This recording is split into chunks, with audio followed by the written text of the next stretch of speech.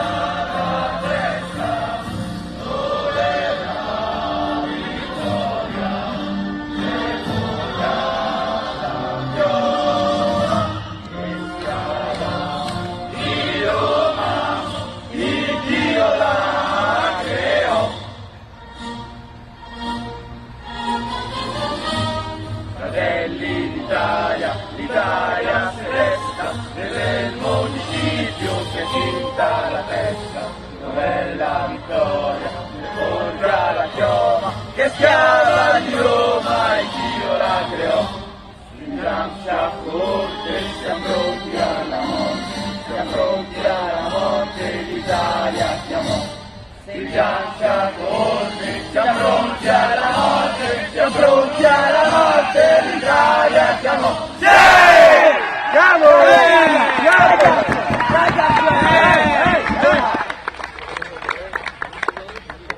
Please remain standing if you are able for the national anthem of Argentina.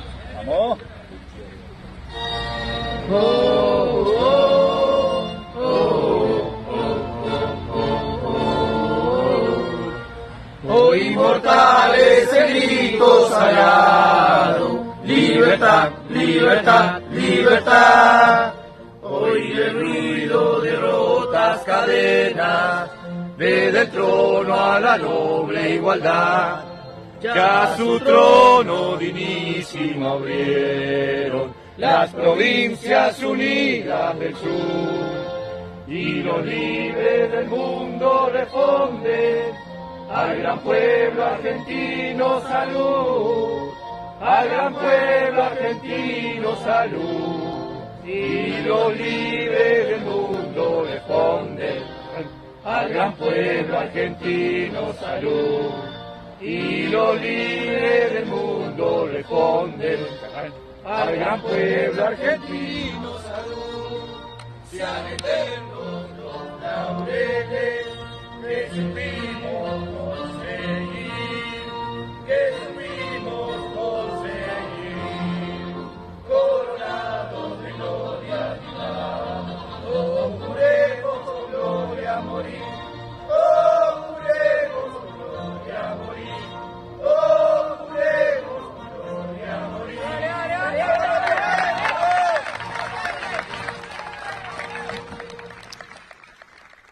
Well, there you have it, the two national anthems. Nothing quite beats the Italian one, though. So much passion from both sets of players and the coaching staff watching on as well. Absolutely fabulous stuff. And it's got the small crowd that are in for this 8:30 kickoff well and truly energised, ready for a full day of fixtures. Right, let's take a look then at the two teams. Well, first of all, we're going to look at the fixtures for the day ahead, starting with Italy versus Argentina, of course. Here now, 8:30 start. Then we've got Japan versus China, which should be a really fascinating game. Colombia, that we've seen a lot of, very flamboyant, exciting attacking side. They take on Iran at 12:30. Then France versus Brazil to complete the quarterfinals. And then later on, some of the playoff games to decide the places further down the table. Thailand versus Germany. And then we're closing the day with Spain versus Morocco.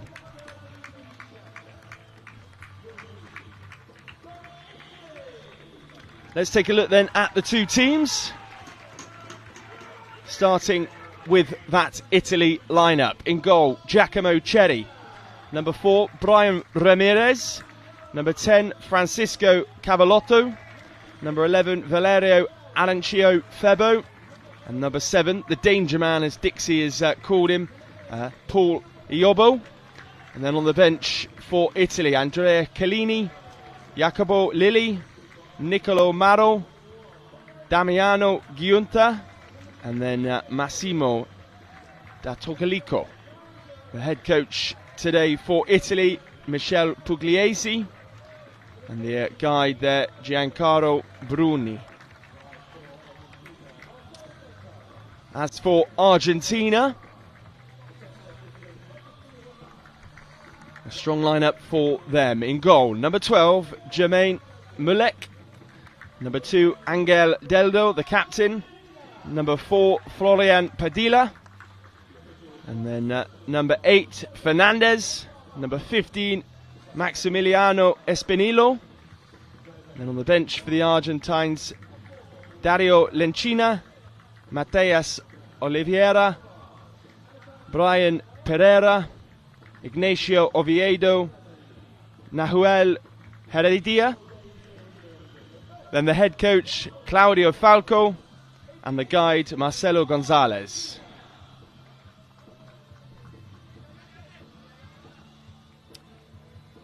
And you think this will be a pretty close contest today, Dixie. You've called it Super Tuesday already, well, you did yesterday anyway, and you think this will be a pretty tight affair. Yes, it's definitely Super Tuesday today. We've got some cracking games lined up.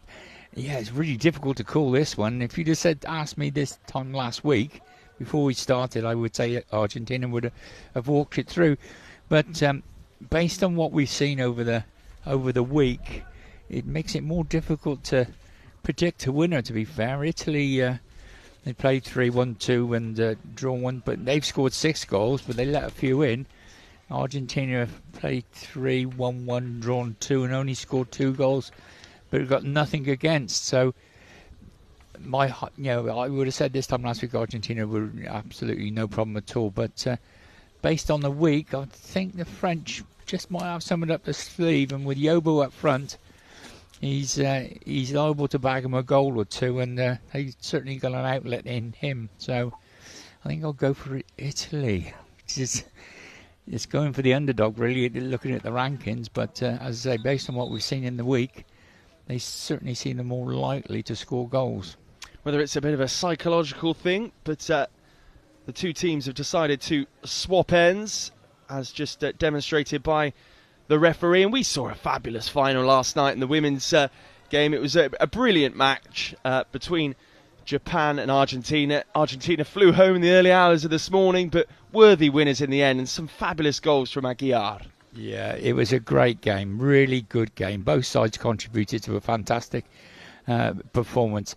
And it doesn't seem very long ago that we were describing that, does it? Because I think we were still here at 9 o'clock last night. So, yeah, a tremendous game. And as I say, both teams contributed to a really good final. But the two younger girls up front for Argentina, they're in the women's section. They were a different class from anyone else in the competition, and they certainly made a difference in the second half. They were kept quiet in the first half by the Japanese, who marshalled them quite well, but they broke loose in the second half, and we saw 3 great goals, but obviously we got 2 goals from Argentina in the second half, and they wrapped it up, and there was joyous scenes all round.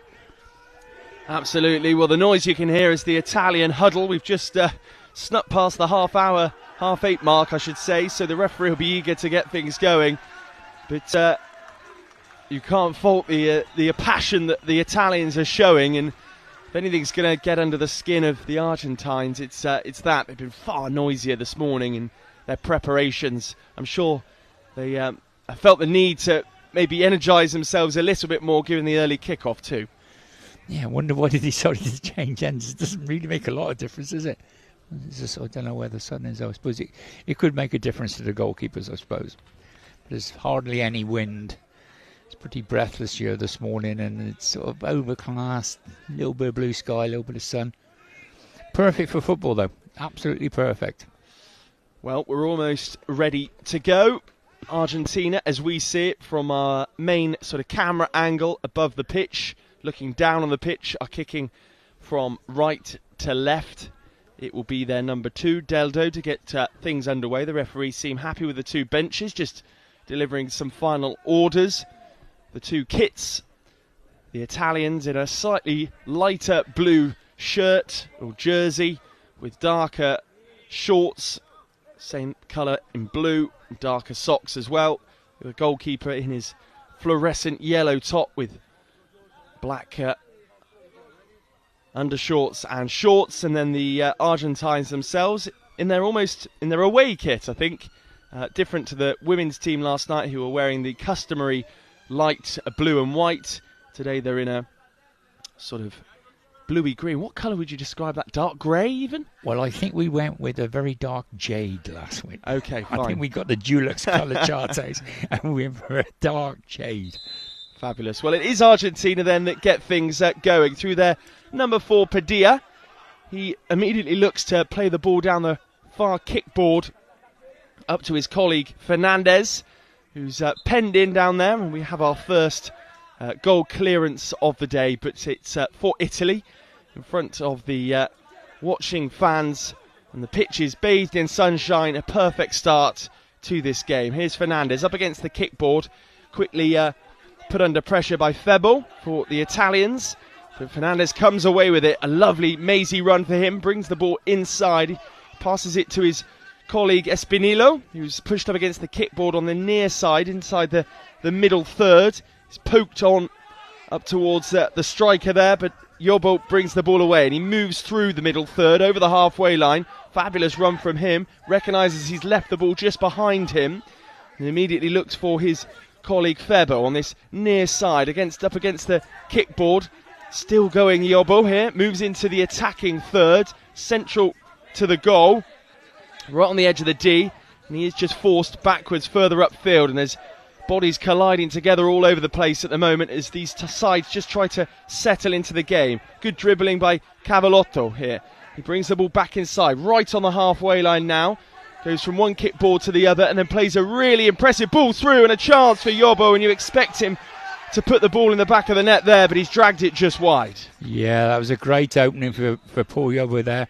Right in the middle of the box. He had no one around him at all, and he snatched it a little bit.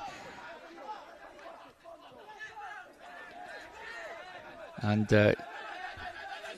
here's Yobo again getting into the box, but it's the Argentina defence marshal doing quite well that time and pushed it away. And we got the Argentines attacking down the left-hand side of the pitch with number 15. It's having that's a wild shot, and it looks like the Argentine players have been to the hairdressers again. They've got a whole raft of different colour hair. So they certainly do. Here come the Italians again, and Yobo almost sneaks in before the ball trickles through to the Argentine goalkeeper, but he doesn't get there quite in time. And Argentina look to attack down the right-hand side, and that's a lovely ball across the box. Lands all the way through to Espinillo. He doesn't quite have the composure to pull the trigger. Now he's pushed up against the kickboard in front of the Italian bench. Forced further upfield. Good defending from Italy. They've not cleared their lines completely, and it's now with Fernandez for Argentina. He's up against the kickboard. Good tackling from Febo. Febo now finds himself on his stomach, just as I'm about to be stung by a wasp. Exactly what we need in the commentary area when we're trying to concentrate. Inconsiderate wasp. Pesky things, aren't they? That will be a goal clearance, though, for the Italians. Yeah, the game hasn't settled down to any sort of pattern at the moment, but I'm sure it will.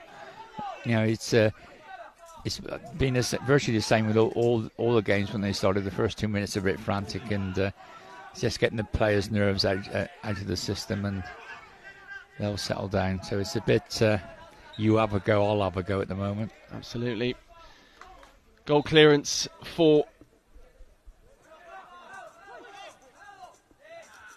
Italy.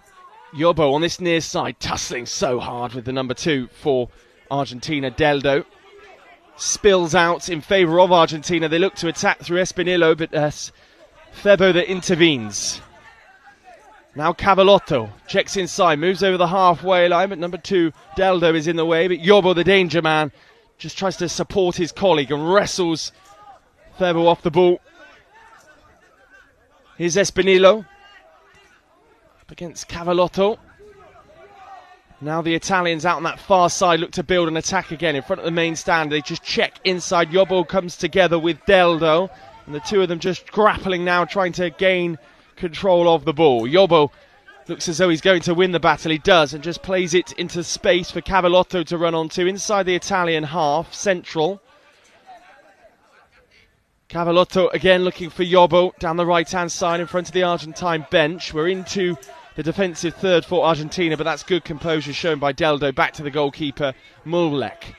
Mulek plays it long, looking for Fernandez down the right-hand side. Finds his intended target. The ball is played square out to the near side in front of the Italian bench. Espinillo picks up control against the kickboard and shoots straight across the face of the goal. Misses the target, and it will be a goal clearance. Yeah, it was a really tight angle for him to get something in on goal there. But it's starting to settle down. We're starting to see a pattern, so it's all good. Here's Deldo. Yobo tries to bring the ball under control. He just misses his touch ever so slightly, and Argentina have some reprieve. It's back in the Italian half. Espinillo with some proactive defending further up the field, trying to find some room for the shot. And in the end, it goes out for a corner.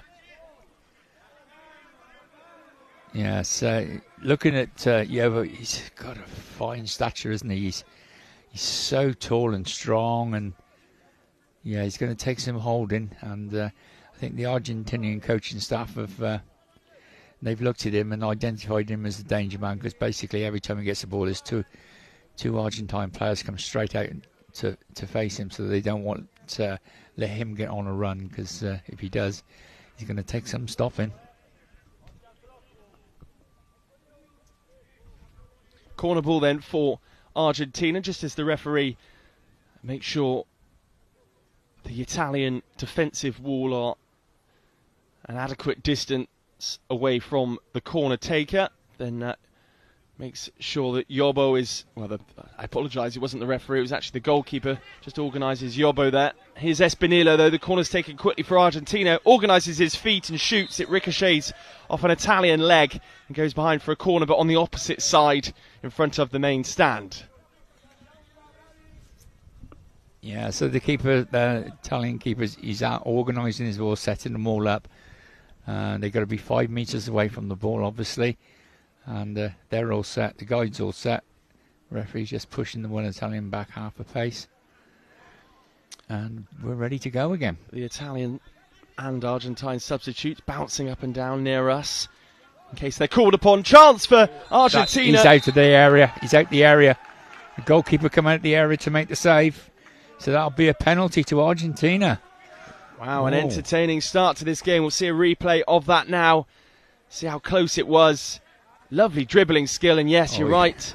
Pretty blatantly outside the box there. He's not even close outside the box, is he? And surely that'll infuriate the Italian coaches. Oh, yeah, well, it's infuriated the goalkeeper. As soon as he'd done it, he realised what he'd done, and he could have cost his country a place in the semi-finals, yeah.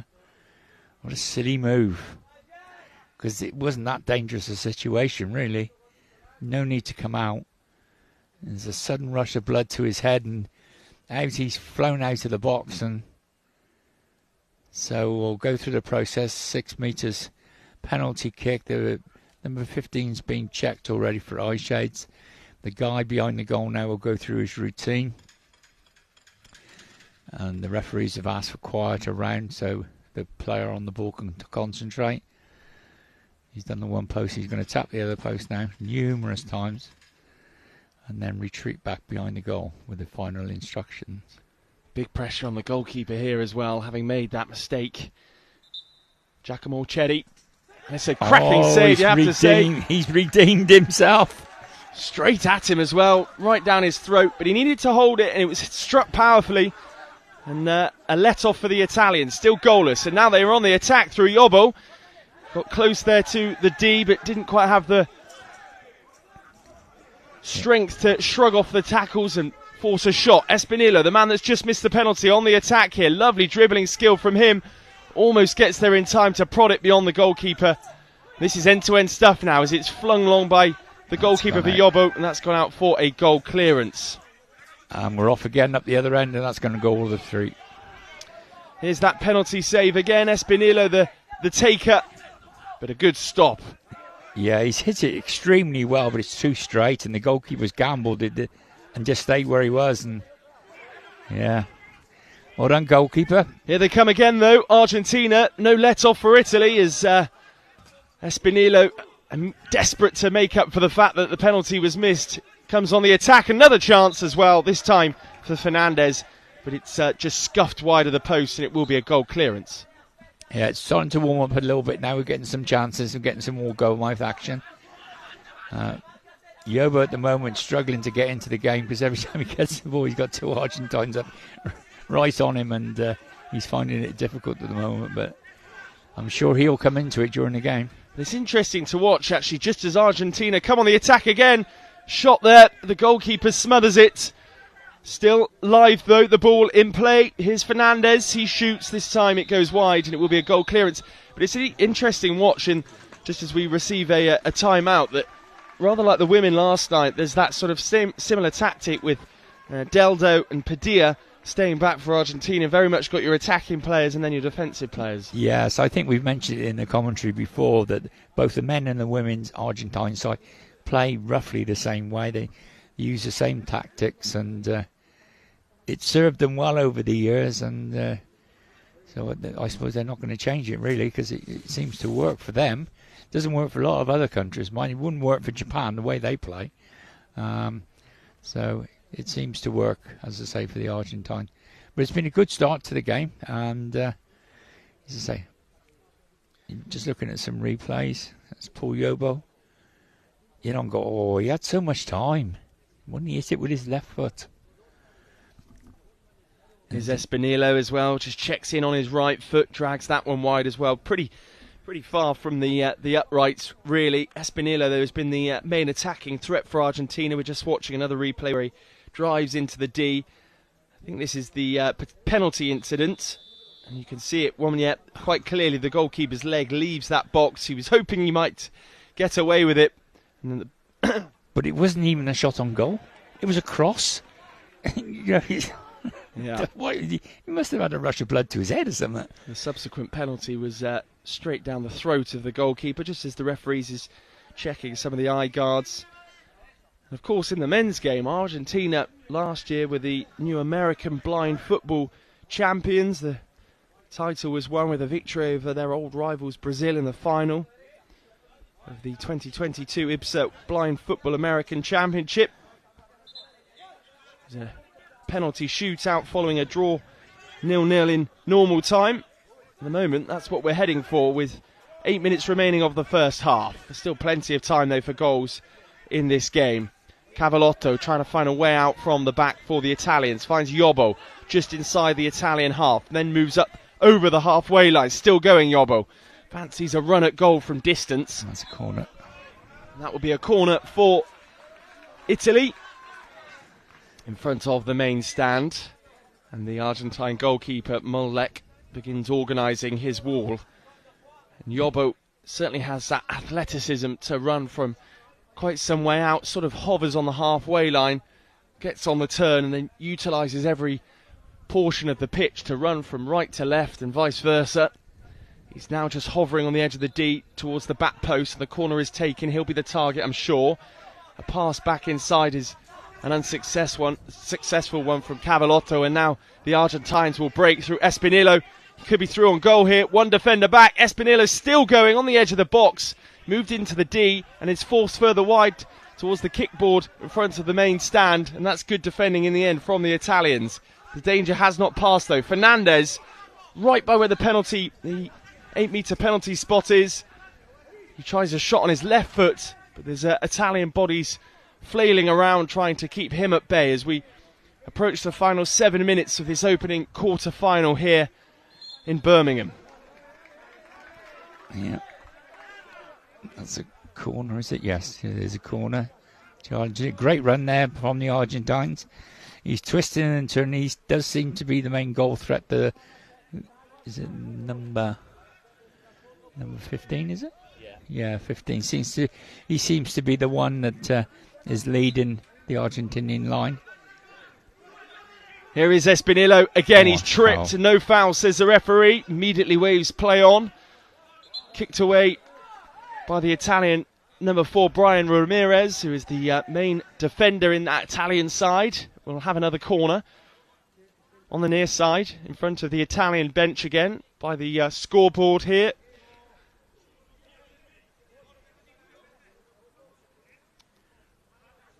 I'm going to start calling that in the Starbucks end, because the Starbucks are just behind the railing there.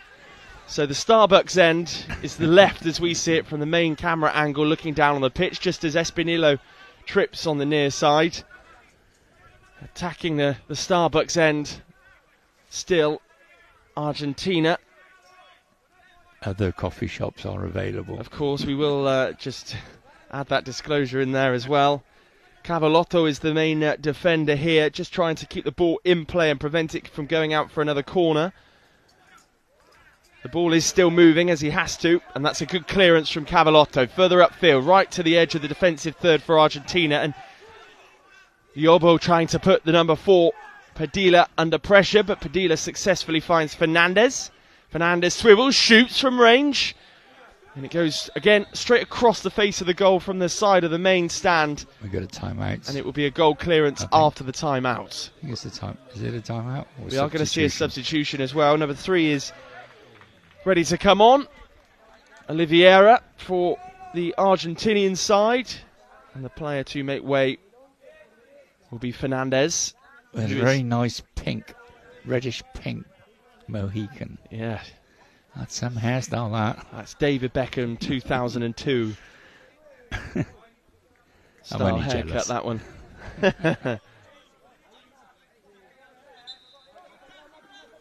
Although saying that, I'm not sure we should mention Argentina and David Beckham in the same breath, to be honest.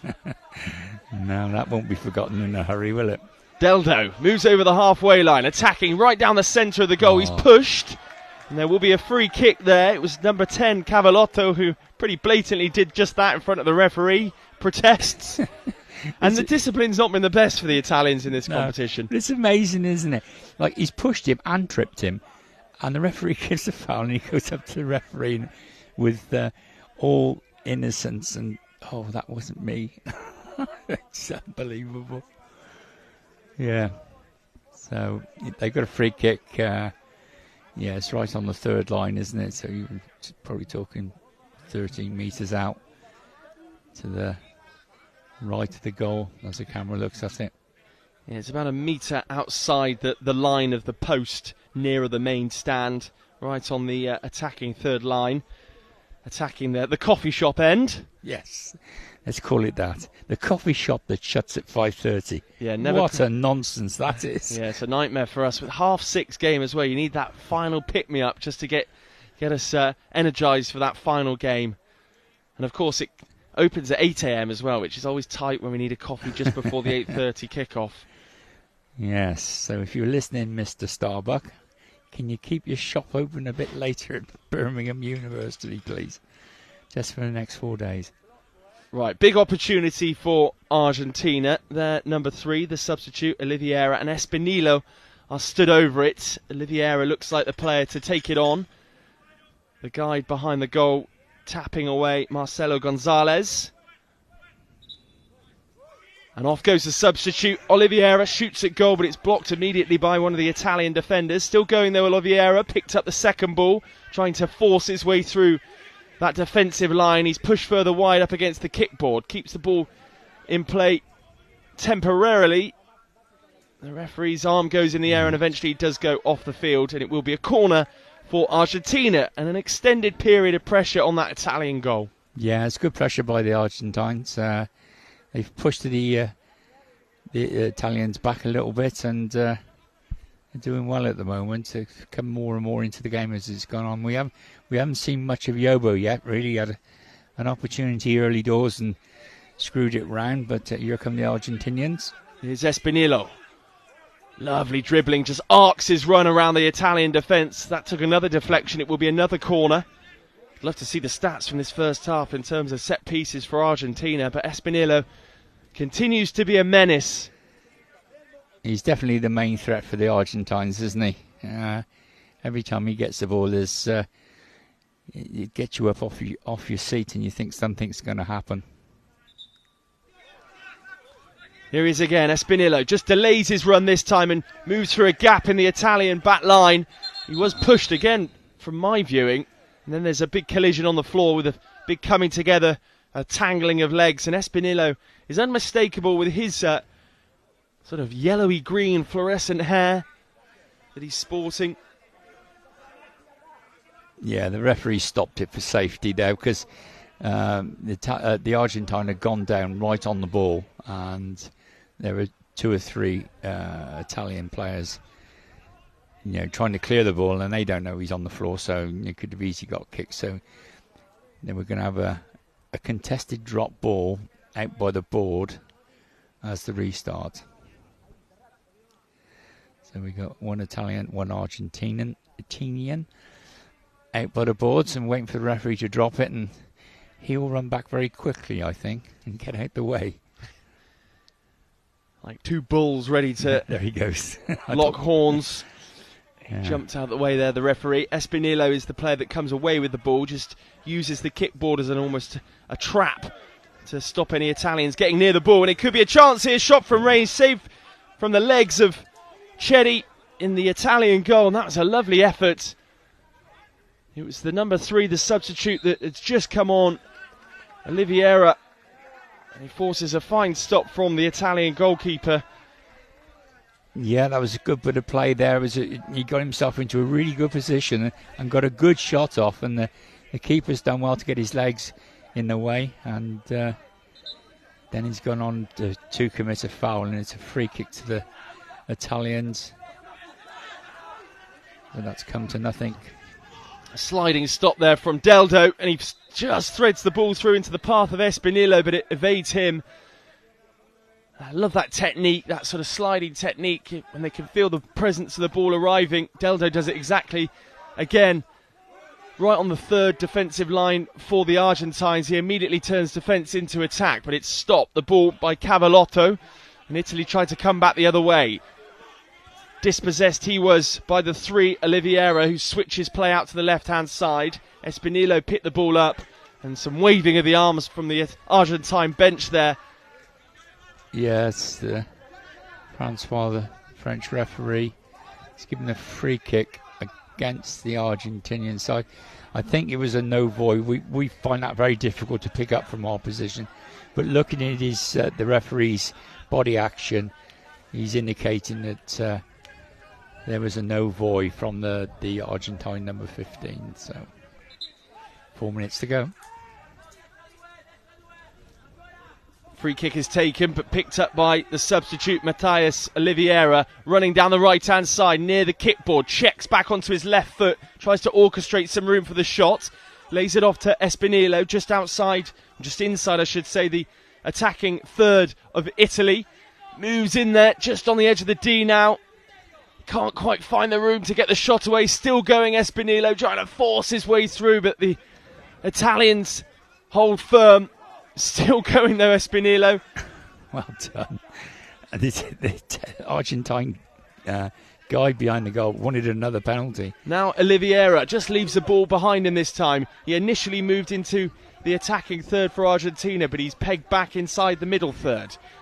Here he is again, looking to advance further up the field. Still in the middle 3rd here. This time the ball is intercepted by Yobo, who we've not really said much about in the closing stages of this first half here. Chance though for Argentina on the break, and it's just found its way through to the box and is scooped up by Cedi in the Italian goal. He gets things moving again. It's with the number 11 Febo now on the far side in front of the kickboard, moves into the attacking third for Italy.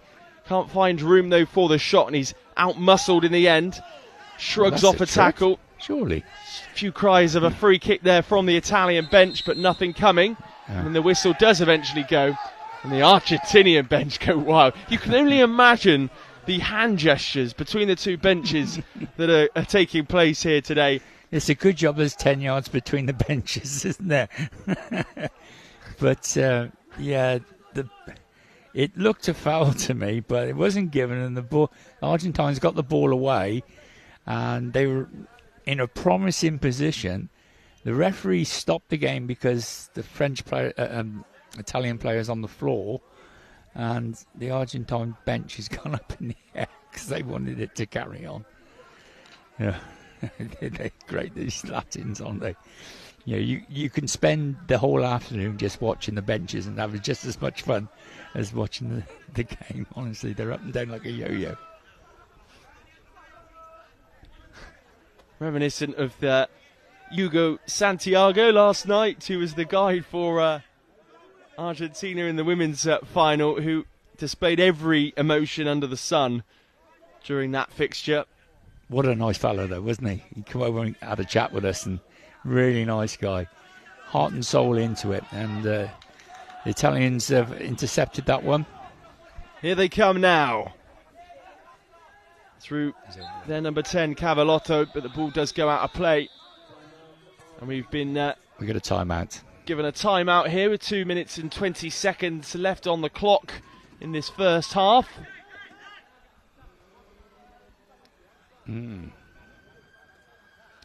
Cancelling each other out a little bit, but I would say generally Argentines have been in the ascendancy out of the two teams. They've had the clearest chances. But while it stays 0-0, the Italians will be, they're still in the game and still happy about the situation. We haven't seen much of Yobo yet, and I'm sure before the end of this game we will, because he is a talent. And even though the Argentines are keeping him quiet at the moment, it might be more difficult to do that in the second half as they tire a little bit, and some spaces are created for him to run into, because he is a bit of a machine when he gets on the run. He takes a little bit of stopping, and against tired legs, he could well create one or two chances for himself. So the players are coming back on the field. Referee's just checking that the patches are still okay and the blindfolds are pulled down properly. It's important we have a level playing field and everyone's patches and shades are correctly in place, and there's no cheating going on. It makes a big difference if you've got a little bit of sight, like a little bit of light perception, and those shades and patches are not correctly applied. It can make a huge difference. And off we go, and he's thrown it from one end to the other end. Italians coming down just in front of the main stand. Tried to play a crossfield ball, but that was cut out. Using number 15, the danger man for... What a goal that is! Espinillo with the finish, and you cannot argue with that, my word. No, he's done really well there. He's worked that all himself. No other involvement from any other Argentinian player. First of all, he's cut out the crossfield pass from the Italians, which was probably, I think he was round about the halfway line. And we're just going to see a replay of it now, I'm sure. And here we go, yeah. So he's cut it out on the halfway, well, in his own half. Two Italians in front of him. He twists and goes to his right, then comes back to his left, then back to his right, edge of the box, right foot, bang, corner, goal. Even the guide, Marcelo Gonzalez, just moved his head out the way because he thought he was going to get hit by the ball there as the net rippled. Yeah, he's picked up a touch of cramp here, I think, Espinillo. Yes. That's his work done for the day. Yeah, okay, so they're going to make a sub and get him off, and by the looks, I don't think he wants to go, but there's some disagreement between him and the physio on whether or not he's going to go. The physio's coming on, so now the physio's come on, he'll have to go. He's got no choice. He'll have to leave the feed or play, but Argentines have got 2 players waiting to come on, so I don't think he's going to be the only one to come off. But what a fabulous strike by him. Really, really good stuff. And out of all the Argentines, he's looked the more likely one to open the scoring, and he's coming off with a big grin on his face, so even though he's injured, he's happily injured. Absolutely. He is replaced by Oviedo, and the number 3 comes off as well for Argentina, Matías Oliveira, and number 10, Pereira, comes on in his place. So fresh legs for Argentina with 2 minutes left on the clock here in the first half, and we've had the deadlock broken thanks to the man that's just made his way off the pitch, Espinillo.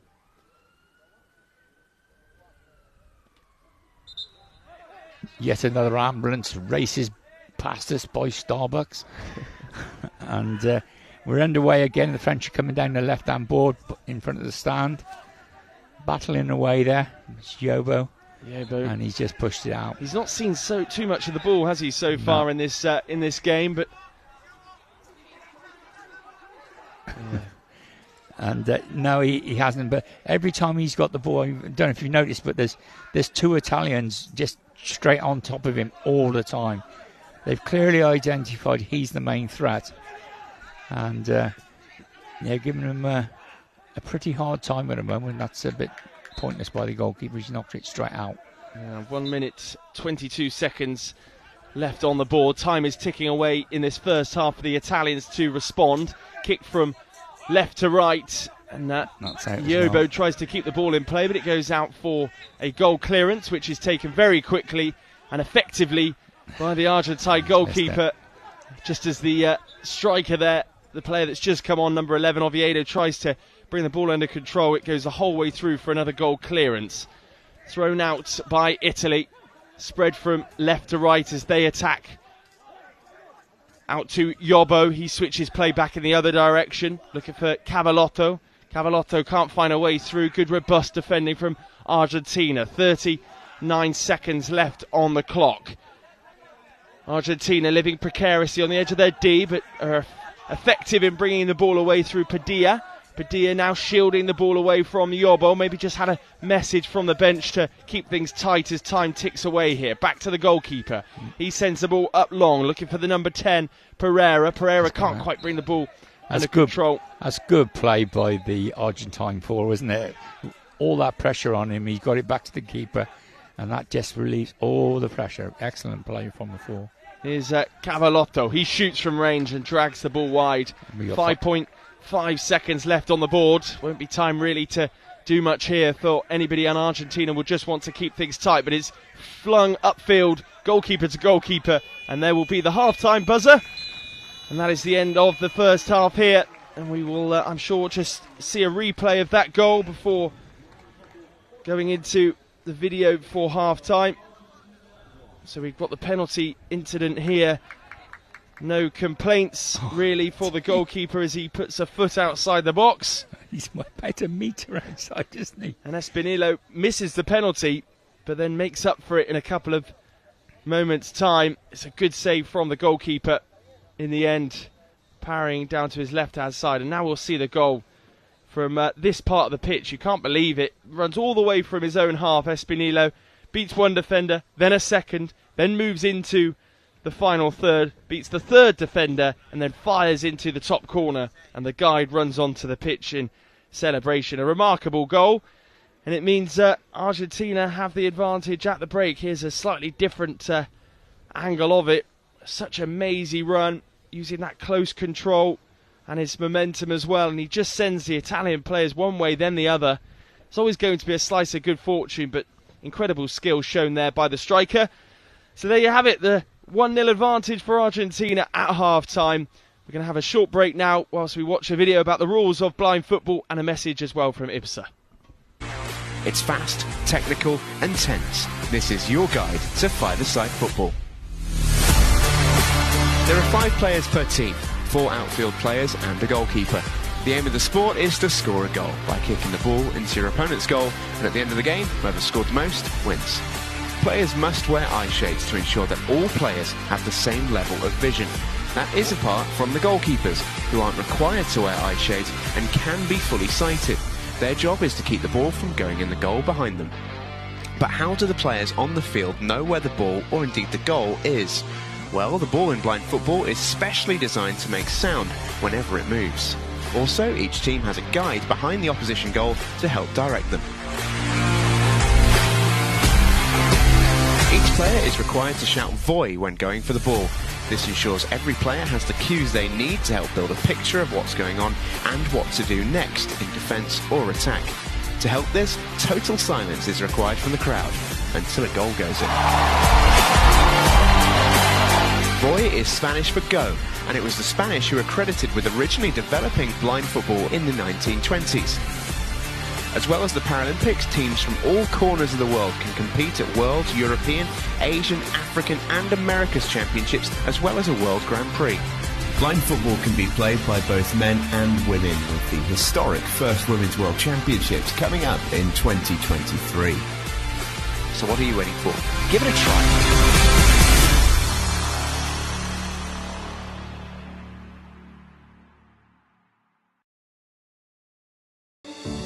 IBSA, International Blind Sports Federation, presents, with the support of the International Paralympic Committee, IBSA Anti-Doping App, the first application of its kind in the Paralympic movement, specifically designed for blind and visually impaired people. Athletes, coaches, medical staff, managers, and the public in general now have a powerful tool to stay focused on the principles of clean sport.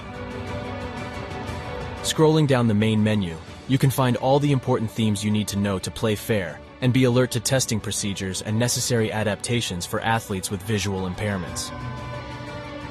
IBSA gives top priority to anti-doping control, being the only international federation with 3 sports in the Paralympic family: goalball, football and judo. IBSA Anti-Doping app has external links, namely to WADA, where our sport agents can always find the most updated information, especially the list of prohibited substances and methods. Glory in sport can only be achieved by the athlete's awareness of their rights and responsibilities. You can find them on the IBSA Anti-Doping app.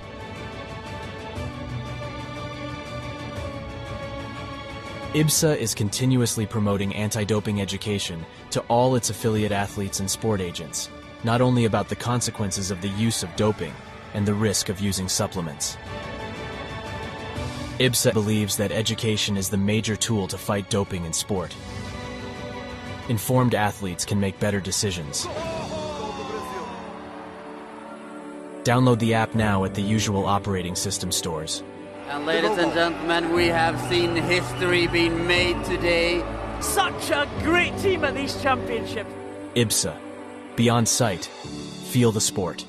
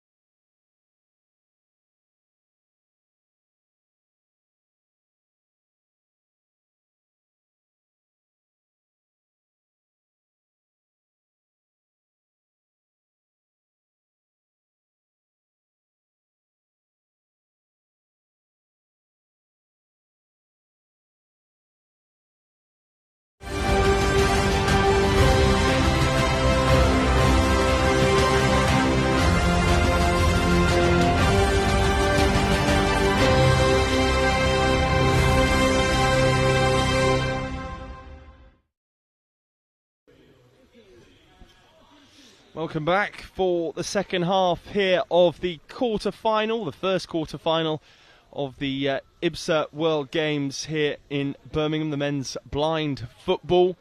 The backdrop of the clock tower, which was the inspiration in Lord of the Rings for the Tower of Sauron, because J.R.R. Tolkien lived down the road in, is it Moseley? Sauron, sorry, Sauron. I've just been connected in my ear. It was Sauron.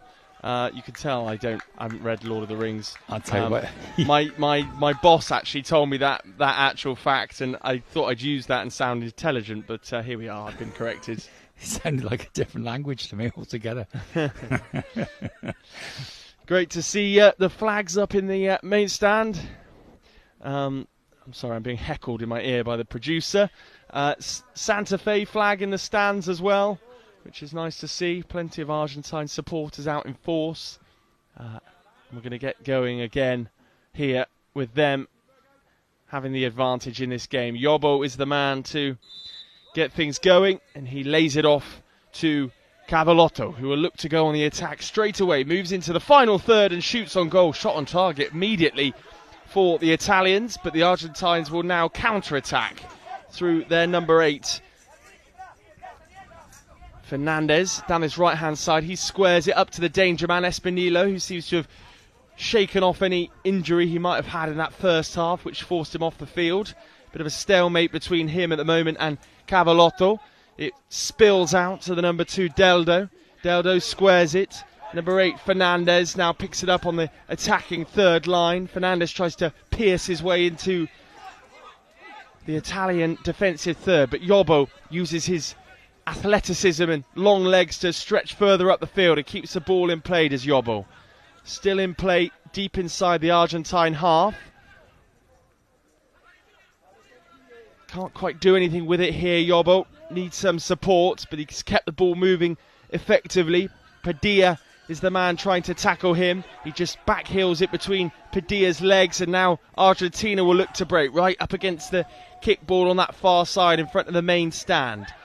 Just in front of the attacking third. Espinillo picks the ball back up. He's the hero of the game so far with that fabulous goal in the first half.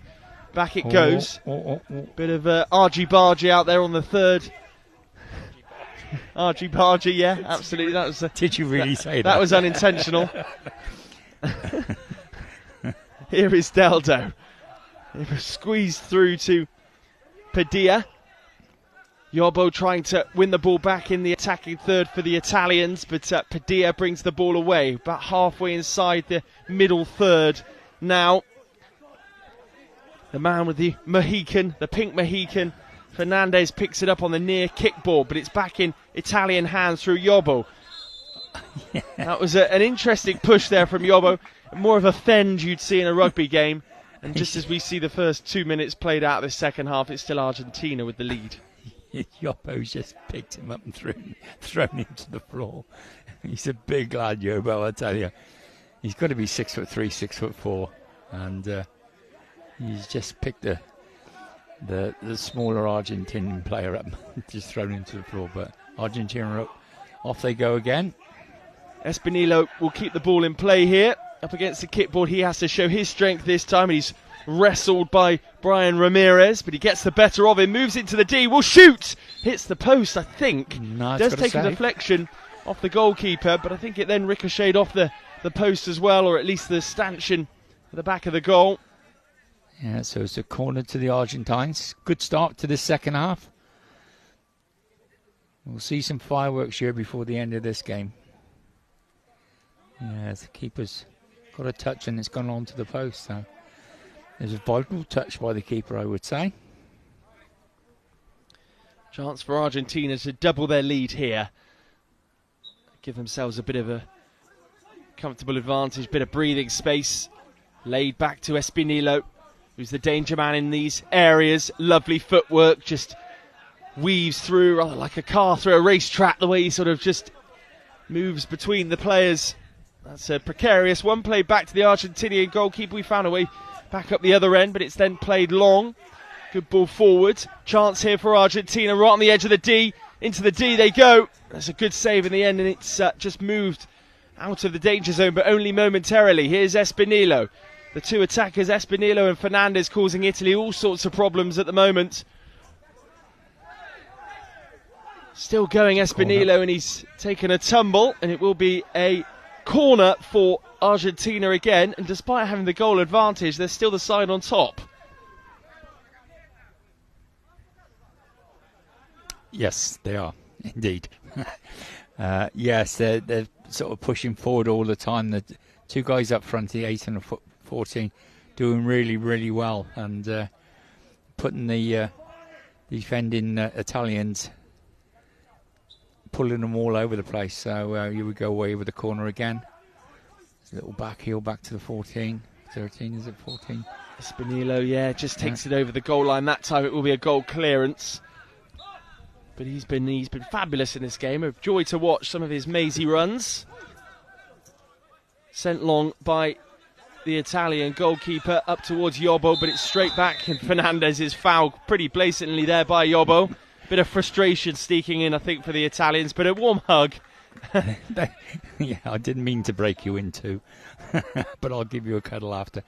And Yobbo's just been warned by the referee, any more of that, and he'll be seeing a coloured card from his pocket, as he's not only pulled his shirt back, and that wasn't going to stop him. He grabbed him round the throat, and that did stop him. So we've got a free kick to the Argentines. Yeah, it's about 5 metres into the Italian half, very central. An indirect one.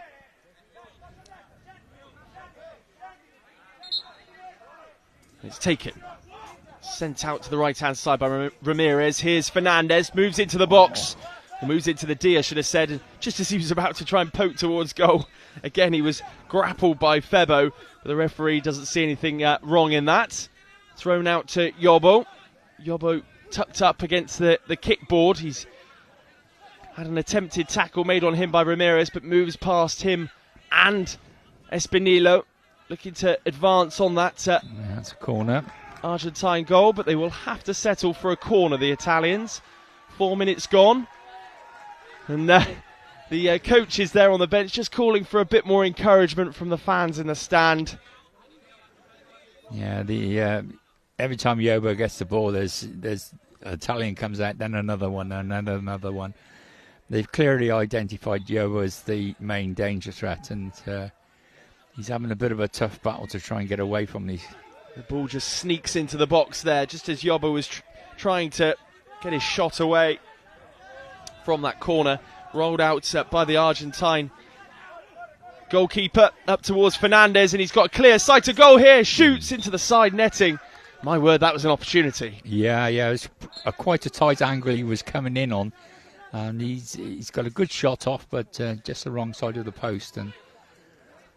But they're still pressing, and they still look like they're more likely to get another goal and put this well beyond the reach of the Italians. It's a good pass back to the Argentine goalkeeper there, and that's quite a hefty collision involving the number 4 for Italy, Ramirez, tripping up Fernandez there. Yeah, I think the actual foul's gone to Italy because there was an infringement prior to the 8 hitting the floor, and so it's Italy with a free kick, even though the Argentinian got taken down. The referee had clearly blown his whistle before that incident had happened. So Padilla there making his feelings known to the referee. Felt as though the trip was a bit more of an infringement. And that's a good block there just to stop the ball getting through to Espinillo by Padilla. Argentina and Italy battling up on the halfway line. Argentina will now start to think about keeping things tight as Italy press further and further up the field. Here is Cavallotto. He shoots. He forces a diving save from Mulek in the Argentine goal.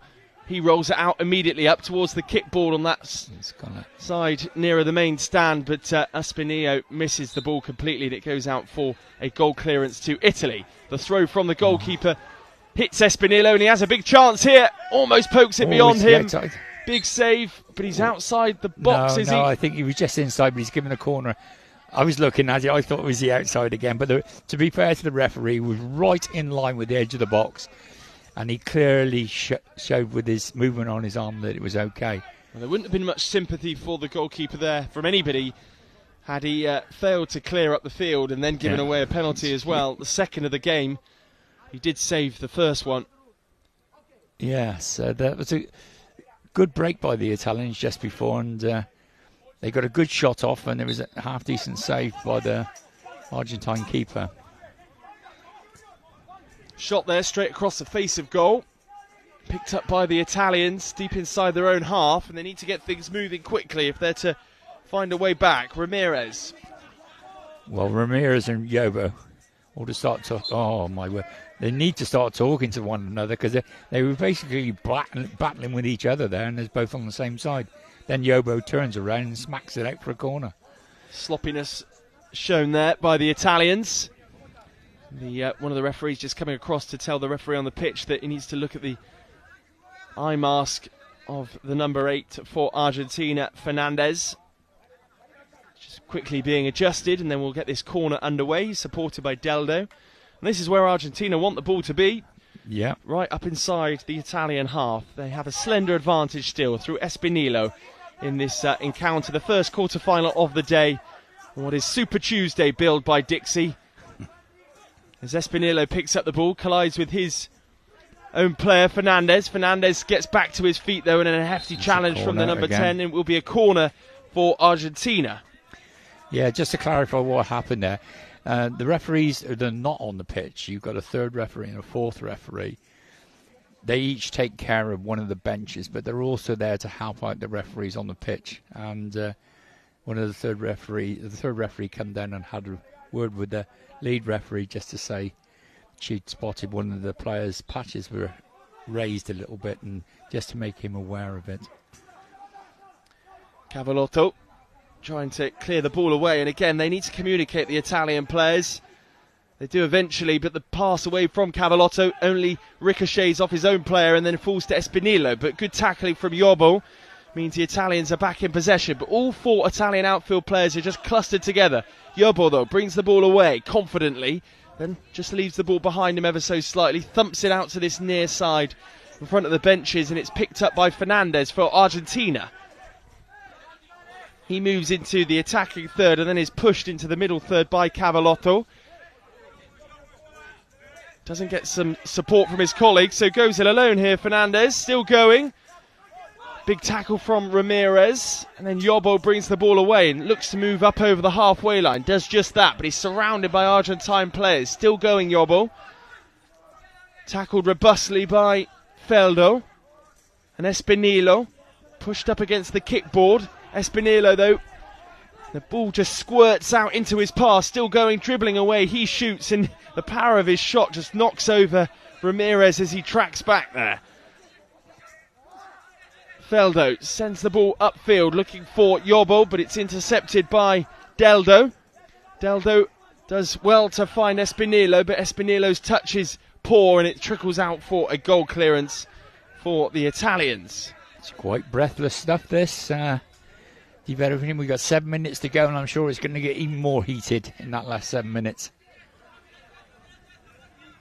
Here's Cavallotto looking for some space, but his attempted pass to Yobo is cut out by Fernandez, who orchestrates some room for himself just in front of the benches down there. He plays the pass across field out to that left-hand side, but the touch from Espinillo is ricocheted off an Italian player, goes out for a corner to Argentina, and a timeout has been called. There were some groans from the Italian bench then, wasn't there, when he went out for a corner? You could hear them all groaning at the same time. Yeah, I do like watching the Italian benches. They're really entertaining. But they got a bit of work to do if they're going to stay in this competition, and somehow they need to get Yobo in the game in the right areas of the pitch. At the moment, the only time he's getting the ball is deep in his defensive third, which they don't want him there. They want him in the attacking third. You know, he's going to find it very difficult if he's got to run from there all the way through.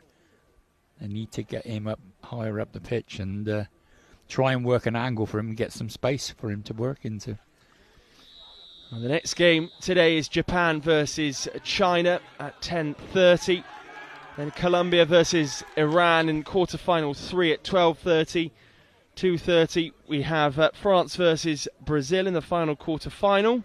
And then some of the matches to determine who will come further down the standings between Thailand and Germany, and Spain versus Morocco. Oh, can you see what they've done as well? They put it in the title, Super Tuesday. Yes, we're taking the lead from our American cousins with their Super Tuesday election process, which goes on for about 15 years. Every time they have a new president, it seems to go on forever. And they always end up with the wrong one, so it's a bit of a waste of time, really.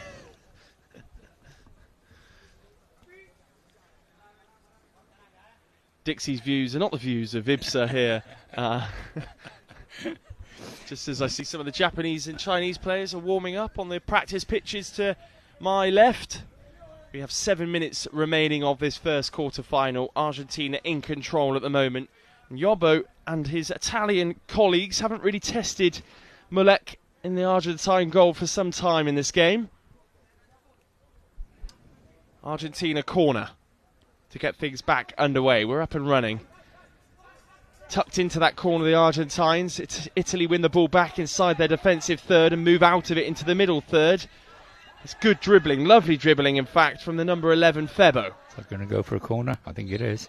He wins a corner and he's turned a defence into attack, and it's good work from him, and he gets an applause from the bench and Cavallotto out there on the pitch. Yeah, it was a good play there. He's worked really hard to get it up the pitch, and now the Italians need to keep it up there. Somehow they need to get Yobo in the middle of the goal area and give him a chance, because if he gets a chance, he'll score for sure. But they've got to get him in a position to get the shot off. 3-player wall for Argentina. Laid off to Yobo. He tries to just organise his feet and some room for himself. Eventually lays it off to Cavallotto. Cavallotto being wrestled there by an Argentinian player. Still has the ball, though, up against the kickboard inside the Argentine half. It spills out to Yobo. Yobo pushed further left onto his weaker foot, it would seem, and pushed back into the middle third by the Argentine defenders. Bit of a stalemate in the middle of the park here, and eventually Fernandez brings the ball away. A tangling of legs. Really physical encounter this between Argentina and Italy. Yeah, there was 3 Argentinian players around Yobo then. He's got absolutely nowhere to go, and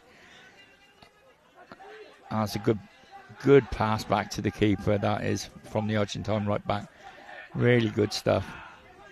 Keeper sends the ball upfield, and the Italians need to get things moving here. The clock doesn't stop very long as the goalkeeper rolls it back out to that far side where Cavallotto is just pinned up against the kickboard in front of the main stand, trying to spark some creativity into this game for Italy. Here comes the Argentines, though, on the attack. It's through their number 11, Oviedo. Back it goes to Fernandez, bang on the halfway line. He's probably just being told messages from the bench just to keep things composed. Still going, Fernandez, lovely skill. He has his eye mask ripped off there by Yobo again.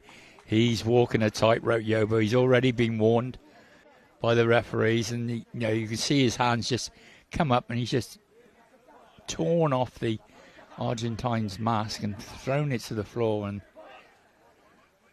yeah, he's a lucky boy not to get a card for that.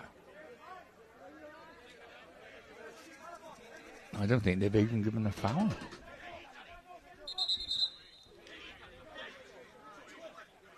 Oh, here we go. Francois just trying to calm the Italian bench there. So is Mark Heap.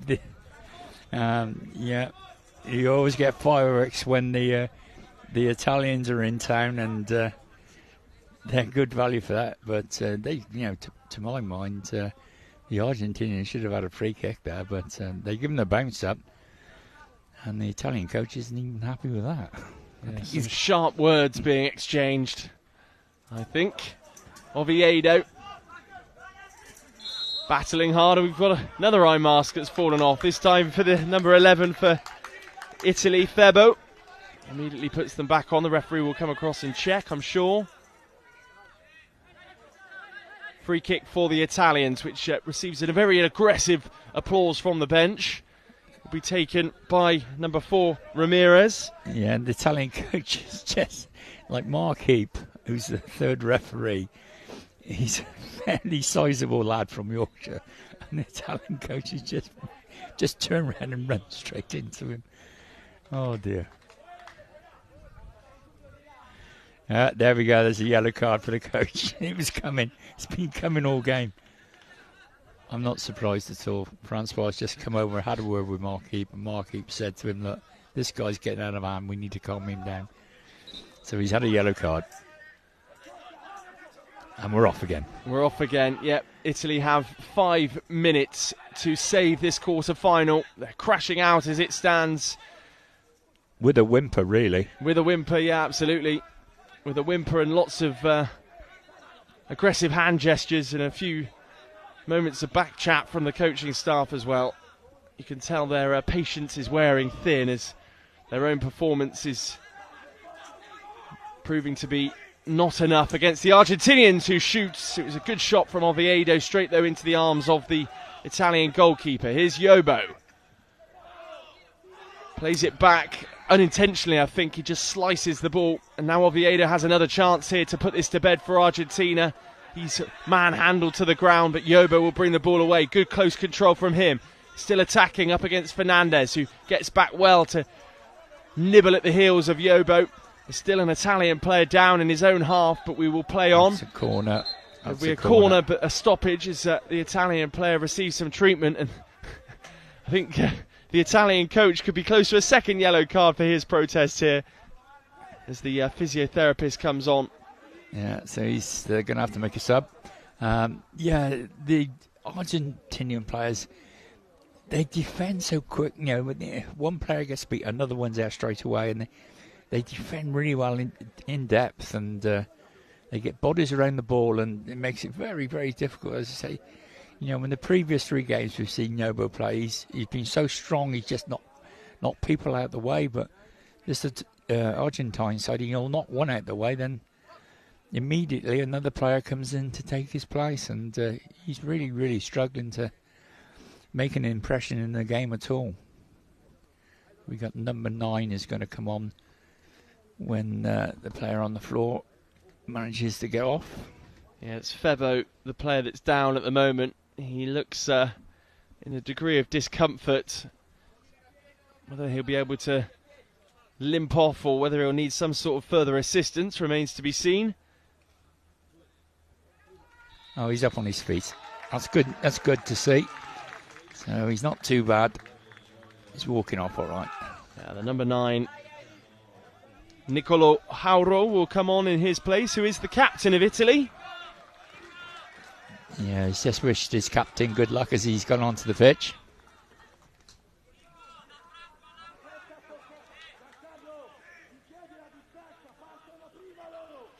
Yeah, he didn't start the game. Dixie, the captain, Nicolo Hauro, any rationale behind that, do you think? Or just maybe more of a inspiration from the sidelines as much as anything? Kind of maybe a vocal player that can be utilised all over? Who knows? The Italians, what they're going to do. I don't know. It could be a tactical decision, and they thought they needed another defender on, and perhaps the captain's going to push up a little bit more. It's really hard to say, but it is a bit strange, really, because normally with your captain, it's going to be someone who's going to be, mainly on the pitch, and that's why you've got him as a captain. But yeah, it was a strange decision, but as I say, you never know with the Italians what they're going to do. So we wait for this corner to be taken. It's been a long game, this game. Yeah. We're up to 20-10, an hour and 10 minutes so far. The next game kicks off at 10:30. Yobo trying to influence things, but is tackled again very robustly. And the ref has started the count because the ball is still. That's just an indication to the... Oh dear, oh dear. Harrow just leaves a trailing leg in there on the goalkeeper, gets up and wanders off as though nothing's happened. It wasn't me, Gov. Yes, he's gone in on the keeper there, and he's left the keeper in a They're heap. definitely the more emotional side, the Italians, of all the, and that maybe won't surprise people. Of all the sides that have competed so far in both categories, this has been we've not seen too much free-flowing football from them. No, but they're a lot more of theatrics, which have been entertaining. More entertaining in other ways, aren't they? Yeah, it's not very good for pure football, though, I must admit. Give me the Argentinian women to watch, and I'll pick them any day of the week because they're a joy to watch. But here we go. We're underway again. Really, Argentina in this men's game have managed this game pretty well, to be honest with you. They've kind of let Italy do their thing. Just as Italy come forward again, big collision, but it goes back into the arms of the Argentine goalkeeper Mulek, and there could be a chance here to finish the game off. Oviedo, golden moment in the game, just to poke it beyond the Italian goalkeeper Cherry. He was just a whisker away from that one, though, wasn't he? Absolutely. As Fernandez just coolly plays it back to his goalkeeper, who sends it long. Mulek again looking for Oviedo. No. Been a real threat on the counter. Referee happy to let play continue. Is the 4, Ramirez brings the ball away, looking immediately for Yobo, who's right in the middle of the pitch now. Organises his feet, sends it out to Cavallotto, far right, as they attack forward towards the coffee end of the ground. Still going, Cavallotto looking for some room. Chance now for Yobo, right on the edge of the D for the Argentinians. Cleared away by Argentina in the end, and Oviedo will chase upfield, but Ramirez is in the way, and it's kicked at the face of his own player. Oviedo looking for some room to put the shot away, but Ramirez tackles him strongly. Into the final 3 minutes, 2 minutes 25 left on the clock now. Cavallotto needs to act fast. Here's the captain, Harrow, brings the ball inside, but he's blocked off by his own player. Spills out for Argentina, just outside their defensive third through Fernandez. They have plenty of time, really. They don't need to rush anything now, but it's spilled all the way through for Oviedo. Could have a chance here. Oviedo right on the edge of the D. It's a wrestling match, almost like the sumo wrestlers or something on the edge of the D. The two of them. But he can't do that now. Now, that's so silly by the Italian. Oh, it's just unreal. They obviously don't know the rules. He's been battling away with the Argentinian player. He got the better of the Argentinian player. He's then gone, the Italian player has gone sit down on the floor for some unknown reason. As soon as he's sitting down, he can't touch the ball. And he sat down and he starts to play the ball. And he's given an indirect free kick to Argentina just outside the box. And the player said, what a stupid decision to make. Lots of words being exchanged between the officials and the Italian bench as well. Hands being waved all over the place too. It's been entertaining in terms of the officials on the sidelines from an Italian perspective. Yeah, absolutely. But the laws of the game are quite straightforward. You cannot play the ball when you're on the floor, and these are international players, and you would think that they would have a bit of a knowledge of the laws of the game. But do you think the referees would have seen this fixture and thought, we've been given Argentina against Italy, this could prove to be quite chaotic? Yes, they put Francois onto the pitch as one of the referees, and he's particularly strong. But more importantly, he's very calm.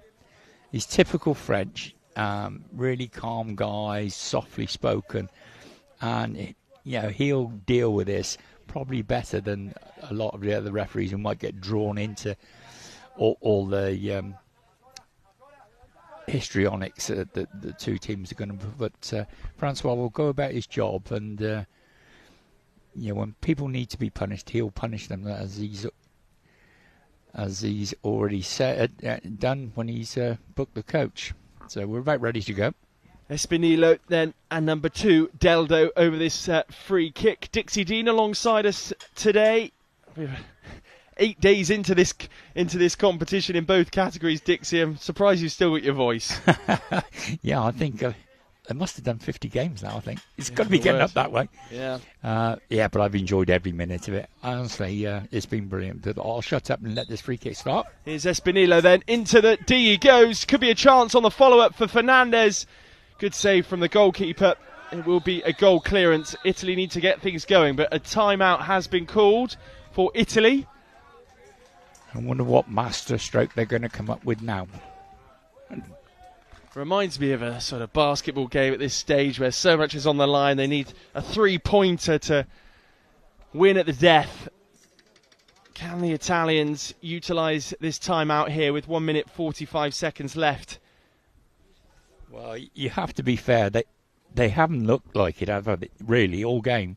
I don't think we've seen Yobo in an attacking position in the second half at all. And they've not really worked the Argentine keeper. A couple of shots he's had at him were pretty straightforward, and nothing much has happened around his box at all. So, yeah, credit to Argentinians. They've defended really well, and they've scored a cracking goal. I'm pleased to report that Mark Heap doesn't look any worse for wear after his clash with the Italian coach. He looks fine. He's just run down here now because the Italians are going to make a substitution. So he's just been checked out by the third referee.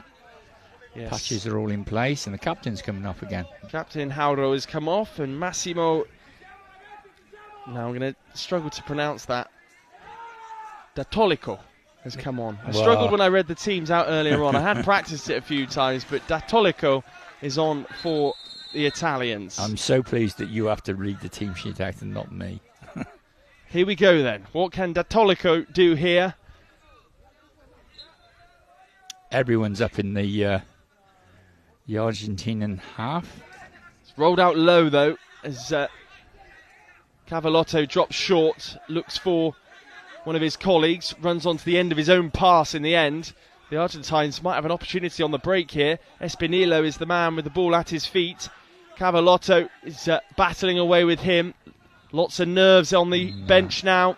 Goal clearance. And that will be a goal clearance for Argentina, and they won't be in any rush. It's rolled into some space by Mulek, the goalkeeper, up to Fernandez, who's been a real threat, a real menace. Yeah, he's going to just keep it on the board. He'll go up and down the ball. As long as he keeps the ball moving, that's fine. He plays it straight across the face of goal there, Fernandez, out towards the other side. Good close control from Espinillo. He'll shoot. He drags it wide. He had an open goal there. It was so close. The Argentine guide is going berserk. Marcelo Gonzalez. That's gone over the halfway line. Frantic stuff, and it's 55 seconds now left on the clock. How many times have we seen that this week? You know, it all gets a bit tense and a bit tight, and your goalkeeper throws it over the halfway line, and all the impetus you have is gone, and they get an indirect free kick on that halfway line. Annoys me immensely, honestly. I can't understand why they can't make it bounce in their own half. Poked forward, Espinillo moves into the D. Wrestling match between him and Ramirez. Squirts out to Cavallotto. Cavallotto just pokes it away, but only as far as Fernandez. He misses his clearance. Back inside the Italian half. Here goes Fernandez, one-on-one with the goalkeeper. Can he finish the game? It's a cracking save in the Italian goal by Giacomo Cheri. And he immediately flings it upfield, looking for Yobo. Yobo can't do too much with it, though. He's been really just muscled out of this game. He's had very few opportunities, has Yobo. And the Argentines now will just run the clock down in their own half. They keep the ball moving. That's poked away from the defender and will be a goal clearance. 9 seconds left, and I think the Italians know that is pretty much it in this game. 6 seconds left on the clock now. Fernandez will just keep the ball inside the Italian half, but it does go out for a goal clearance, and this will have to be done very quickly. It's rolled forwards up towards Yobo. That's it. And there is the buzzer. And the Argentines will win this quarter-final, much to the frustration of the Italians. Yeah, the Argentines were the better team, all round really. And the Italian coaches march over to the referee, a bit of an aggressive handshake there. That's not right, is it? That's not right. That's Another yellow card, and he will be sent off. That's a red card. That's someone needs to get a grip of this, coach. That's really, really, really poor. Really poor. Unnecessary at this stage. The Argentinians were well and truly beaten as well. Some other members of the Italian staff are trying to push him away. I've never seen anything like that on a football pitch. To my mind, that guy ought to be signed, finished, and out of the game altogether. We don't want stuff like that happening on the pitch. It's awful, and it's not right, because the referees have done nothing wrong at all. They ref that game really well, and there was no reason for that whatsoever. Well, there you have it. There's the first quarter-final done. There's handshakes all round between both sets of players, done correctly, of course. Next up, we've got Japan versus China. We'll just see a quick replay of the goal, which was a fabulous one for Espinillo. Brings it under control in his own half, and then just weaves and twists and turns. Wonderful finish. Almost takes the head off of the guy behind the goal. We'll see it one more time. I do liken it to a sort of car making, an F1 car making its way through the streets of Monaco or something. Just the way he weaves in and out of those Italian defenders. It's a fabulous goal, isn't it? It really Absolutely is. Fabulous goal. And all we're going to be talking about after this game, we're not going to be talking about that, a bit of skill. We're going to talk about that idiot from Italy who's gone on and virtually attacked the referee. Terrible scenes. Awful stuff. But there you go. There's the first quarter-final done. Argentina off through. We'll find out shortly who they will face as Japan take on China. And we'll see you in a few moments' time for the kick-off of that game at 10:20, the anthems, and then the kick-off at 10:30.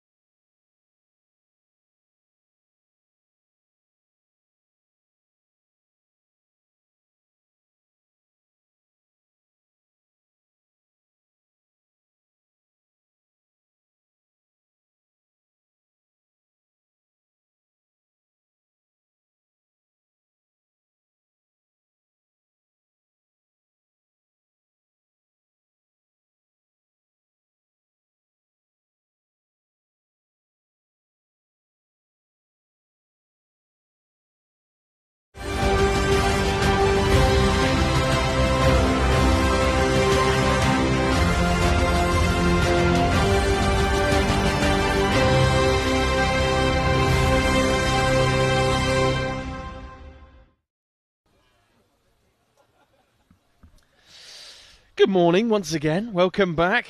It's been a long time since we last saw you, about 30 minutes or so. Welcome back to Game 2 of today. The 8th day of this competition. Well, 7th day of the men's competition. 8th day if you count the women's game as well, which of course concluded last night with a thrilling game between Argentina and Japan, which was narrowly won by Argentina in the end through some brilliance by their striking duo of Aguiar and Souza. But today we've got quarter-final number 2 now between Japan and China. We just had a fascinating clash which spilled over in the end. Emotions were running high. Deserved winners in the end. Argentina progress onto the semi-finals. They were fantastic, actually, and a really good goal for them as well, having already missed a penalty in that game. But our attention now turns to Japan-China. And we've got Colombia versus Iran, France versus Brazil later to conclude the quarterfinals. The two teams wander out. And there's a good contingent of Japanese fans in the stands as well, making their voices known too. They've really been intense in the warm-ups, both sides.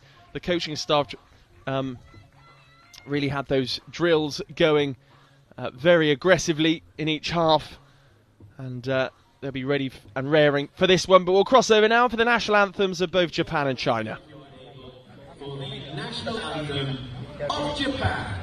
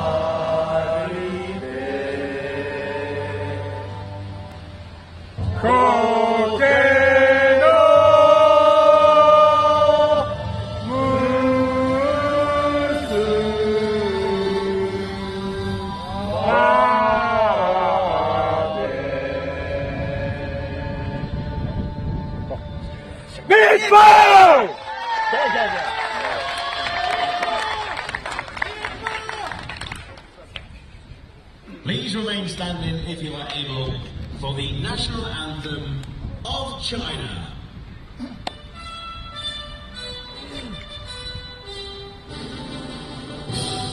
起来，不愿做奴隶的人们，把我们的血肉筑成我们心的长城。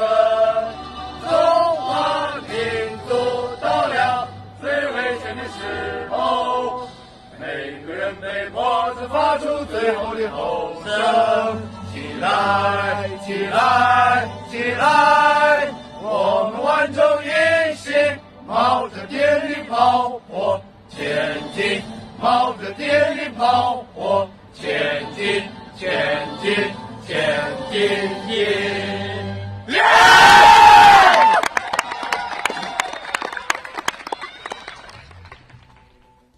Great to see some other students as well from the University of Birmingham, it looks like, down supporting their countries. The national anthems there for both Japan and China. Round 2 of the quarterfinals then between Japan and China. We'll take a look at the two teams. Starting with the Japanese. In goal then, Daisuke Sato is the goalkeeper today. Number 3, Sasaki. Number 6, Hirabayashi. Number 8, Goto. And number 10, Kawamura, the captain today. And on the bench for Japan, Izumi, Kuroda, Tanaka, Tori and Sonobe. And then the head coach, Eiji Nakagawa. And the guide there, Ebayashi. As for China,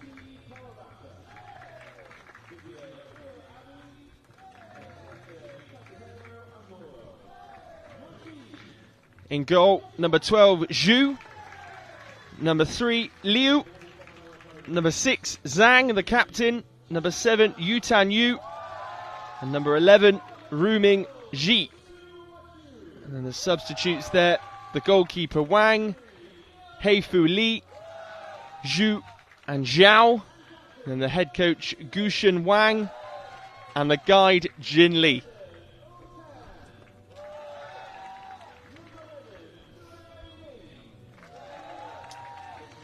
Well, these two sides have been, they've battled out some close encounters to get to this first stage of the knockout phase, if you like. Japan opened things up with a 1-1 draw with Italy, followed that up with a good 2-1 win over Turkey, some of which are in the crowd actually to watch this one, which was a good result for them. And then finally, China beat England by 1-0 as well, and China, they beat Germany 2-0, so they've had a good contest so far.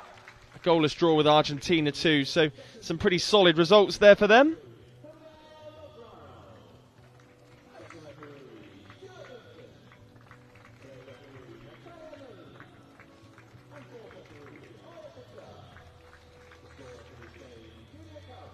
Yeah, so it's quite a difficult one to call this. They've virtually got an identical playing record, really. Obviously, they've both played 3, and they've scored 3 goals each. And Japan have conceded 1. China have yet to concede a goal.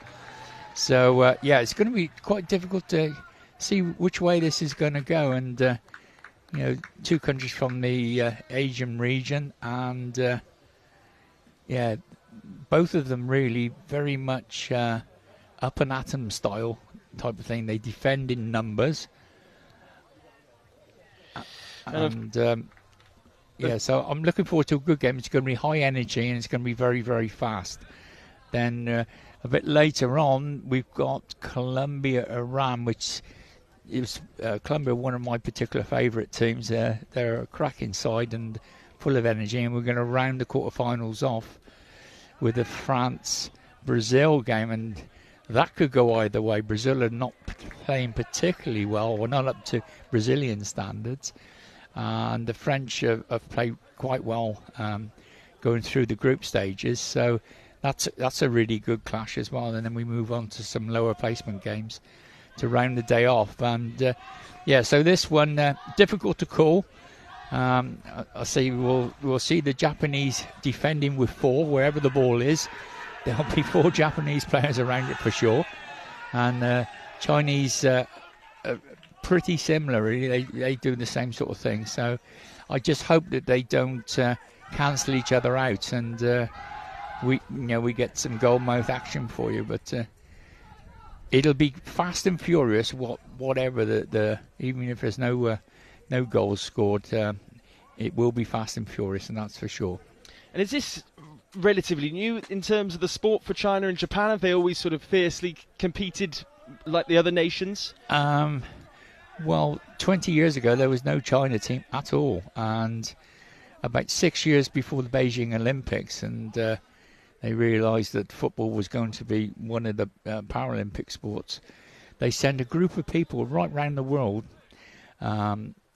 going to different training camps and looking, and they come to St George's Park and had a look. They went to the French Centre and had a look. They went over to South America and watched them coach and train. And they sort of went back to China and picked up all the best ideas from around the world and introduced that to the Chinese players, and they've been building since then. So they're a really good side now, and they've come a long way in a very short time. Japan, as far as I can remember, have always been in the World Cups and sort of Asian Championships, and but obviously they've moved on from Tokyo. Was it? When was Tokyo? I can't remember. Yeah, that was the last Olympics, wasn't it? Was it? Paralympics? Yeah. So obviously they invested a lot of money to get their team up to speed for that. But we're away. We can have a bit more from me a bit later. I'll tell you what, it was interesting. The respect between the referees and the coaches prior to kick-off really sort of respectful handshakes taking place there, which was a contrast to the way the Italians interacted with the officials a few moments ago in the end of the last game. But we're underway, as Dixie says, and an early free kick for China. Yeah, it's indirect. Must have been an obstruction or something, so it won't go against the foul count. Yeah, they're very respectful, these two teams, of the officials, and there certainly won't be any of the histrionics that we saw in the previous game, that's for sure. Great run by Yu here, just sizing up his options, sort of hovering over the halfway line, nearer the kickboard on this near side where the coaches are. Still going, Zhu still in possession, really in control of the ball. Just weighing up his options left and right. He's got to his right Zhu. He hasn't released the pass just yet. Still going here. It's a fascinating run, Yu, and an excellent pass as well to find Zhang.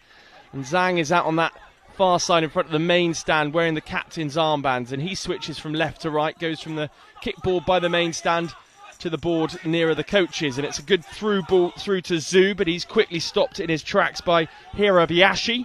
Hirabayashi then hands over to Goto, who moves up over the halfway line. Still with the Chinese number 11, Rumin Zhu. And there could be a chance there, and he's bundled to the ground there, Masaki Goto.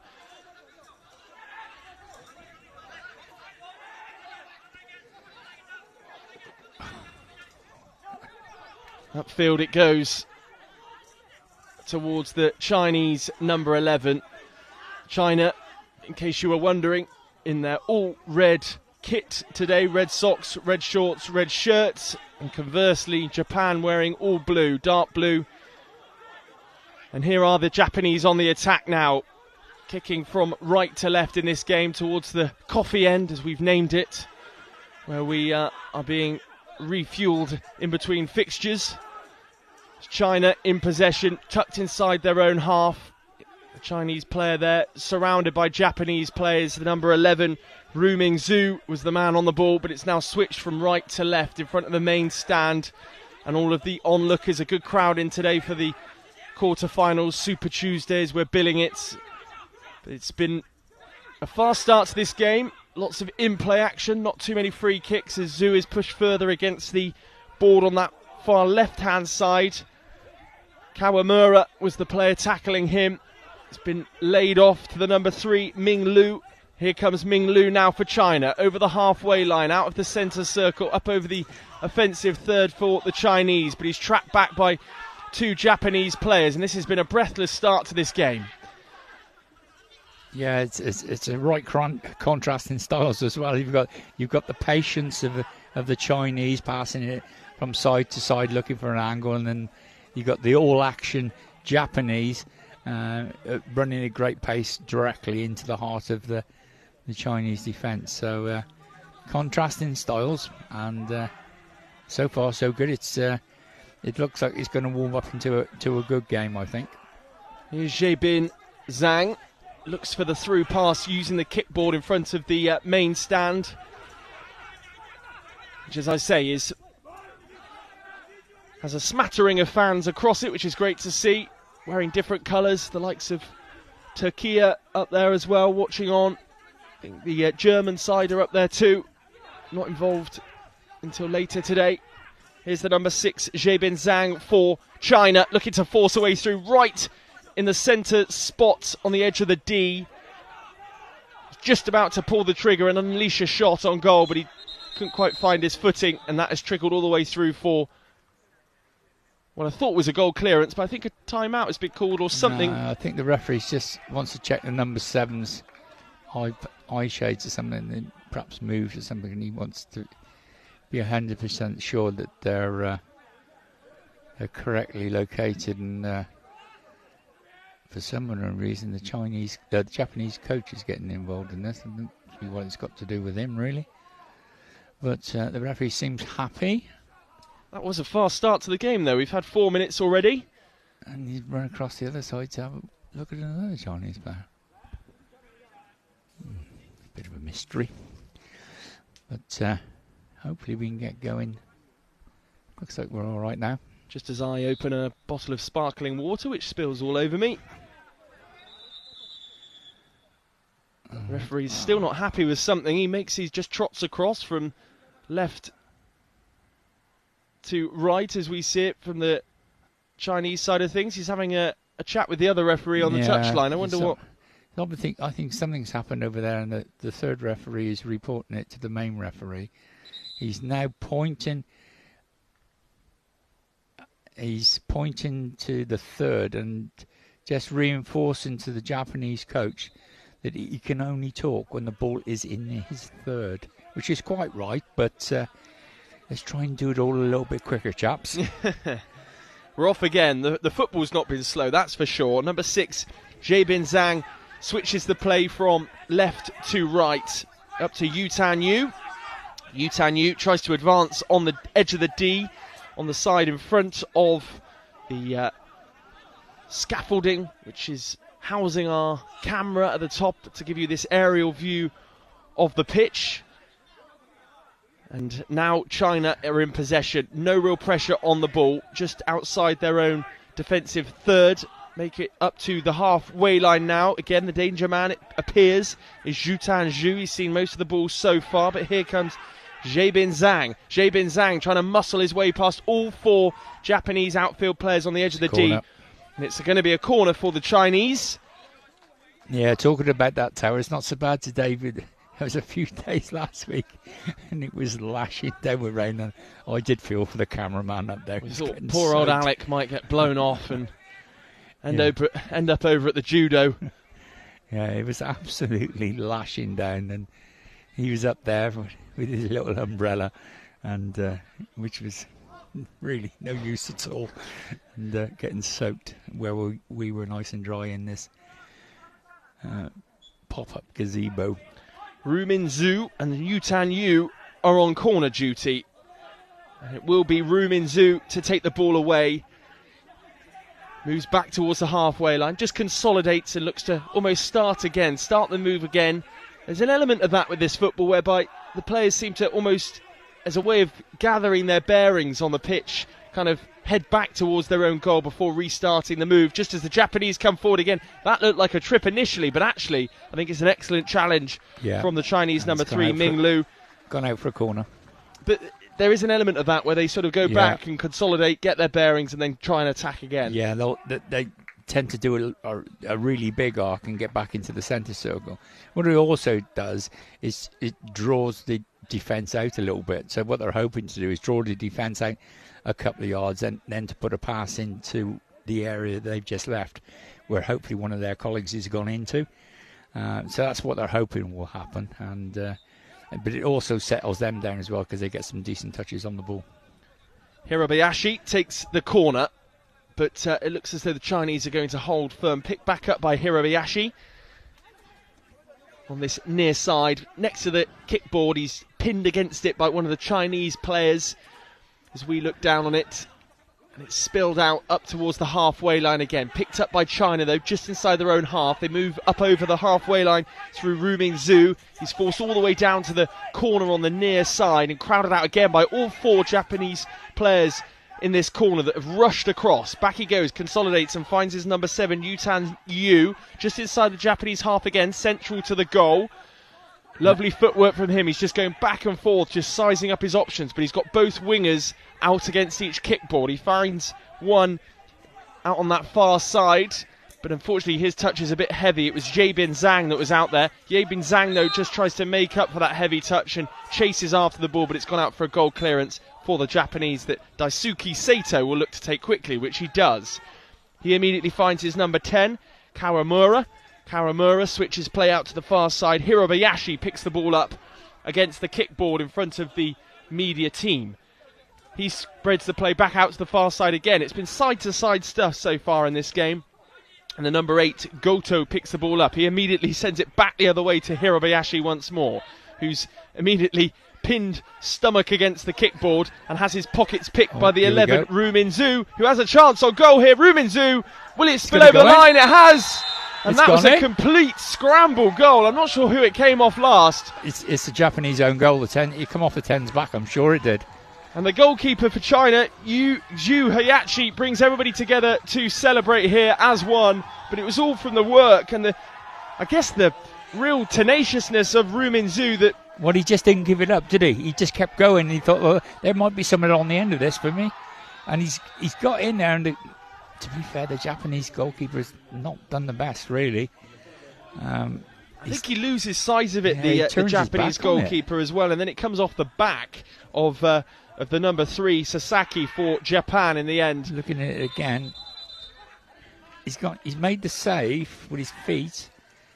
He's pinned to the ground by the Chinese lad's gone on top of him, and his defenders come in to help him out. He's gone down. Yeah, it's gone off the number 10's back, isn't it? Yeah, relatively early goal though. 6-7 minutes into this encounter in the second quarter-final of the day. Argentina already through, and first blood to China against Japan here. And it was, I think really it came off the back of the number 3 for Japan in the end, Sasaki. And he will be the person that goes down on the sheet as the one who picked up the own goal. We just had a checking of the eye mask there for China. Yeah, they've just done a substitution, haven't they? Haifu Li has just come on for China as well. So a first substitution of the game for them. Yeah, that come from nothing, didn't it? It was absolute...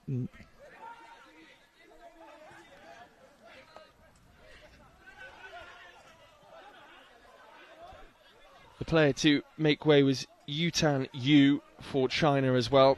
And Haifu Li has come on in his place. And here is Li now, attacking really well. And just again, going from left to right, just hovering around the centre circle at the moment. Slight miscontrol from him, but he recovers. Really excellent football, actually, from China. They've been just weighing up their options, moving from left to right, right to left.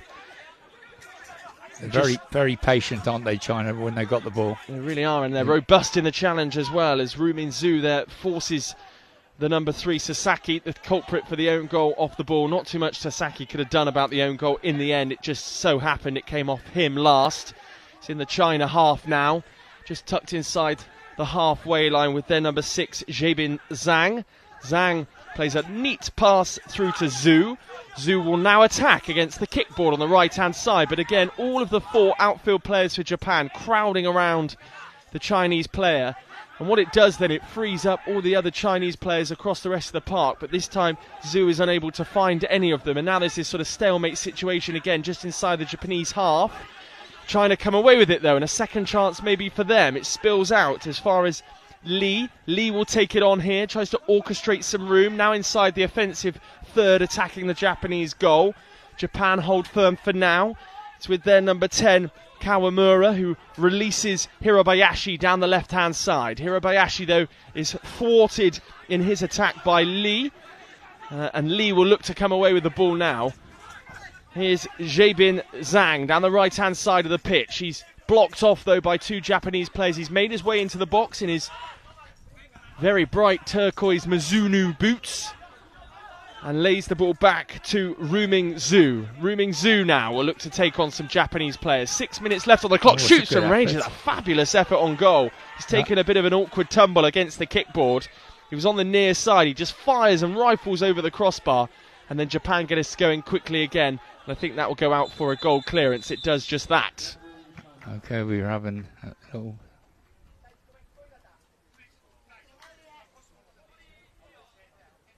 Okay, he's just warning the Chinese guy behind the goal, then close to us. He's encroaching on the pitch every now and again. He's not allowed to do that. He's got a guy from behind the goal. They're allowed to come on and celebrate, though, aren't they? Well, yeah. When the game's dead, it's fine. But if a game's in play, he's not allowed to come on the pitch at all. He's interfering with the goalkeeper. The only real stoppages we've had so far have been for the guidance for the guides and the coaching staff. It's been a really fast-paced game as we approach the final 5 minutes of the first half. Yet again, the players on the pitch have been impeccable. Yeah. And the same can't be said for the coaching staff. China have been superb so far, I have to say. One of the more impressive performances I feel I've seen in the men's game as it goes forward there for Rumin Zhu. They're turning up just when it matters the most in these knockout stages, but a chance here for Japan. Through on goal. but held up at the last inside the Chinese defensive D.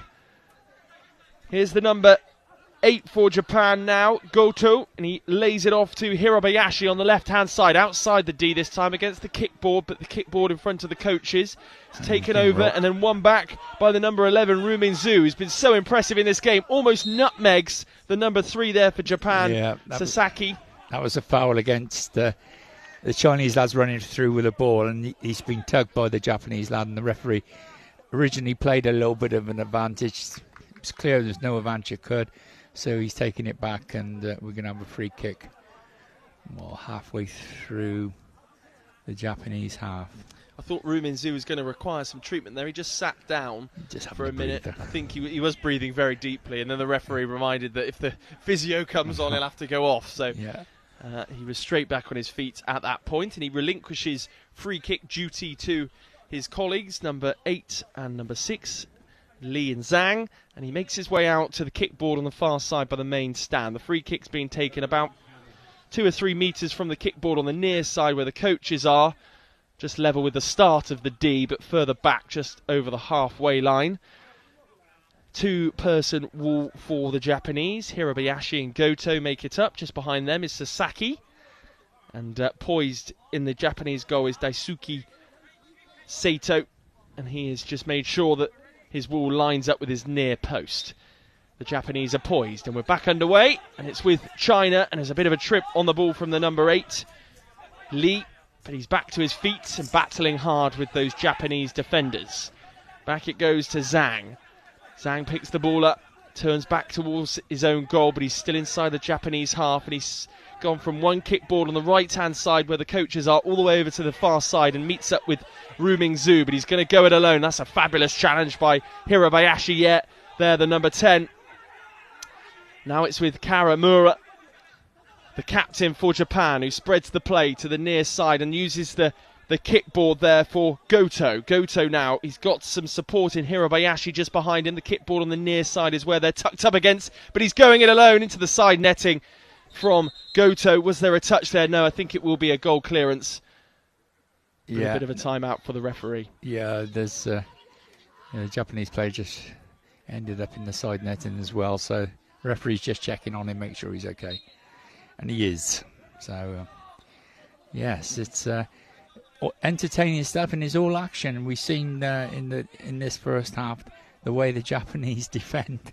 I said in the other commentary, you chuck a blanket up and you catch all 4 of them as it landed. Wherever the ball is, the 4 of them won't be far away. And it's very effective. The downside of it is you have to work extremely hard.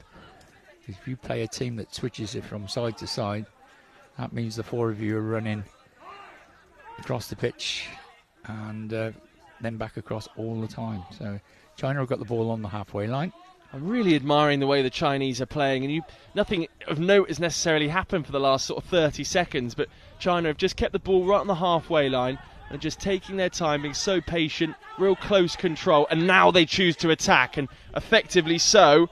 Off goes Zhang. He's up against the kickboard next to the main stand. He's got support and gets the cry from Zhu. Obviously really good communicators out there, the Chinese side. Zhu now just hovering on the attacking third line. Lovely bit of close control from him up to the edge of the D. He's just crowded out at the last second, and that goes behind for a goal clearance. But really is remarkable stuff from China. That passage of play there was just a joy to watch. Real patient build-up. Yeah, they are very patient, and they bide their time. And then the guide will say, obviously he says it in Chinese, but he says something like, let's go.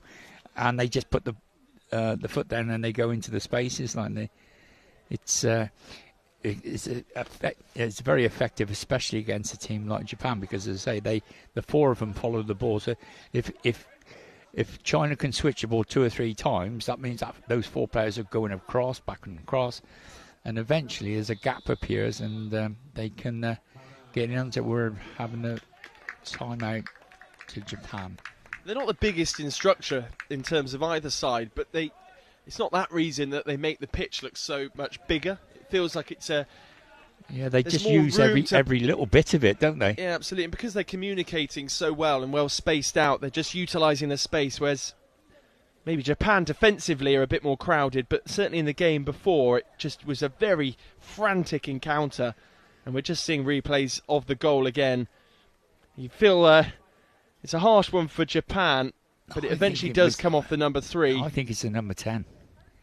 You have a look from this angle. And it's all down to the pressure that the Chinese player puts on. It is the number 10, you are correct. Yeah, the number 10, an own goal for Kawamura.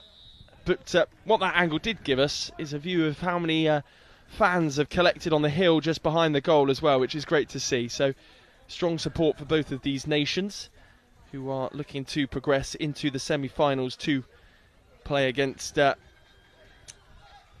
side that got through the last game, Argentina. Some umbrellas there, but that is to block the shade for a change. Yes, no rain today. Another ambulance. Another ambulance. Two things that are usually guaranteed in Birmingham, rain and ambulances. Seems to be. I don't know if we're close to a hospital here or not. We are. Right. Well, that would explain it, because I was getting a little bit worried about the number of ambulances that are going up and down that road. Yes.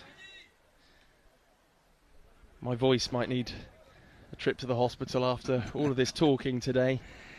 Yes, it is pretty intense, isn't it? You know, we're here for, 10 hours? 11 hours? 12 hours? It was 12 hours yesterday, that's for sure. 2.5 minutes remaining as the whistle blows. Free kick for Japan, which they try to use quickly. A good shot at goal by Hirabayashi, but straight into the clutches of Zhu. Yeah, it was a good effort by the Japanese there. Worked an angle, got a bit of an opening, and he's unleashed a right-footed shot, but it was unfortunately straight at the keeper, and he's just gathered it up. And we're off with China again on the halfway line, playing their patient football. Yep, sticking to their principles. Zhang still in possession, has been for about 15-20 seconds, just hovering on that halfway line.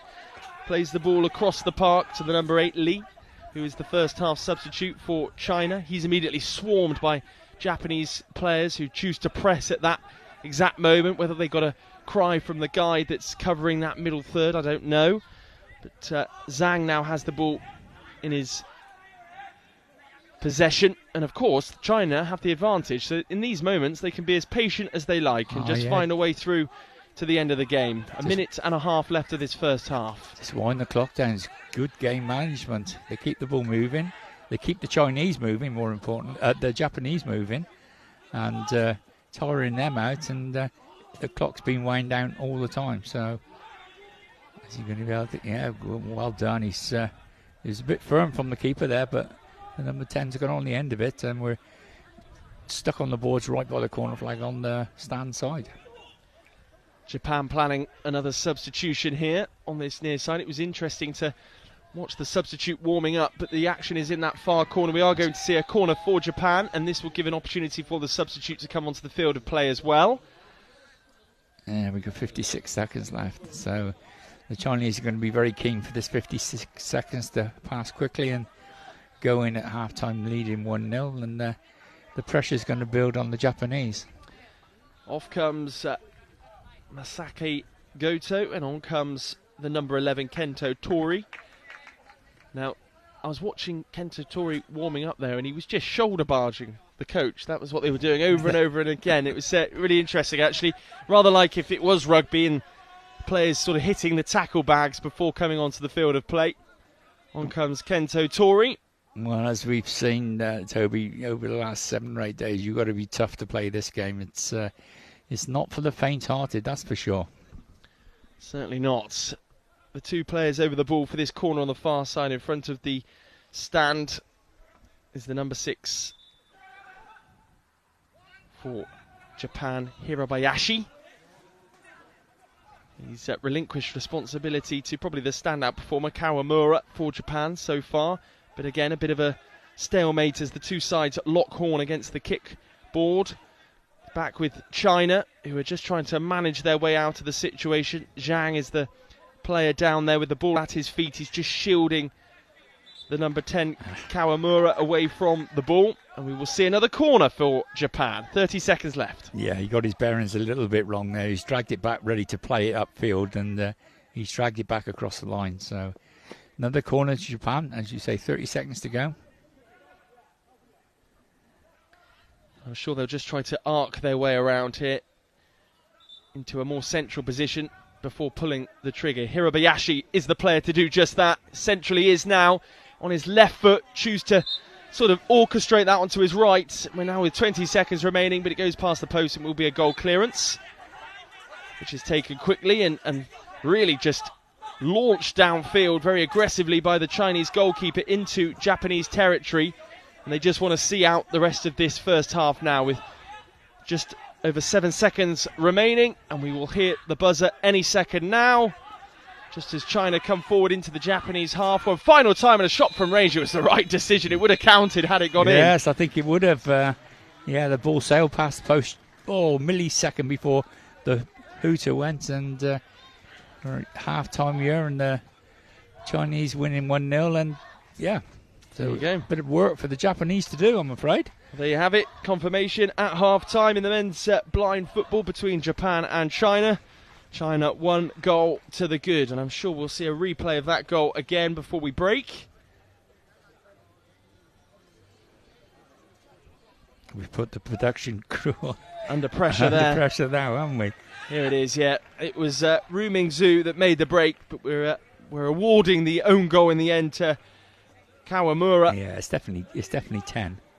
But it comes from the industrious work from Ru Mingzhu to put Japan in that awkward position in the first place. The goalkeeper kind of got a bit confused. He went through his legs initially. Yes, he didn't fancy the Chinese player at all, did he? He's the biggest player they've got as well, the Chinese. He's quite a sizable lad, isn't he? Yeah. And I think the keeper took one look at him and thought, I don't fancy this much. Yeah. But fair dues to him. The Chinese lad, he didn't give it up, did he? He carried on and turned something out of nothing, really. Absolutely. Well, there you have it. Half-time in the second quarter final. China 1 goal to the good as it stands. And here is now a video for the rules of blind football and a message from IBSA as well. It's fast, technical and tense. This is your guide to five-a-side football. There are 5 players per team, 4 outfield players and a goalkeeper. The aim of the sport is to score a goal by kicking the ball into your opponent's goal, and at the end of the game, whoever scored the most wins. Players must wear eye shades to ensure that all players have the same level of vision. That is apart from the goalkeepers, who aren't required to wear eye shades and can be fully sighted. Their job is to keep the ball from going in the goal behind them. But how do the players on the field know where the ball, or indeed the goal, is? Well, the ball in blind football is specially designed to make sound whenever it moves. Also, each team has a guide behind the opposition goal to help direct them. Each player is required to shout "Voy" when going for the ball. This ensures every player has the cues they need to help build a picture of what's going on and what to do next in defence or attack. To help this, total silence is required from the crowd until a goal goes in. Voy is Spanish for go, and it was the Spanish who are credited with originally developing blind football in the 1920s. As well as the Paralympics, teams from all corners of the world can compete at World, European, Asian, African and America's Championships, as well as a World Grand Prix. Blind football can be played by both men and women, with the historic First Women's World Championships coming up in 2023. So what are you waiting for? Give it a try.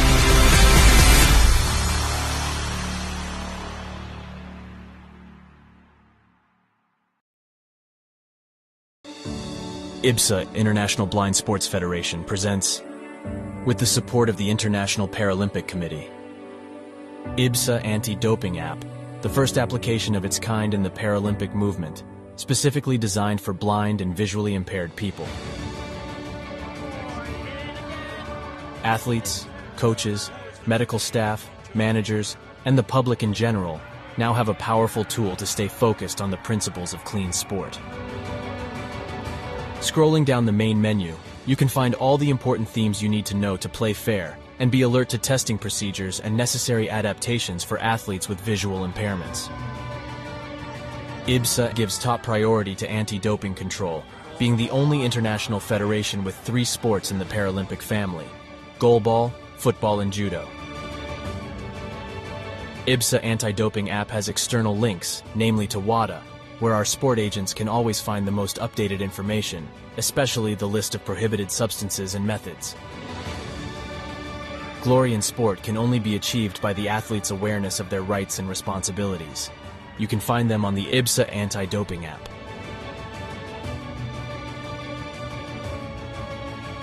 IBSA is continuously promoting anti-doping education to all its affiliate athletes and sport agents, not only about the consequences of the use of doping and the risk of using supplements. IBSA believes that education is the major tool to fight doping in sport. Informed athletes can make better decisions. Download the app now at the usual operating system stores. And ladies and gentlemen, we have seen history being made today. Such a great team at these championships. IBSA. Beyond sight. Feel the sport.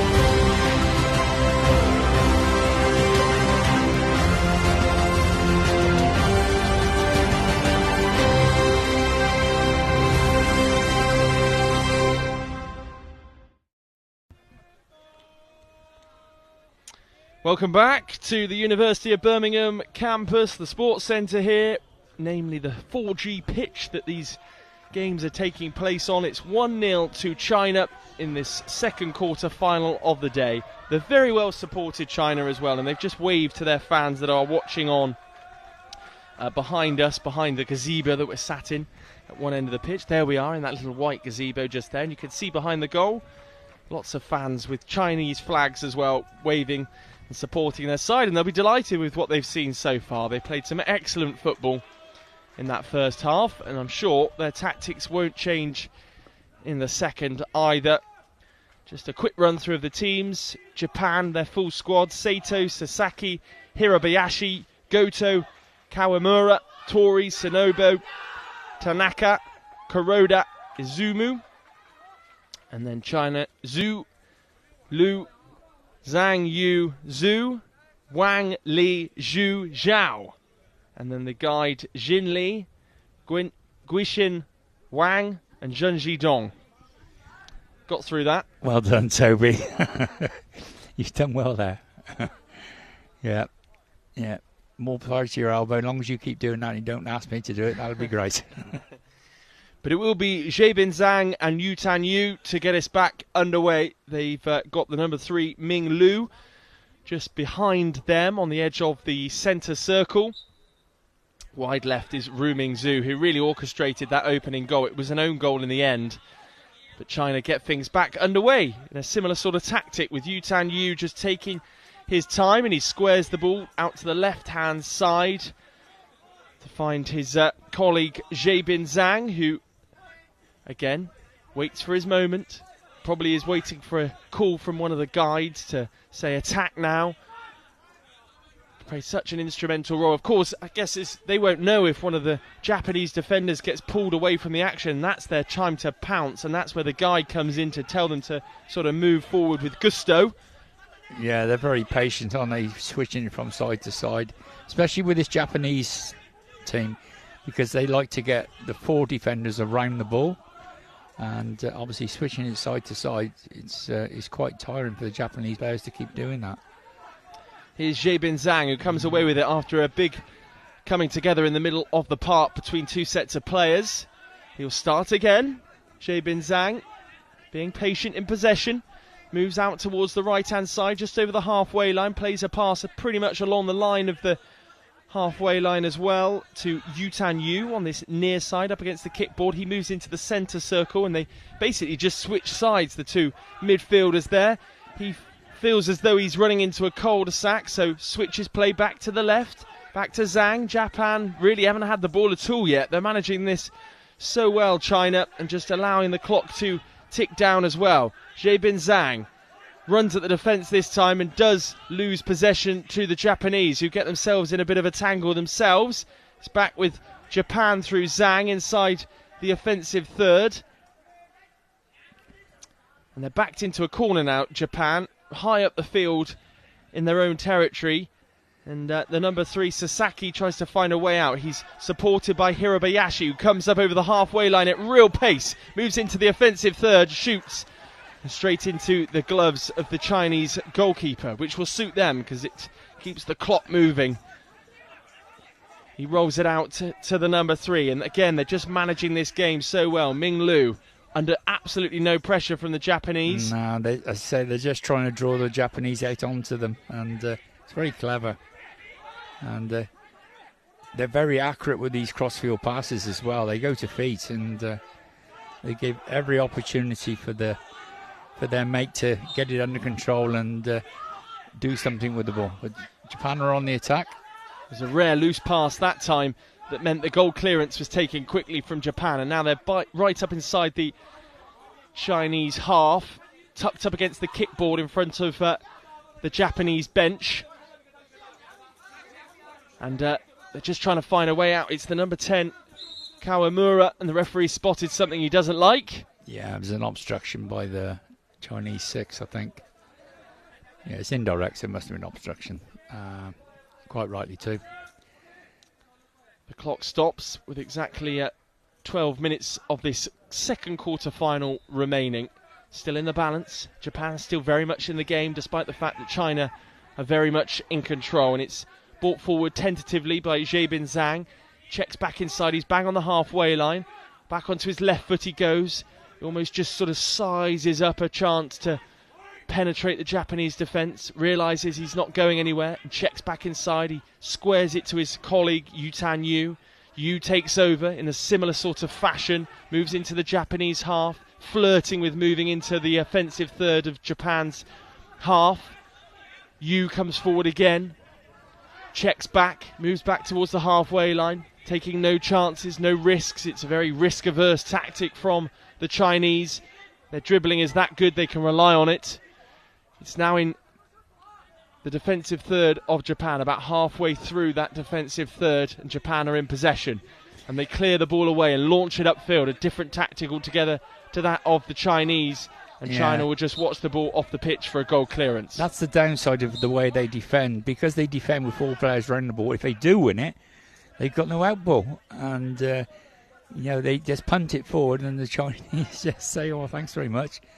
We'll just have it for another 30 seconds, and we'll pass it around amongst ourselves. And if you want another ball to play with, there's one behind the goal. Such a Effective tactic that the Chinese are deploying here, taking the complete sting out of the game. At some point, Japan are going to have to go pedal to the metal and try and force something on the Chinese and find a way back into the game. China still a goal up, and I'd love to see the possession stats, but I'd say it's pretty heavily in favour of China, probably something like 80% possession so far in this game. But there is a chance now for Japan against the run of play. The referee puts the thumbs up. The tackle there from the number 3 for China, Ming Lu, was a good one. Play continues, and China are back in possession inside their defensive third. Pinned up against the kickboard in front of the Chinese bench. The number 6 takes over, Zhebin Zhang, and he breaks past 2 Japan players and moves up over the halfway line, but there is a foul. Yeah, it's quite right too. It's a foul, and it's going to be a free kick to the Chinese on their defensive third line. The Chinese player was definitely a pull back in that move, and the referee was right there, 2 or 3 meters away. Spotted it, blew the whistle, and it's given them a free kick, and they can go about their passing duties once again. Off we go again in a similar vein.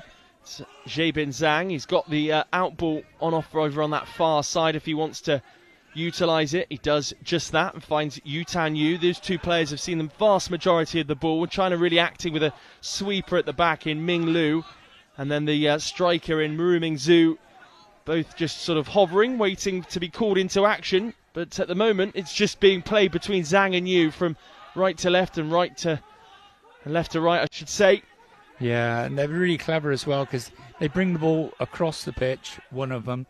Then his mate, who's been out on the other board, will run really quickly across to the other side of the board, other side of the pitch, to the other board, to give him a passing angle, and it's really clever. But we've got a corner kick now to the Japanese, and we're about to make us up. Yep, substitution for Japan as they try to regain the ascendancy in this game. It looks like the number 8 will make way. Masaki Goto. Just as Hirabayashi comes across to take this corner, he will be replaced by the number 5, Kuroda. Kuroda comes on and immediately takes up his position at the back of the D, attacking the Chinese goal.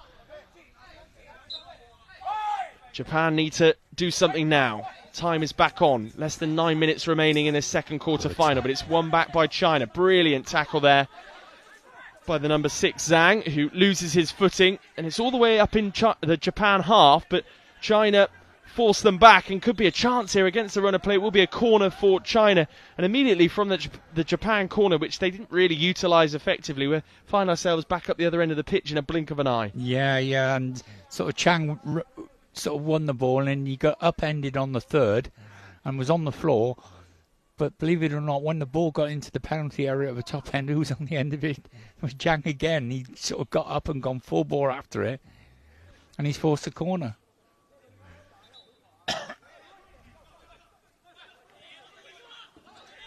Here are China.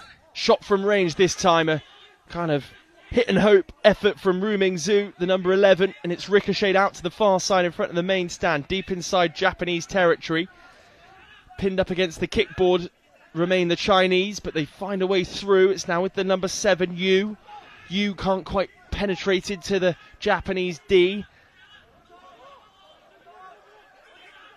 A trip from the Japanese player as they try to clear their defensive lines. It's now in the middle third, but inside the Japan half, and a bit of a tangling of legs. I think the referee acknowledging there's a safety concern there.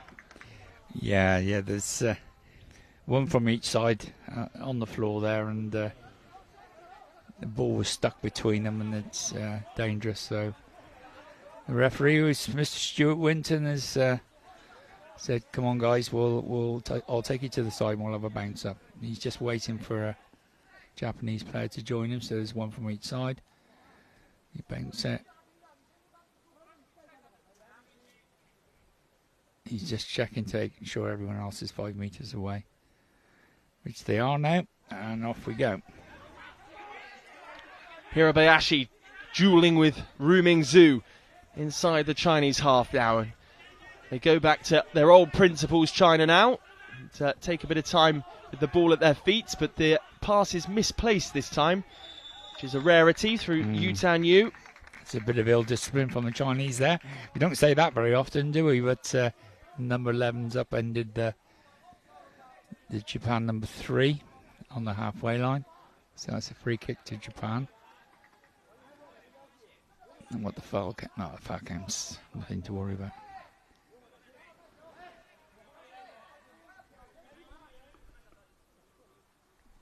Free kick for Japan then, just tucked inside their own half, about 2 meters or so. It's taken on by their number 10, Kawamura. Sent down the line up towards number 5, but it will be a corner for the Japanese. And now they're just starting to put a bit of pressure on China as this game wears on. Yeah, we're halfway through the second half already. It's flown by, and that's mainly down to the Chinese eating up the time on the halfway line. And, it's a perfectly good tactic. They're in front, and they don't need to force the issue, where the Japanese really need to start to push on now a little bit. Here come Japan, and it's another corner straight away. Good defensive work from Zhang, the captain. Corner in the same place, attacking the goal of China at the gazebo end, where the away fans are for China, behind us. So we've got the coffee end and the gazebo end. Gazebo end, or the clock tower end, maybe that should be very animated set of Chinese fans up there watching on as this game wears on. Haven't heard too many chants for them in this second half. Maybe there's a few nerves kicking in. I'm waiting for a pyro to go off, and we'll see some flares and... Oh, let's not hope not. But, the ball's right up in the Japanese defensive third. Against the boards, you've got 2 Japanese players over there, 1 Chinese. And the Japanese players trying to work an angle to get it out of there. They haven't really got a lot of room to work with. How long is the ball allowed to stay static for in a situation like that? 4 seconds. If it doesn't move within 4 seconds, it's an indirect free kick to the opposition. But they were just rolling the ball a little bit underneath their feet. As long as there's a noise coming from the ball, that's classed as it's moving.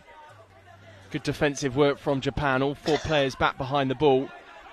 And Japan, rather kind of like the Italians, they sort of all defend as one and then attack as one as well, whereas there's sort of set roles really within this Chinese team, and we saw the same with Argentina for both the men and the women's side. As China come forward again towards the edge of the D, Japan have other ideas though and clear their lines, but what it does mean is when the ball comes out like that, there's no real target for Japan to aim for, and China regain possession through the number 11 Ru Mingzhu.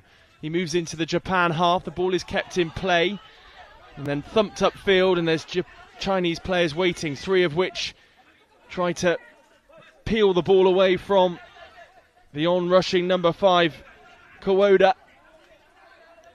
Here's number 10 for Japan, Hirabayashi. He's got all 4 players around him. He lays the ball off, and now Japan look to move up over the halfway line. The ball is sent out to the right-hand side. Off the kickboard it goes. Number 5, the Kuroda, the substitute. That's nice and patient and calm play, isn't it? He's won the ball, he's turned around, he just rolled it back to his goalkeeper. And it just kills any little bit of impetus Japan build. It just kills it. And the referee's not happy with someone's shades.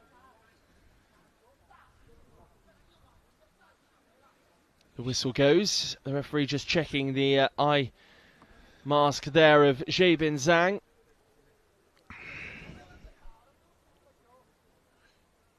It's really been the referee that's sort of slowed this game down, if anything. There's been barely any stoppages. It's been a free-flowing match. Joy to watch.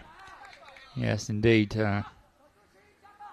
He's obviously worried about something, but we're back underway again now with a drop ball.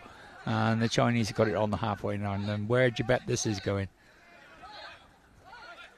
It's good work from the Chinese. And it's all the more reason to do this as the clock ticks down. They don't really need to force another opening. They have the advantage.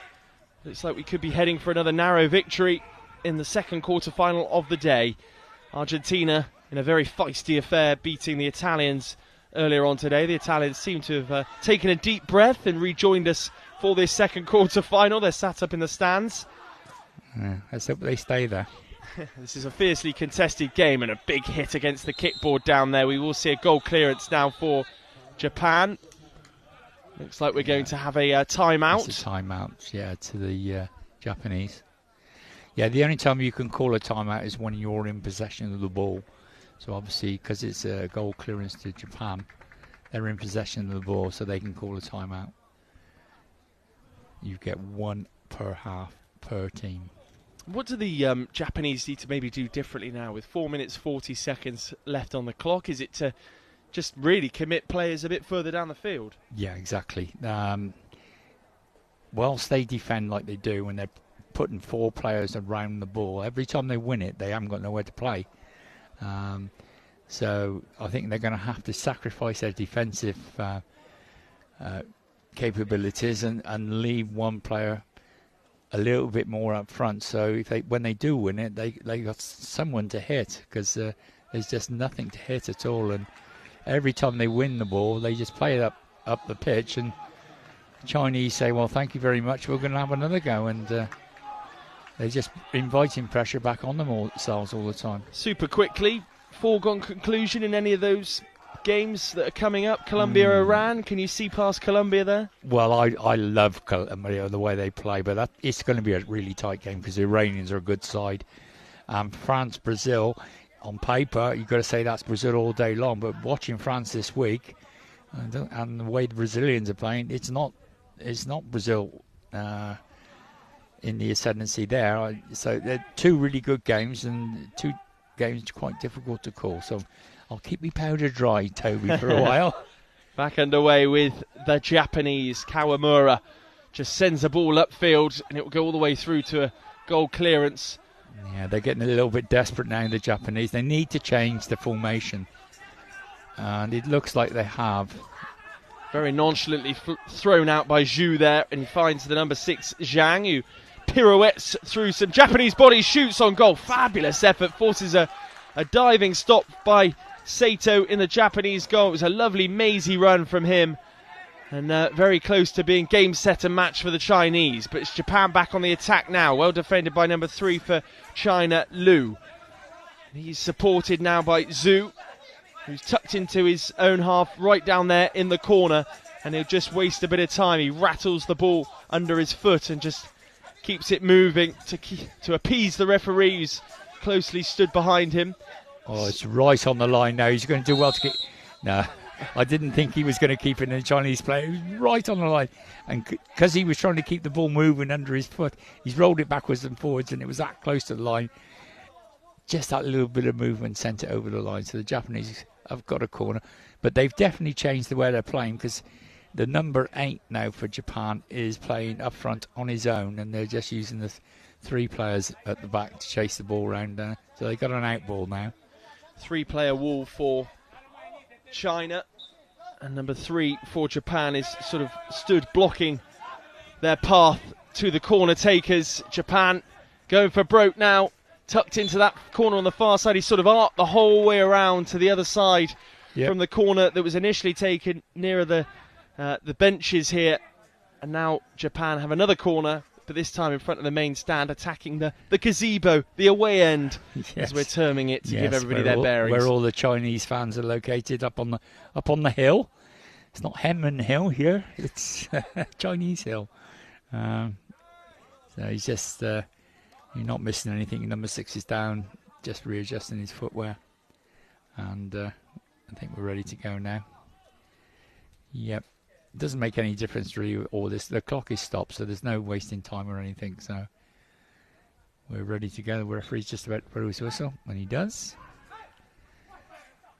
Off we go again. I think we're going to get a goal kick. This goal clearance, I should say, this time. And there's a Chinese player injured on the floor, and it looks like they're going to make a change. We're going to wait for this change head for China. The first half substitute who was then omitted in the game, Haifo Lee, will be the player to come on. He replaces Yutan Yu, who's been a really good performer in this game. Lots of close control, good footwork from him. Yeah, it works hard together, the Chinese. They've definitely got, it's like a scheme of work, so that the way they play is very disciplined, structured. Everyone seems to know what they have to do in that structure, and it's very effective. Here's Zhang, but he's stopped in his tracks by Goto. Yeah, this is the number 8, the Japanese number 8. I said it looks like they've pushed him up. And he's engaging the Chinese much higher than what they were. So when they're trying to play the ball across the pitch, there's a Japanese player now putting pressure on them. You put pressure on them, and that's when they will make a mistake. Maybe a bit of a surprise that press didn't come a bit earlier from the Japanese. They've left it till late with 3 minutes to go. Yeah, exactly. It's, so we got a free kick to the Chinese. Yes, they've left it to the very last minute to change it. I think I might have given it a little bit longer than that, really, but the coach is he's paid to make the decisions, and that's his decision, and that's what he's going with. Obviously, he thinks 3 minutes is long enough, but... Free kick taken by the Chinese. Lee is just moving up over the halfway line, but he's robustly challenged by Goto.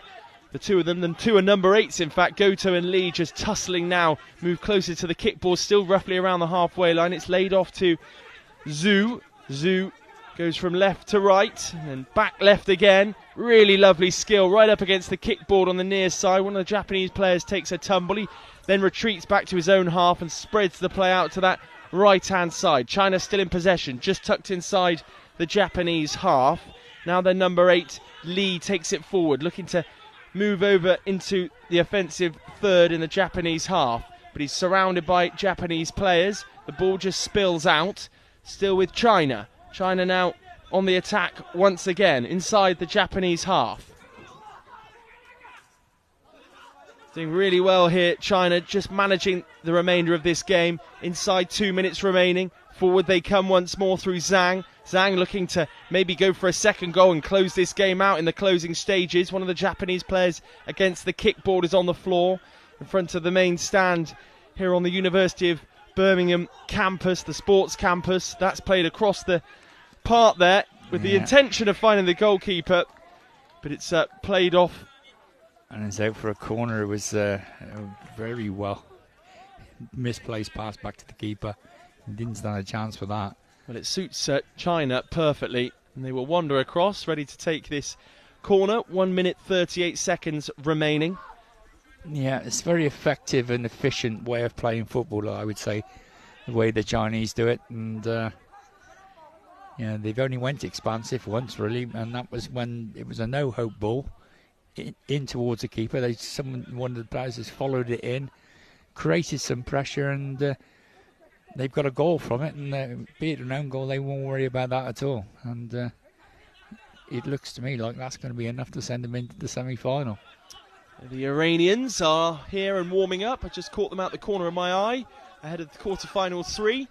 We've still got 1 minute and 30 seconds left of quarter-final 2. China managing the game really nicely just inside their own half. They will have to be careful, though. If they are dispossessed, they find themselves in hot waters, just as well, quite frankly, Heifu Lee is thrown against the kickboard as Japan tried to force the issue. It's fallen through to Ru Mingzhu, who will, again, try and keep control for the ball as long as possible. We're approaching the final minute now. Japan, though, on the attack.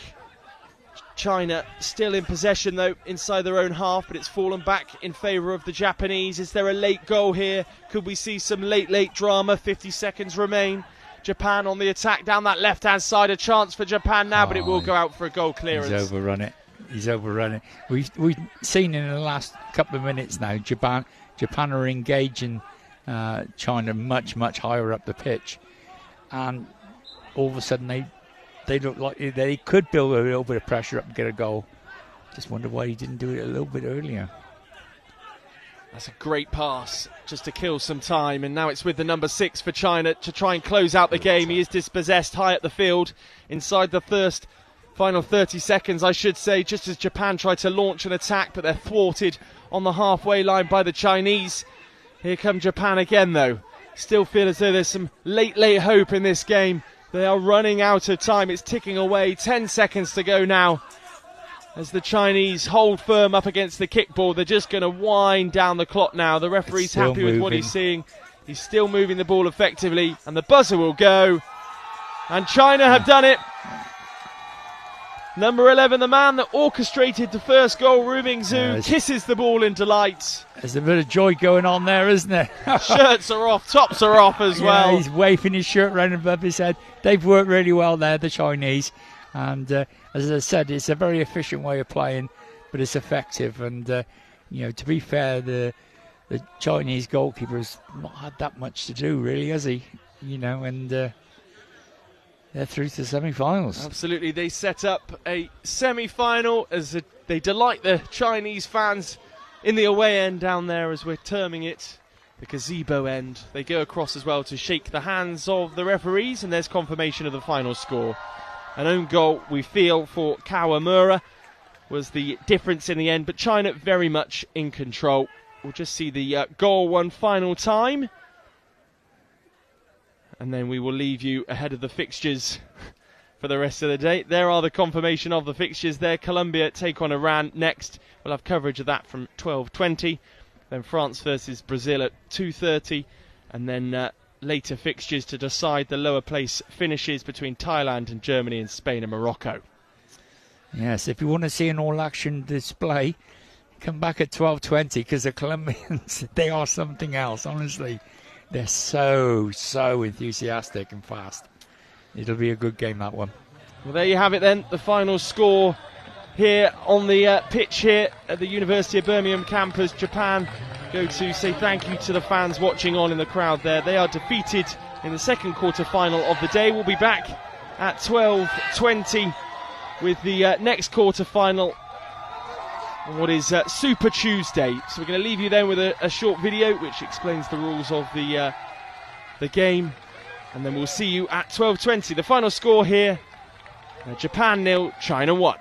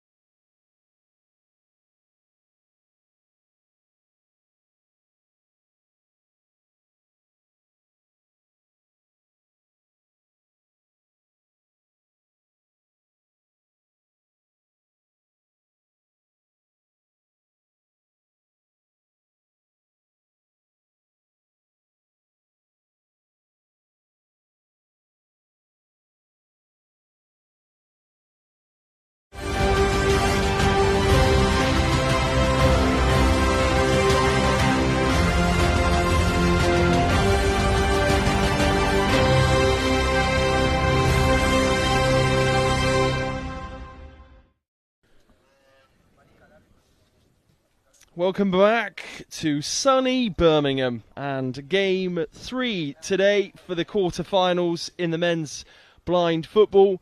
This time it sees Colombia take on Iran. Dixie's hot favourites for the competition, Colombia. I'm sure you agreed to that at some point, but here we go. Colombia versus Iran, the quarter-finals 3. France versus Brazil is quarter-final 4, which is at 2:30. And then 4:30 later on, Thailand versus Germany and Spain versus Morocco to finish the day off and decide who takes those lower ranking spots in the table.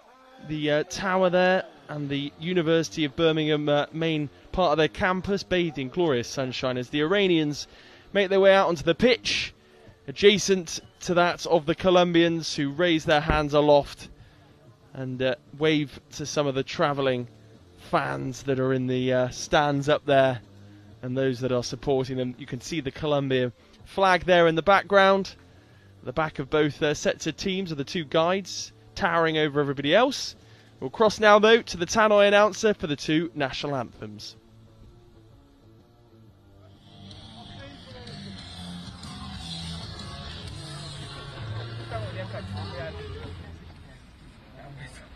Please rise, if you are able, for the national anthem of Colombia.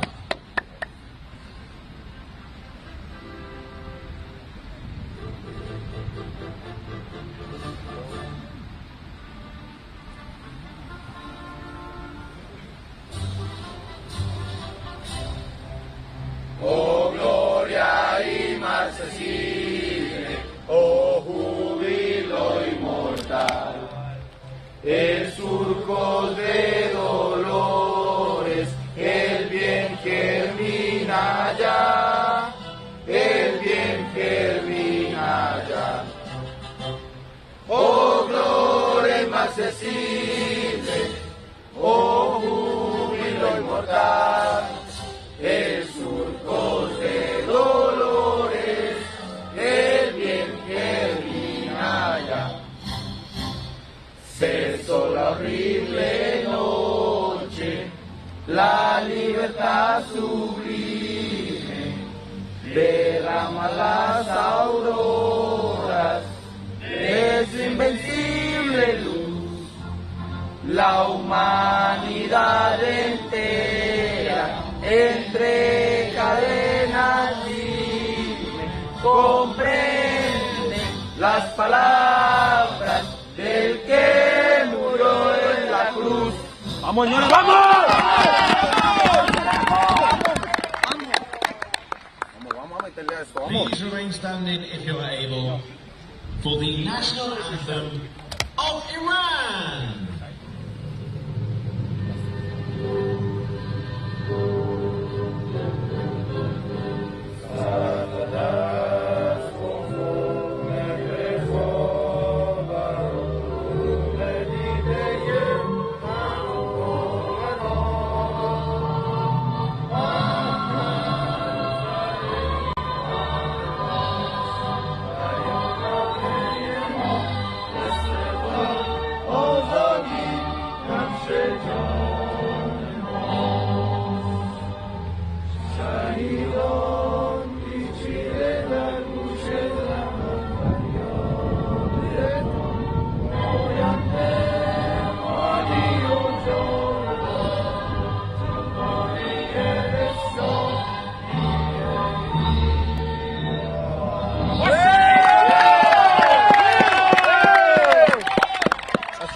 There you have the two anthems then for Colombia and Iran.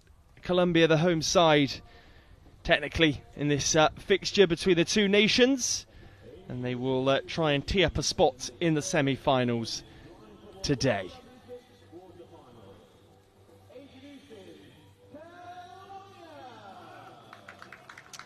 Let's take a look then at the two sides. Starting with the Colombia team. In goal, number 1, Johan Ardilla. Number 7, and the captain today is Jean Hernandez. Number 10, Juan David Perez. Number 9, Jean Gonzalez. And number 2, Duvian Lopez.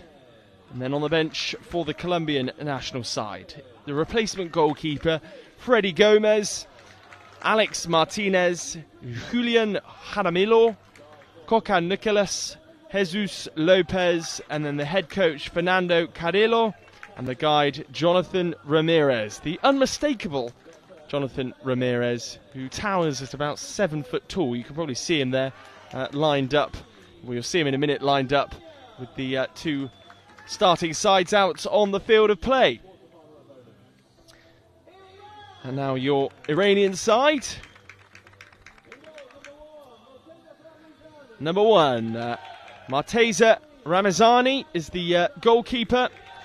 And then the captain is Hussein Rajabpour. Number 8, Morteza Karimi. Number 11, Amandreza Shah Husseini. And number 10, Mohammed Rahimzadeh. On the bench, the replacement goalkeeper is Saeed Musavi, Sadegh Rahim Ghazar, then Ali Reza Bakht, Kambis Mokam, and then finally Hojetola. And then the head coach is Javad Fetheli, and the guide is Maysam Shoje.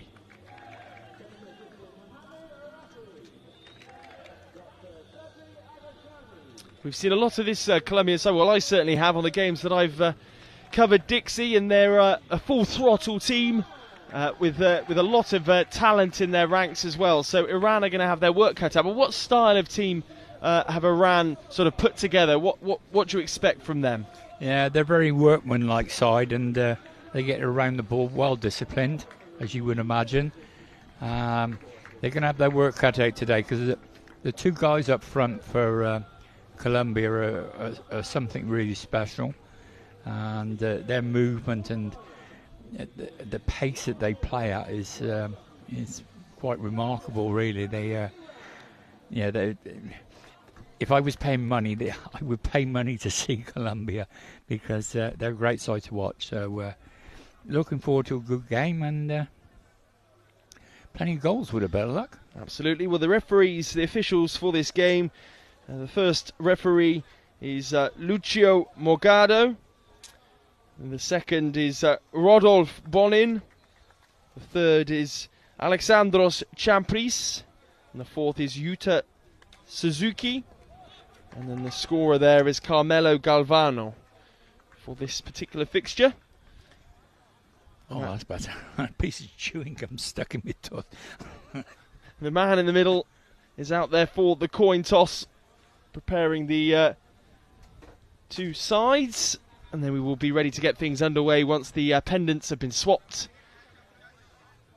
The final details concluded, ready for this one. The flag bearers have made their way off the pitch.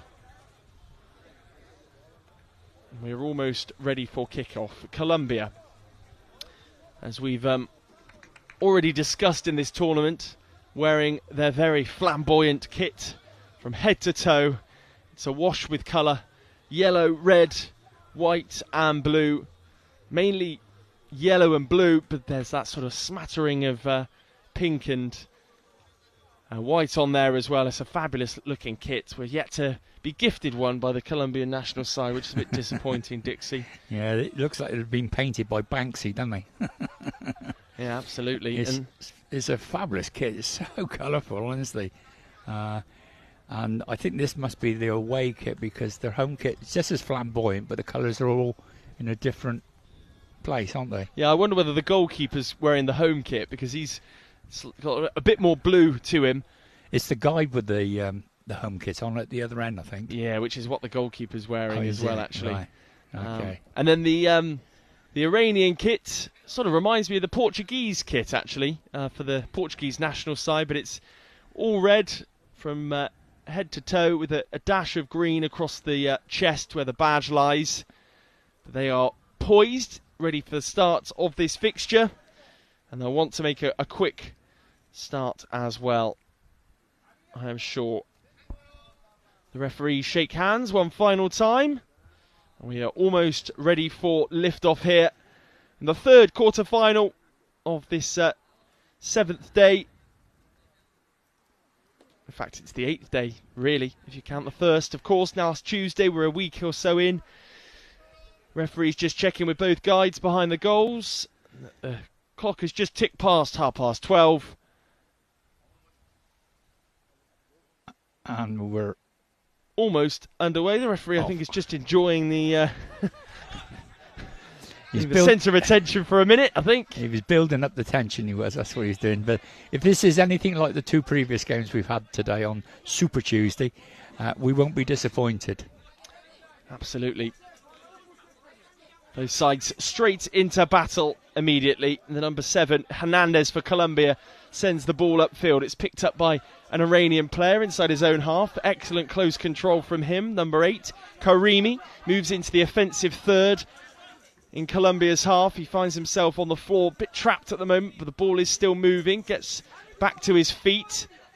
He's being hustled off the ball by Perez, but he's still in possession, is Karimi, and he just arcs his run out towards the sideboard on the far side in front of the fans. There's a trip down there, but the Colombians are back to their feet, and they're all clustered together, and eventually Juan David Perez brings the ball away, and he was the danger man when I watched the Colombians last week.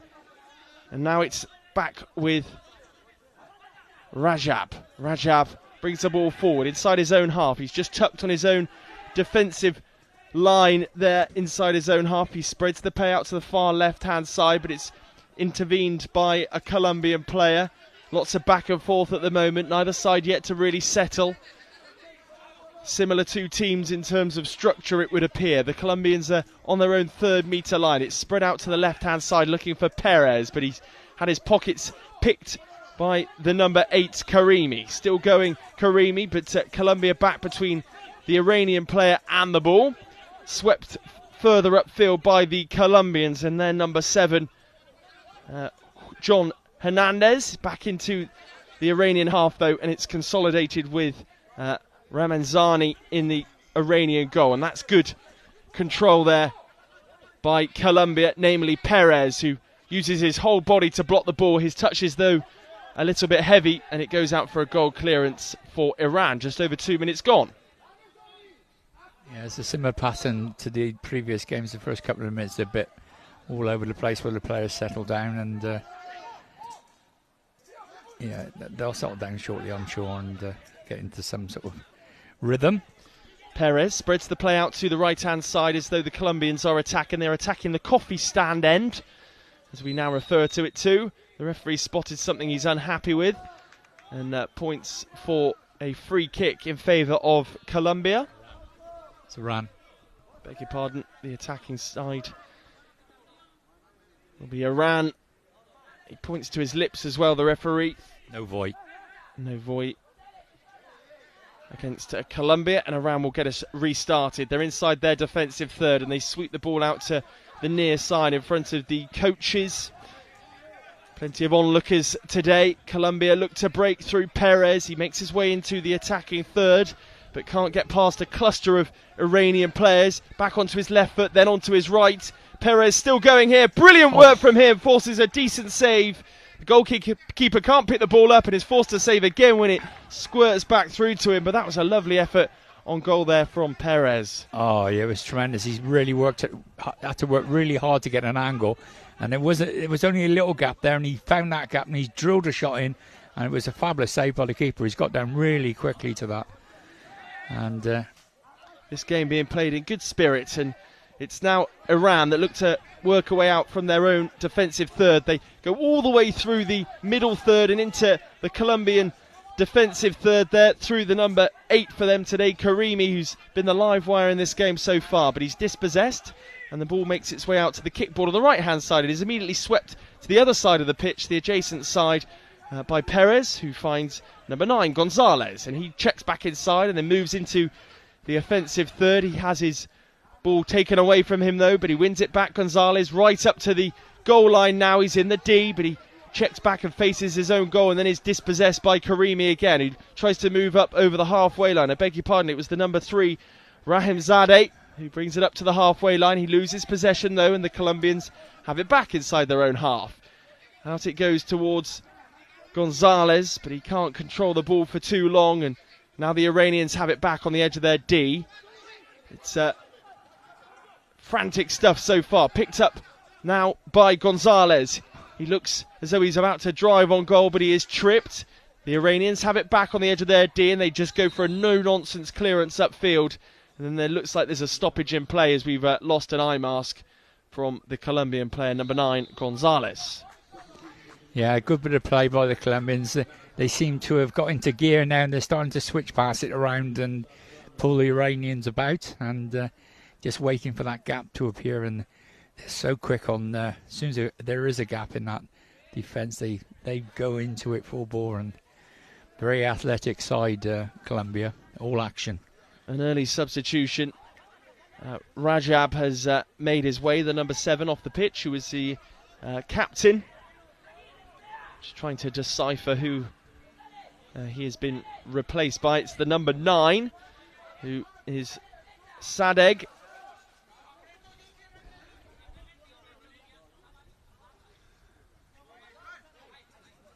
Yeah, we're starting off with an uncontested drop ball, as is the norm for referees' checks and stuff.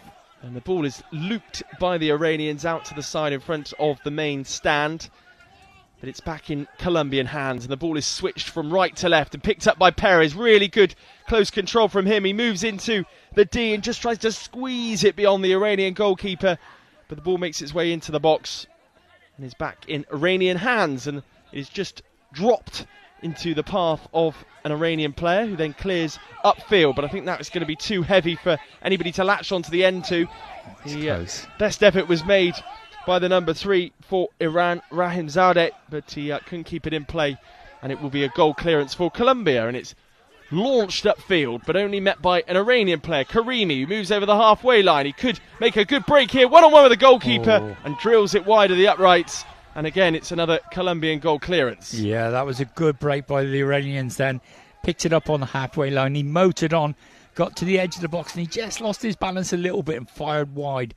But a good break, and just goes to show if they don't get the distribution right, Colombia, Iran are going to be all over them. They retreat this time through Gonzalez back to their own goal, Colombia, and the clearance from the goalkeeper is a heavy one and a bit of a reckless one, really, because it goes from one end to the other and out for a goal clearance and just gifts possession back to Iran. Yeah, it just turns the possession over again, and it's we've seen quite a bit of that, especially this morning, haven't we?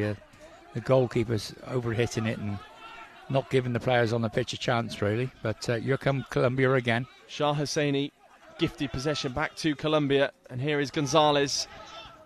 The Iranians win it back and move up over the halfway line. It's the number 8 for Iran that was herring forward Karimi, who's been, as I said, the real live wire in this game. Shah Hosseini with a pass, but it's gifted back to the Colombians, and number 2, Duvian Lopez. Lopez with a lovely pass out to the right-hand side finds Jean Gonzalez, who uses the kickboard to gain some territory, but is overzealous with his touch, and it goes out for a Iranian goal clearance. Dropped out into the path of Shah Hosseini. Shah Hosseini finds the number 3, Rahimzadeh. Rahimzadeh spreads the play out to the near side in front of the main stand.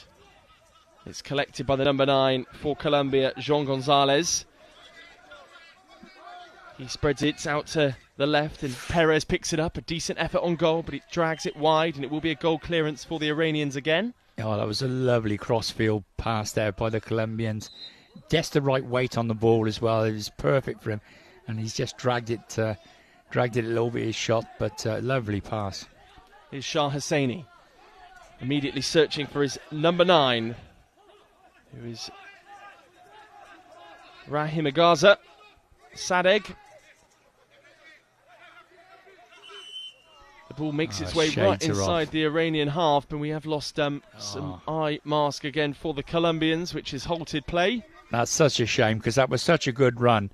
And, the referees are right. If the eye mask come off, they've got to stop play. But it seems such a shame that it stopped that attack a bit prematurely. And it's even more a shame that it was a Colombian's eye mask to come off. And so they basically stopped their own play through no fault of their own, really. So we're gonna start with a bouncer. The referee. It looks like it's going to be a contested one. And there we go. A few words being exchanged as well between Ramazani and... Well, I think they've just done that as fair play, haven't they? The Colombians stood back and the Iranians just smashed it down the pitch. And yeah. Here is Perez. Well done, Iran. Perez spreads it out to the right-hand side, looking for Gonzalez, the two danger men in this Colombian side, the two attackers. A bit deeper today is Lopez and the number 7, Hernandez. That was a good move there from Gonzalez, and Iran looked to break quickly, but didn't quite work out. We're halfway through this first half, and that's a good ball forward there by Lopez. And now it's Perez. Perez looking for some room. Back onto his left foot and just skins everybody. And what a goal that is. What a goal. A fabulous, fabulous goal there by the number 10, Perez. Just checked onto his right, then back onto his left. And he points, quite rightly so, to his number 10 shirt, just to remind everybody that he means business. What a super little goal that is. He sent the Iranians one way, he sent them the other way, and then he sent them again, and he's rifled it into the corner of the net, and he's left the goalkeeper no chance. See you later, do you want a ticket to get back in? Oh, that's absolutely brilliant. It has clipped the right-hand post and nestled in the back of the net. Beautiful. Well, we did say these Colombians are all action, and they are all action. They're super to watch. A wonderful goal for Colombia just as we approach the 8-minute mark in this first half. The referee's just going around checking the eye masks of basically every player. Yeah, what they're doing, there's patches underneath the eye masks, and sometimes through the sweat and everything, they can start to ride up a little bit. And also the celebrating as well, probably. Yeah. Clambering over each other. There is that. And so they're just checking to make sure, the tape that covers up the patch on the eye is intact. And and we're off again with Iran coming this way. Excellent pass to get it out the feet of the player, and Rahimzadeh is breaking down the right-hand side. He's stopped by the goal scorer, Perez, in his tracks, and Perez once more. He's herring forward and absolutely flattened into the sideboard there by the defender, but it's still with Colombia, this time though inside their defensive third. It will be kept in play by the number 7, Jean Hernandez, that sweeps it out to that right-hand side. And it's picked up by Gonzalez, but he loses possession. Now Karimi will break, and he just runs over the top of Lopez there. Perez backed into a corner. The Iranians have won it back at the crucial moment in the D, and then Perez takes no prisoners and sends the ball upfield. 6.5 minutes remaining. It's a great game so far as Rahimzadeh just loops the ball up looking for the number 9, Sadegh. Here comes Perez again with another opportunity onto his right foot. He's so good in those tight spaces around the edge of the D. It just finding some room to then unleash the shot. Just missed out that time. And all the Colombian players will chase back here, and a chance now for Iran. 1-on-1 with the goalkeeper. And there is the equaliser within a minute or two of the opener in this game. It's a wonderful finish. Sadegh is the man, the substitute that came on to find the back of the net. And when he was 1-on-1 with the keeper there was only one winner. Oh, that was again, what a fabulous goal. I think we could watch the replay, but I think he's run the full length of the pitch with the ball, hasn't he? Yeah, he's won it there. And there's 3 or 4 players around him. He's nutmegged him, gone into the area and put it into the opposite corner. It's a fabulous goal. Well, we've seen 2 cracking goals here this morning, and we've got a game on our hands now. This is going to be a belter. Well, a timeout is called with just under 6 minutes remaining. And he actually nutmegged the scorer of the opening goal for Colombia in the process of putting the ball in the net there. But yeah, great to see. I mean, obviously the last game was entertaining, but great to see the goals scored in that manner. It wasn't the best goal for China, was it, in the first game? Yeah. And here are the goals again then. Yeah. So he's won the ball in his penalty area. He's megged that player and taken the tumble, got up, come inside, megged another one, got to the edge of the box and just drilled it into the corner. Keeper's got no chance. Who'd be a goalkeeper in this game? Much to the delight of the guide, Shojay Masham. That is some goal. That is some goal. If you get a chance to see it on YouTube and replay it, it's worth the replay. Oh, it's unbelievable. Had a bit of everything. Strength, dribbling skills, quick, and a great shot at the end. Brilliant. Colombia to get things back underway then after that goal. Taken quickly and off goes Perez. He wants to immediately respond. He's determined. He's still going, Perez. He's run out of room. I think he hadn't quite. Well, he ran out of room, but the ball stayed in. The ball stayed in, and it's gathered up by Ramazani. And he rolls the ball out to the right-hand side in front of the benches, and he finds the number 3, Rahimzadeh. Rahimzadeh switches play, and the 9 now picks it up. Sadegh, who's the hero of the moment at the moment for that equalising goal, that wonderful solo effort. Now the number 9 takes it away, picks his pockets. Gonzalez moves into the Iranian half and is stopped in his tracks. We'll only have to wait and try and trap back and hope his Colombian teammates help him out with Sadegh on the move in the opposite direction. A bit of a coming together. Players on the floor scrambling for the ball now inside the Colombia half, inside the defensive third, as a matter of fact, for Colombia. The time trickles on. We're into the final 5 minutes of this first half. Sent upfield. Number 11, Shah Husseini, picks the ball up and just calmly plays it back to his goalkeeper. And then the goalkeeper takes no prisoners whatsoever and just lumps it down the other end for a goal clearance. Yeah, he's just smacked it out. And then we got the other goalkeeper chucks it over the halfway line. I can't believe they keep doing this. My word. Okay. It's got to bounce in your own half before it goes over the line. If you don't do that, it's an indirect free kick. And I don't know how many times I've said that during this tournament. Come on, Mr. Goalkeepers, get your WhatsApp group and just spread the word. Bounce before the halfway line. When these games are so fragile and finely poised, it's those little errors that just kill the momentum for certain teams. They're in the ascendancy, but it will be an Iranian free kick on the halfway line. The number 8 is over it, Karimi. He's the one that will take it forward. It's ball to hand, I think, there. As Lopez swings his foot at it and finds Gonzalez down the right-hand side up against the kickboard. It's back to Perez. Perez looked as though he's going to line up a first-time shot, does drag the shot slightly wide in the end, and that will go off for a goal clearance. What a lovely pass across the box it was, though, when it initially by the Colombian. It's a fabulous ball across the box. Certainly was. I think we're going to see a substitution here. Yeah, 9's going off, I think. Number 9 being replaced for Iran, having not long come on and grabbed that goal, and he receives a big hug from one of the coaches down there. And Iran find themselves level, having gone just behind. It was the perfect response, really. And the number 4 comes on to replace him, and that is Alireza Bakht. Referees from the conflab. Not happy about someone's... Not happy about something. Yeah, they're just having a word with the coaches on the halfway line.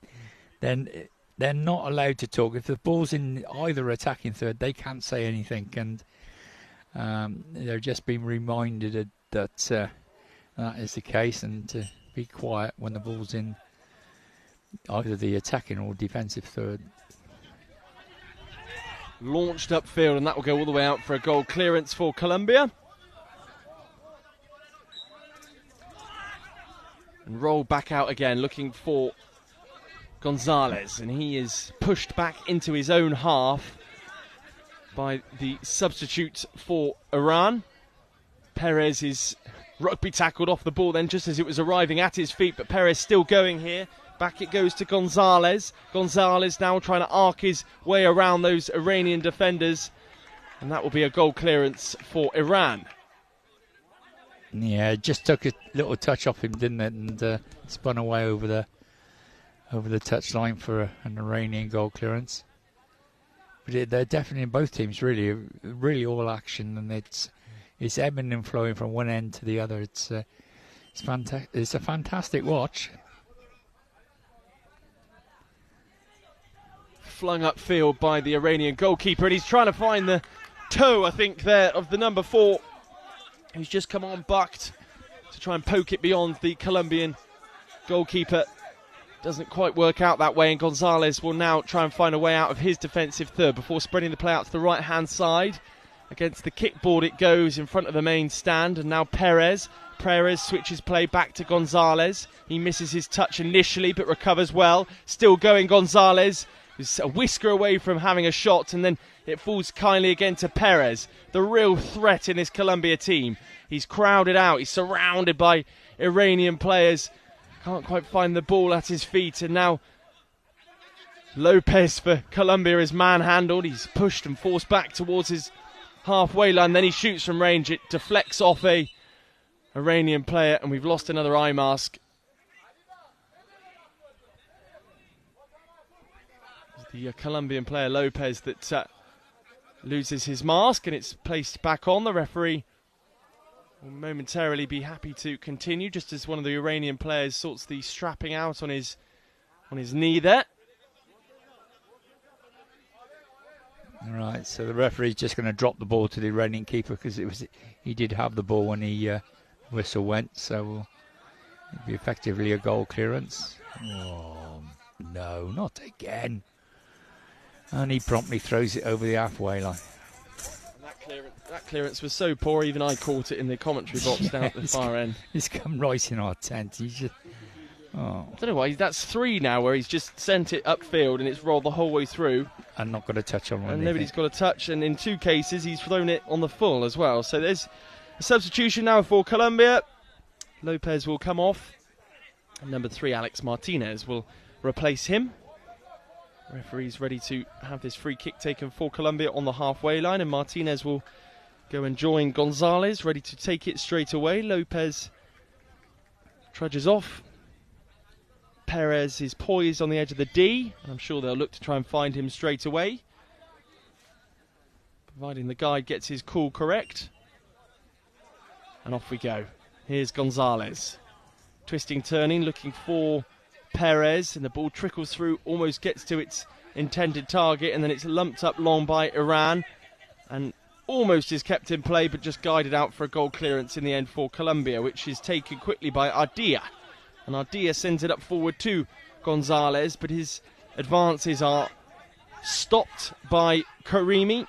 I beg your pardon, number 3 it is, who has picked the ball up, Rahimzadeh. Colombia though win it back and move back up over the halfway line through John Hernandez. Hernandez tries to pierce his way through the Iranian defence. Doesn't quite manage it, and now it's tucked away in the Iranian half, right in the corner. We're going to see it's a corner. A corner, and it will be for Colombia. And the goalkeeper now for Iran will organise his wall. Ramazani is the goalkeeper today for the Iranians. The big lad from the back of Colombia, he's done well there. He's run a good 20-25 metres, and he's forced a corner out of the Iranians, and yeah, he's done really well there.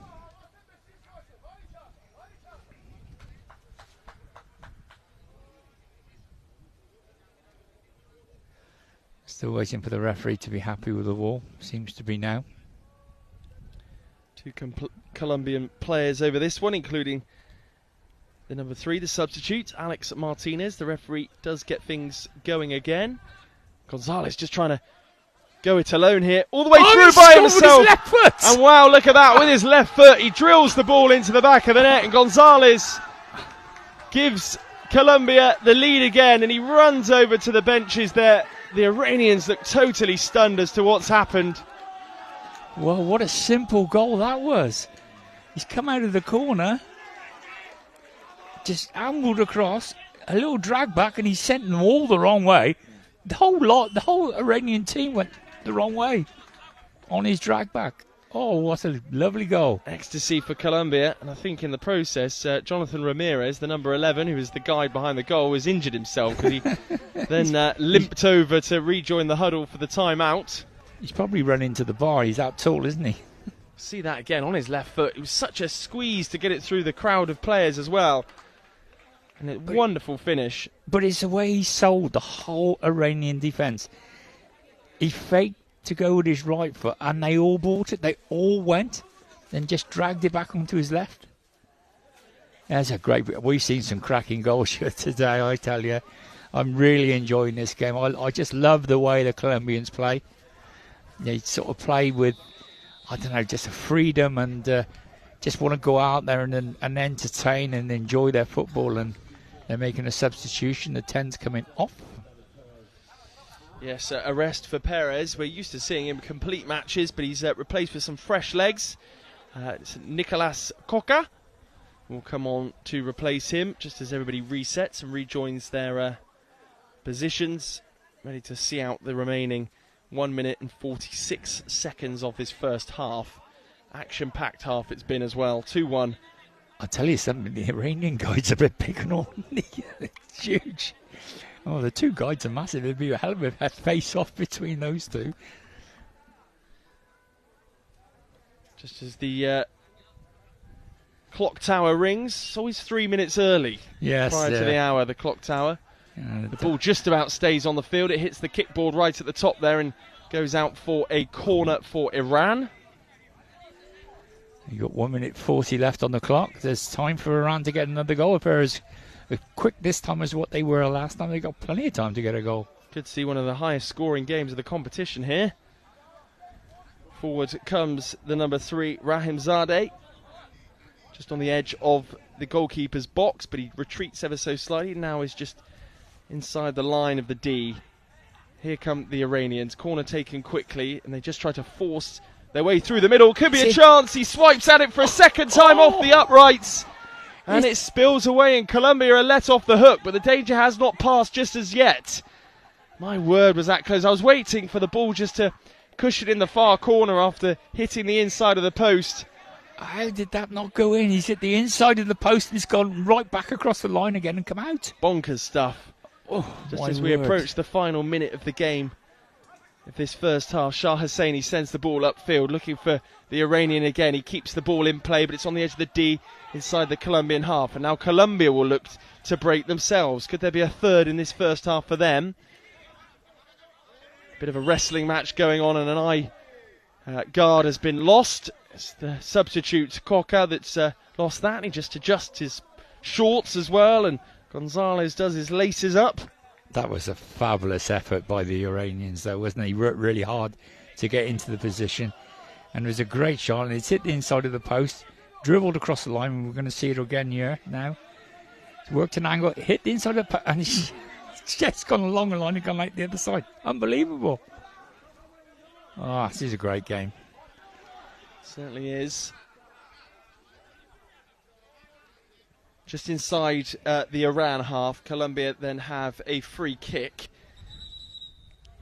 51 seconds remaining, and the referee's just called for a pause while he checks the mask thumbs up, and we can get things going again. It's with the number 9, Gonzalez. Back it goes. It's in Colombian territory. 40 seconds left. Iran pick it up there and shoot on goal. A cracking effort from the number 4 for Iran. Backed.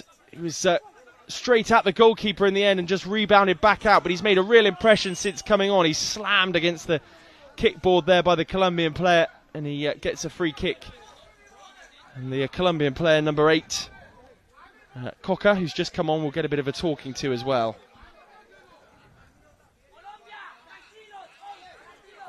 Yeah, 28 seconds to go, and they probably get this attack done and hopefully get a chance on the end of it, the Iranians.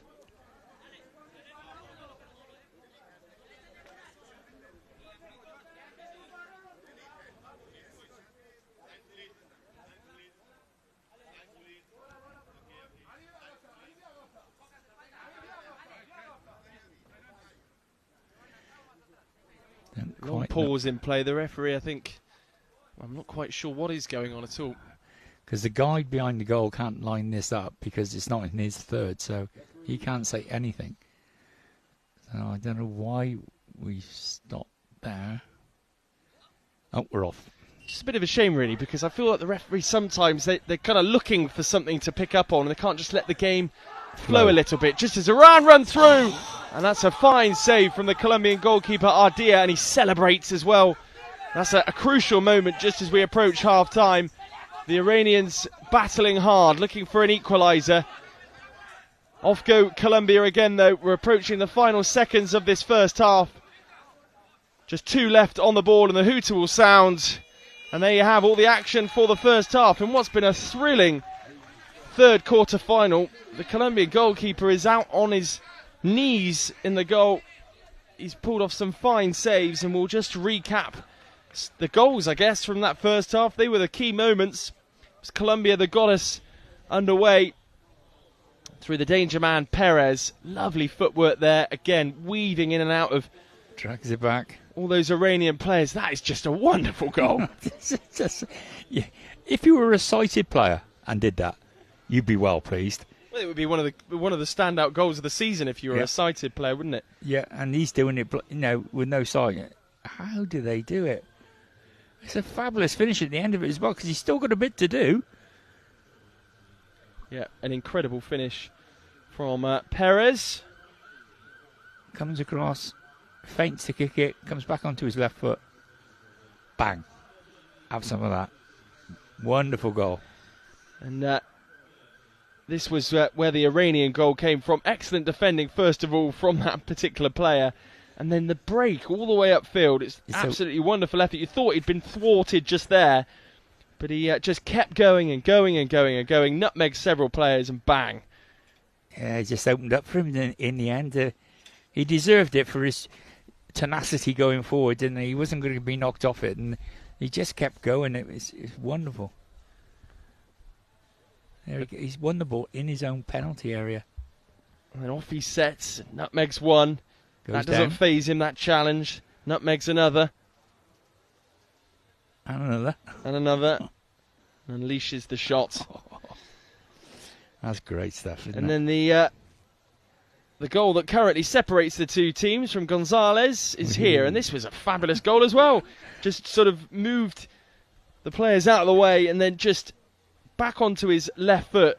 And it's such a narrow angle to aim for goal. And in fact, the Iranian player almost just lifts his foot right at the last, and it affords a bit of space for him to pull the trigger.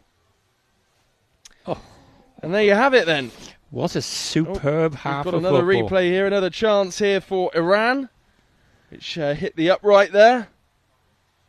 Yeah. And there you have all the action from the first half then. So we'll be back in a couple of moments' time, but first, a video on the rules of blind football and a message from IBSA. It's fast, technical and tense. This is your guide to five-a-side football. There are 5 players per team, 4 outfield players and a goalkeeper. The aim of the sport is to score a goal by kicking the ball into your opponent's goal, and at the end of the game, whoever scored the most wins. Players must wear eye shades to ensure that all players have the same level of vision. That is apart from the goalkeepers, who aren't required to wear eye shades and can be fully sighted. Their job is to keep the ball from going in the goal behind them. But how do the players on the field know where the ball, or indeed the goal, is? Well, the ball in blind football is specially designed to make sound whenever it moves. Also, each team has a guide behind the opposition goal to help direct them. Each player is required to shout "Voy" when going for the ball. This ensures every player has the cues they need to help build a picture of what's going on and what to do next in defence or attack. To help this, total silence is required from the crowd until a goal goes in. Voy is Spanish for go, and it was the Spanish who were credited with originally developing blind football in the 1920s. As well as the Paralympics, teams from all corners of the world can compete at World, European, Asian, African and America's Championships, as well as a World Grand Prix. Blind football can be played by both men and women, with the historic first Women's World Championships coming up in 2023. So what are you waiting for? Give it a try.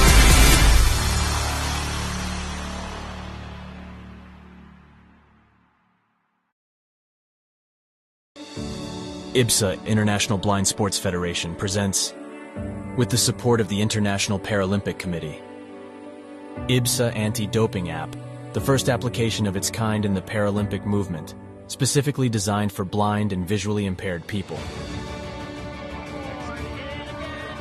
Athletes, coaches, medical staff, managers, and the public in general now have a powerful tool to stay focused on the principles of clean sport. Scrolling down the main menu, you can find all the important themes you need to know to play fair and be alert to testing procedures and necessary adaptations for athletes with visual impairments. IBSA gives top priority to anti-doping control, being the only international federation with 3 sports in the Paralympic family: goalball, football, and judo. IBSA anti-doping app has external links, namely to WADA, where our sport agents can always find the most updated information, especially the list of prohibited substances and methods. Glory in sport can only be achieved by the athlete's awareness of their rights and responsibilities. You can find them on the IBSA anti-doping app.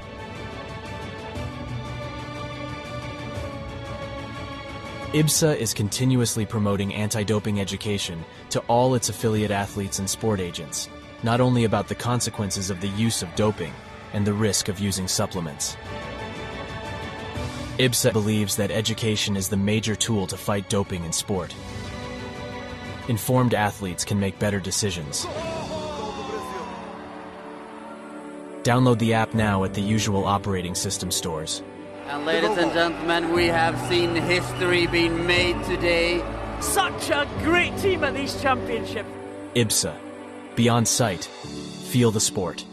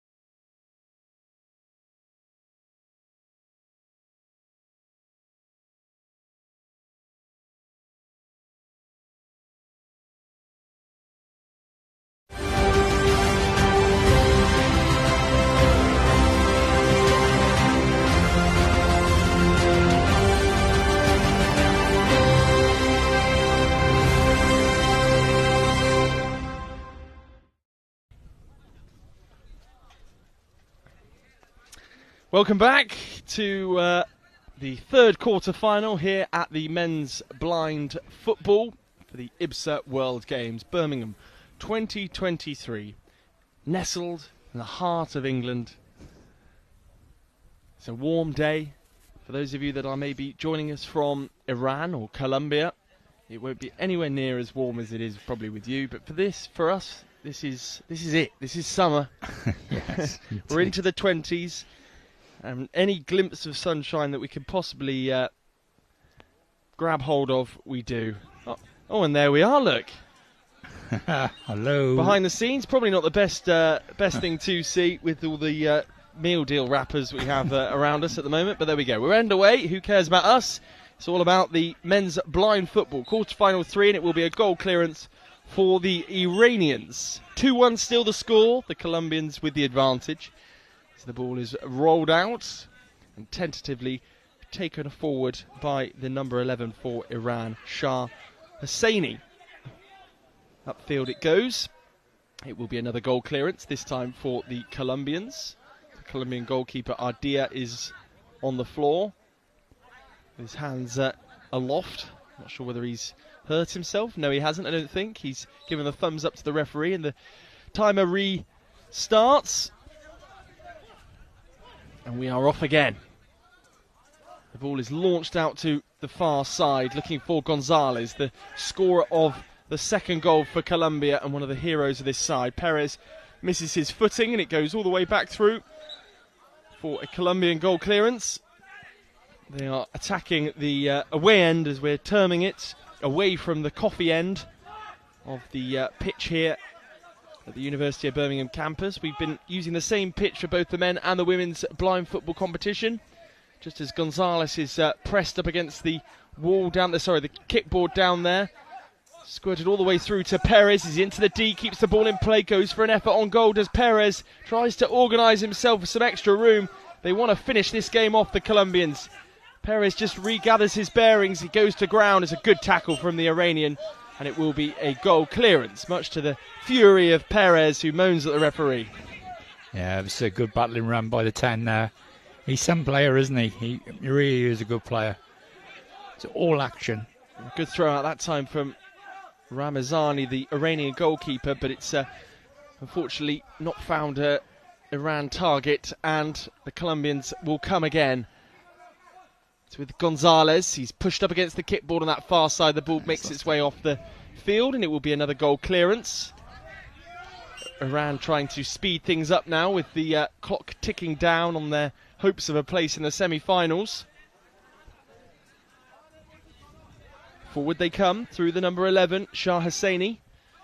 Shah Hosseini puts his head up and then loops the ball up over to the far side in front of the coaching staff. But it's met by Perez and not the number 9, Sadegh, who they wanted it to find. Sadegh, of course, scored the Iranian goal in the first half to, at the time, bring the scores level. But the Colombians had other ideas, and Perez's attempted pass ricochets off a Iranian player. Colombia will come again, though. Good build-up play from them from the back, and they move up towards the halfway line. Gonzalez spreads the play from left to right, and Perez tries to get on the end of the ball, but misjudges the line of it, and the 8, Karimi, picks it up. Can't make his way over the halfway line just yet, so arcs his run and looks to take a different route, but he's well tackled by the number 2, Lopez, for Colombia. This is end-to-end stuff now, entertaining game we have on our hands. Shah Hosseini picks the ball up, and it's now back with Colombia once more.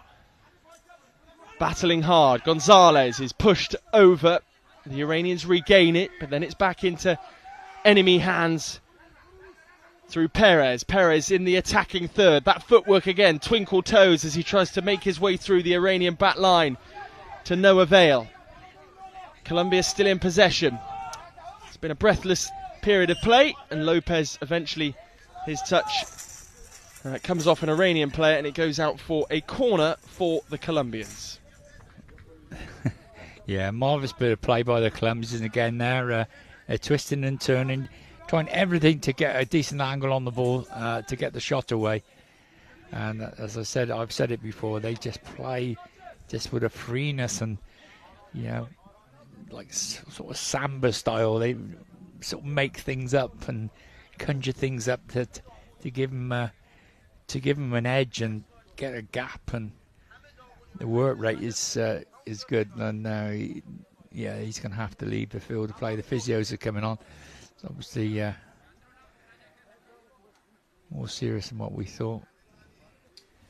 Looks like it's his left knee. Well, they'll prepare a substitution.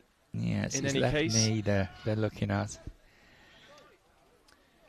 The physio's moving it around pretty Vigorously. aggressively, so it can't be too bad. But nonetheless, the substitute is gearing himself up. The number 5, Jaramillo.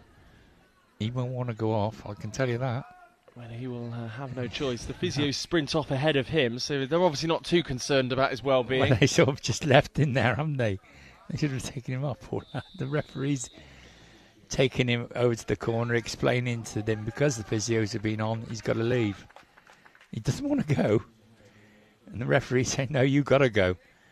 It's not up to you, sunshine. It's the laws of the game. No. He can come straight back on. It's not a problem. But he can't come back on in this phase of play. So if he gets taken off of this, he has to wait for another stoppage in play before he can come back on. Well, he is replaced.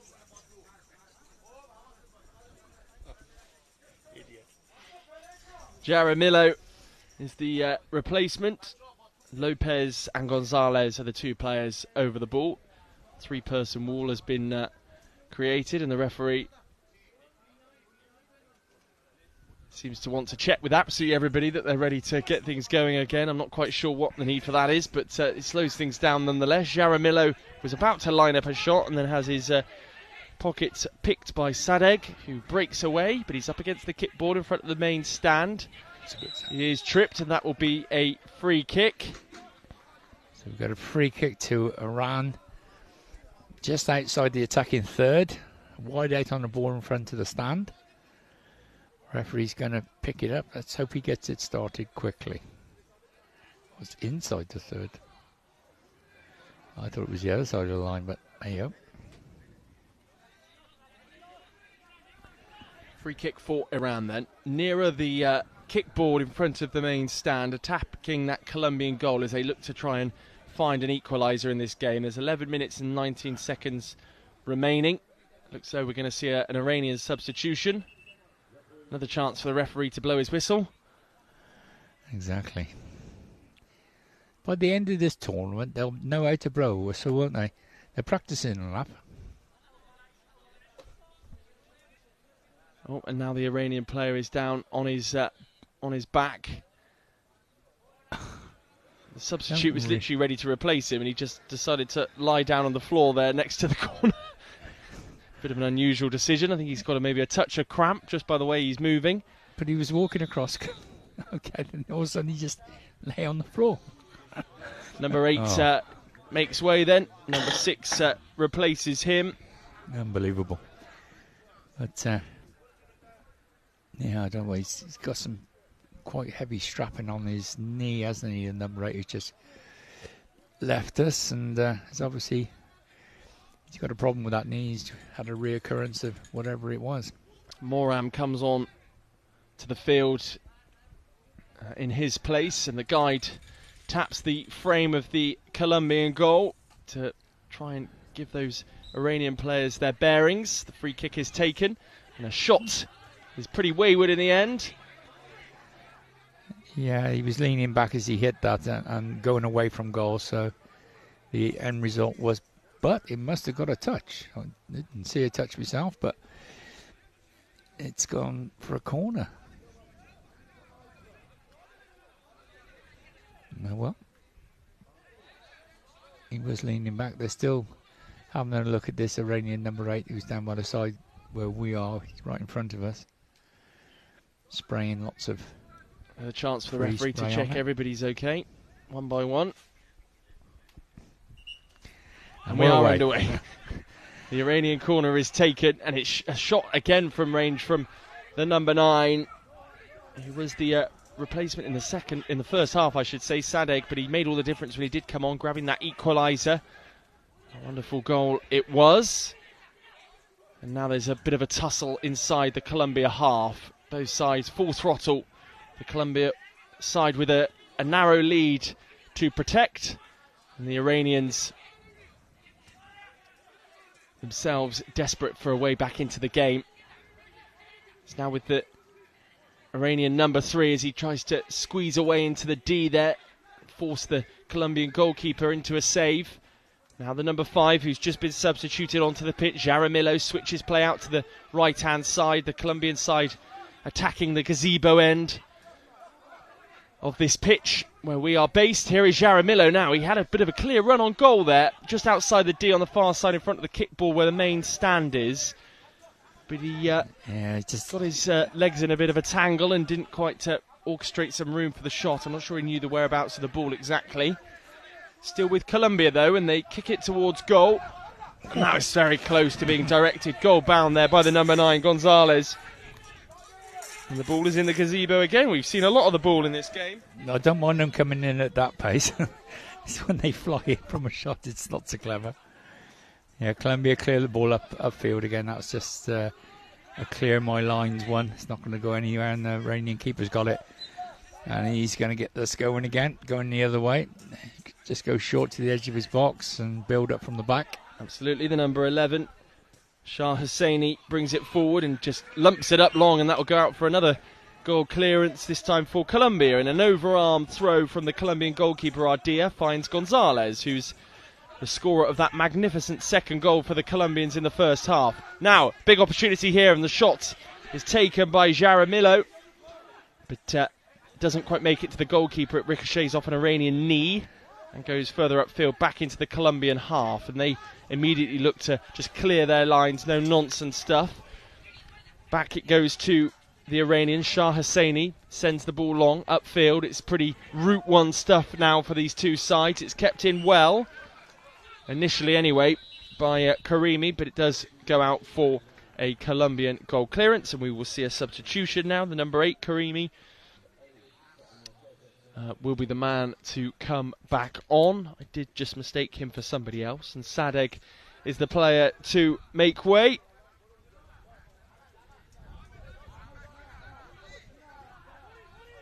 That substitution is made. Thumbs up from the referees all round. And now it will be a Colombian substitution. Player furthest across the other side of the field is the player to trundle off. It's Jaramillo, the man that just came on, so he may feel a bit upset that he's been replaced straight away, but it's the man that he came on for who picked up an injury and had to leave the field of play, Perez, that will come back onto the pitch.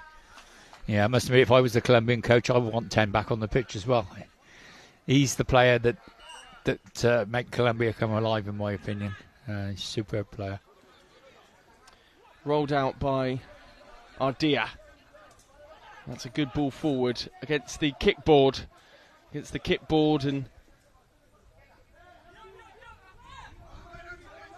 Perez is tucked in down there, but he swivels back onto his right foot, right on the edge of the D. Perez to shoot, and he drags it just wide and almost takes us with him. Yeah, well, there you go. You can see why the coach wants him on there. He gets the ball, things happen. He's a fine player. That's an excellent tackle there by the Colombian player, just to stop any advance from Rahimzadeh.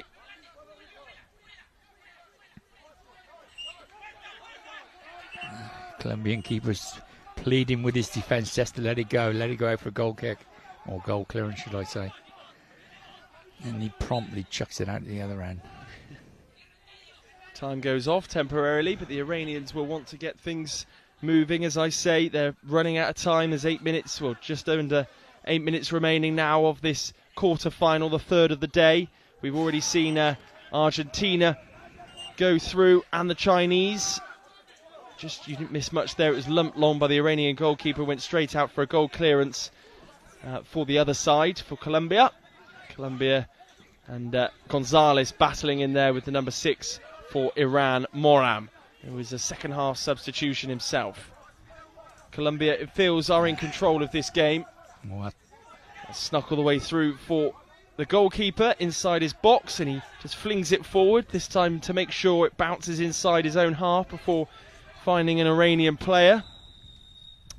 The referee spots that it's in fact Perez that has lost his eye mask. We will see another stoppage now in play. Yeah, it's unfortunate these eye masks are coming off. It's not really much the referees can do other than get the eye mask back on quickly and get the game going. And if they can get the eye mask back on and get it going quickly, it's not a problem. And it's going to be a drop ball for Iran. Uncontested, and here we go. Here we go. The Iranians at pace. Rahim Zadeh was the man that ran at that back four that were assembled for the Colombians on defensive duties, but he was stopped by them. Now Colombia in possession again, and Lopez sends the ball out towards the kickball. It's picked up by the number 11 for Iran and played very cutely back to the goalkeeper, who just lumps it long again and just completely misses the bounce of the ball in his own half. And with time running out, that's just careless. Yeah. I don't know how many times he's done it in this game. Count that as 4 times, I think, that he's... He just gives the ball back to the opposition all the time. You know, the players don't do it and they can't see. You've got the goalkeeper who's got a full view of the pitch and he whacks it over the halfway line. It just, if I was his coach, I'd be ripping into him at the moment. Just takes all the intensity out of the game. You know, Iran get a bit of a head of steam up. And then he just does that. And you just think, come on, mate. Side foot it out if you need to. You don't need to poke it that hard. Off we go again. No volley calls. Yeah. The free kick for Colombia. Just breaks up the game all the time, though, doesn't it? That's the problem for the Iranians. They want to be playing. They don't want to be stood around waiting for the referees to blow the whistle. They want some momentum behind them, and they're not helping their cause at the moment.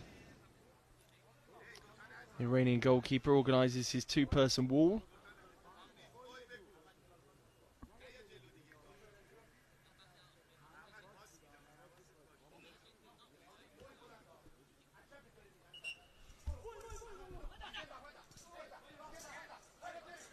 Chance for Colombia here. One-on-one with the goalkeeper was the striker Perez, and he just stuck a foot out. No.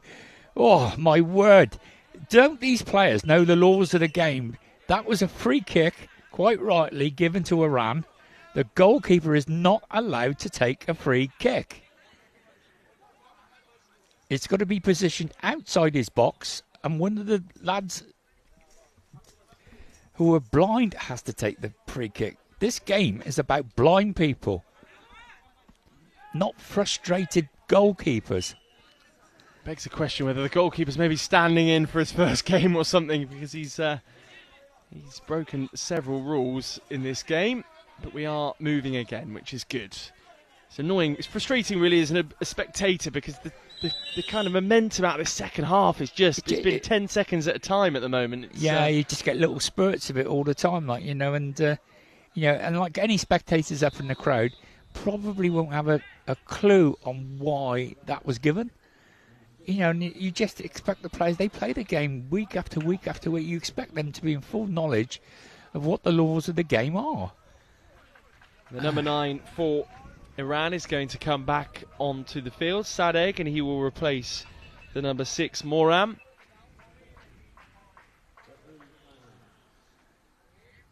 The referee's just blown his whistle several times and made his way over to one of the other Iranian players. Now wants this Iranian player to go off. I'm not sure what he's spotted now. He wants a goalkeeper to get back in his goal. What's he doing over there? He's causing chaos, this keeper. Honestly, he really is. We've got something wrong. The other referee is now pointing at the Iranian number 3's boot. And a number 3... No. Now the goalkeeper is intervening with whatever's going on here as well. The referee is now looking at...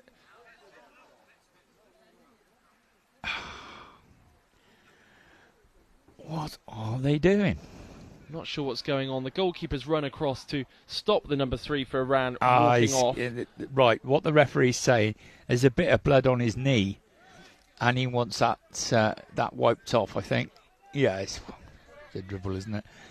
And what the goalkeeper was trying to keep him on was to get the sock up over the knee, so the red sock would have mopped up the red blood and no one would be the wiser. Oh, my word. We've seen it all. 7 will come on for Iran now.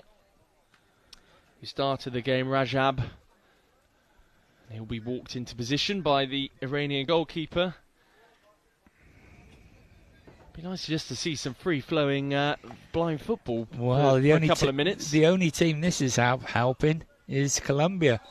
I'll bet you they're loving this. The Iranians are breaking the game up, slowing it all down. And it's only helping Colombia.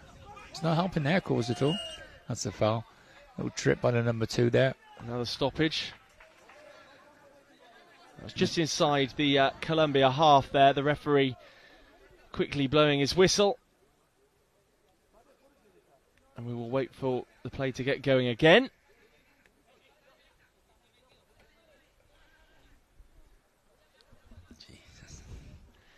Yeah, get it going. Come on.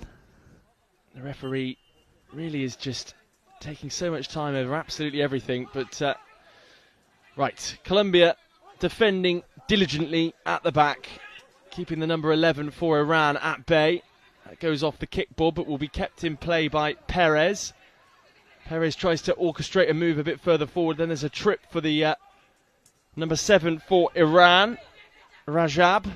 And now a chance for the Iranians. And for a minute there, I thought the eye mask had fallen off the face of Gonzalez, but Gonzalez gets back to his feet and moves over the halfway line for Colombia. Still going Gonzalez, but he's met his match in the number 8, Karimi, for the Iranians. It's spread out to the far side and will be picked up by Perez.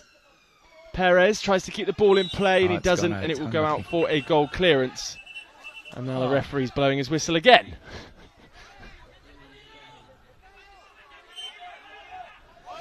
Right, we're away again, hopefully. Rolled out up to the number 9 for Iran, who will try to keep the ball in play. That will be a corner for Iran. It does come off a Colombian player in the end, and we're drawing closer in 10-second increments to the final 5 minutes. And the Iranian guy's getting a little upset behind the goal. He is a man mountain, that guy. And I think if he came up to me and asked me for something, I could say you can have 2. He's a big old boy. So it's a corner to Iran. Corner to Iran then in front of the coaches nearer the kickboard on this near side. Squirted through to the Colombian goalkeeper in the end, who bides his time before picking up the ball, just delaying things slightly and allowing the clock to wind down a touch more. Here is Perez then on the attacking third line up against the number 11 for Iran. Shah Hosseini finds his strike partner in Gonzalez on the opposite side. The referee decides that is a no-voice situation, I think, again there. Yeah. The Iranian didn't say voice. You can see what he thinks about it.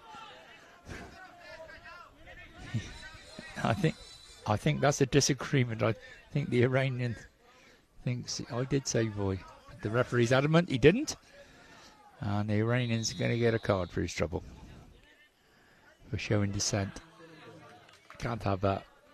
You might disagree with the decision, but you can't. And it looks like the Colombians have called a timeout, which is not a bad idea, really. And let's hope they can settle themselves down. Yeah, it was a yellow card for the dissent, I think, from the Iranian player. Because he did pick the ball up and start chucking it down in front of the referee, and the referee's placing the ball where the free kick will be taken from. When we resume, we'll just have a look at these highlights for the second half. It's been very bitty, this second half, really, to be honest. The first half was absolutely tremendous, but the second half has been a bit bitty. You've got a good run here. from the Iranians. He's in on goal and just can't get the shot away. Here's the Colombians, and he's off balance when he hits it and screws it wide. It's a good lofted pass into the middle there. And that's a good save by the keeper, to be fair. Yeah. But it has been very bitty, hasn't it, this second half? And obviously suits the Colombians more than it suits the Iranians. Right, I think we're nearly ready to start again. I think the referee might make himself a cup of tea in a minute and have a quick cup of tea before he gets things going again. Yeah, the timeout's supposed to last a maximum of 1 minute. And after 50 seconds of that minute, the players should be on the pitch ready to have their mask changed in the last 10 seconds of that minute. Doesn't seem to be happening here too often. The referee will mark out the wall for the Iranians and get them organised. The goalkeeper for Iran, Ramazani, organises his wall, makes sure that one nearest to the goal line is adjacent, or at least in the line of the post, I should say. Still, we have not had a restart.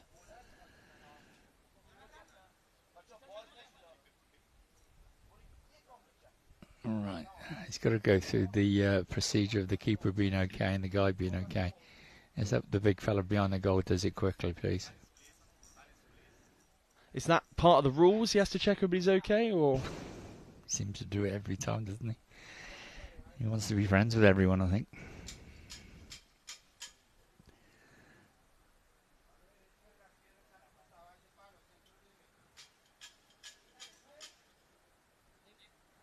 Right, we're ready to go. And away we do go. Finally, a good effort from Perez there in an attempt on goal, but it was well blocked. Still going here, Perez. He's running out of space, but he finds some. Oh. What a shot that is. Cracking save as well, and he's injured himself, the goalkeeper, in the process. I think he took one to a very sensitive area there as he was keeping that one out. Away go the Iranians, looking for a response. That would have really finished the game off in favour of the Colombians there. But now a chance for Iran on the break. Could there be a goal here? No. Unlucky. He's lost his balance right at the last. It will be a goal clearance for Colombia. And we're down to 4 minutes, just over. Immediately flung from one end to the field to the other by the Colombian goalkeeper. And it will be a goal clearance now for Iran. And this time the Iranian goalkeeper does allow the ball to bounce, but it's far too strong. And the Iranian coach is furious with their keeper. And it looks as though we're going to see another substitution, this time for the Colombians. Yeah, we got an Iranian down as well, tying his laces up. Number 3 comes off for Colombia. Alex Martinez. The Colombian coach must be loving this. Absolutely loving it. It's breaking the play up, slowing everything down. And all the time that clock is just ever so slowly getting closer and closer to showing the 3 noughts.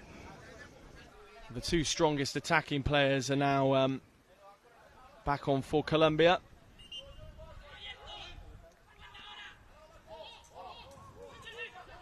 It's going to make its way the whole way through, and it's stopped right in the D for Colombia, and Lopez shoots. Maybe a cry of a handball there. Yes, I think the keeper's got a point.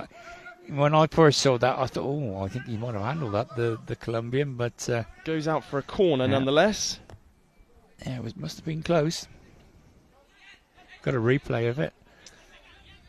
It's a good throw out by the keeper. He's thrown it, and I think he did hit his hand. Yeah. It's good job they didn't score. They could have been uproar. Yeah. Corner though for Colombia. A chance to score here through the 2 danger men, Gonzalez and Perez. Gonzalez takes the ball away on the line of the attacking third that Colombia go for up against there, and that's a wonderful ball into Perez. Now Perez has some space and just 2 Iranian players in front of him. He shoots, drags it, hits the post again. The Iranian goalkeeper gets back to her feet, and then there's Yeah, that's fair enough. The referee's spot on right.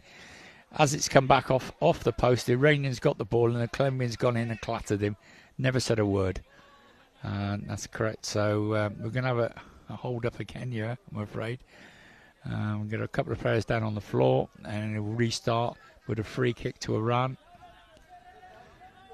Just looking at this bit of play again, where he picks it up on the left, comes inside, beats one, gets down to the byline, pulls it back, and it's just dribbled in against the post. He's some player.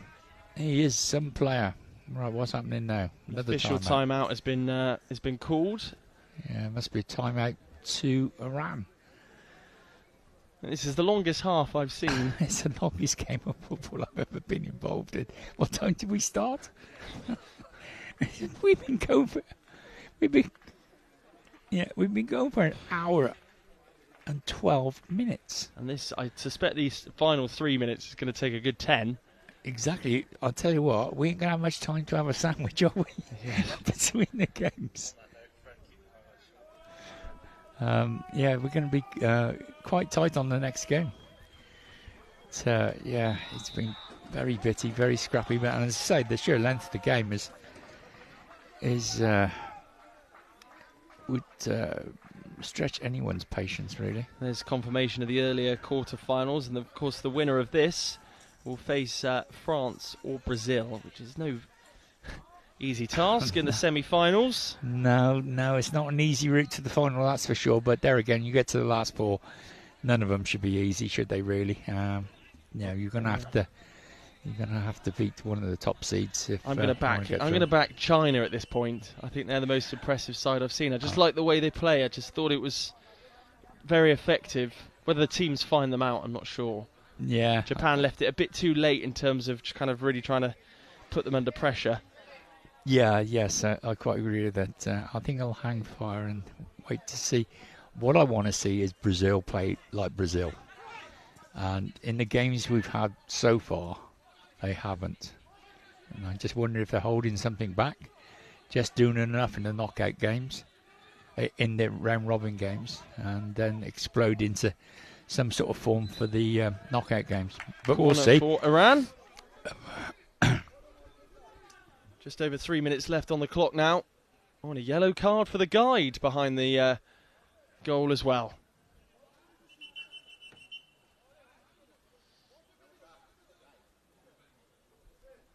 Yeah, I think he had been warned about coming around the post and encroaching into the goalkeeper's area. So I wonder if he's done it again and we didn't notice it. He seems happy enough about it, doesn't he? His thumbs up and said, fair enough. Fair cop, Gov. So Iran are coming up the board to get the shot in, but it's into the side net. It was a smartest shot, right-footed shot.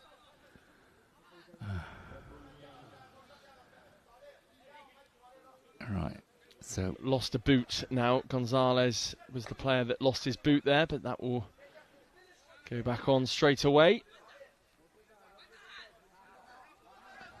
Right. Okay. Still 3 minutes left. We're ready to go. Rolled out to that right-hand side and launched upfield by a Colombian player, and that will be a corner for Colombia.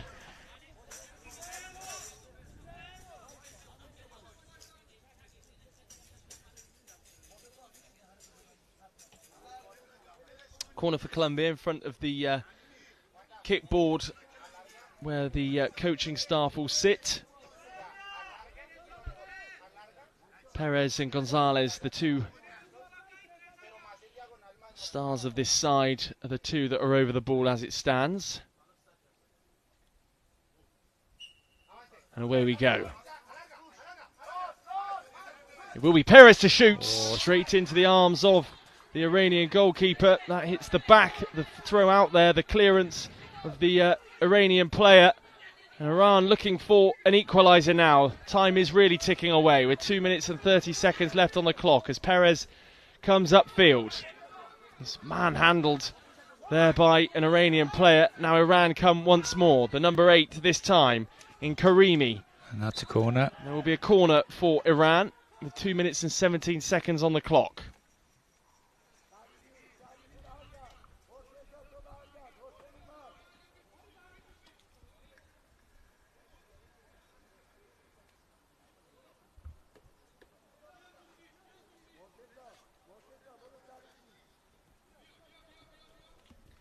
Iran with the corner then, in front of the main stand on the far side.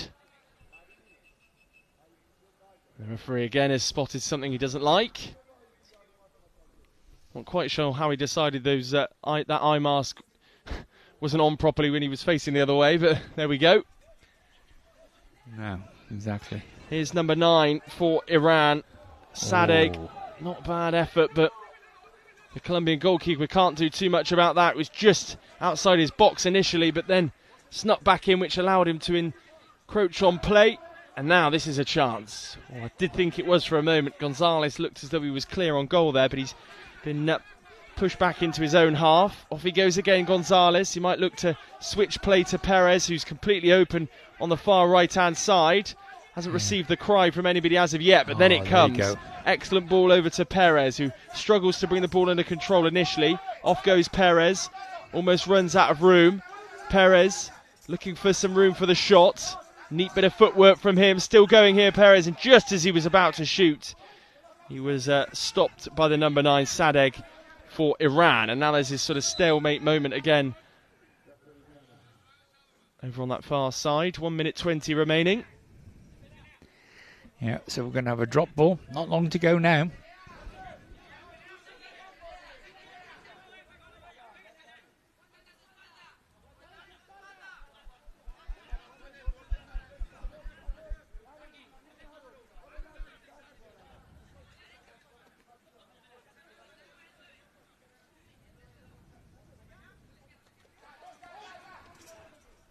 And we're off. Back up and running. Ball just inside the defensive third for Iran, but squirts forward and the Iranians move over the halfway line. Now trying to get into the offensive third, but the Colombians holding the ball up well and just killing the clock in the process as we hit the final minute. Sadegh comes away with it, but the Colombians win it back. The ball will be kept in play very effectively as well, and then it's sent upfield. The Colombian and Iranian player almost come together before Iran come away with it once more, but a good tackling from Colombia there, and they almost break through. Gonzalez doesn't quite fall for him, and now there's a bit of a tangling of legs on the far side on the halfway line, and now Iran will look to attack right at the death here. 25 seconds remaining. Colombian player trying to bring it under control before it goes out of play. No whistle from the referee. Still players on the floor. Deep inside the Iranian half now as Perez gives chase, but Iran really running out of time, and then it's played off the park, and 9 seconds left on the clock. We'll have one final corner, and that should be that in this game, and Colombia are destined for the semi-finals. But of course, even with 9 seconds left, we're going to have another stoppage. Are we? What a surprise.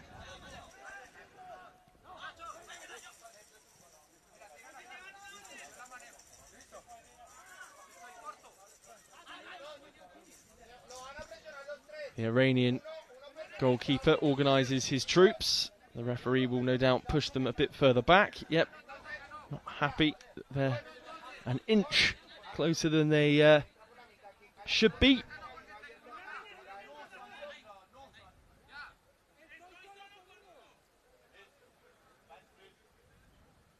And finally, we will have this corner, and this will be the last slice of action in this game. It's Gonzalez with the ball at his feet. The buzzer will go any second now. Just as Gonzalez tries to put the ball in the back of the net. We've not even got half a second remaining, and it will be a goal clearance, and then that will be that. There we go. And the Colombians go through to the semi-finals then. That's amazing. Well done, Colombia. A narrow victory over Iran here. Wild celebrations for them. Really well played. Some cracking goals as well. Oh, some good goals in that. And yeah, the first half was absolutely stunning first half. And unfortunately, the second half couldn't live up to that billing. But the first half was just great stuff. And yeah, so pleased for Colombia. You know, generally, I love the way they play. And all right, the second half really, it wasn't the same all-action stuff, but a lot of that wasn't because of what Colombia were doing. It was just everything else conspired to make it a very slow second half. And Yeah, so Columbia go marching on, and Iran will go into the lower place playoffs, which is still leaves the door open a little bit for the Paralympics. Yeah. But it's only a crack. So a very dejected-looking Iranian side. The full-time score then in the third quarter-final here is Iran 1, Colombia 2. Here's the goals again. Yeah, these are worth another watch, though, to be fair. That's a great goal list. Whoops, see you later. Bang, goal. He sent the whole side. Yeah, it's great. He comes in from the board, feints to hit it with his right, drags it back, see you later, and just pokes it through the legs and goal. Lovely. I'm going to see it for a third time, just in case you wanted to see it again there. Well, it is rather special, isn't it, really? So this is where you can see him chucking the defenders the wrong way, though, can't you? More on that last shot. And this is the Iranian goal. From deep, right inside his own half. Yeah, he comes up through his third. He gets bundled over. He gets back up again. Goes through another 2 tackles. Then nutmegs the third one. And then just smacks it into the corner. It's a fine goal by the Iranians. Absolutely tremendous stuff. So watch it again here. Just in front of us, the French have just arrived to begin their warm-ups for the final quarter-final against Brazil. And one more for good measure. Oh, that's a lovely goal. And then next we will have the winner now from Gonzalez, which was a superb finish and such a tight angle as well. Yeah. Comes in from the left-hand board. Comes across, feints again, drags it back. And whack. He's got a good left foot, that boy. And there you have it then, the final score, Colombia 2. Iran 1. Iran 1. I was concentrating there so much on France, I completely lost who we were watching. We're getting a little bit punch drunk here, aren't we? We are, yes. 25 minutes to go until we join you again. We're going to go and have a drink, I think. Quick one. Yes. See you later.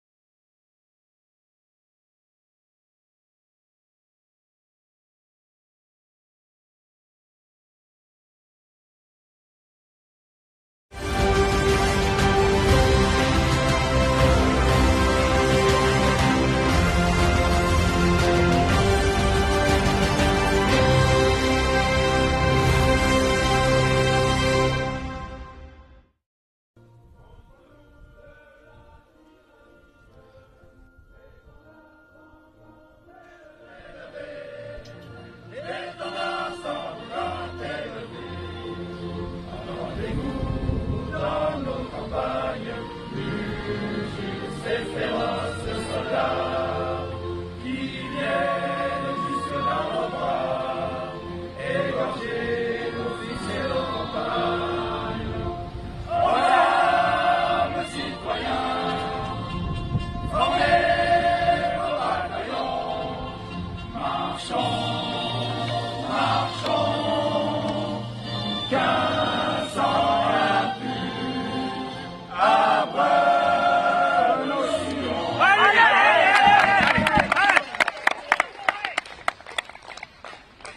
Please remain standing if you are able for the national anthem of Brazil.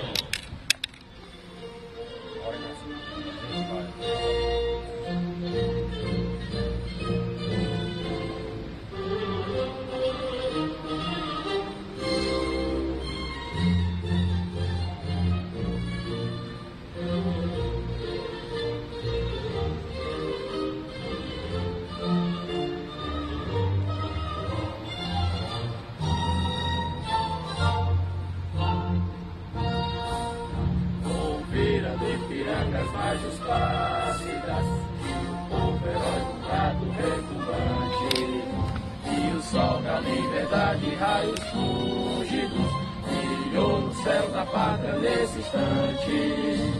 Gigante pela própria natureza, és bela, és forte, pálido colosso. Se o teu futuro espelha essa grandeza, terra dourada, entre outras mil és tu, Brasil, ó pátria amada. Nos filhos desse sol és mãe gentil, pátria amada, Brasil.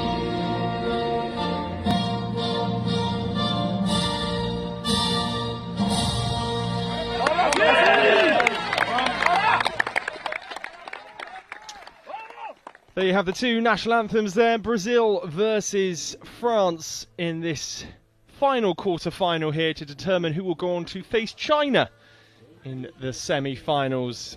Makes for a very exciting contest. Still a dry day in Birmingham. We keep having weather checks, but it's mandatory when you live in the UK. Wherever you're watching, whether it's in Brazil or France, we hope you enjoy the coverage today.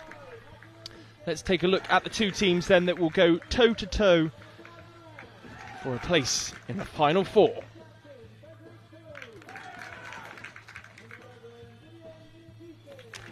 Starting with the French side, Alessandro Bartolomucci is the goalkeeper. Frédéric Villeroux is the captain for the French and the danger man as well. Tiadane Diakite is the number 11, then number 5 Haki Marezki, and then number 7 Babacar Niang. On the bench today for the French, Benoit Chevroux is the replacement goalkeeper. Khalifa Yume is another substitute. Martin Baron. Ivan Wanshi is the fourth substitute. And then Michael Miguez makes up the substitutes. And then the head coach, Toussaint Akpwe, is the head coach. And the guide is Yannick Lecolveve.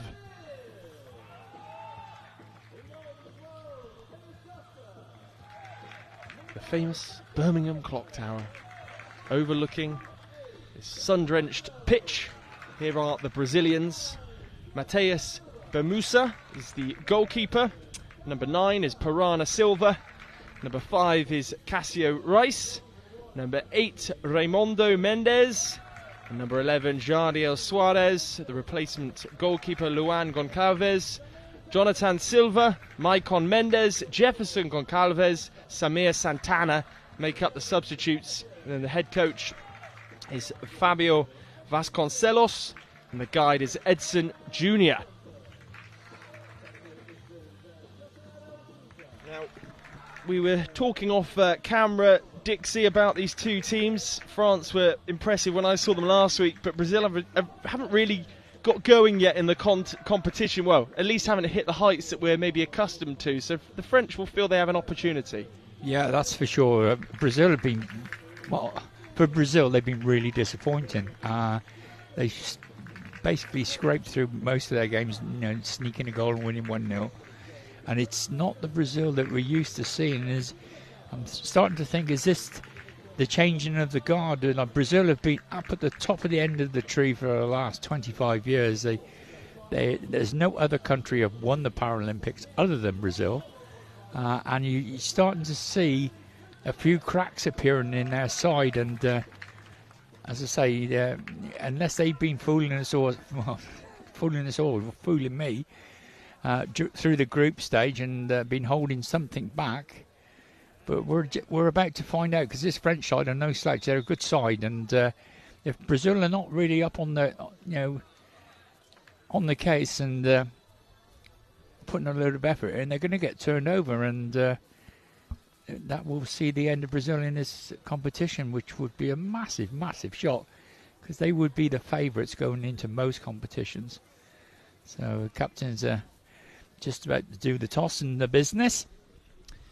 It would be unfair of me not to, well, it wouldn't be right of me not to mention the Brazil kit here, which is the customary yellow, which actually from distance, and now you could probably say it's more likely to be the other way around, it looks very similar to Bristol City Football Club's third kit, which is their yellow kit, which is received mixed reviews from fans, but I think the Brazilians here have copied the Bristol City kit and have gone for this strip. But from head to toe, they're in their yellow shirts, white shorts and blue socks.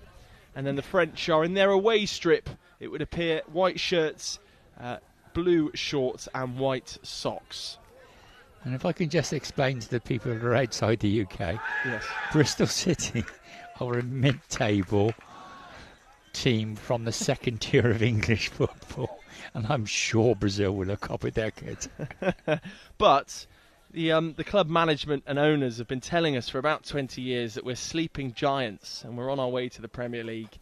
But we've all had to deal with consistent sort of 11th to 16th place finishes for the last sort of 7 or 8 years, which one of the producers of this particular broadcast, Dan White, will be...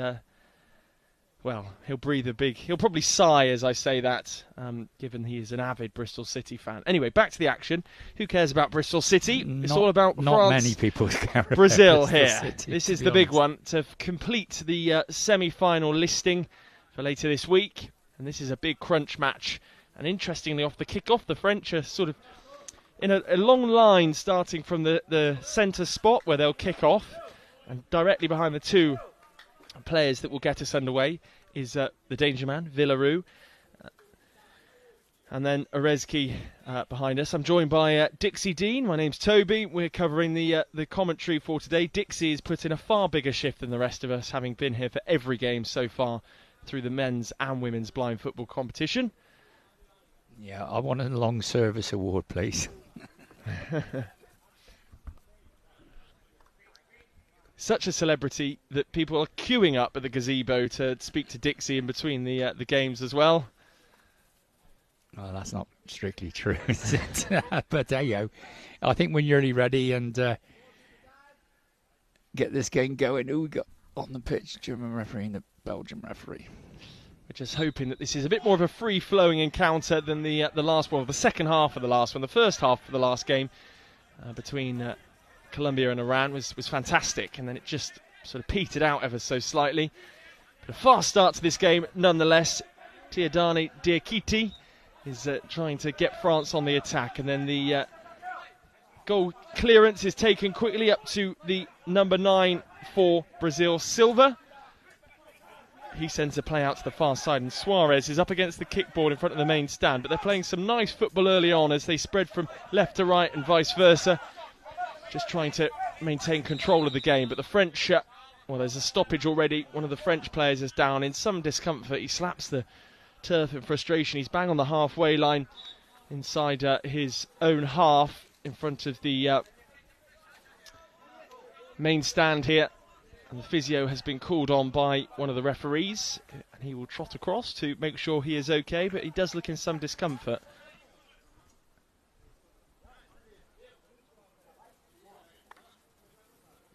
It was a fairly innocuous incident, but sometimes those are the worst. If he's twisted something, he looks like he is in a degree of pain. It's not one of those where he just fancies a breather inside 30 seconds, and the substitutes are warming up. Given the physio is on, he will have to go off now as well. So that's an early blow for the French side. Yeah, it's a bit of a blow for the French side there. But they still got Villaroo in their side, and I believe he scored probably one of the goals of the tournament. He did. And I think it was last Thursday, and I think it was against Colombia. It was me and you, actually. It was on the Friday. It must have been the Friday, yes. Right. Yeah, it was against Colombia, though, wasn't it? Yes. Yeah, so if you get a chance to look back on YouTube, Colombia versus France, be it Thursday or Friday, it was one of those. Take a look at the goal he scored. It's unbelievable. And he's coming away with the ball now, and we're back up and running. The substitute wasn't ready to come on, so at the moment France are playing with two. Villaroo, though, through on goal. And he does shoot with his left foot, but it goes out for a goal clearance. And what's happened in all of that is Babacar Niang has been able to come back onto the pitch, which is good. It shows that he's made of tough stuff, back on his feet as well. And now Brazil have possession through Lopez. Bang on his defensive third line. And that is the first time since I've been here that I've seen the ball go over the kickboard. It doesn't happen very often, but the Brazilian lost his bearings a little bit, and he went to put it down the line, and he's slightly gone off cue, and it's gone over the boards. And so it's a kick into France. Kick in for France. And Babacar Niang straight back into the action, just inside the Brazilian half. Tries to use the kickboard to get beyond the number 9 for Brazil, Silva, but Silva brings the ball away. A lovely close control from him, just trying to find his way through. He's hurdling obstacles of French legs to try and find a clear view on goal so he can pull the trigger and get a shot away. He does! A fine effort, a whisker away from the far post. The French goalkeeper, Bartolomucci, hops to his feet and just barks orders at his defenders.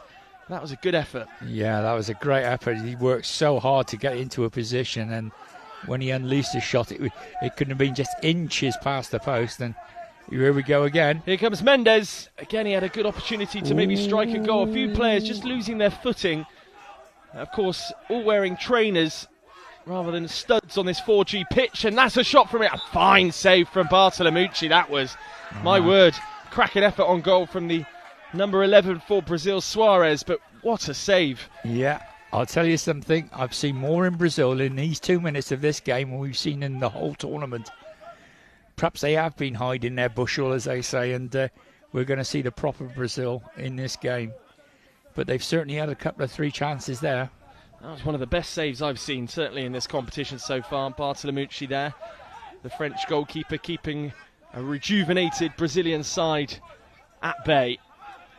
Spread out to the far side in front of the main stand and picked up by the 11 for Brazil, Suarez, but he has his pockets picked, and now the French will look to break. And if he'd had a second longer there to strike Babacar Niang, he might have found the back of the net, but a goal clearance nonetheless.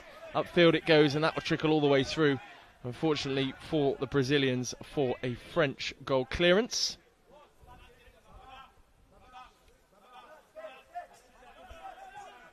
Yeah, French decided to play it out short and build up from the back. Didn't really work particularly well, and they lost possession. There's Diakite. His pass was an unsuccessful one, and he gives possession back to the Brazilians, but he's dug out of a hole by Babacar Niang, who's inside his defensive third. He pokes it through to Villaroo, and Villaroo now, and this is where he's most dangerous, twisting and turning, and he has his shot blocked, and it goes out for a corner for the French side, and he's encouraged by that. He claps his hands and looks back towards his own goal. He's so quick over the ground, Villaroo. He's a fine player. He's been around, I think 20 years he's been playing at this level. And, you wouldn't... you look at him, you wouldn't think he'd been around for 20 years because he looks fit and he's still got a lot of pace, and he's certainly got all the skills he's ever had. So he is a good player. Villaroo waits on the edge of the D, but he's being man-marked at the moment. The corner is taken, but that will be another opportunity now for France to reset here and have another go again from another set piece. The ambulance count tots up to the 3-figure mark. At least. That's just since the afternoon started. Diakite and Babacar Niang stand over this corner. Off we go again. Through Diakite, he twists and tries to head towards the D, but it's cleared away by Brazil. And a rush of yellow shirts surge forward. And here come the Brazilians now through number 8, Mendes. Still Mendes. He'll have a chance at goal now, and he can't quite steer it towards the target. Yeah, he just couldn't wrap his foot around it and cut back across the ball. He tried, he slid. But he's already achieved his pushing it out for goal clearance. Is so close, but it was a fantastic run. Going to go all the way through from the pass from one of the French players there for a goal clearance for Brazil. Niang tries to stop the ball from going any further. It's with Brazil, though, on the edge of the D. Danger. Suarez now. Silva on this near side, and it's a no-nonsense clearance from Villaroo. Yes, just kick it anywhere at the moment for the French. The Brazilians have rattled them a fair bit, yeah. They're not looking as comfortable as what they have done in previous games, the French.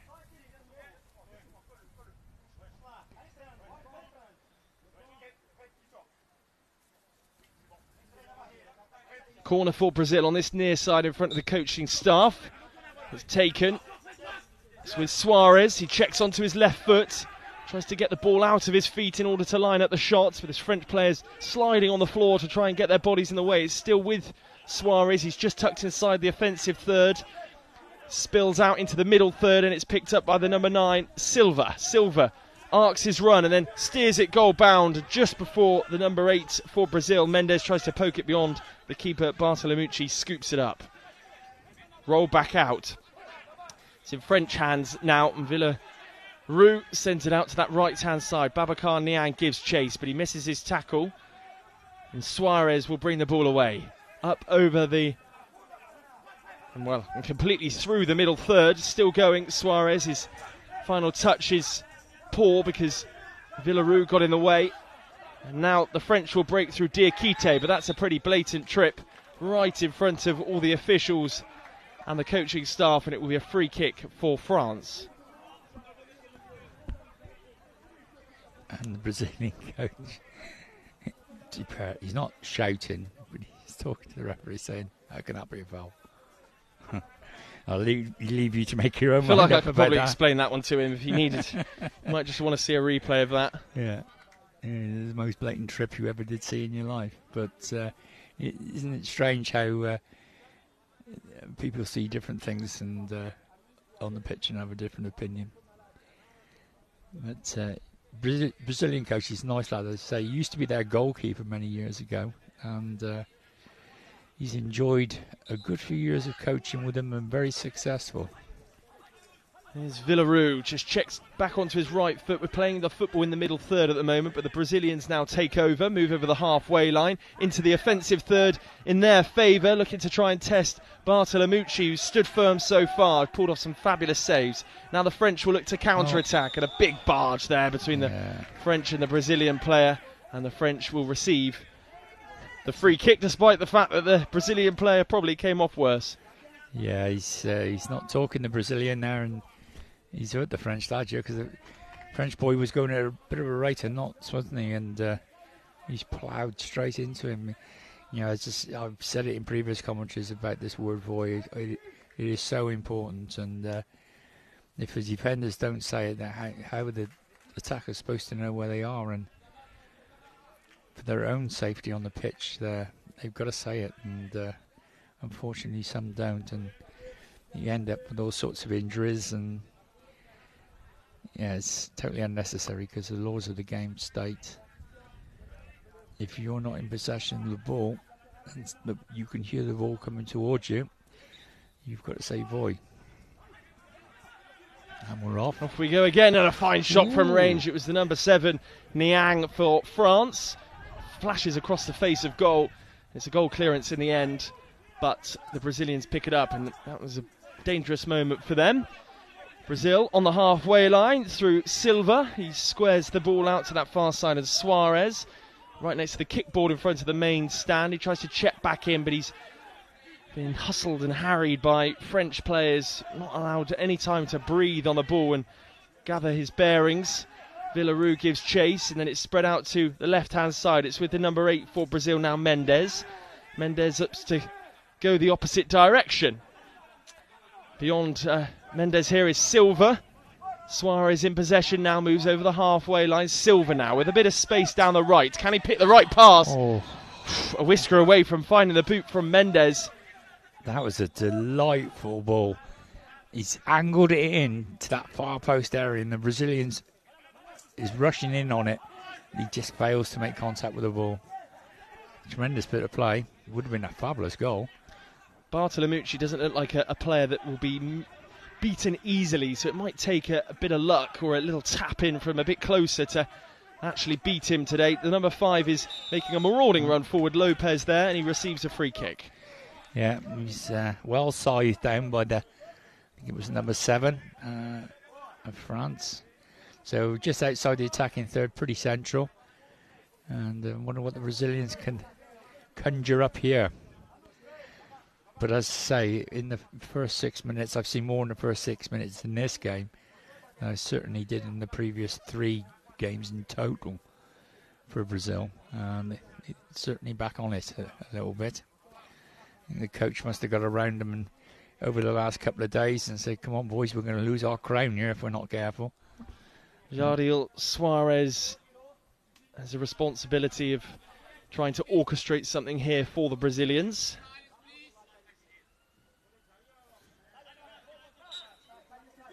He's got a lot of French players to beat if he's going to do so. That's what I thought was going to be a good tackle, but it turns out it wasn't, according to the referee. It was 11v11. Diodane Diakite, the player to bring Suarez down. Yeah, it's another team foul against France, sorry. And they might come to regret these silly little fouls.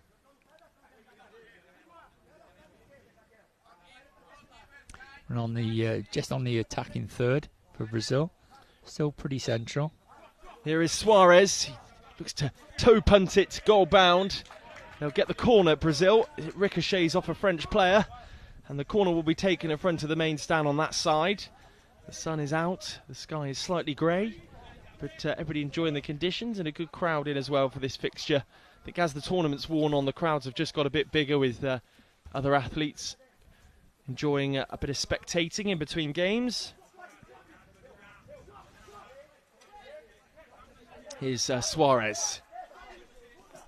Looking for a way through, still going Suarez.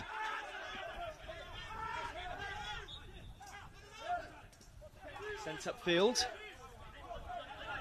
Babacar Niang, though, picks the pocket so full. That's a big challenge. That's a nasty one.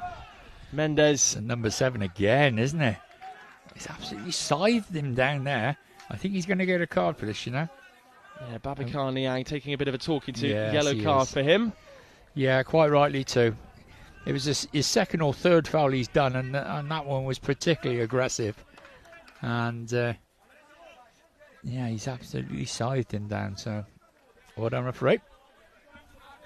The French head coach pointing to his temples there as if to say, make sure you keep your concentration, your focus. He's a fierce-looking character on the touchline. I haven't seen him crack a smile just yet. He's very animated when talking to his players, as well as the referee.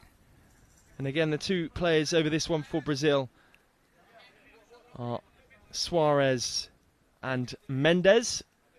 Mendes, in fact, is just in front of the 3-man wall for the French.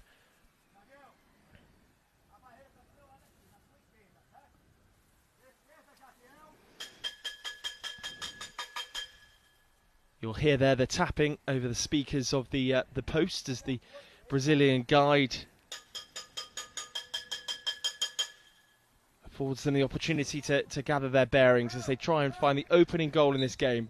The time is back on. It is Suarez who shoots, and that's a really good block, actually, a really effective one. Some really tough tackling going on. We're back by the sideboard on this near side, still with Brazil. The number 5 for France was Arezki, and he made a really good block by just lying down on the pitch, diving down and blocking that free kick. I think they call it a draft excluder, don't they? Yes. I think that's what they call it. Yeah, certainly. I think it's a bit more effective in this game than we see in the sighted football anyway. Yeah. The number 11 for France, Now, you said you'd never seen one. Well, we've seen two in a minute. Buses these kick-ins now. Yeah, the ball's just gone over the sideboard again off the French lad, and so Brazil are going to get a kick in this time. It's just about in the attacking third. The French goalkeeper, Bartolomucci, just organising his wall again and making sure that the number 5, Arezki, is marking Mendes out on that far side. Forward comes Suarez, but that will fall for the French now, and they can launch an attack, and they will do just that through Diakite. He's made his way up to the attacking third line, but he's lost possession to the number 5 for Brazil, Lopez, and he looks to break into the attacking third against the French. Scrambled stuff on that far side in front of the main stand. Steady. Inside the French half, and there's a bit of a coming together and a bit of what I called argy-bargy earlier on, but I'll have to name it slightly differently for this fixture.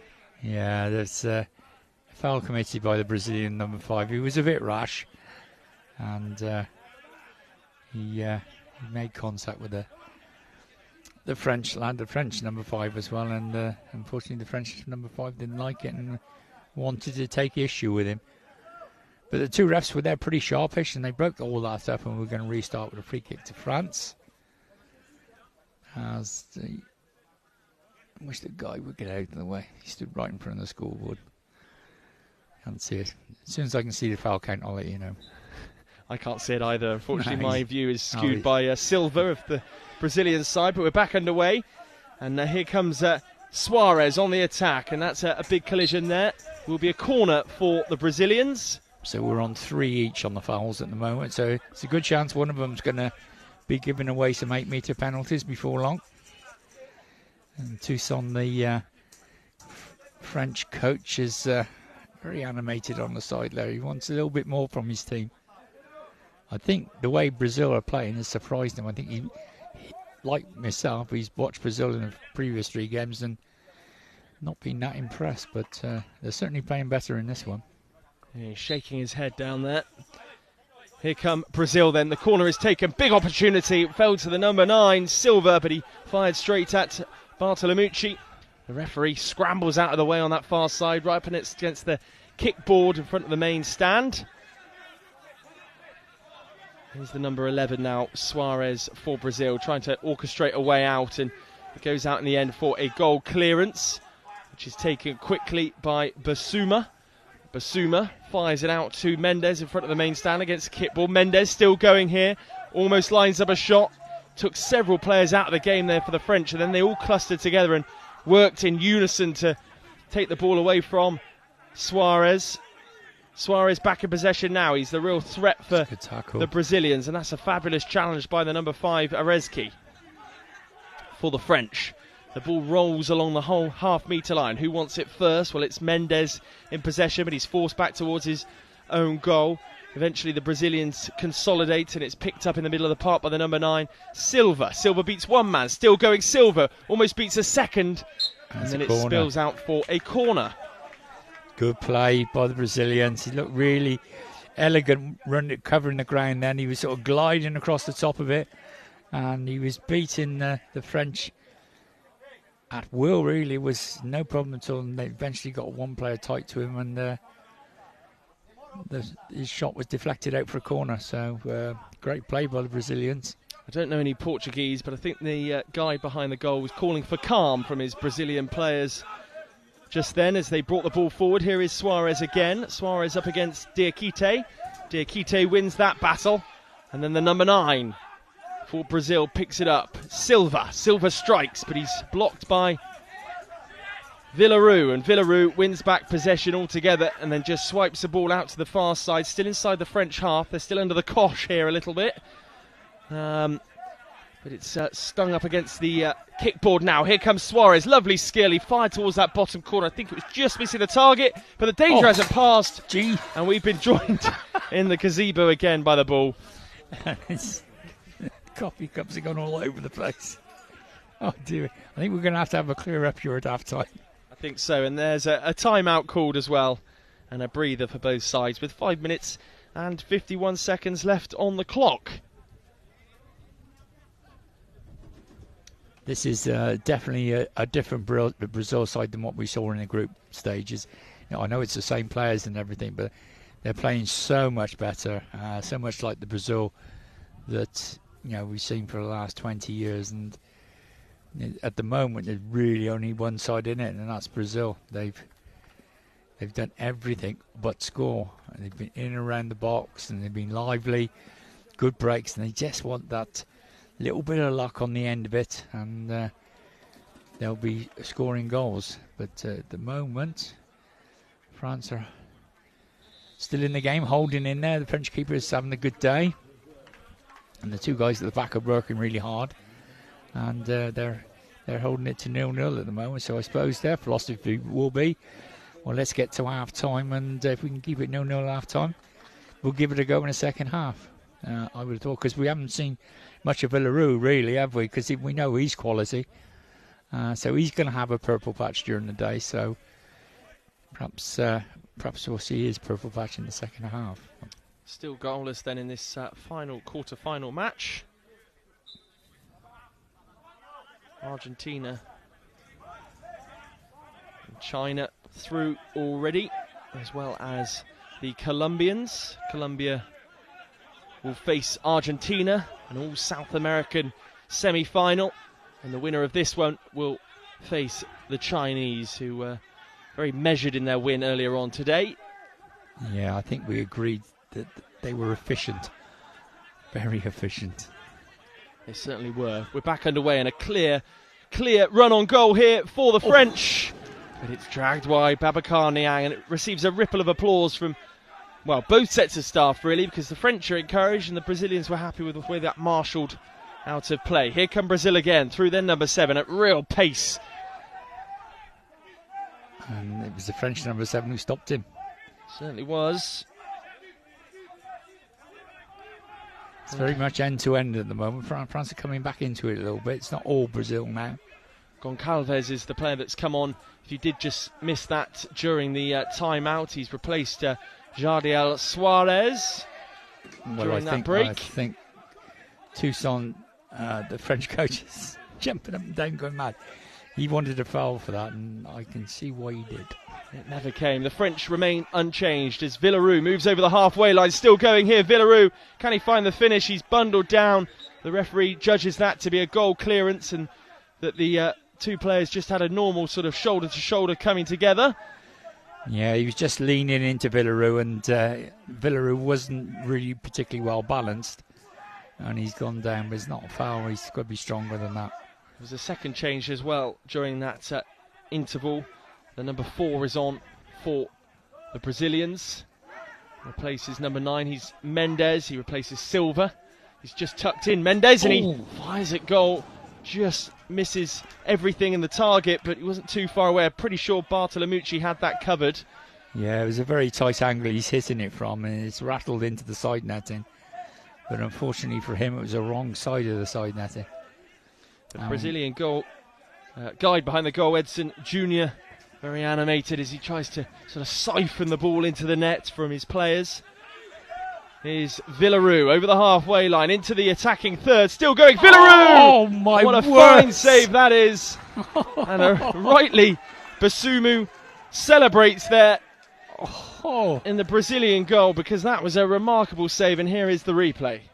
Villaroo can't believe it. He can't believe it. He's hit it so well from about 10 metres. Oh, he smacked it. And the goalkeeper's gone up and across there. Lovely save by the keeper, and a brilliant shot by Villaroo. We said he'd been quiet and he's got to have a purple patch. Perhaps he's having it now. That was fantastic play all round, from both teams. Well, it will be a corner, thanks to that fine save. The referee just checking a few things with regards to the players at the moment. Just making sure, I think, that everyone's happy and healthy. In fact, some instructions are going back and forth between the officials, and we will have a substitution as well in the process. It's a Brazilian substitution. 8 Mendes will come off, and it's a reintroduction for Suarez.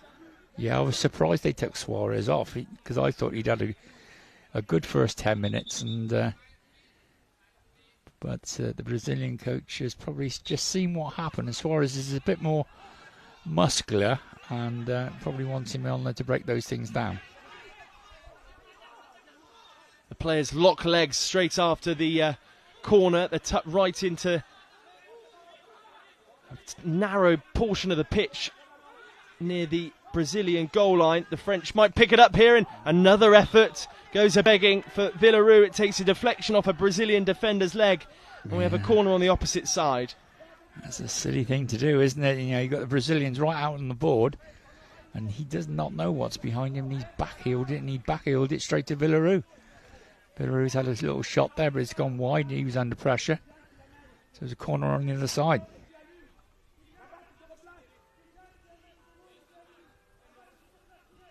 Corner is taken for the French. 3 minutes to go until half-time, but the Brazilians are the ones that bring it away. Through their number 5, Lopez, and he sends a very powerful pass cross-field, looking for the number 7 who's come onto the field of play, Goncalves, and he might have a chance here. He can't quite steer it around the goalkeeper, who takes a bit of a battering in the process. He took a battering from two French players and one Brazilian.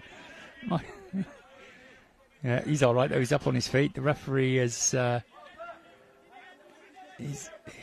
referee stopped the game, which was right and proper, because there were so many players on top of the goalkeeper. Someone could have got injured there.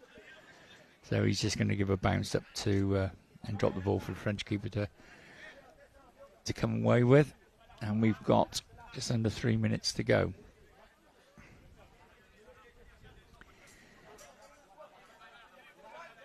And we're off. Bartolomucci flings it out to the near side. Now it's with the number 7 who's come onto the field of play and made a real impact early on in this game. The number 7, he's been fantastic. Goncalves.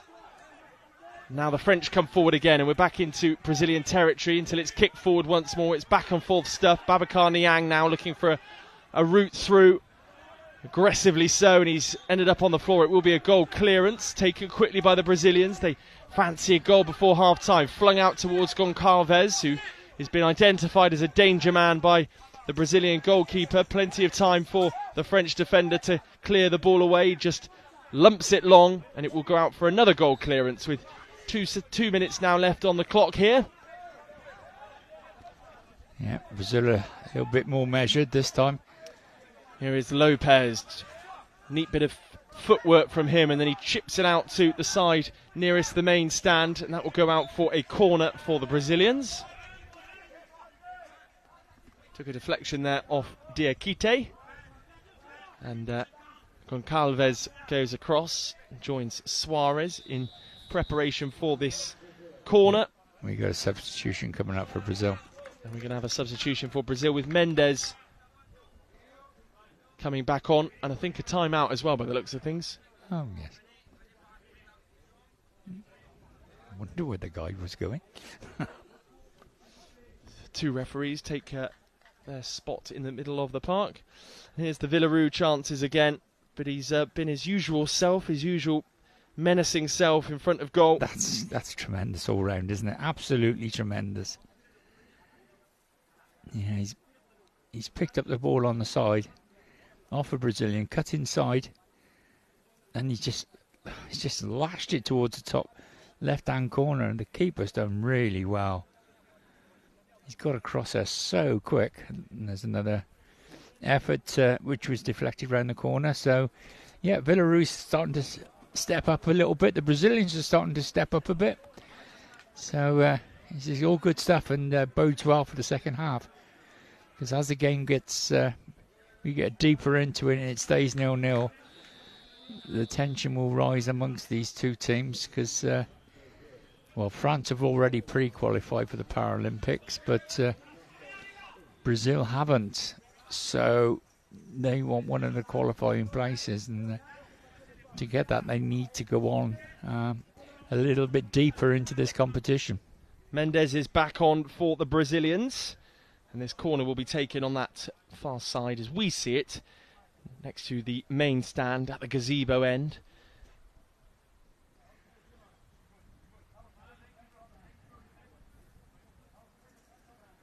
Still waiting for this corner to be taken as the referee just makes sure the wall is far enough back, I should say.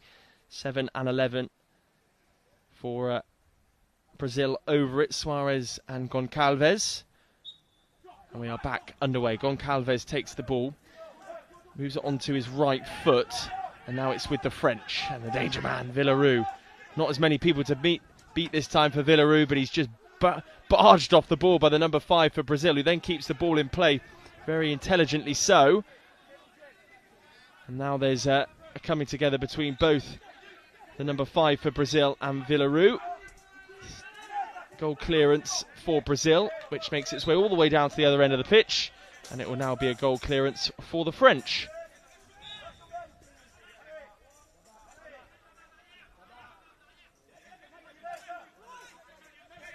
Bounced out to Diakite, who thumps it long, and it will be another goal clearance. It's just goal clearance to goal clearance at the moment. Yeah, to be fair to the number 7, he's put his hand up to apologise to everyone.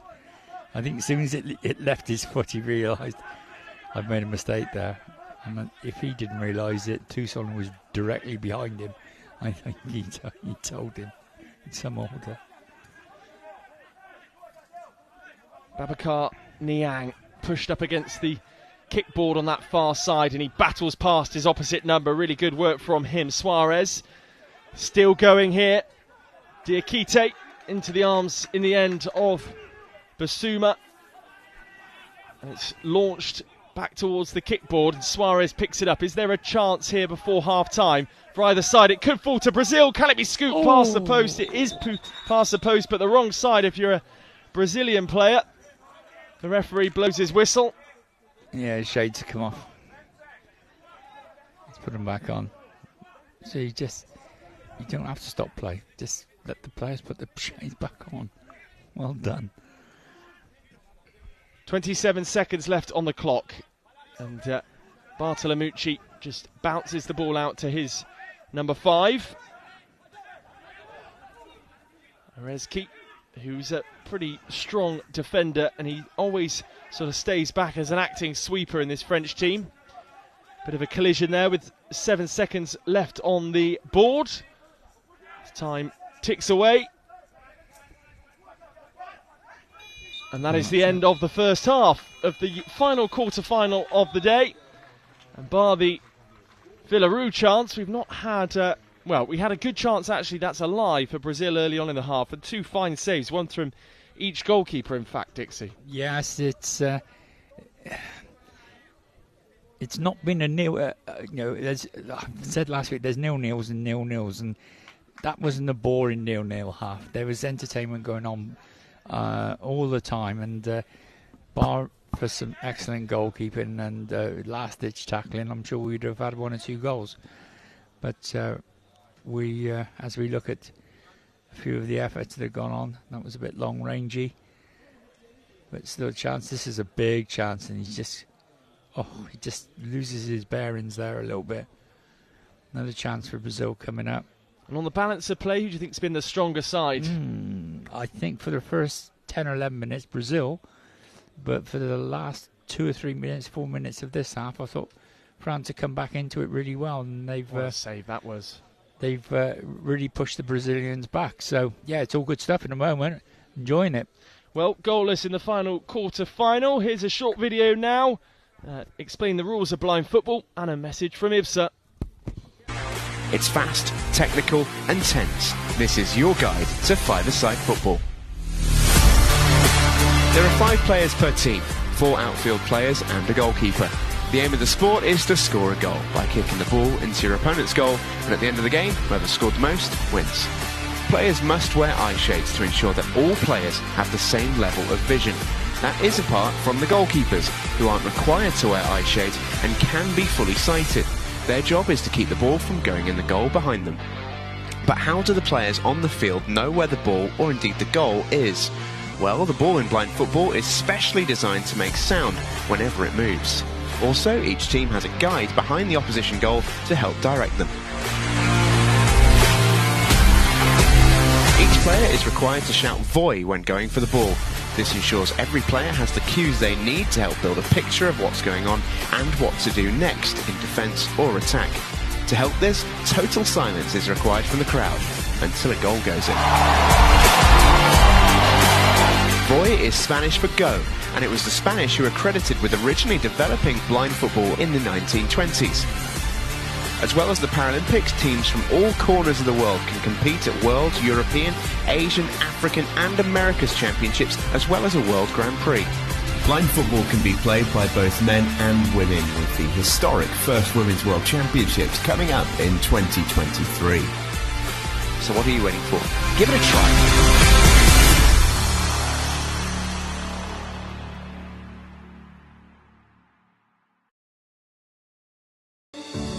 IBSA, International Blind Sports Federation, presents, with the support of the International Paralympic Committee, IBSA Anti-Doping App, the first application of its kind in the Paralympic movement, specifically designed for blind and visually impaired people.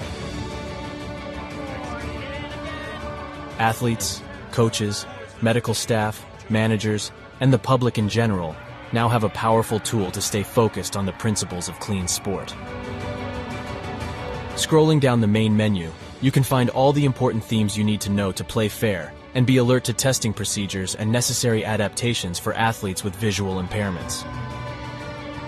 IBSA gives top priority to anti-doping control, being the only international federation with 3 sports in the Paralympic family: goalball, football, and judo. IBSA anti-doping app has external links, namely to WADA, where our sport agents can always find the most updated information, especially the list of prohibited substances and methods. Glory in sport can only be achieved by the athlete's awareness of their rights and responsibilities. You can find them on the IBSA anti-doping app.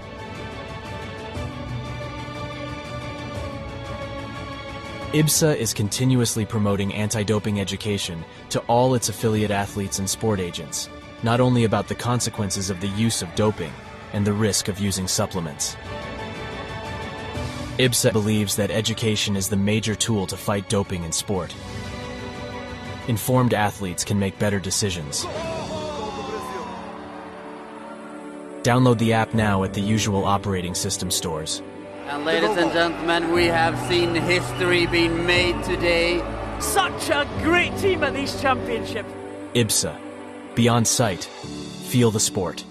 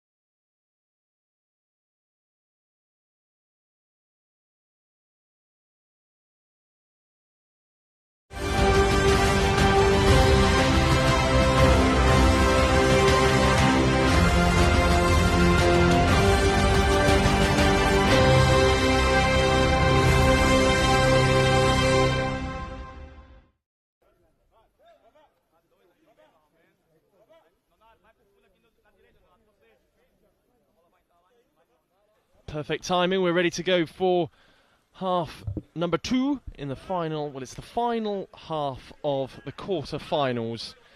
And this game is in the balance between France and Brazil. Could this be the first one of the quarter-finals that goes to penalties? The referee just checking with both guides that they're ready to go and they're alert. Checks with everybody.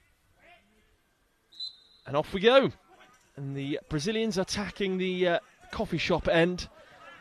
The well-known coffee shop end here on the University of Birmingham Sport Campus. As 2 players go to ground straight away. 1 from each side. The number 9 for Brazil takes the ball on the edge of the D, squares it. In the way, though, is Babacar Niang, and he moves up towards the halfway line. Still going here. What a fabulous run. Could this be the opening goal of the game for the French?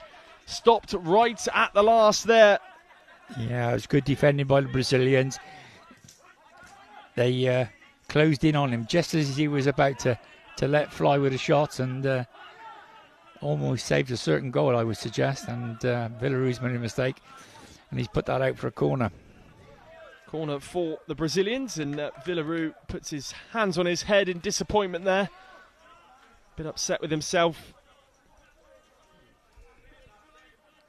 It was a fabulous run by the French lad from the back just before that, and as I say, he was very unlucky not to get his shot away.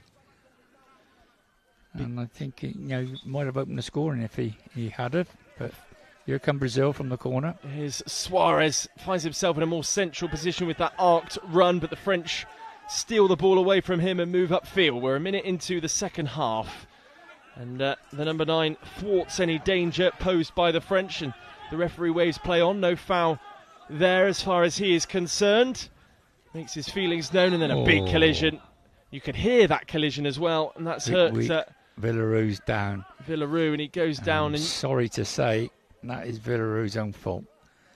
He's not said void, and he's been promptly clattered by the big Brazilian. Can these situations sometimes feel a little bit hard done by because it happens so quickly? You almost don't think you're necessarily about to find yourself in a tackle situation. Yeah, but they should be aware of what is happening on the pitch, and it is there to protect everyone, not just the attacker or the defender, everyone else. So, chance for Brazil, and it whistles past the post. Suarez comes very close to opening the scoring here. We're back underway, though. It's been a changing goalkeeper at half-time for the French. Bartolomucci is the man that has gone off. I wonder why they've done that. Means Benoit Chevroux is on in his place. It's with the French now, though. And away they move into the Brazil half, and they shoot. That's a corner. Well, it was an attempted shot by Diakite, but just at the last, the number 5 for Brazil, Cássio Lopes, does just enough to put him off. We get a player down on the floor, I think, and it's Villaru from that. He's still shook up from that challenge that when he didn't say void, so he's gone down. He's a bit dazed by it, to be honest, and I'm not surprised because we could hear the third from our position, couldn't we, as they made contact with one another. He seems like the sort of player that doesn't go down too easily as well. He's clutching the front of his face. Yeah, just go to emphasise the point. You've got to get those voids in. Substitute is ready to come on in Villaru's place, and it'll be on attacking duty straight away. We'll wait to see who. Can't quite make them out from where we are sat and positioned here. It's taking place at the opposite end of the field. Big loss for France, that is, if he can't come back on. That is a massive loss for them. It certainly is. And therefore it'd be a fantastic time to score, really. The number 6 comes on, Baron Martin. And he joins forces with Diakite. And it is the French number 6 who's going to run away with the ball here.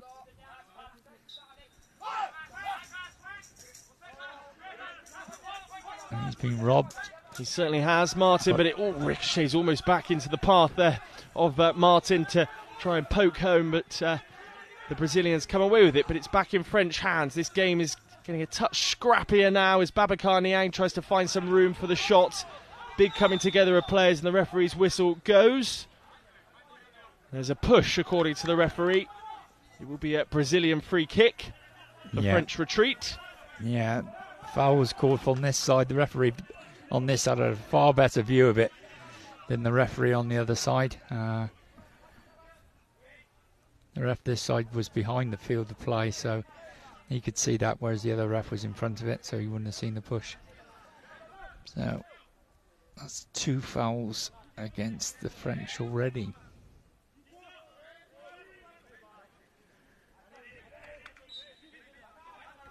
The 2 games that we have later on will decide who goes on to play the 9th place match on Thursday afternoon.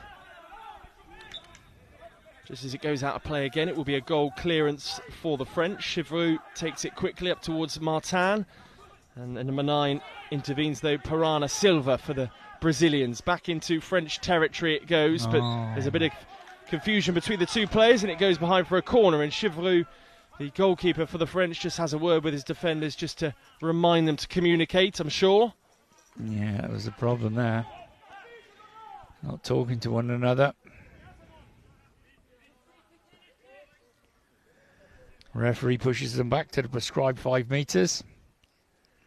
Brazil corner. 2 players over this one. Quite sure what has been called there. But no void against the French guy.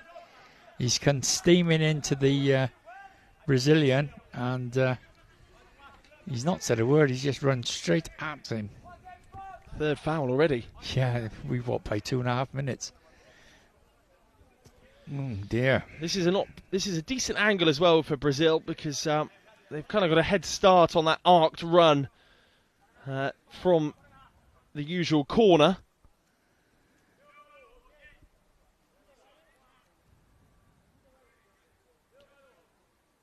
Referee readies himself. He's waiting for the thumbs up from someone. He's waiting for the guide to do his stuff, and why is the guide not doing it? I don't know. Here we go. He's starting. There's the near post marked from the guide. He'll wander around now and tap up the far stick of the French goal. The French goalkeeper Chevroux is on his arms to his side like a cobra waiting to strike there, but a shot from range from the Brazilians. It was the number 11 Suarez that made the effort. It will be a goal clearance. I'm sure all of the Brazilians watching at home and listening at home will have jumped off their seat at that moment in time.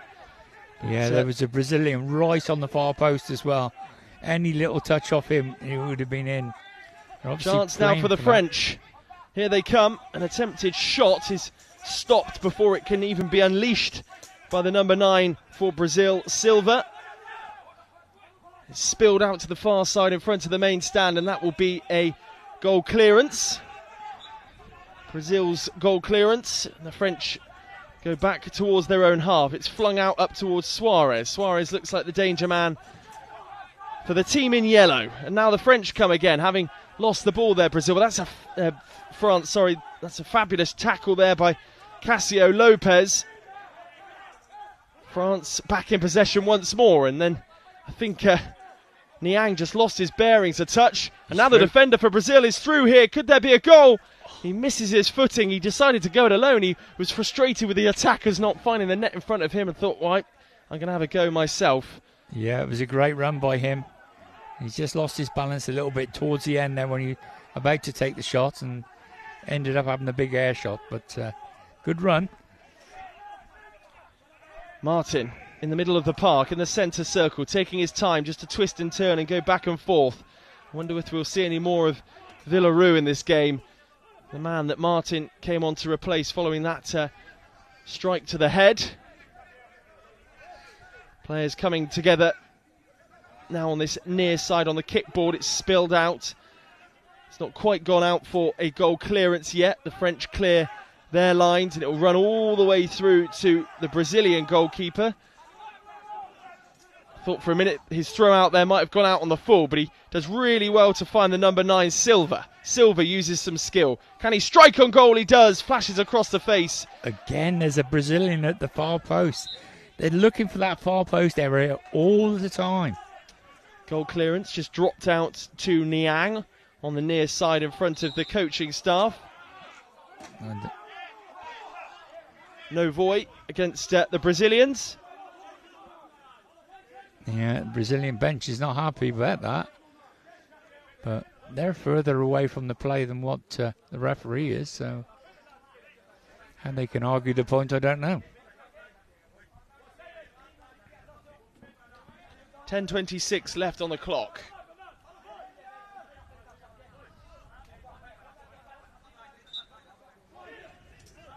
The French get us back underway through Martin. He's the man that gets clobbered by a Brazilian player. And now the Brazilians are on the attack.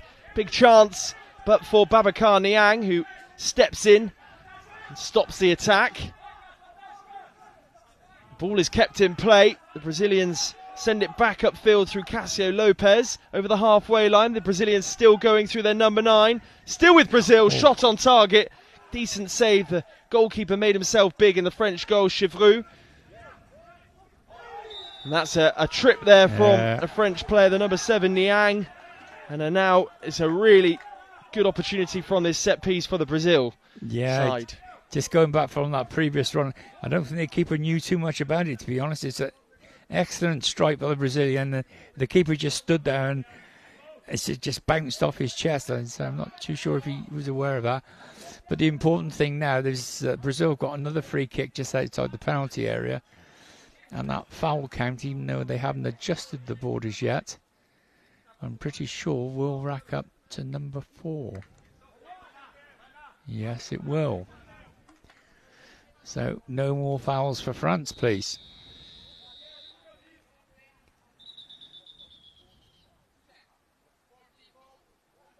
Trying to just make sense of what the referee is doing here, what he's trying to organise. Yeah, he's just for the guide. He's just informing the French technical area and the French wall that they're on 14 fouls, and any more will result in an 8-metre penalty. I think when you're ready to go, I think. You can never say we are ready to go because there's been so many variables in these games that they've stopped and started. And eventually the tapping of the posts begin to take place. Silva and Suarez over this one. 4-player wall for the Brazilians.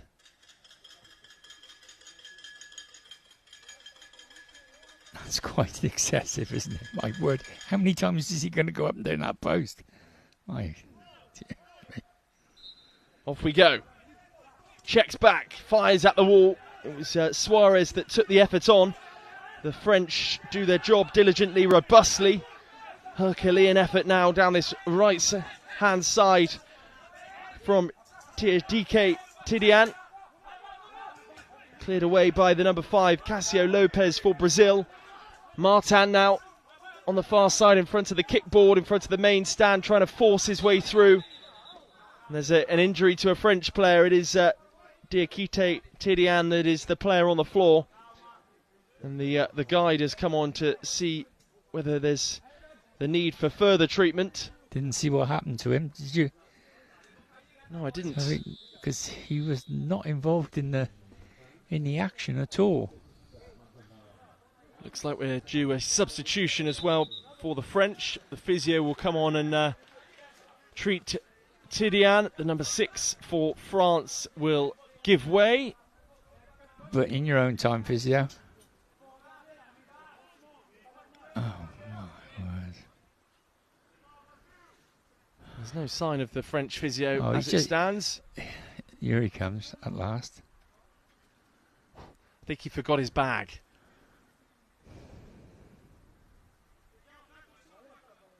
The good news for the French, I think, is that Villarreal? I can't quite make out from where I'm stood. That's just come on. I think it is. Yes, it is. Yeah, he's padded up pretty well, isn't he? I'm usually able to distinguish between him and other players by the ponytail, but he was facing the wrong way.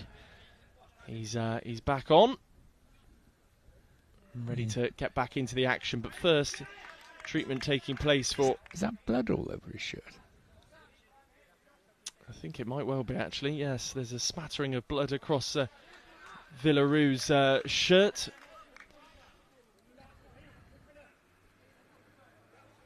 Just looking at the replay to show this lad got injured. Oh, yeah, that was a bit of a nasty collision there off the ball. That's just one of those things, unfortunately. Not on purpose in the slightest. And Diakite Tidiane is going to make his way off the field here.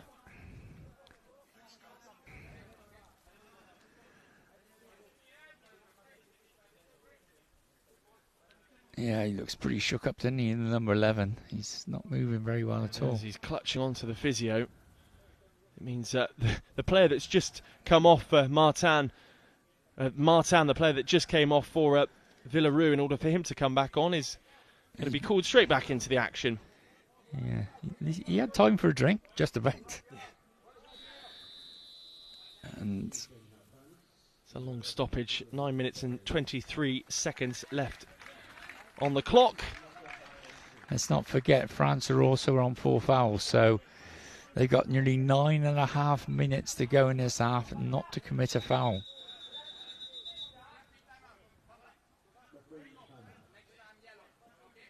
Okay, the referee's just having a word with the Brazilian bench and warning them. Another referee that's enjoying his whistle. Yeah. His responsibilities. So why he couldn't do that to both benches at the same time and say to him, any more and I'm going to book you, I do not know. But he went to both benches individually and said the same thing. Not very economic with the voice box. Here come the Brazilians into the French half, but that will go out for a goal clearance for France. Taken quickly by Chevroux, up to Villarreal, who is immediately the man they want to find with the ball. Forward come the Brazilians, and just at the last second, and what a challenge that was, you have to say, by the French. That's a foul. That's a foul. That's a penalty. See, this is the jeopardy. You give stupid fouls away when you don't need to. Then it's not going to be from there though. It's going to be from 8 meters. Oh. It just takes his foot away. There's no need for it. Big moment in this game. The Brazilians have themselves a penalty. It's such an important part of the game, the fouls. We've been regularly keeping an eye on the foul count, haven't we? Because it can turn a game on its head, So they still got nearly 9 minutes to go after this one. So what's the betting they're going to get another 2 or 3? Well, Chevroux came on at half-time. Is that because he's maybe good at saving penalties? If this was set to go the distance, but we're just about to find out. They could have done a sub with the goalkeeper in the last couple of seconds, couldn't they? I don't know why they did that, but I know he's going to have to face a few now, but it is from 8 meters and not 6. It does give the keepers a little bit more hope of saving it. But these guys hit the ball so hard. If you've got to have a little guess, really, which way you're going to go. Lopez meant the man behind the ball. Shoots, fires wide, a fraction wide. It is a fraction wide. The referee's blowing his whistle again. I'm not sure what he's seen here. Something's gone wrong with the goal. He's happy now. Not quite sure what he changed there. I think he got his bag of spanners out and turned the bolts up again. Well, he just hits it with the outside of his foot, if anything, which steers it wide in the end. Martin gives chase then for the French as they try to respond. The foul count is up to 5 now. Yeah. Once he gets over that 4, that's it. Mendes comes forward with it. It'll go all the way out for a corner for the Brazilians. Another chance for them here as the ball is shaped by the referee. Can't quite recall who had the yellow card. Is it one of the French lads? I think, if I remember rightly, it was Babacar Niang. I'm not entirely sure, don't quote me on that.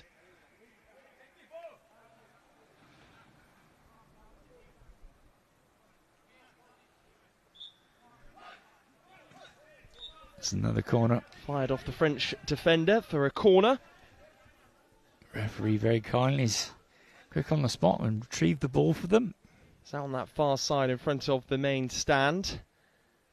The two Brazilian players stood over the ball.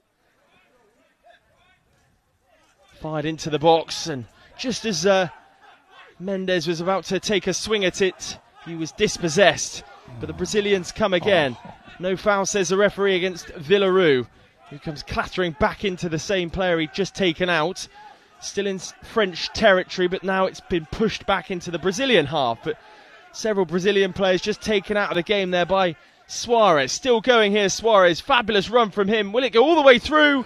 He does shoot. It's over the line. It's in. And the Brazilians have the opening goal in this final quarter-final. Both. There's several Brazilian players celebrating as though they got the final touch. We'll have to see a replay to confirm who it was. Suarez is one of those, and I'm sure the Brazilians watching at home will be celebrating in tandem. Well, who's the referee say it was? He put his hand up, I couldn't quite see. We'll see the replay now, but nonetheless, a wonderful run in the first place from Suarez. It's prodded through. I wonder whether he was just helped out in the end. This is the angle we need, really. It was the number 8, Mendes, that was furthest forward with him. Again, just weaving in and out of defenders. I think, actually, there's a case to say that it was Mendes or the keeper. But it certainly wasn't Suarez, but he did the... we'll give him an assist. He was a happy bunny, wasn't he? First blood then to Brazil, and really they're in the ascendancy because of all those fouls that have mounted up as well for the French. Having just missed a penalty, they now find themselves in front.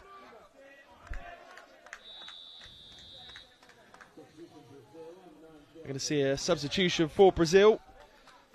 Pirana Silva is the player to make way.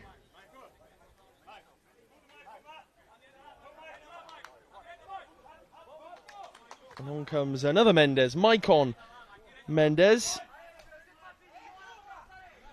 So we're ready to go again from the halfway line.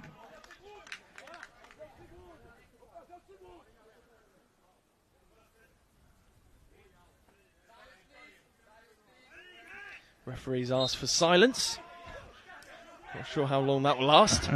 As Villaroo moves into the Brazilian half, but he's had possession taken away from him. Here is Suarez, who's been the standout performer for Brazil. Now it's with Mendes. He shoots and fires high, wide and handsome. That's landed in the coffee shop. Can you get a cappuccino while you're there, please? Here's Villaroo. He's going to have to start from his own half, but he's very capable of finding the back of the net from a fair old way out with his dribbling skills.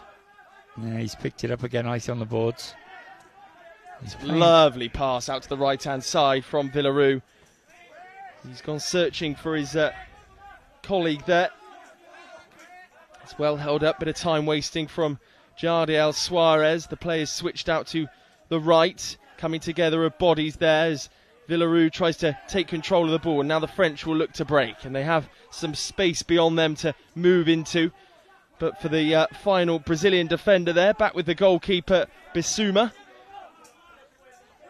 He rolls the ball out to Suarez, who's in some space, up against Babacar Niang, who's having to dig deep.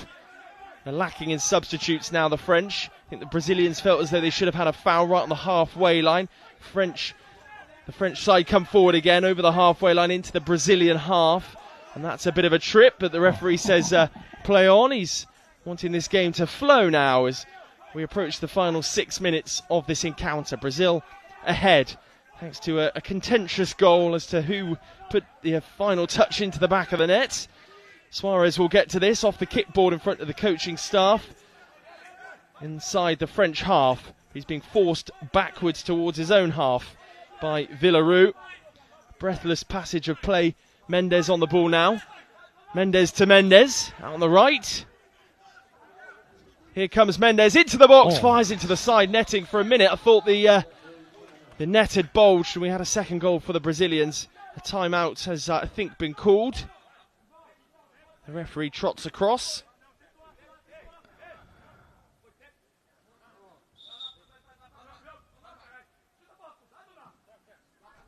A yellow card for one of the Brazilian coaches. Right, well, they had been warned, so it's not the head coach. It's one of his assistants has obviously said something, and so he's been carded, and the Brazil are going to make France are going to make a substitution. Yes, Martin is set to come back on again, and the number 8 for France will be the player to make way. And that was Wanshi, who had come on a little earlier on. Martin is back onto the field of play. Trots out to that far side, just past the halfway line into the Brazil half, in front of the kickboard, in front of the main stand. Here's Babacar Niang having to start from his own half. Kicks the ball beyond Mendes. Just tries to run onto it, does just that. Gets up to the halfway line, passes to Villaroo. Villaroo looks for Martin, but asking an awful lot from his colleague out there.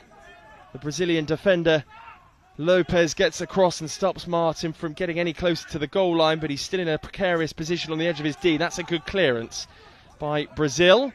Babacar Niang picks the ball up on the halfway line and immediately is dispossessed by Suarez. He claims he got the ball there, the referee. Big challenge going in on a French player. I think Babacar Niang has injured himself in the process, but he's limping back into position.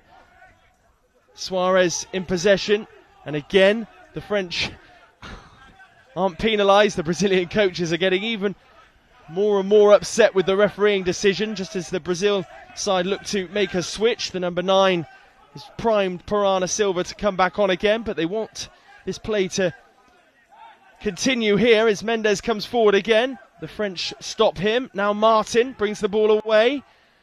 Tentatively so, moves over the halfway line. Martin still going, might look to try and find goal here, but immediately yellow shirts trap back and get goal side with 4.5 minutes remaining now. Villaroo looking a bit leggy, makes his way across to the loose ball, bang on the halfway line, just inside the Brazil half, but in Brazil hands in terms of possession. Now with the number 4, Goncalves. Mendes brings it away, moves over his defensive third line and now up to the halfway line, moves past that into the attacking third and is barged off the ball by Babacar Niang, and it's back with the French goalkeeper who gets things moving again and plays it into some space over the halfway line up towards Martin, who just skips past one player, then takes 2 out of the game, needs some support around him. It's not coming for the time being inside the Brazilian half, and now Brazil will look to push forward through Mendes over the halfway line. 3:40 on the clock. Mendes again inside the French half. He's stopped in his track by Arezki, who's had to see out the entire game given some injuries to his side. Now Villaroo on the attack, still going. Villaroo, he was through on goal, but he just takes a tumble at the last.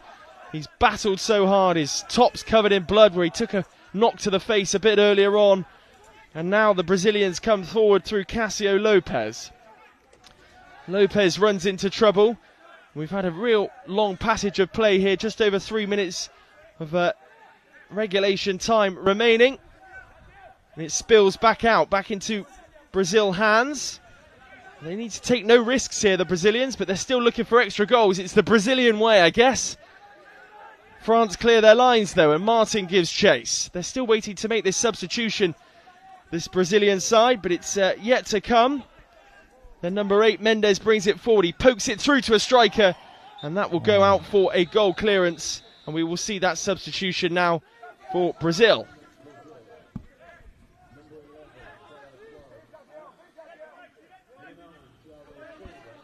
Referee has a look on his face as though he's been accused of something, but we're just waiting for that substitution to take place now. The number 9 for Brazil comes back on, Pirana Silva, and Suarez gives way for him. Not long to go now, 2 minutes and 38 seconds remaining. The French look really, really tired, don't they? They certainly do. Yeah, look out on their legs completely. Babacar Niang digging deep, tries to find Villaroo. Martin will have a bit more energy in his legs, given he's played less minutes so far. Forward come the Brazilian side through Mendes. They want a second goal to wrap this game up. Spilled all the way through in the end to the French goalkeeper Chivroux, who immediately looks for Villaroo, who wants to become a hero late on in this game. He's been through the wars, to say the least, so far, but he loses possession just inside the Brazilian defensive third. Still going here, Brazil, could be a second chance, dragged wide of the post. It's going to be and it another will be a goal clearance and a final for substitution, you'd imagine, for the French. With exactly 2 minutes remaining.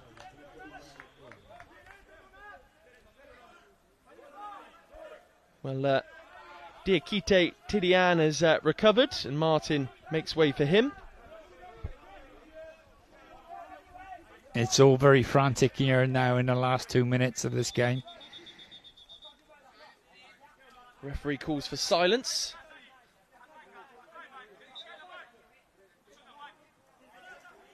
And we're off.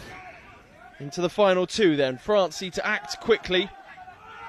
I think that took Babacar Niang by surprise there, that ball forward. It goes out for a goal clearance, which is taken quickly by the Brazilians. Timeout again called. This time by the Brazilian head coach. He looks angry. He does, doesn't he? He's not happy at the moment. But to be fair, he's in the box seat, isn't he? They're winning 1-0. I'd imagine the tactics might change a touch now. Yeah, if the French are going to lose, they may as well lose by 2 or 3, you know. Sort of all-out attack. I would say push another couple forward and just leave one at the back and try and get that equaliser. Risk and reward, I think it's called, isn't it? Yeah, you may as well lose by 2 as well lose by 1. So we got 1 minute 52 seconds to go. The French cannot give another free kick away, so get another 8-metre penalty against them. Brazilians are only on 1 post, so they got no problems at all. So the French side really need to get Villaroo on the ball if they can. Well, the Brazilian goalkeeper Basuma is next to the number 5, Cássio Lopes. Cássio Lopes will just take that off him, and there'll be absolutely no rush here. Eventually he does play the ball upfield, up towards Mendes, who picks it up, collects it correctly, I was trying to say. Villaroo will now look to break late on. They need to act fast here, the French. But Brazil managing this game pretty nicely now. Here's Mendes in the middle of the centre circle, skips away from one challenger. Play on, says the referee. There was a few cries for a free kick for Brazil, but nothing given. France sort of trapped just inside their own defensive third at the moment. Then number 5 will pick up the ball in Arezki, sends it upfield in a desperate attempt to get things moving, but that's not touched anybody and will be a goal clearance. Yeah, he'd have been better off going back to his keeper there and let the keeper distribute it. Now it's with number 9, Pirana Silva, who's back onto the field of play, of course. Can he find a goal to close this game out? Still with Silva, he's just using his really intricate footwork to not only kill some time, but keep the ball very much in the French half. Still going, Pirana Silva. No foul, says the referee. Maybe one last chance, though, but for the French, as Babacar Niang brings it forward up against the kickboard in front of the main stand. He backheels it into the centre circle. But time is well and truly running out for the French, who find themselves on the edge of their defensive third. That's a blatant foul there from the number 9, Pirana Silva. And Villaroo will have the free kick, but inside his own half. It's not as far forward as he'd like it to be. But that's the difference of committing silly fouls at the start of the half And whereas the French committed so many fouls at the start of this half, they put themselves in a real terrible position. Well, we called a timeout. I think the French have called it with 19 seconds remaining. And Villaroo, my word, he's moving as though he's run a ultra marathon. Yes. But as I say, he's taken some bumps and bruises, hasn't he, over all the games that the French have played. But this will suit Brazil. 20 seconds to go. We'd be a brave person to bet against Brazil at this point. From going in through to the quarter-finals, it looks as though it will be them to overcome the French here and set up a semi-final with China. And yeah, by my reckon, that qualifies Brazil for the Paralympics as well. If they get through this, France are already there because they're the host country. So that's not a problem. So if Brazil win this, my maths might not be right, but I'm pretty sure they would have qualified. We'll soon know by the reaction of the Brazilians at the end.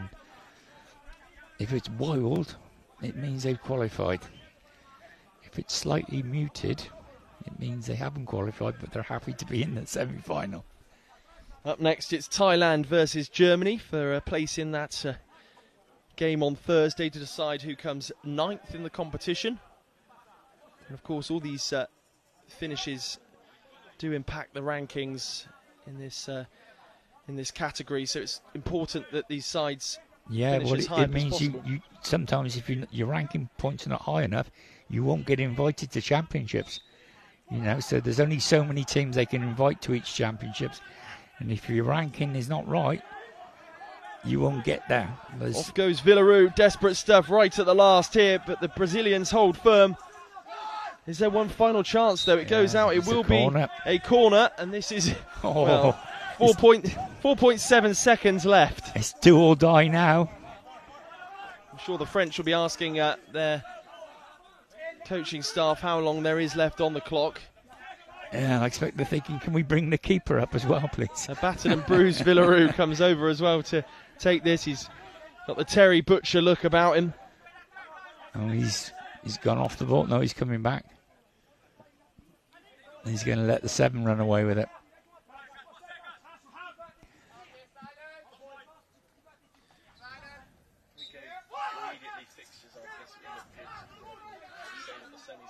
And there we have the full-time whistle then. And the Brazilians progress through to the semi-finals and a big celebration as well. Yeah, so I think they realise that that's qualification for Paralympics as well.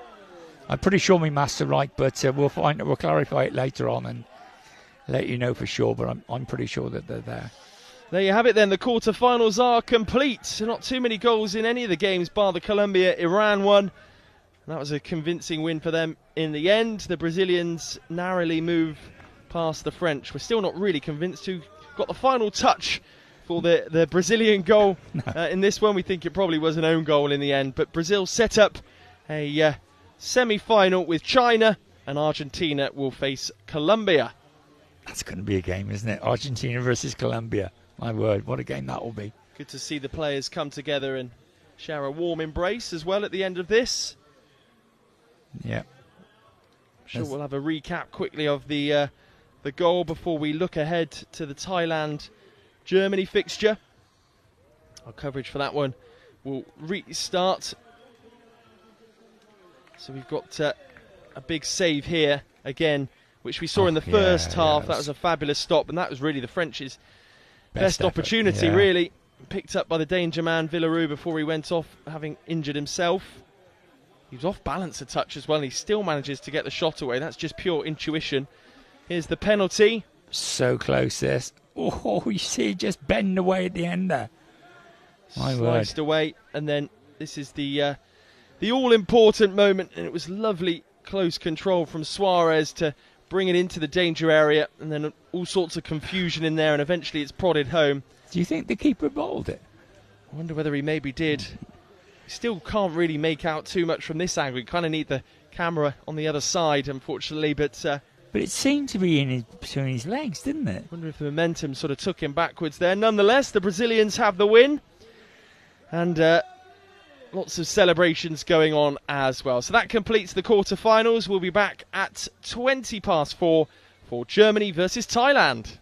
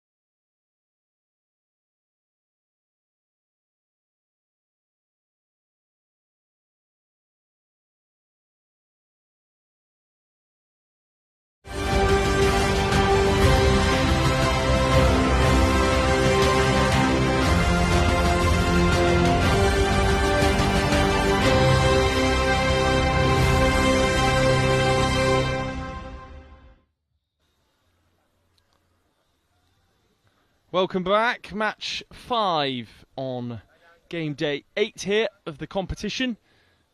The men's blind football at the IBSA World Games Birmingham 2023. And it's a clash between Thailand and Germany for a place in the 9th place fixture on Thursday. With the backdrop, as ever, the University of Birmingham, where my sister studied history, incidentally. Very good university. We're here on the 4G pitch, just as the two teams head out onto the field. Nice bit of music being provided as well, which the people in the stands are dancing away to, just to get everybody psyched up for this encounter. Germany will be looking to put one over on the Thailand team after a fairly average group stage performance from them. And we will pass over now to the guys to introduce the two national anthems for both Thailand and Germany. Please rise if you're able for the national anthem of Thailand.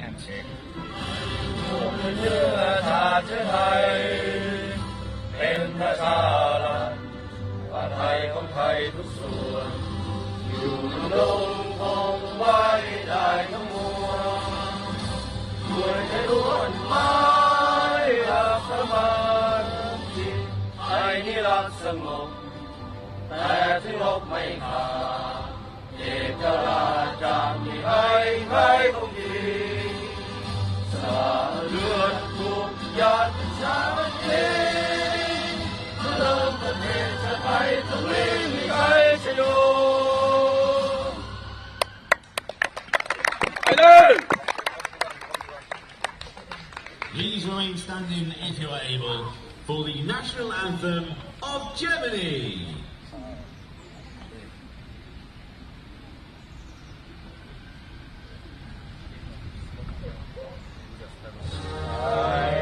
Einigkeit und Recht und Freiheit für das deutsche Vaterland. Danach lasst uns alle streben, brüderlich mit Herz und Hand. Einigkeit und Recht und Freiheit sind des Glückes Unterpfand. Blühen Ganze dieses Glückes, blühe deutsches Vaterland. Blühen Ganze dieses Glückes, blühe deutsches Vaterland.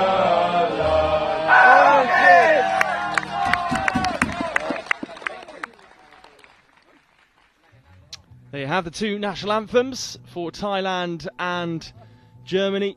And just to recap, this is to establish who will be in that 9th place playoff if you like, game between the winner of the next game as well on Thursday afternoon. All matters in terms of the ranking points. And here are the two sides that will go together in goal for Thailand. Number 1, Ponchai. Number 7, Kupan. Number 10, Buayai, the captain. Number 14, Budi.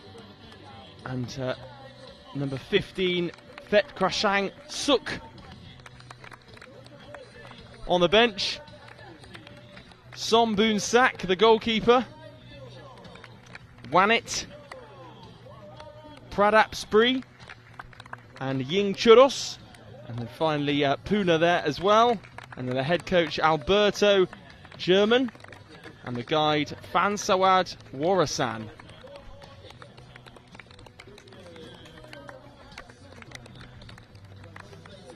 And now your Germany side for this fixture. And And that is Sebastian Temmel in goal, Rasmus Narges, Hassan Altumbas, the captain, Time Kutig, and Ali Khan Pektas. On the bench, Niels Hemmenstad, Jonathan Toonsing, Jonas Furman, Alexander Fanman, Emilio Echler, and the head coach Martin Mania, and the guide Jonas Dawid.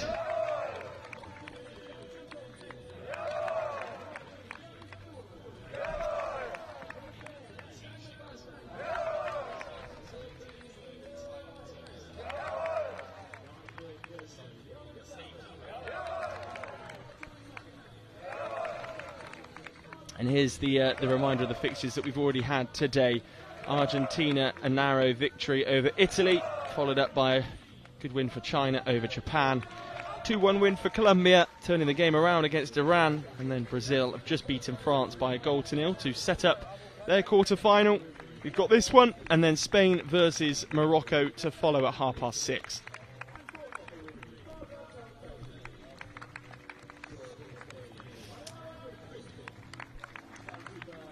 It's been an entertaining day so far. It's Super Tuesday. How's your voice, Dixie? It's starting to get a bit ropey, I must admit. Keep plugging the coffee down and trying to lubricate it. Looking forward to this game. There's two of the younger countries in blind football. Germany set up theirs.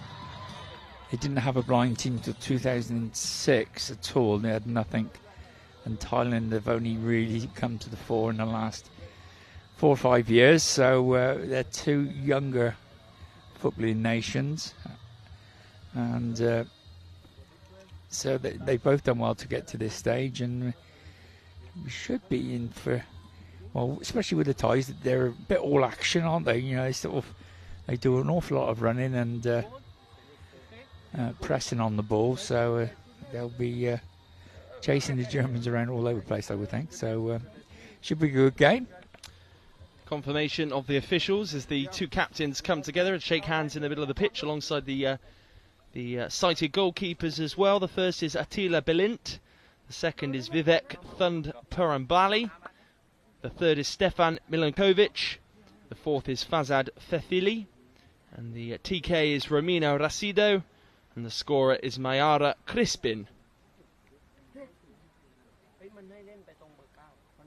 Two teams huddle together one final time, just as Dixie and myself, Toby Osborne and Dixie Dean here in the commentary position at the gazebo end of the ground. We have the main stand away to our right, and the two sets of coaches, the Tannoy announcers, our cameraman Alec at the top of the scaffolding pole there away to our left-hand side, looking down onto the pitch. We are facing out to the coffee end of the ground where the scoreboard is. The floodlights are now on as well as the light starts to disappear ever so slightly. Of course, it won't. The sun hasn't set as of yet, but it's a little bit moodier here out on the pitch for these slightly later games as the two guides wander across into their positions as well. And there's a fist pump there between the German guide and the Thai goalkeeper Ponchai. He does his last set of stretches as well. His job to keep the Germans at bay today. The referee checks the nets. And I'm keeping an eye on the benches, because the benches have been just as exciting as the pitch. Bench cam, that's what we need as well, bench cam. Andrew's doing his best job here on the camera in front of us. They've been quite volatile today. There's been a lot on the previous 4 games with places up for the Paralympics and stuff like that. So far today, based on the results we've had from this tournament, Brazil have now qualified for the Paralympics, and so have Colombia by getting through to the semi-finals. So you can see why there is so much tension around the place. It's a big prize, and I think there's one more place up for grabs for the, well, potentially one more place up for grabs for the losing semi-finalists. So that 5th place playoff game becomes really, really important.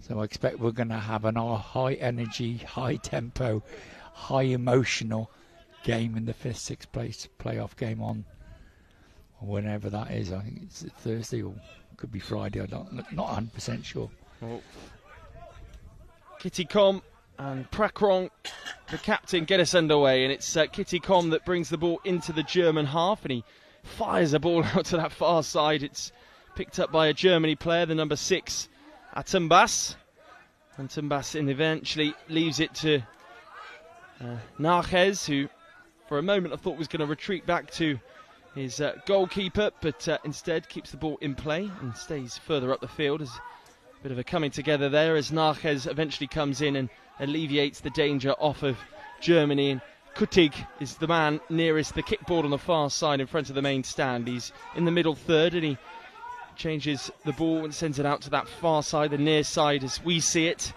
But it's had its pockets picked by Kitty Com, who moves into the attacking third here for Thailand. He shoots.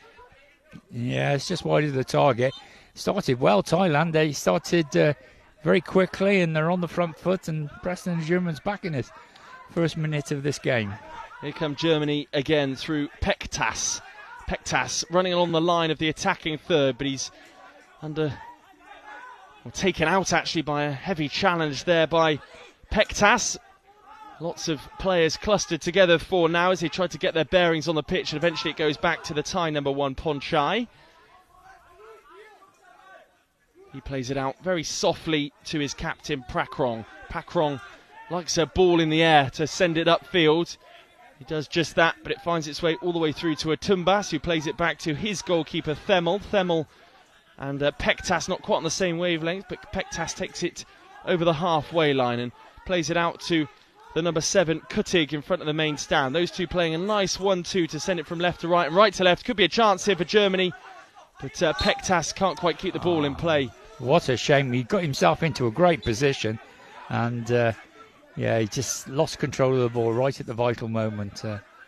Ponchai plays the ball upfield. Sorry, Dixie, for talking over you there, but the Germans pick it back up and bring it over the halfway line, advancing through the middle third. A lovely mazy run from the Germans, still going here, and before the shot is played it goes out for a goal clearance.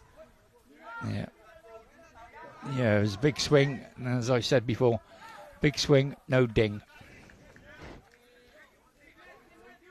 Yeah, the referee's just having a word with the guides and the goalkeepers just to say, look, when the ball's in your third you can talk, and when it's not you can't. Nonetheless, it will be a goal clearance for Ponchai. He plays it out to one of the smaller players on the park, but the captain nonetheless, Prakrong, who again loops the ball upfield, straight down the middle of the park, and a chance here for Thailand. Almost wrong foots the goalkeeper there, the number 7, Panyanut. He's given a penalty. And he's given a penalty. Remarkable. I think he has. Yes, he has. Did you spot that was 4 there? We'll see the replay now. The only thing that it can be is the keeper's out of his area. We'll see this again. I didn't see him out of his area. I wasn't really looking. In fact, yeah, he does. His knee just sneaks out of his area there. That's the a goalkeeper. Good spot by the referee, isn't it? And an early chance then for Thailand to get a goal on the board. Pang Yanut will be the taker. And he'll wait, I'm sure, for the guide to help him with his bearings in a moment's time. The referees come together, and just 2.5 minutes into this fixture, we've got a penalty. So obviously, before the penalty be taken, the eye shades have just checked one more time to make sure they're in place. He then goes to the goalkeeper and says, "You've got to be on your line," and he'll then pass it over to the attacking coach to do his stuff.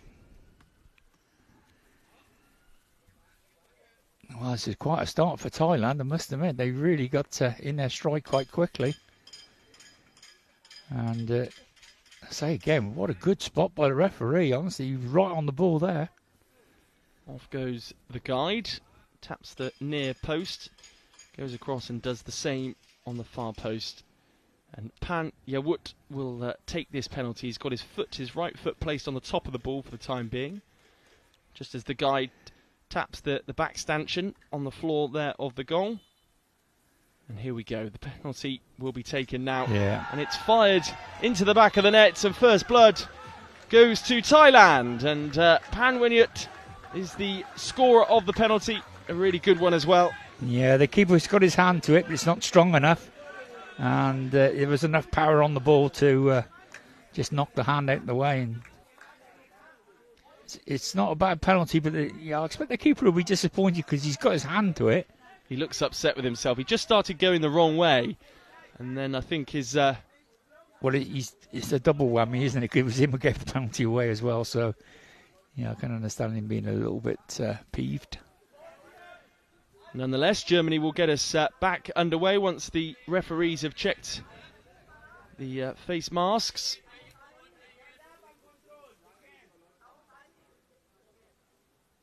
Checking everybody's eye masks here, which again just slows things down. Arguably could have done that while the penalty was being prepared as well. We'll get ready to get going again. Off go Germany. And their big tall centre half, Narquez, is the player with the ball at his feet. He looks to try and get beyond the number 14, Kitty Com. Kitty Com, despite his smaller stature, outmuscles the German player, and now Thailand will break over the halfway line. Good start for them in this game, and it's their number 7 and the goal scorer, Panya Woods, that takes the ball forward again, looking for his second goal of the game. He lands in a heap on the floor. No foul, says the referee, and the Germans will now look to break through. Narquez up against the kickboard in front of the coaching staff. It's taken on by another German player and just thumped out to the kickboard in front of the main stand inside the Thailand half. It's found its way, the ball, into the attacking third for Germany, and then number 7, Kutig. Just as he was about to start moving towards goal, he retreats and will maybe look for a cry from one of his colleagues. Picked back up by Narquez. Narquez just leaves the ball behind him.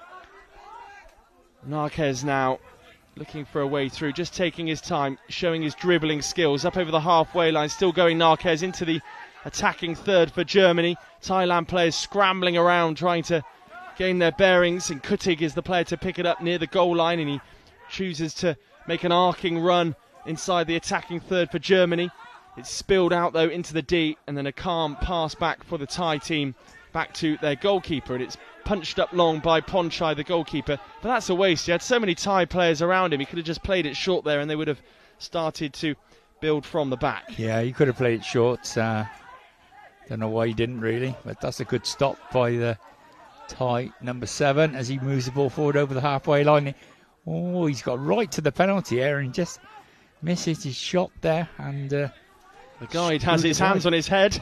Yeah, I don't know why he went with the outside of the right boot, and it was a wrong part of the foot to use. Roll back out to Narquez. Narquez sent it out to the side in front of the coaching team.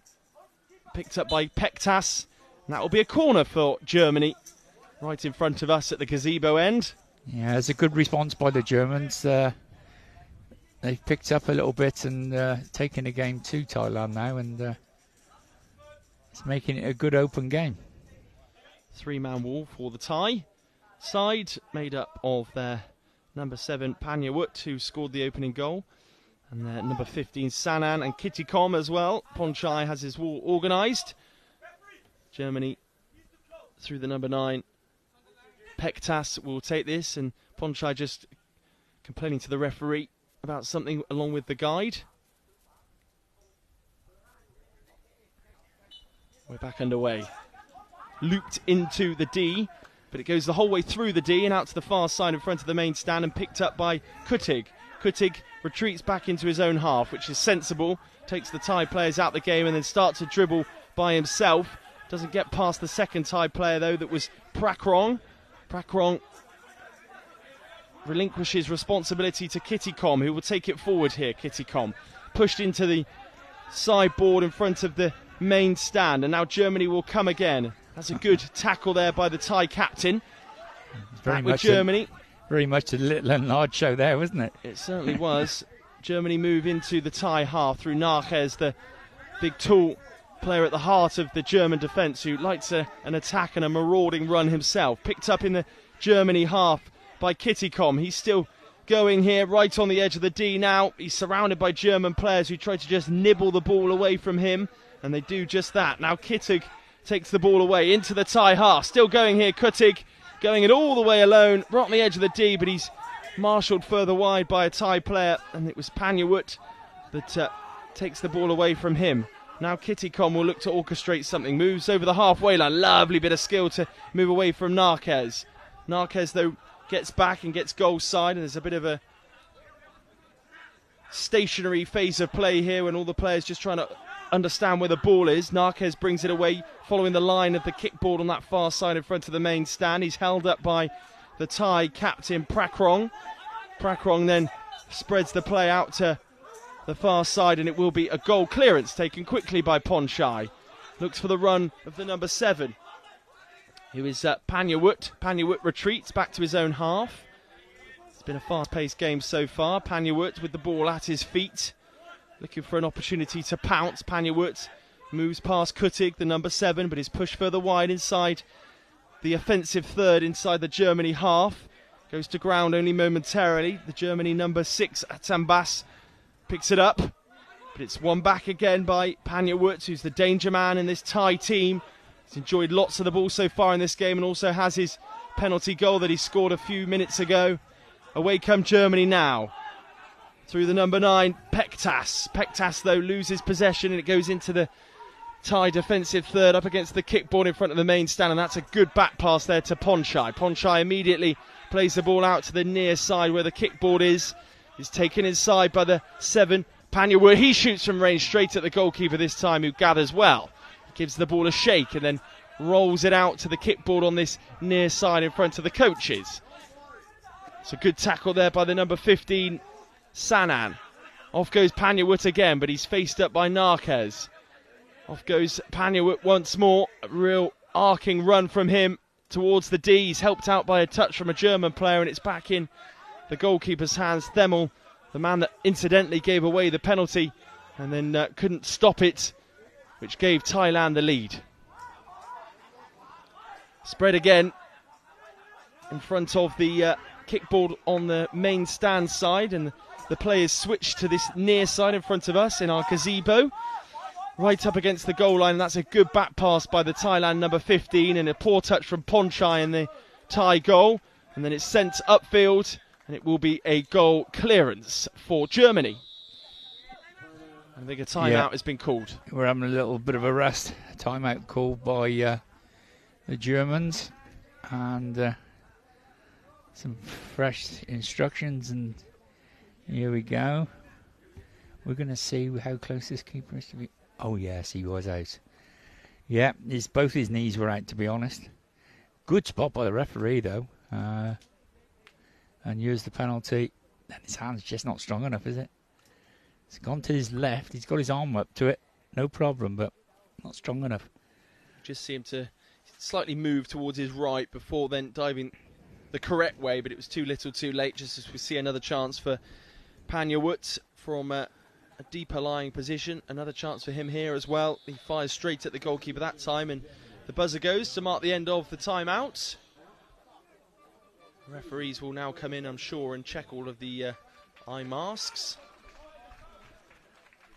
Check them all before they run away is the thing.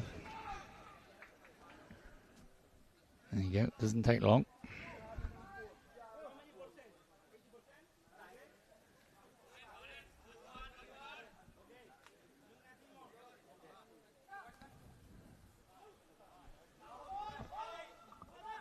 Yeah, so we're going to have a restart with the German keeper. We've got 7 minutes left of this half. Thailand winning 1-0. Pektas has gone off as well. A substitution for Germany during that timeout. It's rolled out to the substitute. I'm just trying to establish who exactly it is. It's the number 6.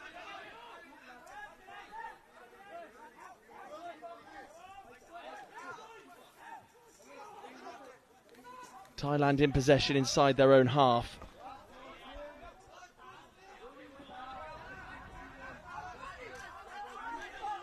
Here they come again, Germany. It's the number 2, I beg your pardon, who was Tosing, that has come on to replace the number 9, Pektas, for Germany. It's Thailand in possession again. 6 minutes and 20 seconds left on the clock in this first half as the Kittycom Number 14 brings it forward. Germany come again, moving into the Thailand half, twisting and turning, and the substitutes making a real impression here. Jonathan Tosing moves up towards the D, central to the goal now. But the Thai players work together to snuff out that attack. The referee spotted something he doesn't like. There was no Roy from the German there. The little captain for the Thai team. He's quite a small character, but he certainly gets in amongst it, doesn't he? 2 or 3 times he's been the last man, and he's come across and snipped the ball off the much bigger Germans and snuffed out the danger. So we've got another Thai player down by us going through his warm-up routine. Don't know if we'll see him this half or not, but he started the process of coming on. The ball forward there, stopped by Kutig. He moves into the D. That's a goal clearance. Ponchai picks the ball up. Waits for an opportune moment to just drop it straight away, and they like the short goal clearance to the Thai team. And it's now with Prakrong, the captain, who then loops it forward. Yeah, he's done it every time, hasn't he? Walked forward 4 or 5 yards and chipped it up into the penalty area. Trickles through to the German goalkeeper, Themmel, and he sends the ball upfield. Out it goes to this right-hand side, Tosing, who's made a real impression since he's come on and has caused the Thai team a few problems. Just gets his bearing, he's still in play, uses the kickboard to his advantage. And we'll leave it to Narquez now. But it's back with Tosing. He tries to find some room on his left foot, shoots, and it was on target. Cracking effort from him. Straight into the clutches of Ponchai in the Thai goal, who drops it straight away again to Prakrong. And we see that looping ball forward once more. Stopped by Tosing, though, in the middle of the park. He moves through the centre circle, still going, Tosing. Checks back in the end, just uses his back to push the Thai defenders out of his way. The ball needs to keep moving here. Prakrong eventually scoops it away from him. And now the scorer of the goal, Panyawut, brings it forward. But he's stopped by Narquez. Germany come, it's wave after wave of attack at the moment for the Germans. And the number 7, Kutig, comes back inside and then goes back in the opposite direction again. And that's a cracking challenge by the captain, the number 10. That's a foul. Maybe a bit of frustration from Narquez. He just cynically trips the captain there after he'd won the ball back. Yeah, the Thai captain's doing a great job for his team at the back there, and keeps snuffing out the danger and getting in amongst the German side. Good response from Germany. They've really stepped it up a gear or two. Looks like we are going to see a substitution. Or is it a timeout? It's a Thailand timeout. And now we will see a substitution during this timeout, I think, for the Thais. Work out who that is. I think it's number 6 that is set to come on. Who is Wanchana. The referee down here wants to do the substitution. He's trying to get someone's attention on the table to give him permission to do it, but they're not looking this way. Yes, Wanchana will be the player to come on. Still waving his arm up in the air. Please look at me. Come on. I'm down this end. They don't seem in any rush, do they? All 3 of them up there. Looks a bit frustrated. And there is the buzzer. To start again, he's still not looking this way.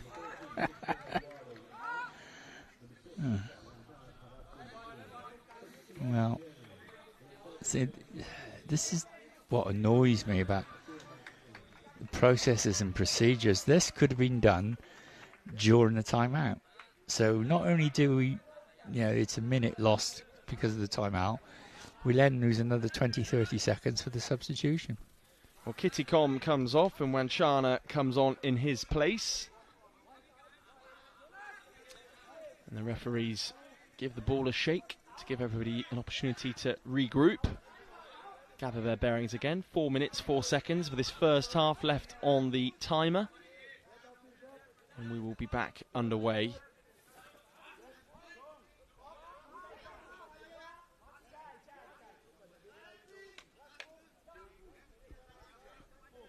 The 15 for Thailand, Sanan will lay it off to Prakrong. Prackrong just fires it straight at Narkaz, the Germany tool number 5.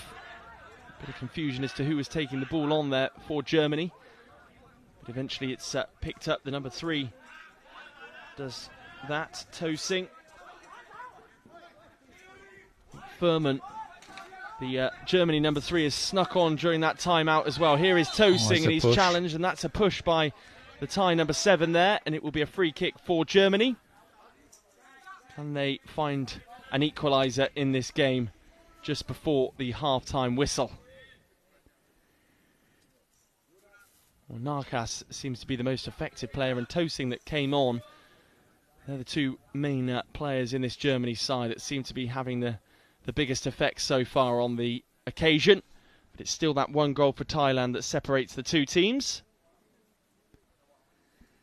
It's quite a natty head guard one German's got. It's coloured in the Germany colours.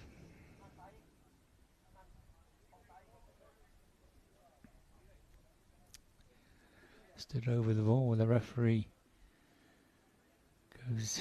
Tries to get the ball back 5 metres. Right.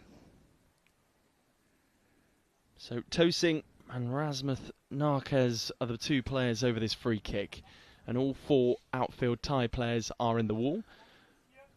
Ponchai seems happy with how it's been organised, and we're almost ready to get back underway. Narkez might look to just roll it into the path of Tosing. He will do just that. Tosing is poised, and the guide is just tapping the frame of the goal now. The German guide today is David Jonas, and you can probably hear the instructions coming from him over the speakers as well as the ground here falls silent. The Thai players surged forward there before a touch came from the German player, so we're going to have a bit of a retake. So we've got to do all that again. That's a yellow card offence. Just book them.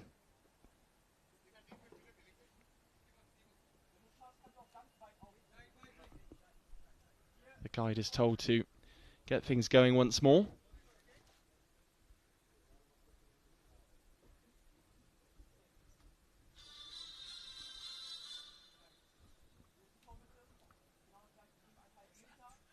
Four-man. Breaking news. Breaking news, if you heard that in the background, that notification going off, that the free kick hasn't happened yet. No, breaking news. The Wall have got away with breaking. And there's no yellow card. The guide is going about his business again. David Jonas makes his way from left to right. Barks some instructions. And off we go. Okay, Tosing does shoot and forces a decent save from Ponchai after all that. And Ponchai immediately loops the ball forward. Misses everybody. Will it make its way through to a Thai player? It does, but that will be a goal clearance. And the Germans will get things going again pretty quickly. Rolled out slowly to the German number 6. And Tosing, that was his intended target, came off the kickboard. Tosing picks it back up again though. In a dangerous position here, came off a Thai player, might sneak all the way off play. It does, it will be a corner for Germany.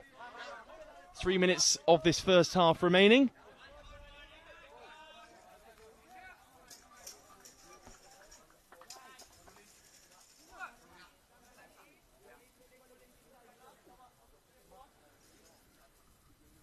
Jonathan Tosing over this one.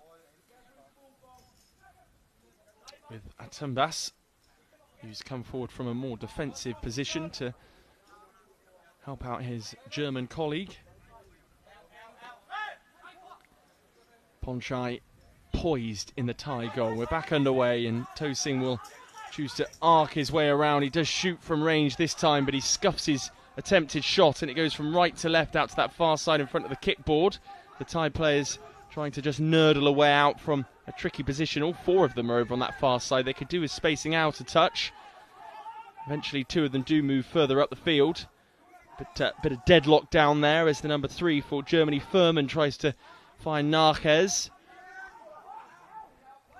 Still going here. 2 sets of players just tussling with each other, trying to regain some proper possession here. Narkes battling with the number 6 for Thailand. Number 6 for Thailand still going, doing really well. Just outside his defensive third. Of course, Thailand still have the lead through that penalty. The referee has blown his whistle, though. Yeah, head guard to come off again, I think. Or is it a shoe? It's a shoe. To Singh just comes across to the bench to receive a bit of an instruction from the coaching staff.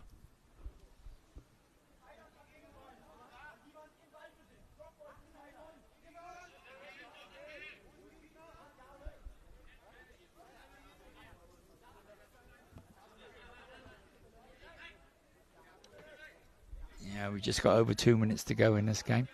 Well, till half time. Prakrong, the captain, is waiting for this drop ball to land at his feet, and then he will play it further forward. I'm sure it will be given back to Germany. Or maybe not. Back to the goalkeeper he goes, and the goalkeeper takes his time and does eventually punt it up the other end of the pitch, and it misses absolutely everybody and will be a goal clearance for Germany. Back underway again, and it just goes straight past Narkes, but it's picked up by Furman. Furman now finds himself in a lovely position, but it's a good tackle from the Thai number 7, Panyawut. Here comes To Singh. To Singh checks back inside, looking to get the ball onto his favoured left foot, it would seem. To Singh goes again, up against the kickboard in front of the benches. 90 seconds remain of this first half. Now Narkes goes from right to left and follows the line of the halfway markings. Battling there is the captain, Prakrong, up against Furman. The two of them all over each other, and the ball wasn't anywhere near them. Narkes now battling, trying to take advantage and possession as well. Knocked out to this near side to To Singh. To Singh picks it up against the kickboard. Just inside the attacking third, To Singh, he shoots. Fires wide. It will be a goal clearance for the Thai side, and they will take, with a minute left, the opportunity to make, well, in fact, no, it'll be Germany actually will make a substitution, and Narkes will be the player number 5 to make his way off the field. Good effort up from the German. He was just knocked off balance a little bit when he hit it, and it spun away to the left-hand side, but he's been quite lively since he's come on. Is it the number 2? Yes, it was, Furman. Yeah. Kutig's now come back on for Narkes, the big tall centre half, who's not afraid of moving out from the back. Konchai thunders the ball upfield, looking for the striker. That just took a slight deflection off a Germany foot there, but made its way through to the goalkeeper, who clears. And that will evade everybody and go out for a goal clearance. Yeah, the Thai guide up the other end of the pitch is beckoning in all his players to get up and get out of there. Overarm throw in, and the number 7 picks up Panyawut, who scored the first goal from the penalty spot. He's excellent with the ball at his feet. Commentators curse, though, as he loses control ever so slightly, but has a low centre of gravity and manages to keep his balance. Follows the line of the D as he looks to maybe try a shot here. Squeezes through, but it eventually trickles through to the goalkeeper, who releases the throw quickly. And it's back with the number 2 for Germany, Furman. Furman, is there a chance? Now it's Toling with the shot. He fires wide, and that will be a goal clearance with 10 seconds left on the clock. Ponchai, with the ball in his hands, just drops it to the floor, and it's picked up by the number 10. And that will be Prakrong, and that will probably be the end of the action for this first half. Takes a deflection off a Germany player, and there goes the buzzer. And there we have all the action for the first period, and the scoreline is 1-0 to Thailand through that penalty for Panyawut early on in the game. And here is that penalty again. We'll see the incident with the 2 knees of the goalkeeper just sneaking outside the box. Yeah, it's the referee on the far side who got it, wasn't it? Straight away he's whistled it. He's right in line with the edge of the box. There can be no argument. And a powerful penalty. And to be fair to the Germans, they didn't argue it either. And no complaints about the penalty as well. It's a good one. So that's the main bit of action from that first half. We'll rejoin you in just under 10 minutes after this video on the rules of blind football and a message as well from IBSA. It's fast, technical and tense. This is your guide to five-a-side football. There are 5 players per team, 4 outfield players and a goalkeeper. The aim of the sport is to score a goal by kicking the ball into your opponent's goal, and at the end of the game, whoever scored the most wins. Players must wear eye shades to ensure that all players have the same level of vision. That is apart from the goalkeepers, who aren't required to wear eye shades and can be fully sighted. Their job is to keep the ball from going in the goal behind them. But how do the players on the field know where the ball, or indeed the goal, is? Well, the ball in blind football is specially designed to make sound whenever it moves. Also, each team has a guide behind the opposition goal to help direct them. Each player is required to shout "Voy" when going for the ball. This ensures every player has the cues they need to help build a picture of what's going on and what to do next in defence or attack. To help this, total silence is required from the crowd until a goal goes in. Voy is Spanish for go, and it was the Spanish who were credited with originally developing blind football in the 1920s. As well as the Paralympics, teams from all corners of the world can compete at World, European, Asian, African and America's Championships, as well as a World Grand Prix. Blind football can be played by both men and women, with the historic first Women's World Championships coming up in 2023. So what are you waiting for? Give it a try.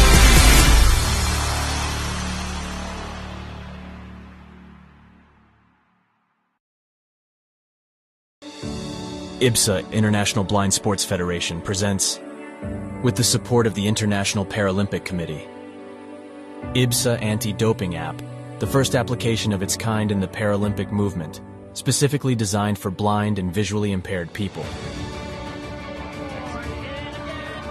Athletes, coaches, medical staff, managers, and the public in general now have a powerful tool to stay focused on the principles of clean sport.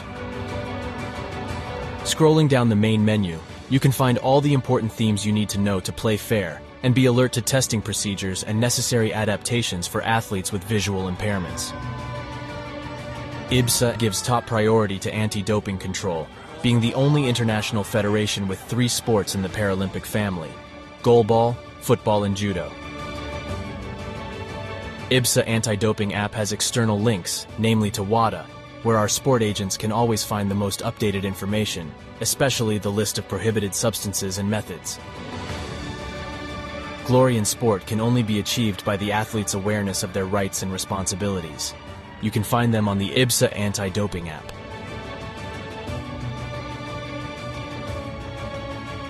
IBSA is continuously promoting anti-doping education to all its affiliate athletes and sport agents, not only about the consequences of the use of doping and the risk of using supplements.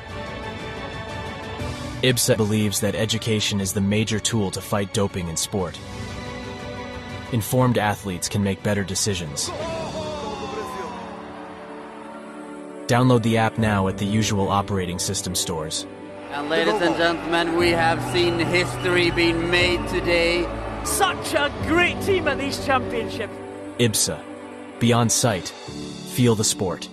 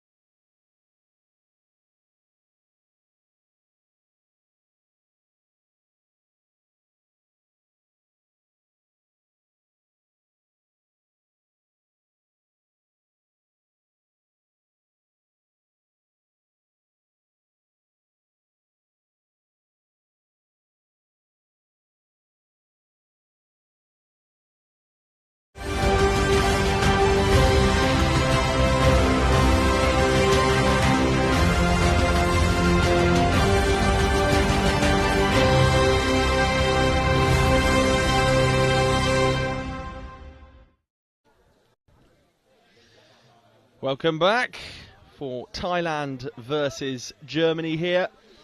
The half-time interval has almost concluded for the second half of this fixture, which will tee up the 9th place clash on Thursday. At the moment, it's Thailand that are going through, following that penalty in the first half to Panyawut. Dixie and I are refreshed following a drink at half-time there and a quick sandwich. Well, I can think of other words to call it rather than refreshed. Yeah, but we're here. We are here. And we're ready for a second half. Expect a bit of a barnstorming performance by the Germans in this second half. Yes, hopefully they'll go full throttle at Thailand here and try and grab an equaliser. Will we see our first set of penalties of the day? We may well do, as it's flung forward by Narkes. Goes out for a goal clearance for Thailand. We don't want to see any penalties. We want to get this game done in the allotted time. The number 10. Really? Pakrong flings it forward. It's back to Narkes, who's the only German player to have touched the ball so far in this second half. Off he goes on a marauding run towards the attacking third, which Thailand are defending diligently at the moment. All 4 players back behind the ball. And there's an infringement there that the referee has spotted. It will be a free kick for Germany. It will be taken by Thurman, the number 2, on the near side in front of the kickboard and the coaching staff and the officials. The referee just takes some steps forward just to make sure the 2-man wall for Thailand is adequately far enough back. And the whistle goes and Thurman takes it on, but it's immediately stopped by a Thai player, and off they go. Thailand. Kittikom is pulled back, but he's through on goal here. Kittikom, can he shoot? He does. Can't quite organise his feet, and the goalkeeper lunges down to his left-hand side. It's a good save in the end by Temel in the German goal, and now the German side will look to break. Hanging in there, Germany. Thailand with the best chance so far in this second half, but Germany break. Lovely swivel by their number 10. Can he poke home there? And it's a good save. It was a marvellous advantage played by the referee just then. But I wonder if he's going to go back and book the lad when he does eventually go out. Because it was a blatant foul, wasn't it? It was a blatant pullback. The referee did really well to let it go. And the referee had recognised it because he was going to blow. And he's recognised that it was a foul. It was Fangman that was ready to shoot. Here is Thurman, though, just inside his own half. Tosing, I beg your pardon. Just trying to slowly make his way forward, and he does well, actually. Just swivels around a Thai player, but the Thai player has now won it back, and he's on the far side in front of the kickboard nearer the stand, and he just runs the ball out of play in the end. Now he stopped the game. He stopped. Now, let's have a little look here. What's he going to do? He's calling the player over who was involved. He's just giving him a warning. Okay, at least he's recognised the fact that he needs to go and have a word with him.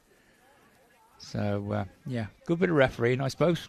He could have carded him quite easily because it was a blatant pullback.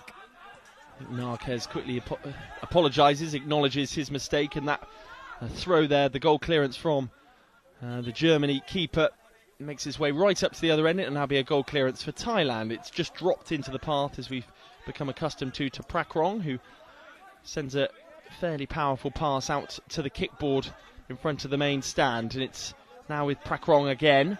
Prakrong advancing, looking to move up towards the halfway line, but he retreats.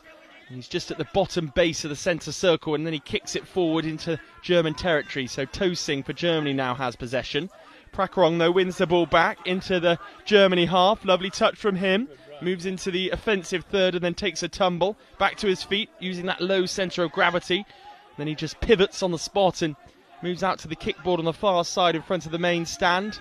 Backheels it, and it goes all the way through to the Germany goalkeeper, who clears. Over towards Tosing. 12 minutes left, 3 minutes gone.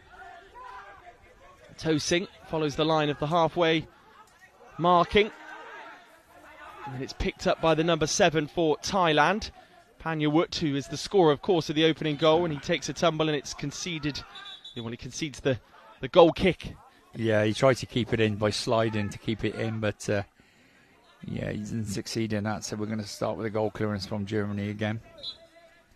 Is Themel, who usually goes long with his goal clearances, but this time he just drops it to the number 6, Atambas, who kicks it right up towards the Thai goal, and it goes all the way out again for a goal clearance. Looped up into the skies by the Thai goalkeeper Ponchai, and now the referee has spotted something again he doesn't like. I think it's Atambas's yeah, he's got a face mask. He got a bang in the face out, and I think it was probably his own player.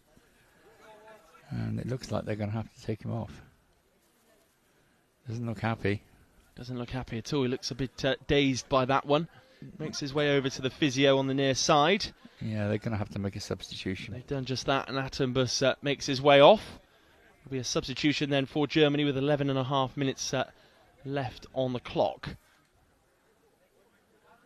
The official down here checks all aspects of his kit. And the number 7, Kutig, who started the game, will come back on. Atambas makes his way off.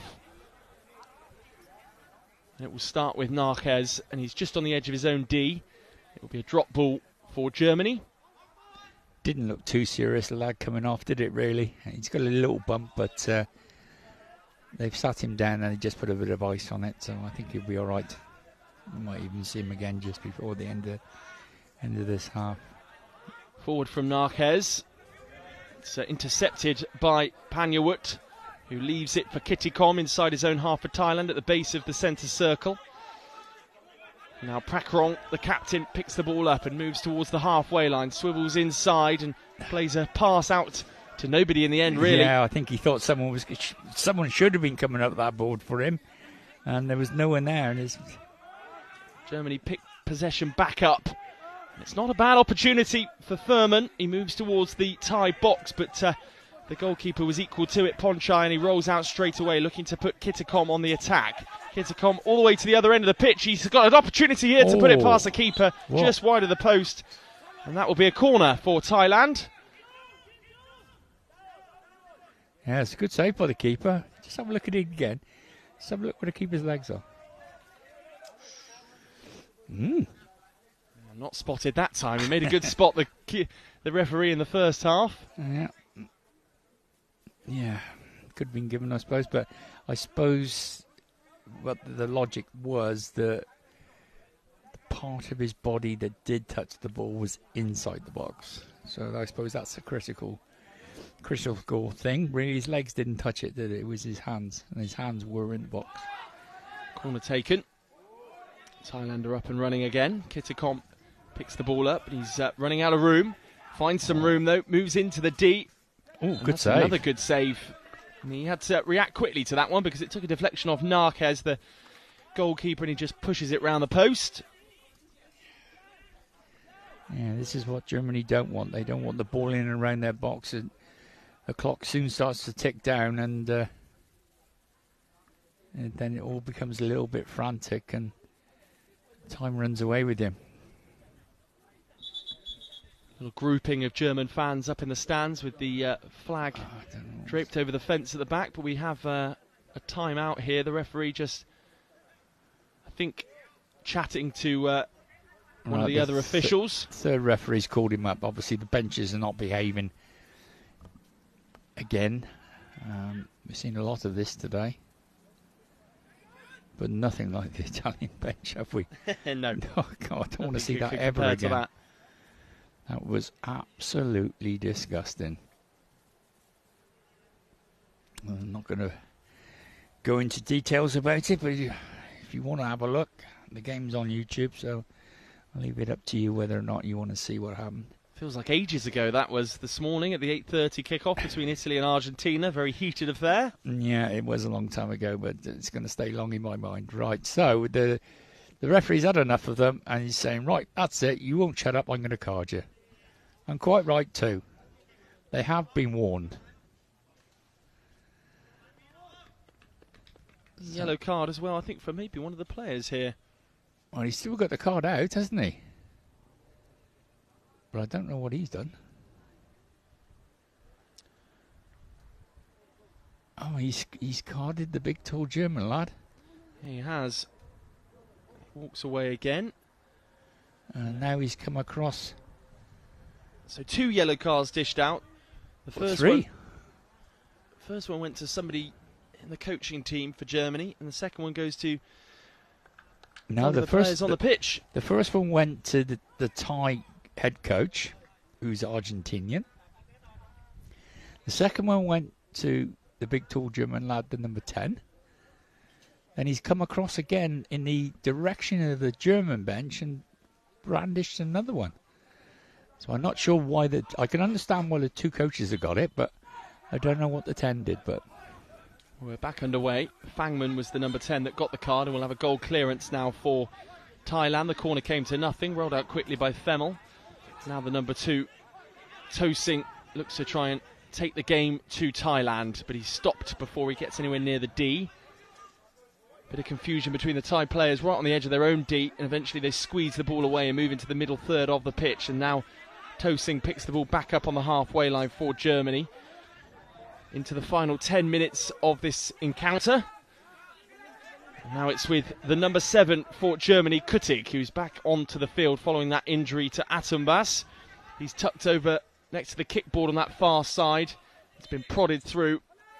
And that will be a goal clearance for Thailand.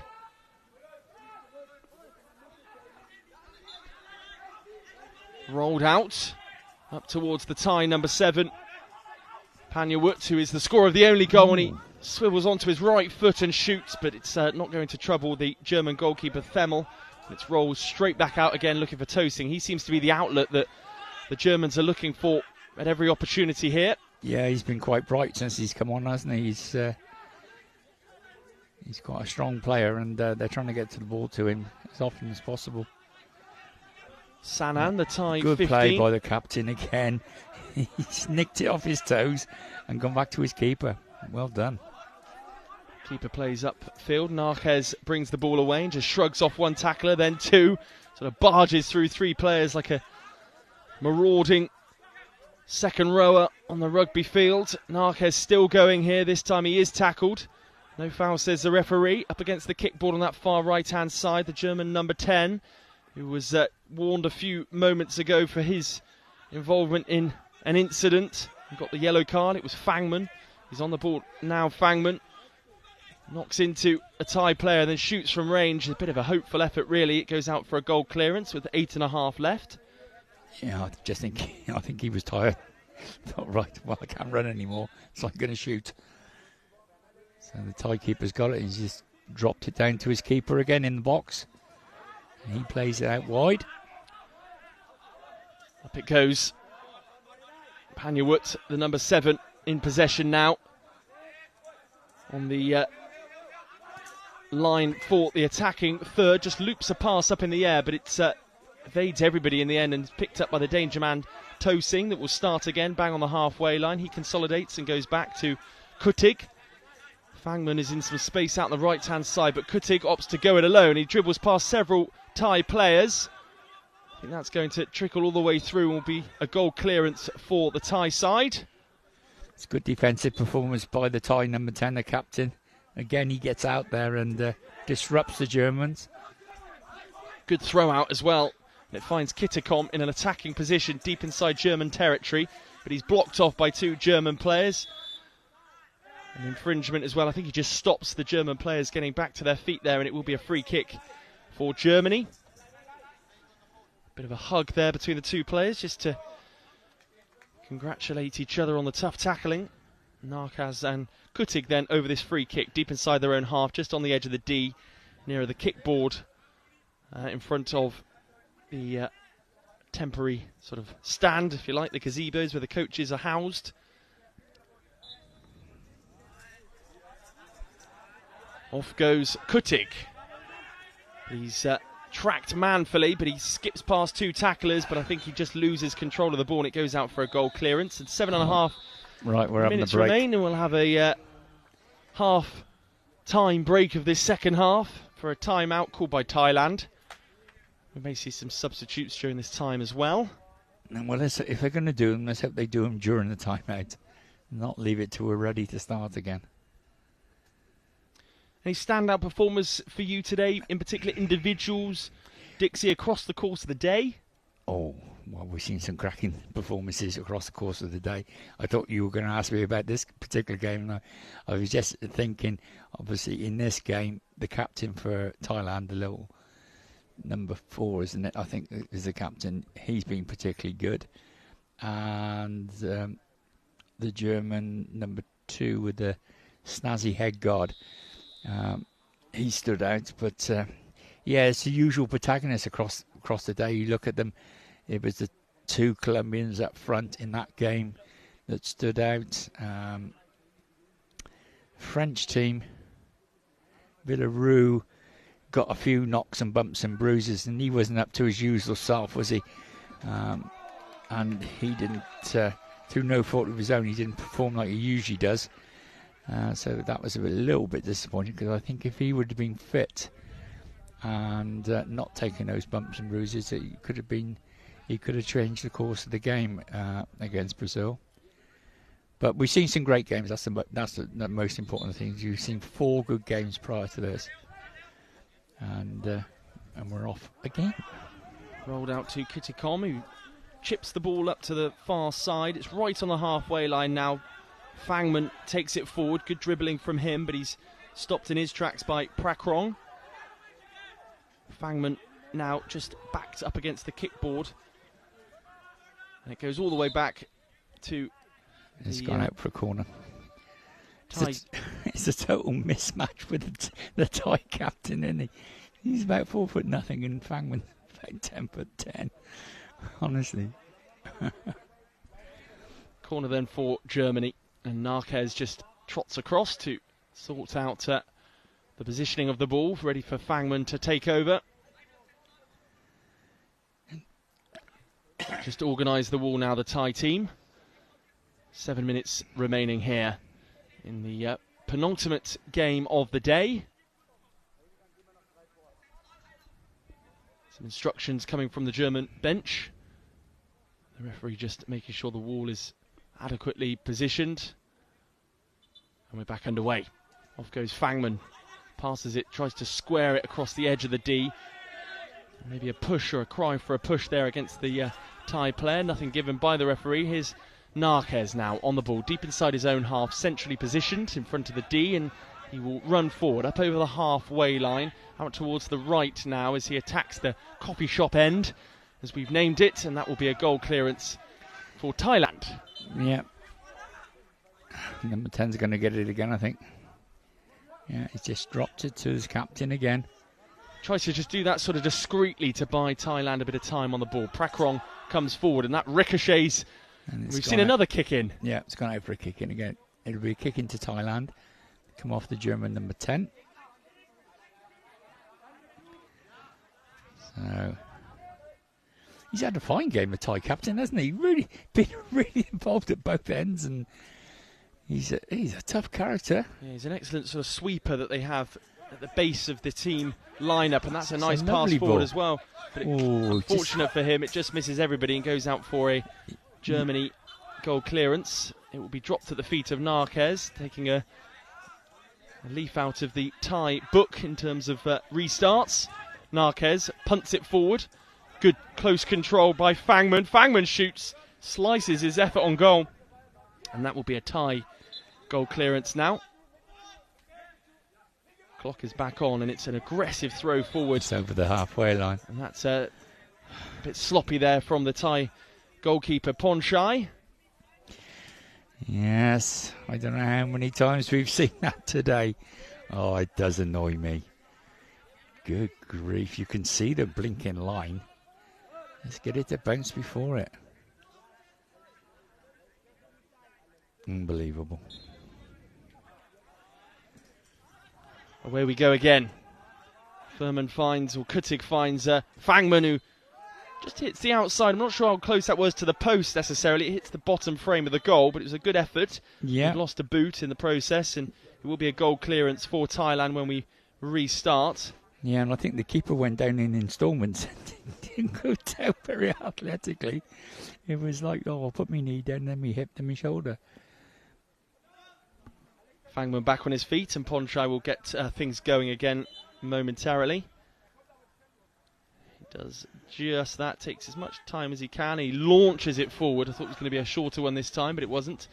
Misses the German player, and that'll be a corner for Thailand. It was an effective throw out from Ponchai. And now Thailand are up in the German half with this corner. And will, I'm sure, try and just nurdle the clock down a little bit more. Yeah, we got 5 3/4 minutes to go. One foul against Thailand so far in this game. It's been a pretty clean game, hasn't it? There's not been much in it, really. Bar the yellow cards for those on the bench. Yeah, well, yeah. It's a sliced effort on goal there from Panyawut, whose goal separates the two teams from the penalty spot at this stage. Coming together between two players there, and it will be a free kick for Germany. Bang on the halfway line. Right next to the kickboard by the sets of coaches as well down there. But it's been a bit of a theme, hasn't it, all the way through this tournament. The benches have had more cards than the players on the pitch. By a street. It's not just 1 or 2 more, it's by a street.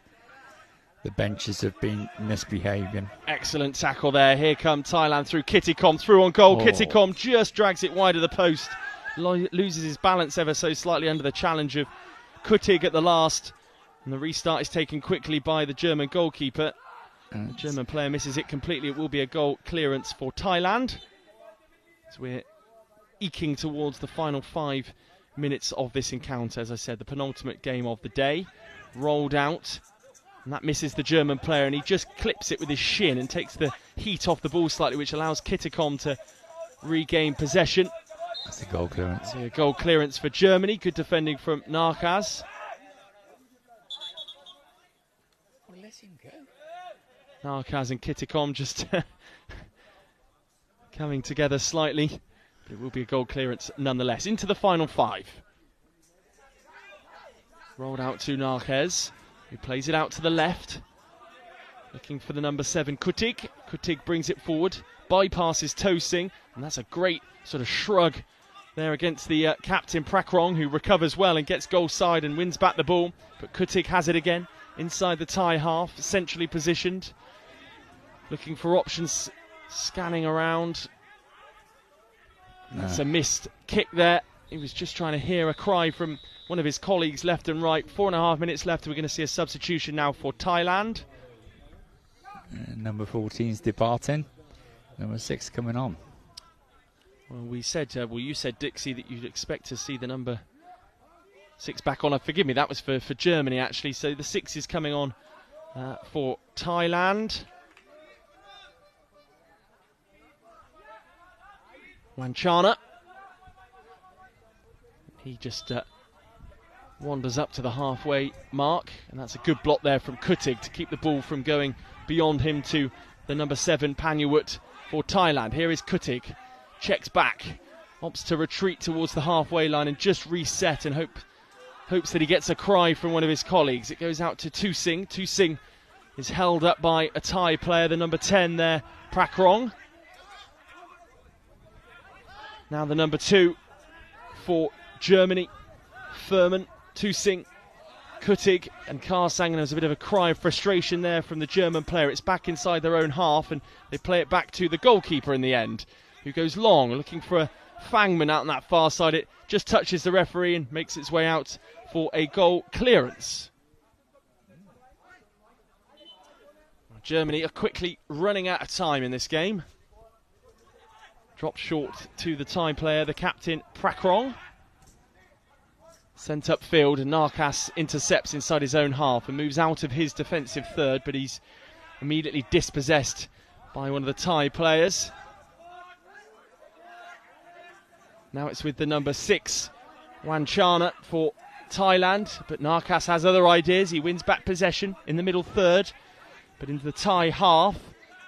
Narkas just trying to take matters into his own hands and bulldoze his way through the Thai defence, and he's done just that. He's now closer to the edge of the D, but he's up against the kickboard on this near side. Thailand defending diligently as we move into the final 3 minutes. Still battling hard down there. The ball has kept moving. The referee happy with play to continue. The number 7 Panyawut is back supporting. Thailand will keep it here for as long as they like. Now the captain Prakong just cleverly plays it back to his goalkeeper. He's got an excellent relationship with him. And a slided attempted interception there from Kutig doesn't quite play off, and he will start in his own half and go again. Yeah, it was a good play by the Thais there. Just winding the clock down, getting the foot in. And we've got, it's a free kick to Germany, I think. I think the Thai said void there. Yes, a free kick for Germany just outside the offensive third as they attack the Thai goal. Towards the coffee shop end.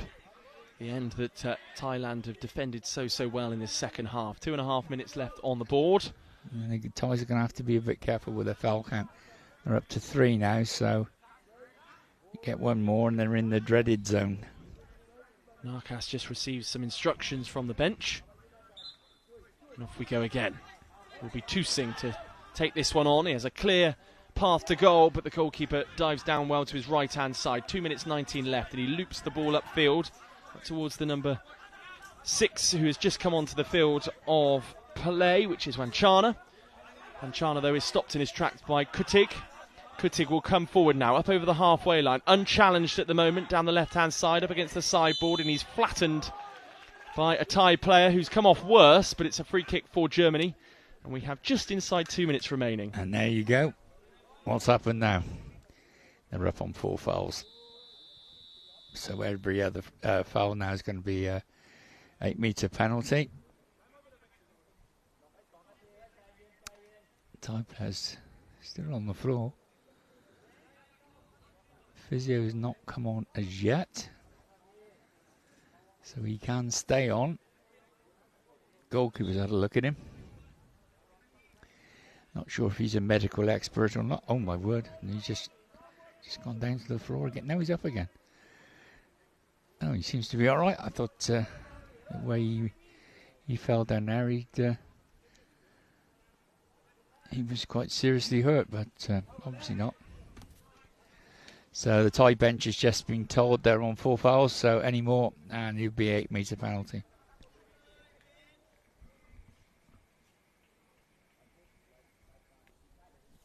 Four fouls then for Thailand.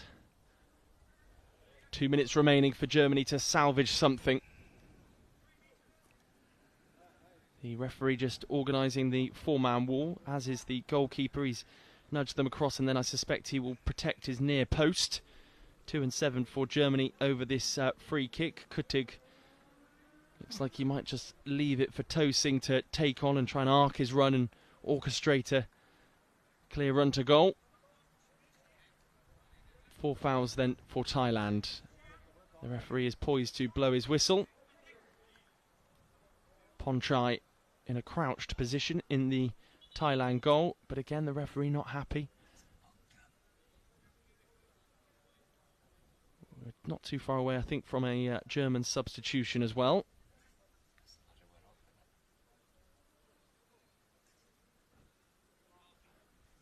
The number 6 Atumbas just warming up near us.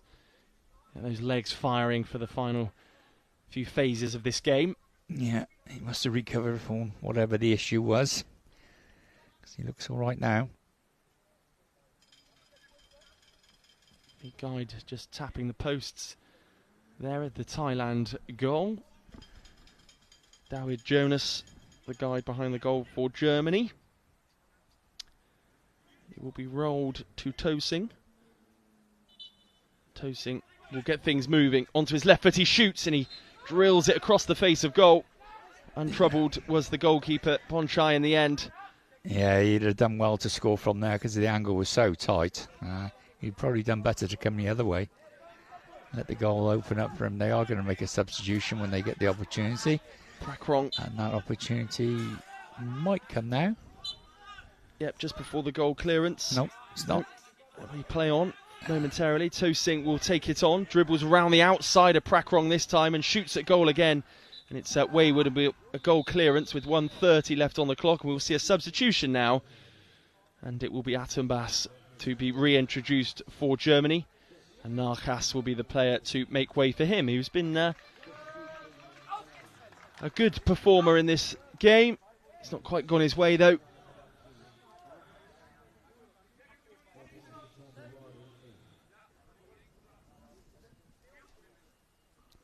Just see. Right, what have we got left? 93 seconds.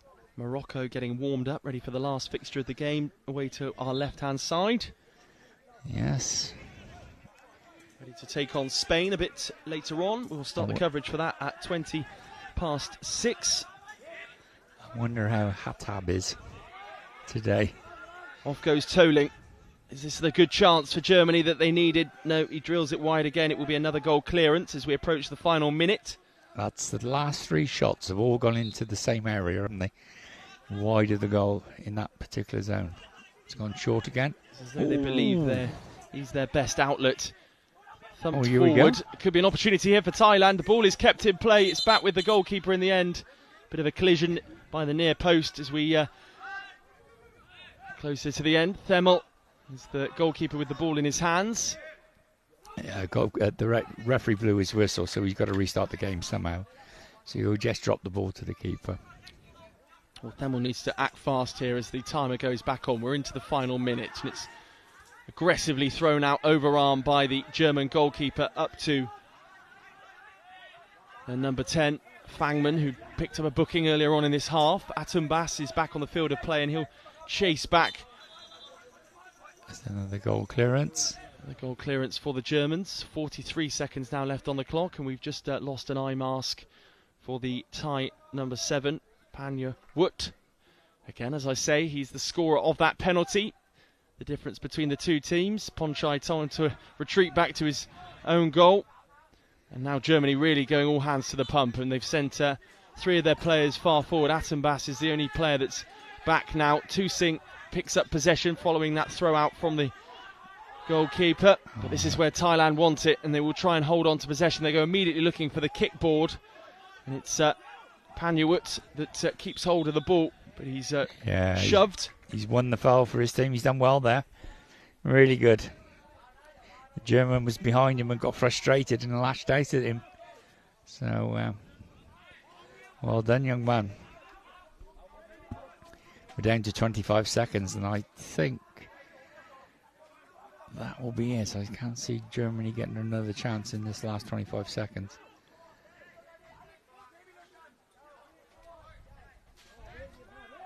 Captain of Thailand's over the ball.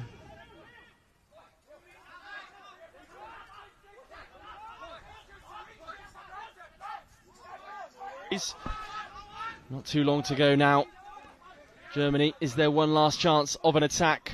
It's being brought forward very aggressively, and the Thai player's been pulled back by the German, but Thailand really performing diligently. It will be a goal clearance, but we've got 2 seconds left on the clock. I think that will be it, because it will run all the way through for a goal clearance, and there is the buzzer. So Thailand progress through to that 9th place match on Thursday afternoon. That's the end of the action here. Pretty good performance from Thailand in the end. Panyawut, the only scorer in the game. The final score between the two, Thailand 1, Germany 0.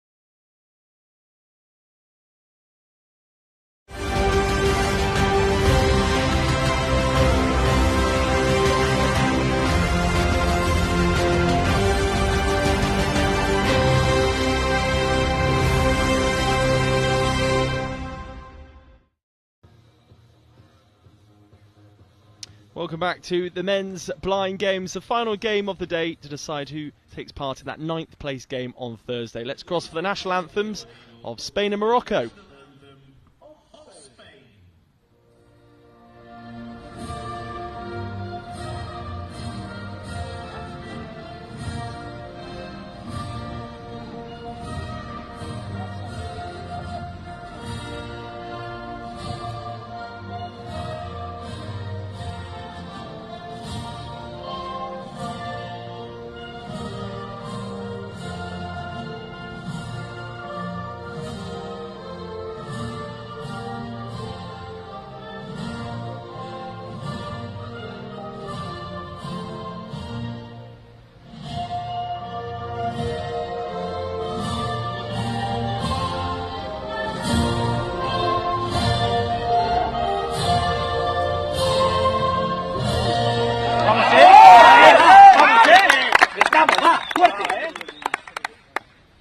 Please remain standing if you are able for the national anthem of Morocco.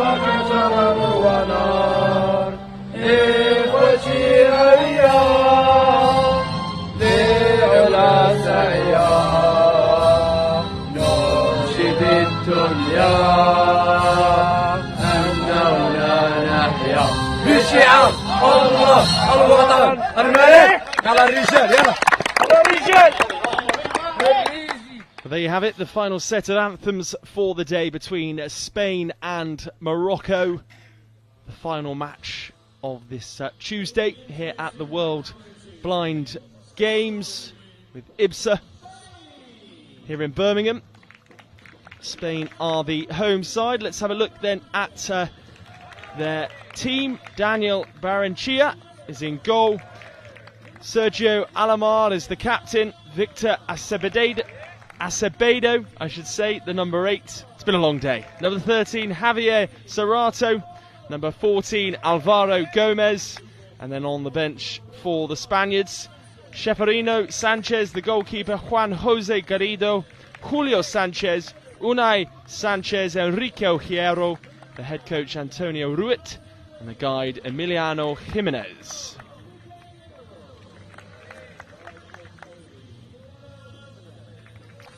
And the Moroccan side will go toe-to-toe with them is Abdelali Ait Al Hakem, the goalkeeper. Number 3, Hussam Gili. Number 4, Hikam Lamlas. Number 8, Othmane Droich. And number 9, Zaher Snizla. On the bench, Samir Barra, the goalkeeper. The replacement, Rudwani Borar, Mohamed Al Hamouchi, Ayub Hadimi, and Abder Razak Hatab, the captain, who is starting on the bench. The Moroccan side to take on Spain.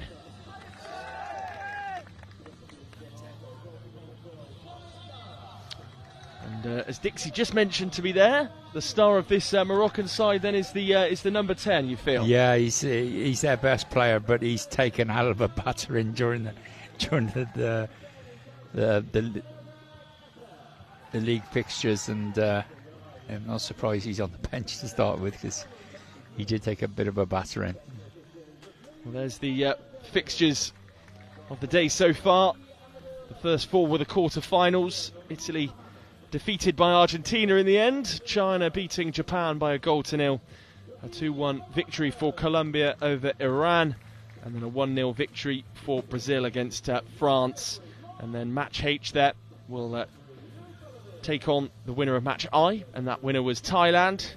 Whoever comes through this one between Spain and Morocco will face Thailand in that fixture on Thursday afternoon to decide who comes 9th in the competition and ultimately boosts their ranking score.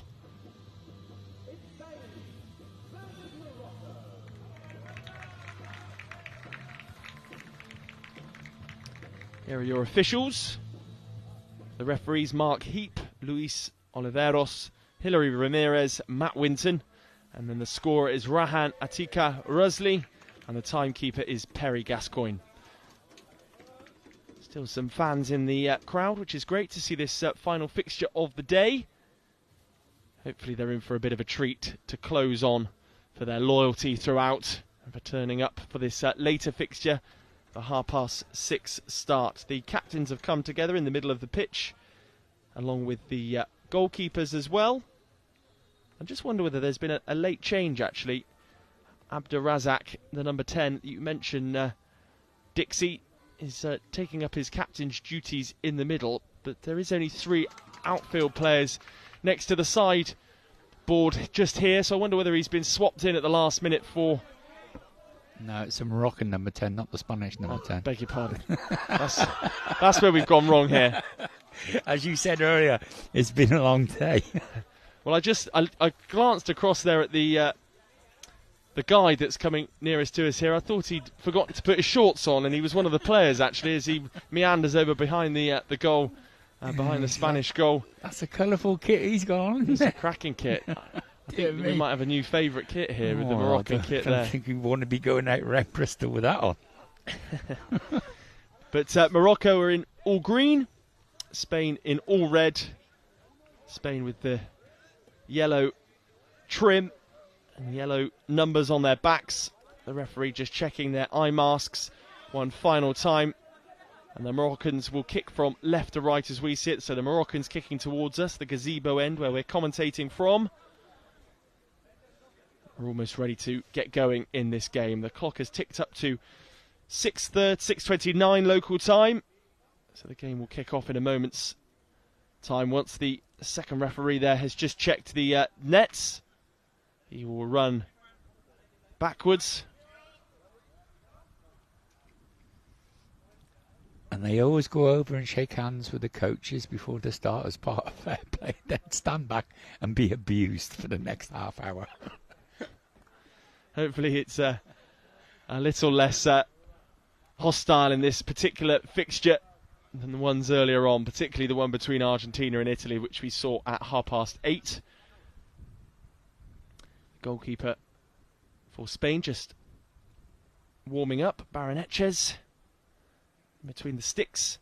We're just going to wait for the clock to tick up to 8:30 and we'll get going bang on time, it would appear. Yeah, I don't think we've seen the Spanish keeper before, have we? I don't think so. He's getting a run out in this particular game. Alamor, the captain, gets us going for Spain.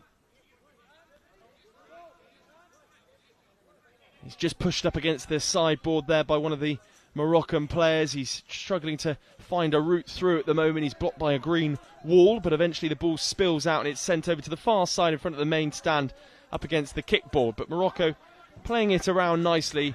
Othmani, nearest to us just here, takes it forward, just tries to play it back across to the number 9, Zuhair, for Morocco. Forward it goes, back with Spain. And the Spanish number 10, Alamor. Bit of confusion as to the whereabouts of the ball, just as Morocco come close to the goal. And the shot is just narrowly wide. It's a really good effort from Othmani. The guide behind the goal had his head in his hands. Couldn't believe that whistle passed the post. And then it's rolled out quickly for the goal clearance. Only as far as the number 8 for Morocco. Again, Othmani, who seems to be limping a touch, but he's rearranged his shin pad and he's back up and running again. Now it's with the number 9, Zuhair, who shoots from range this time. And that one whistles past the post. So some early attempts in this game, both falling for Morocco. And then another goal clearance now for Spain. But Morocco definitely the more energetic so far. Spain very static, actually, defensively. Quite comfortable for Othmani then just to run beyond his marker. Yeah, there was a foul there by the Spanish player, and the referee tried to play advantage, and there was no advantage, and so he brought it back for a free kick to Morocco, who have definitely started the brighter. But I'm looking at the Spanish team, and I don't recognise too many out there, so I think they're using this game to give the lads in the squad a game. The goalkeeper I don't recognise, and there's at least 2 players out there I haven't seen before. The one with the green eye shades we've definitely seen, but I'm not so sure about the rest. So it's a good experience for them. Well, Gomez, Acevedo, Serradio and Alamor make up the wall, the 4-man wall, just as Morocco prepare to take this free kick here. The guide taps the uprights, afforded some time to gather their bearings. I think that Spaniard one on the end, on the left-hand side. There he goes. I thought he was going to come out a bit quick. He's poised. Othmane shoots, though, and it ricochets off a Spanish player. It's a good block, and it will be a corner for Morocco.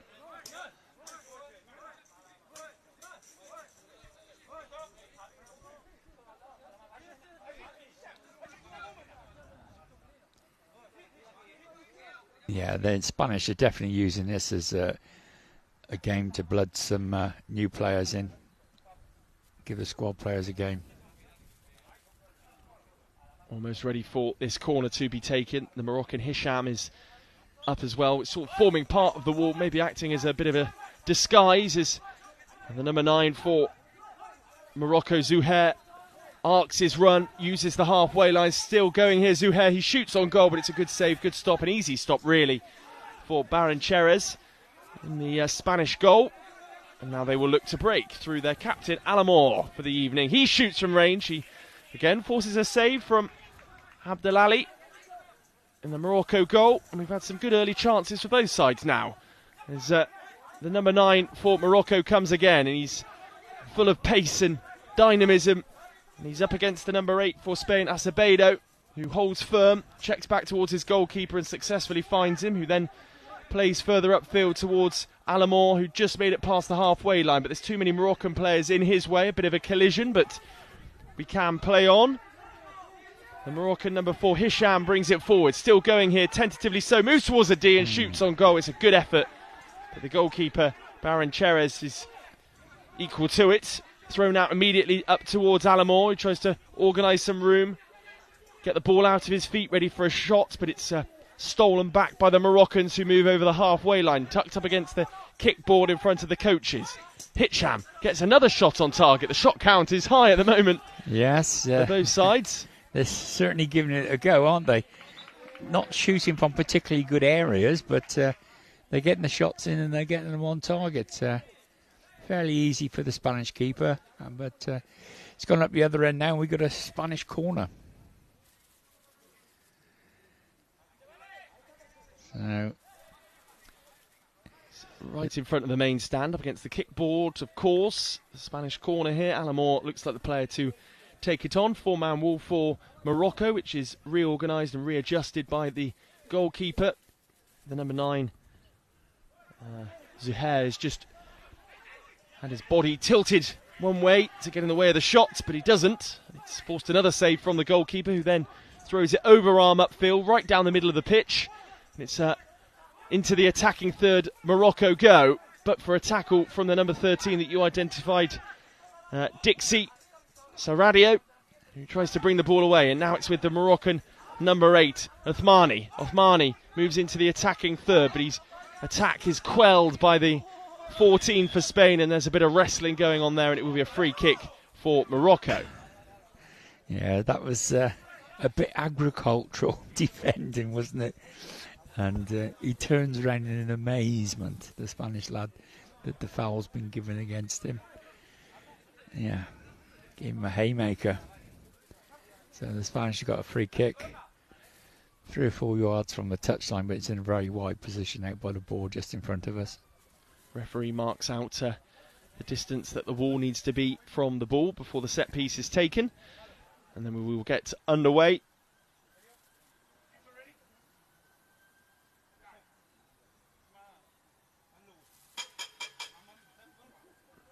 First tap of the upright by the guide. And then the second one, the keeper is poised in behind his 4-man wall. We've had 3.5 minutes of this first half so far. Good effort on goal, and it comes off the shoulder of the Spanish player, and it will be a corner again for Morocco, who are dominating this fixture so far. I do believe it's just started to rain. A few spots of rain. We've been lucky all day, and now the rain comes. Only had to hold out a little bit longer. Oh, we're all right now. Yeah, we're in our gazebo, so we're tucked away. It's the poor cameramen that are giving you the coverage today that we're feeling sorry for. Zuhair has to retreat back to the halfway line from the corner he goes. He's tucked up against the sideboard by the Spanish player, but he shrugged him off, looking to shrug off the challenge then of Gomez, but doesn't get past him. We'll try again. Swivels and goes in a different direction towards the kickboard on the other side in front of the main stand. We're back up into the Morocco half. Alamor does really well actually to alleviate any pressure on the Spanish goal, but Morocco win back possession and will move over the halfway line. Still going here, Morocco. Some good close control from them. Could be a good chance here. A shot from range is wayward in the end, and it will be a goal clearance for Spain. Yeah, he just snatched at that one a little bit. He had a bit more time than that.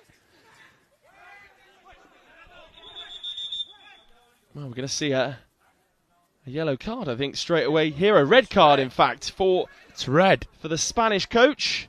No, it's the assistant coach. I don't know what he's done. He said something offensive, I think. He's not very willing to move. Don't know. It must have been all something over nothing. I know Mark Heap well, and he's not one of these characters that blows up for nothing. So something's happened. Something's been said. Bit of bemusement in the Spanish camp as to what that was for, and off goes the official that has been removed. Has he gone?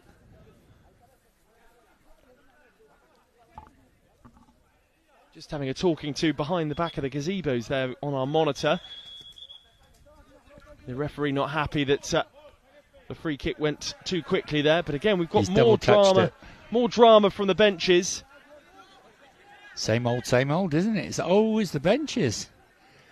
What's happened there is the Moroccan double touched it from the free kick, so it automatically turns over to be an indirect free kick to Spain. Well, I've just seen the Spanish coach that was sent off just make his way across the car park over by the coffee shop. An early trip to the changing rooms. Or Starbucks. Or Starbucks. He can start gathering up the kit that needs to be taken back to the accommodation. In fact, there he is, I think, just making his way across to the stands on the other side now as well. Oh, yeah, I can see it. Well, I'd be interested to find out what happened there, wouldn't you? Not a good look for Spain. He's just disappeared behind the stand. Cameraman just doing his level best to keep up with where he marches off to in a huff. The guide just tapping away at the post behind the Moroccan goal, the Spanish guide for this game. Jimenez, the number 14 and the number 10, Alamor, combine to take that free kick. Play on, says a referee. No foul given there, much to the bemusement of the guy behind the goal. Forward come Morocco. That's a big tackle there from the Spanish player.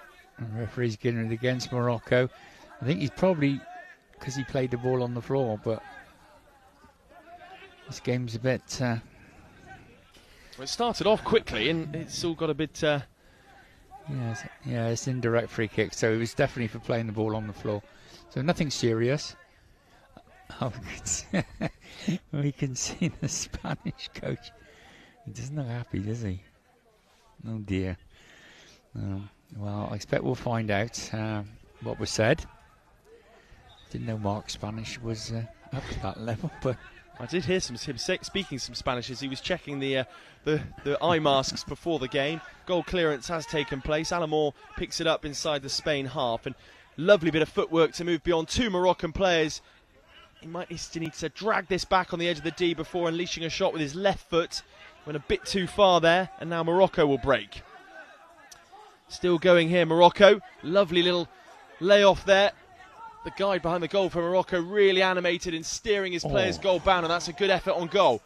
And an attempted clearance by the 13 Serradio for Spain.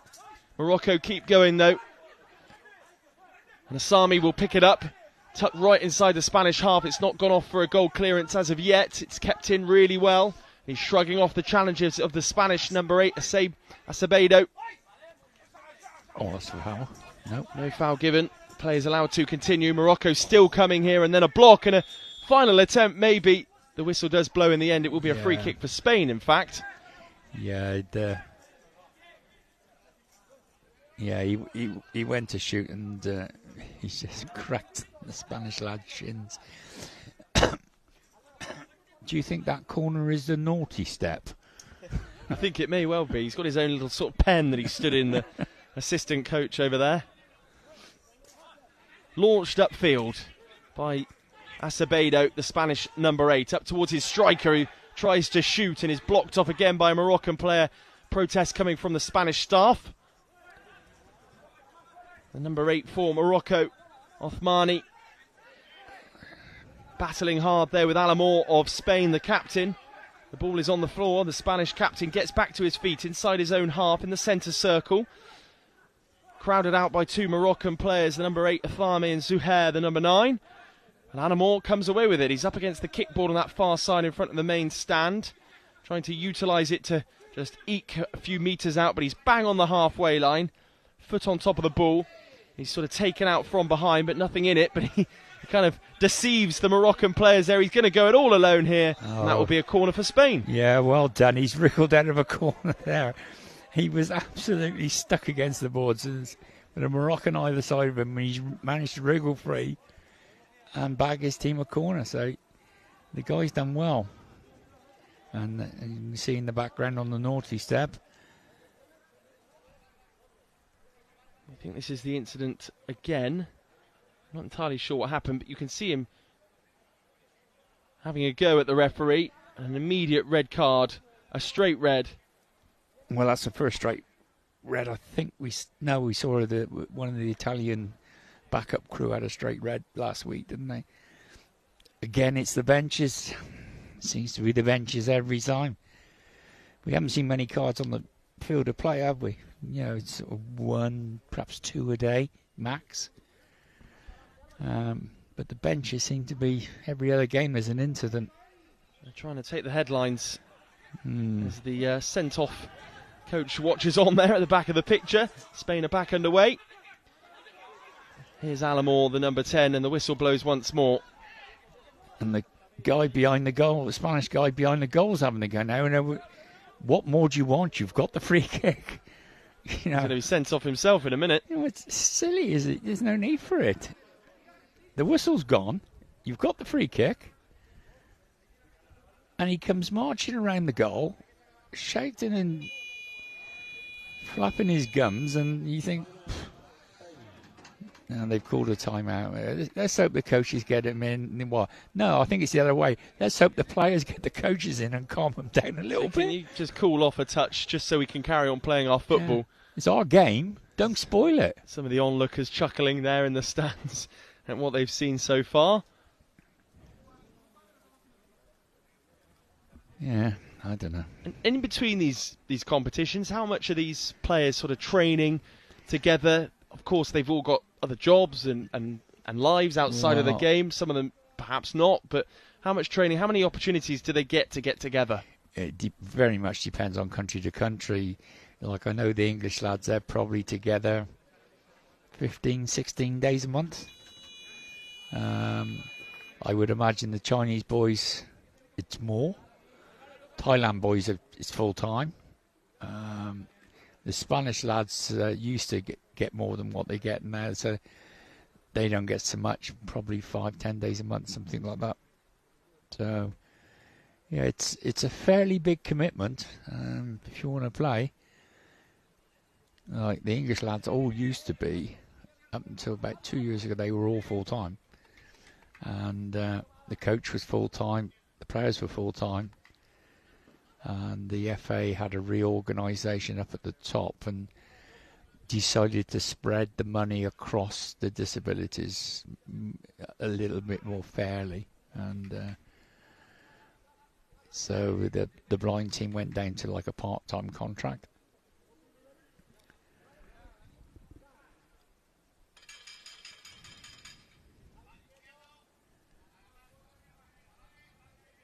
Brazil would be full-time. Argentina would be full-time, I would have thought. Yeah, so it does depend. Well, play has just about restarted with this free kick to Spain after all that, and then it's lashed wide and it will be a goal clearance for Morocco. Back underway properly here. Acevedo tries to bring the ball under control from the goal clearance for Morocco inside the Spanish half. The number 14 for Spain, Gomez, takes the ball upfield. Moroccan players are plenty in the way. Hossam brings it forward. He's just tripped as he left the centre circle inside his own half. And he sort of scuffs a pass to the far side in front of the main stand. It's picked up by Alamar. Alamar takes it forward. Just about keeps the ball under his control before it trickles any further and goes out of play. Good tackling, robust challenging though from the Moroccans. They bring it forward again. Good mazy run from Hussam. He shoots on goal. Powerful effort. Actually really does well to get his trajectory correct. But a chance now for Spain on the attack. He shoots. Almost spills over the line from the goalkeeper, who then needs a defender to follow up and prevent that from going out. Oh, my word, that was a good effort from Alamor and an equally good save. And he just keeps the ball away from the line there, the goalkeeper. Here's the 14 for Spain, Gomez. Slightly more tentative with the ball at his feet than some of his colleagues. Now the number 4 for Morocco, Hisham. Yeah, I thought the Moroccan keeper then had pushed it into his own net, but he recovered the situation and managed to get another hand on it and scoop it away. He's quite lucky. Off goes Gomez on his own this time, but his attack is snuffed out by a Moroccan player. Forward comes the ball against the kickboard on the far side. Moves up to the offensive third. Zaher is on the edge of the offensive third here for Morocco. Looking to get a shot away, drags his shot wide, and it will be a goal clearance for Spain. The Spanish number 10's doing particularly well up front on his own. He's taking the game to Morocco and doing a good job. The Moroccans are making a sub. Let's have a look at this save from the Moroccan keeper. So it's the number 10's got it, which is a good shot. Yeah, he sort of stopped it, and it was still going, wasn't it? And he's got another hand on it. Thankfully for him, he was almost falling backwards and just, in a Seaman-esque way, scoops it from falling over the line there.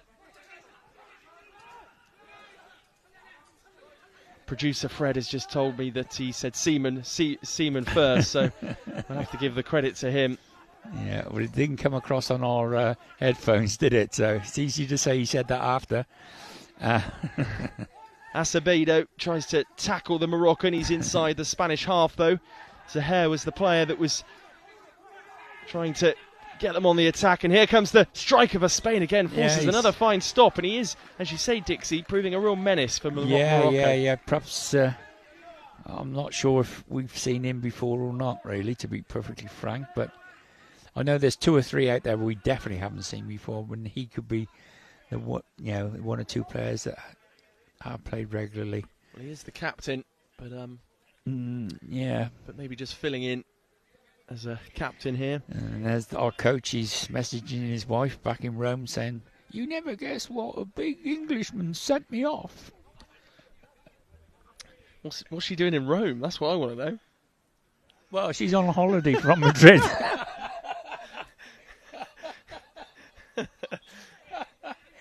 Oh, it's been a long day, guys. Well, he's away. She's on a girls' holiday. Well, we've lost a boot. Not sure who has lost the boot. Oh, it's the Spanish number 10, Alamar. He'll need to get that back on because it was proving useful to him. The referee has just spotted the boot has left his shoe. The boot has left his shoe, left his foot. We really are losing it here, aren't we? Are you in Rome as well? I'm in Rome. My head's in Rome. Stoppage in play whilst the shoe is put back on. Yeah, just as well this is the last game of the day, I think. Not only the coach is losing the plot, Well, I think all the coaches need to be brought together at the end of today and go out for a meal together and just settle a few scores with the referees, I think. That'd be an interesting... I would like to be a fly on the wall in that conversation. Let the players rest up. I don't think there'd be any love lost. No. Alamore is ready to play again. His shoe is successfully tied. And he trots across ready for this set piece here. Wait.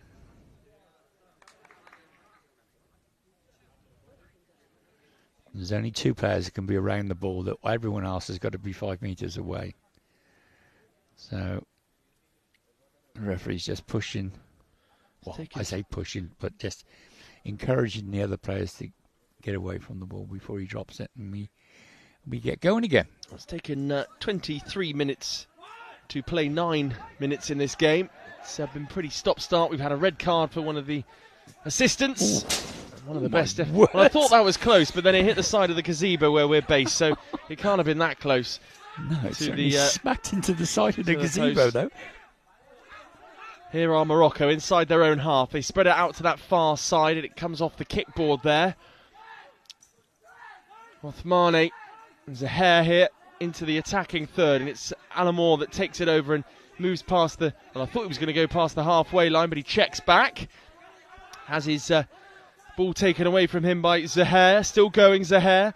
He had Othmane for company. As well as the number 6, Mohamed. Mohamed retreats. Now the number 9 will look to go again. Zahair here. Mohamed makes his way forward towards the edge of the D.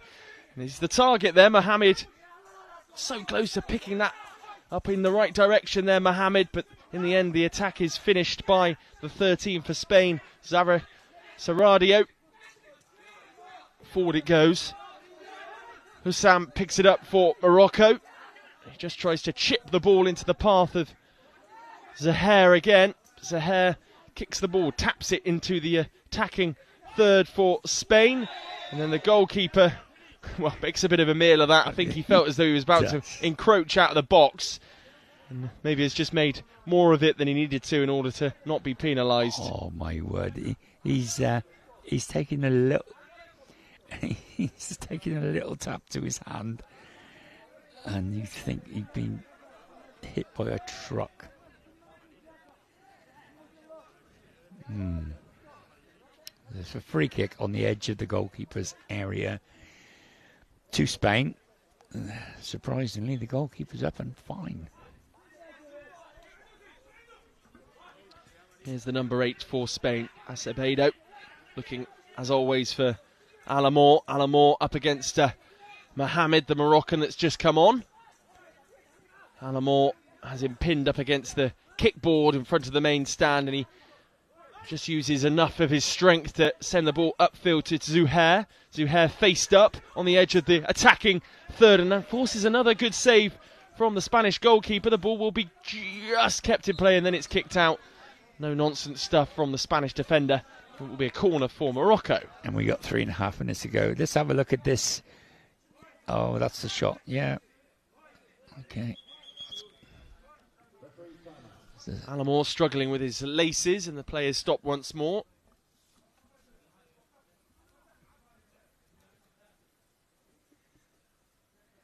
Meanwhile, the coach in the naughty step has finished the phone call to his wife.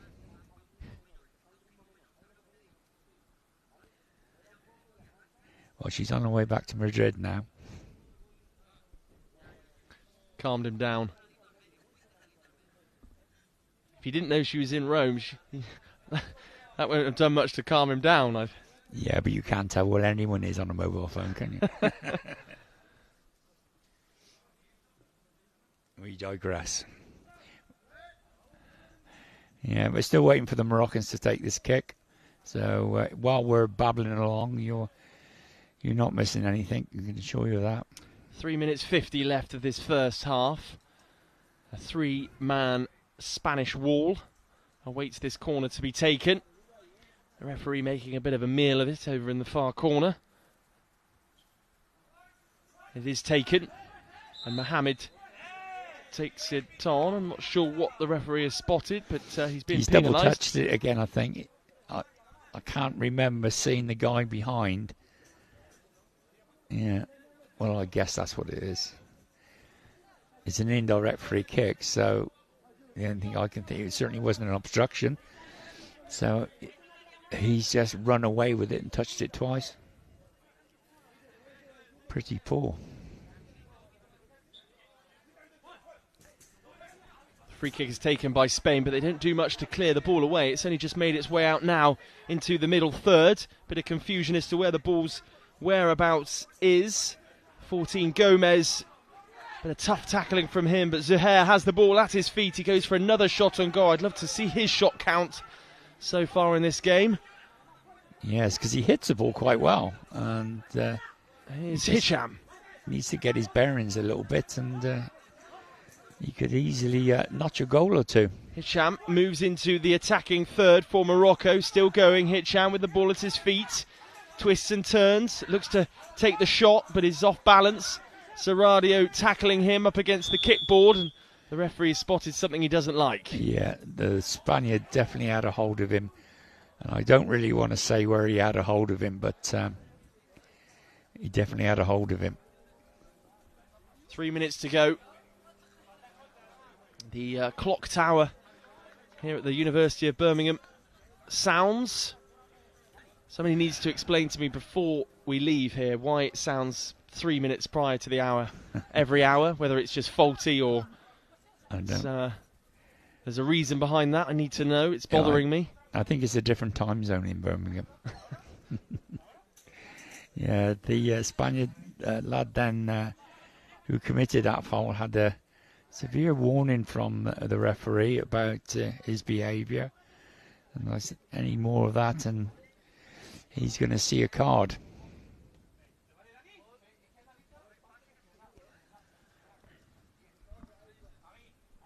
Two players over this set piece, Mohamed and the number 4 Hicham.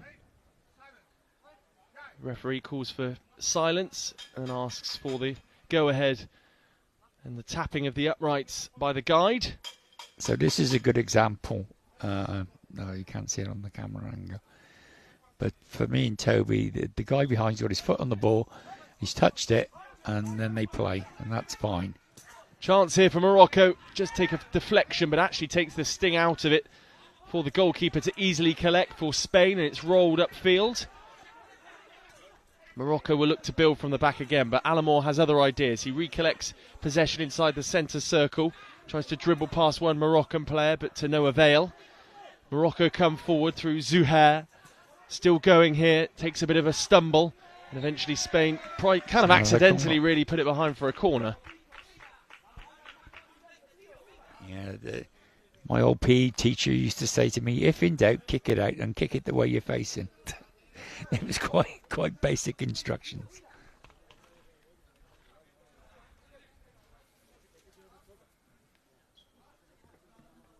Back underway. Mohamed takes the corner.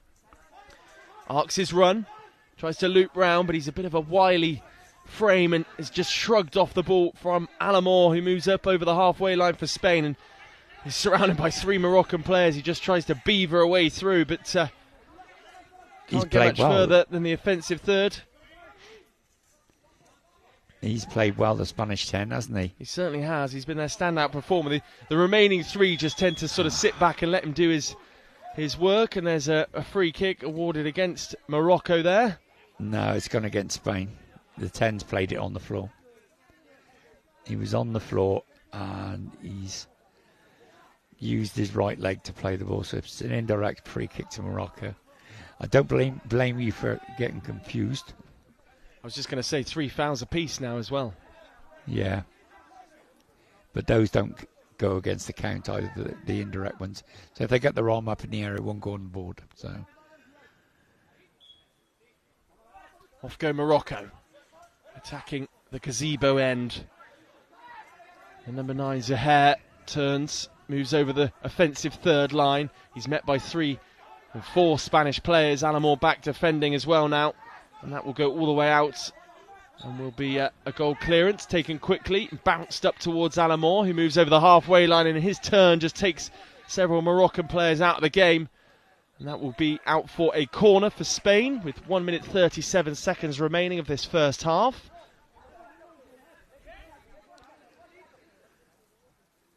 Which is not the longest half of football we've had, is it, today? I think that dubious honour belongs to Colombia and whoever they were playing. It's not far off, though. It has been a long half with all the stoppages. Yeah, we're on 32 minutes. This 15-minute half has taken so far. Suspect we'll be at least at, or we'll be past 35 minutes before the half ends. Yeah. Off we go. The Moroccans find a way out, though, from that Spanish corner through Zuhair. Still, of course, goalless in this game. Zuhair moves up over the halfway line. Still going, Zuhair. Amazing run from him. That's a great run by him, isn't it? Fantastic. And the Spaniards have had a pull at him, and Morocco have got a free kick. Pretty precarious spot as well. Yeah, 7 or 8 yards out, I expect. Level with the post closest to the stand. Important work now to take place from the guide.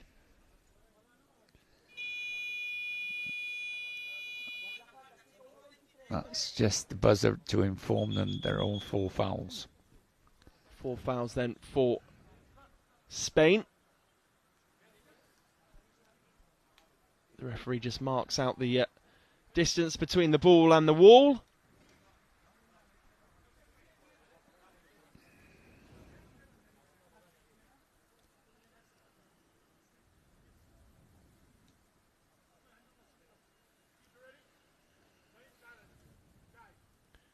Guide confirms he's ready to begin tapping the uprights.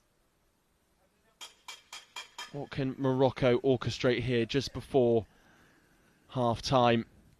All the Spanish players back defending. And away they go. It's a good block in the end by Spain. The wall does its job. Alamor picks the ball up deep inside his own half and just loops the ball in the air and makes a lovely run forward, using all of his trickery to do just that. And he now moves into the offensive third for Spain. Still going, Alamor. But his attack is stopped by the number 2 for Morocco. Alamor pushes him back into his defensive third, Hassan. Alamor still battling, and it's now with the number 9 for Morocco, Zuhair. Alamor wins it back, though. 45 seconds remaining. Alamor has his pockets picked by Zuhair. He's going to have to hurry up if he wants to get a shot away on goal before the buzzer sounds. Squeeze through to Mohamed, who's in the most advanced position, almost goal hanging inside the D there for the Moroccans. Mohamed twisting, turning. He's been a bright spark since he's come in. He takes a shot at goal. Deflects back off Alamor. Now the number 4 brings it forward for Morocco. Will shoot from range straight at the goalkeeper, who gathers pretty effectively. The ball is looped up into the air. Alamor gives chase. It's back in Morocco's half. The 2 Moroccan players come together, but Mohamed brings it away over the halfway line. 2 seconds remaining, and the buzzer will sound. And there is the end of the first half, which is by and large been relatively entertaining. There's been some shots at both ends, but neither side yet to break the deadlock. Goalless at the break in the men's blind football then between Spain and Morocco. We'll be back in 9 minutes and 40 seconds for the second half. It's fast, technical and tense. This is your guide to five-a-side football. There are 5 players per team, 4 outfield players and a goalkeeper. The aim of the sport is to score a goal by kicking the ball into your opponent's goal, and at the end of the game, whoever scored the most wins. Players must wear eye shades to ensure that all players have the same level of vision. That is apart from the goalkeepers, who aren't required to wear eye shades and can be fully sighted. Their job is to keep the ball from going in the goal behind them. But how do the players on the field know where the ball, or indeed the goal, is?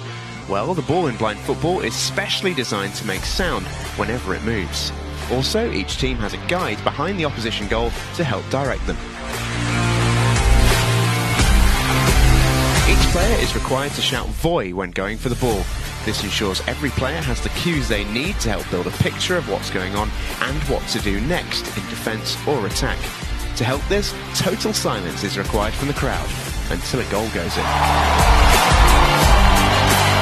Voy is Spanish for go, and it was the Spanish who are credited with originally developing blind football in the 1920s.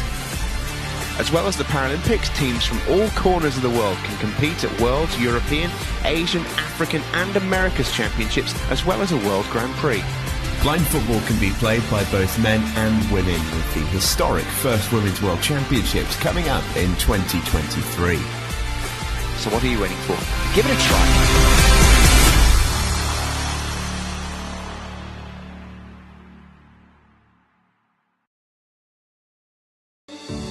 IBSA, International Blind Sports Federation, presents, with the support of the International Paralympic Committee, IBSA Anti-Doping App, the first application of its kind in the Paralympic movement, specifically designed for blind and visually impaired people. Athletes, coaches, medical staff, managers, and the public in general now have a powerful tool to stay focused on the principles of clean sport. Scrolling down the main menu, you can find all the important themes you need to know to play fair and be alert to testing procedures and necessary adaptations for athletes with visual impairments. IBSA gives top priority to anti-doping control, being the only international federation with 3 sports in the Paralympic family: goalball, football, and judo. IBSA Anti-Doping App has external links, namely to WADA, where our sport agents can always find the most updated information, especially the list of prohibited substances and methods. Glory in sport can only be achieved by the athlete's awareness of their rights and responsibilities. You can find them on the IBSA Anti-Doping App.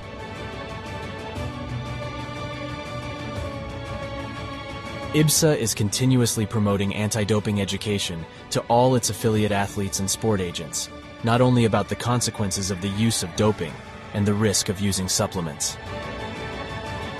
IBSA believes that education is the major tool to fight doping in sport.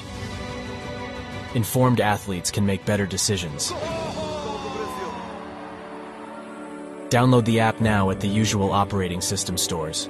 And ladies and gentlemen, we have seen history being made today.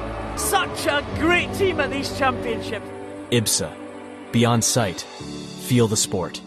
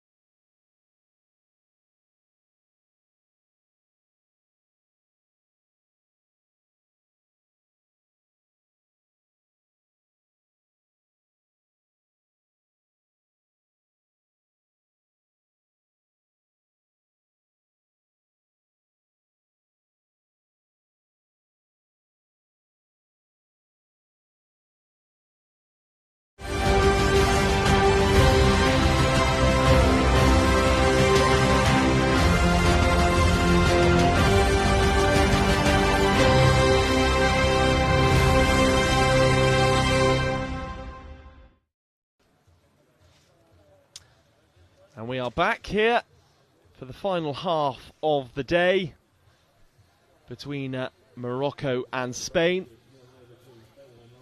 Goalless at the moment, but a first half full of shots and a red card. One of the coaches up, as Dixie says, on the naughty step in the separate pen next to the stand here on the pitch, or next to the pitch beneath the University of Birmingham. And here we go then, some encouragement from the bench. Who will strike first in this final game of the day, or will we be heading for penalties? That remains to be seen. The Moroccans appear to be pretty much unchanged from the first half. They are. Mohamed did come on in the first half, and he takes the ball away immediately, and his shot is, or attempted pass, is blocked off by Spain, who then move further up the field into the Moroccan half and look to mount an attack. But that attack is thwarted by the Moroccans, who get back goal side and defend diligently through Hisham, who moves up over the halfway line. He's taking players out at will, and he barges into one of the Spaniards, goes out for a goal clearance. Launched upfield by the Spanish goalkeeper, but it's only met by a Moroccan player. The target, though, for Spain is to get it to Alamor, who was the main threat in the first half for them. The number 9 for Spain, Garrido, is on for this second half. That's a good pass forward there, but well intercepted by Sarradio for Spain. But Morocco's attacks at the moment are relentless, and it's with Zuhair with the ball at his feet, and he's waiting patiently for the right moment to strike, and that was almost a lovely, lovely move there by the Moroccans, but it doesn't quite pay off, and Baranetches will get us back underway. But again, it's straight back to Morocco through Hicham, just on the edge of his D, right in front of goal, and Hicham comes forward. Morocco looking by far the more likely to score the opening goal of this game, and they'll have a corner to contend with now. Yes, the ball has gone out of play. It will be a corner for the Moroccans. Just over a minute gone in this second half. Yeah, on that last bit of play when it went across the goal with Mohamed, the number 6, taking the touch, he was well in. But he decided to swing for it first time and missed the ball completely. But yeah, it was a good ball across though, wasn't it? A good bit of play by the Moroccans. Certainly was. 13 and a half minutes remaining in this second half for us to find a goal in this game. It's taken the corner by Morocco.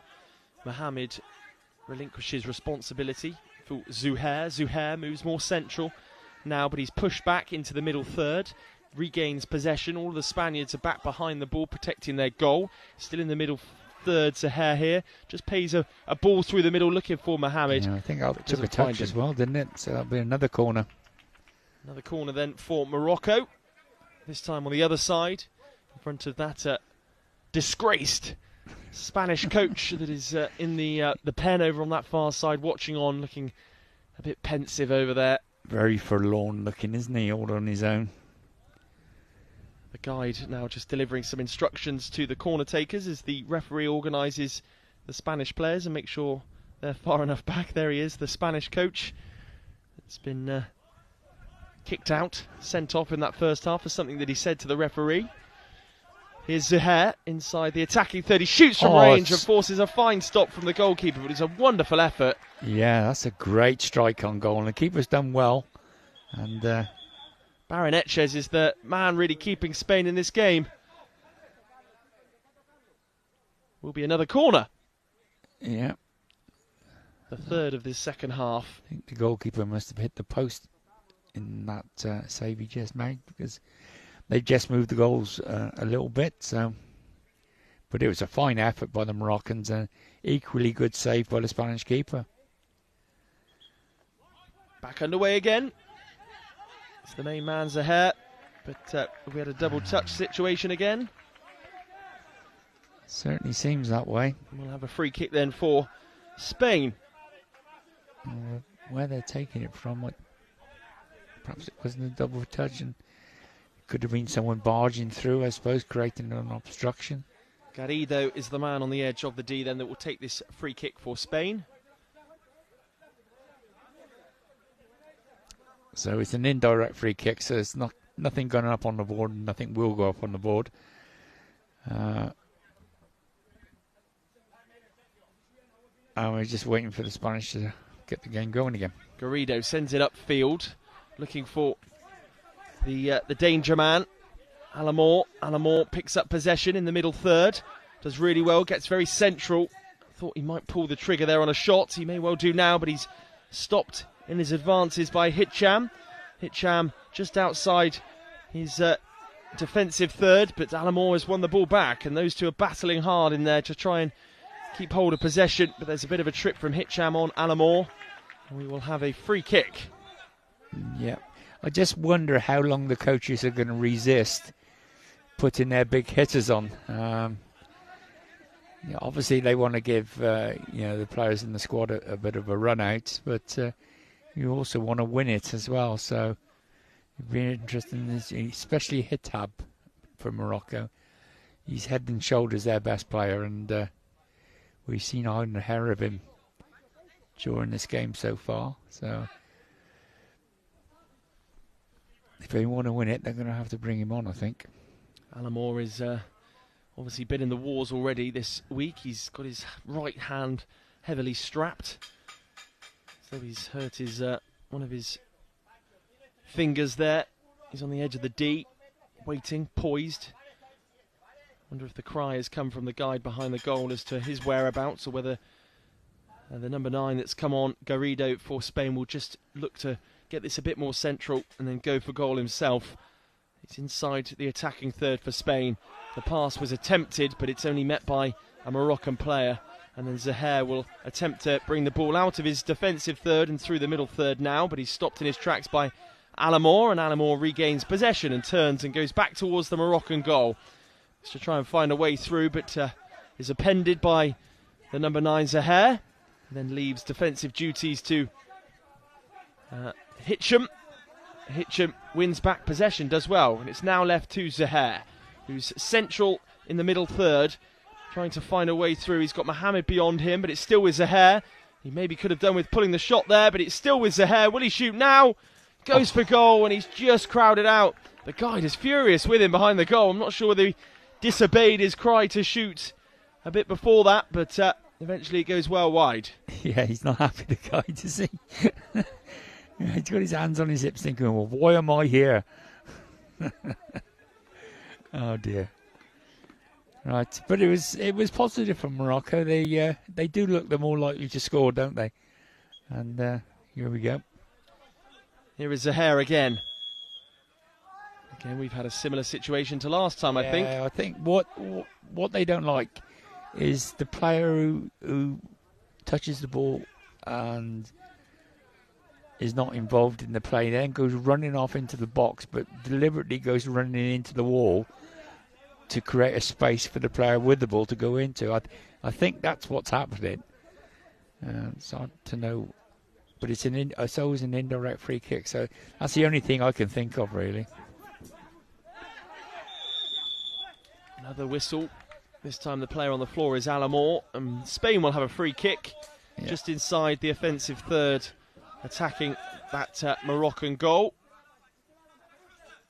Well, that was nice and straightforward, wasn't it? There's no doubt what that one was.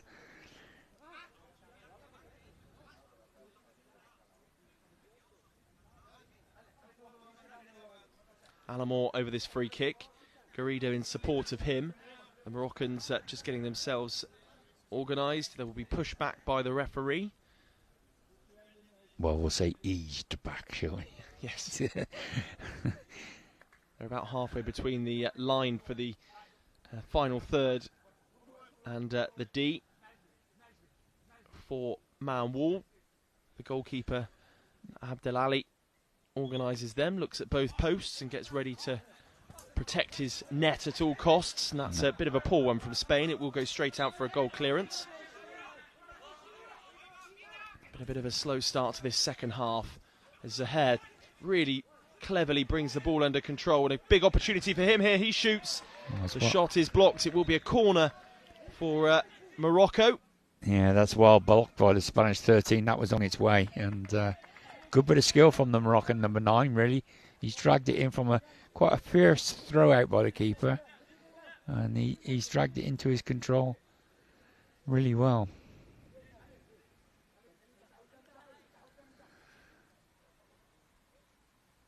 And we'll wait for the Moroccans to take the corner. Away they go. Zaher brings the ball inside. Tries to pull it back onto his right foot. Keeps it on his left though. He shoots. I wonder if that ricocheted off a Spain foot. It doesn't. It will be a goal clearance as per the referee's order.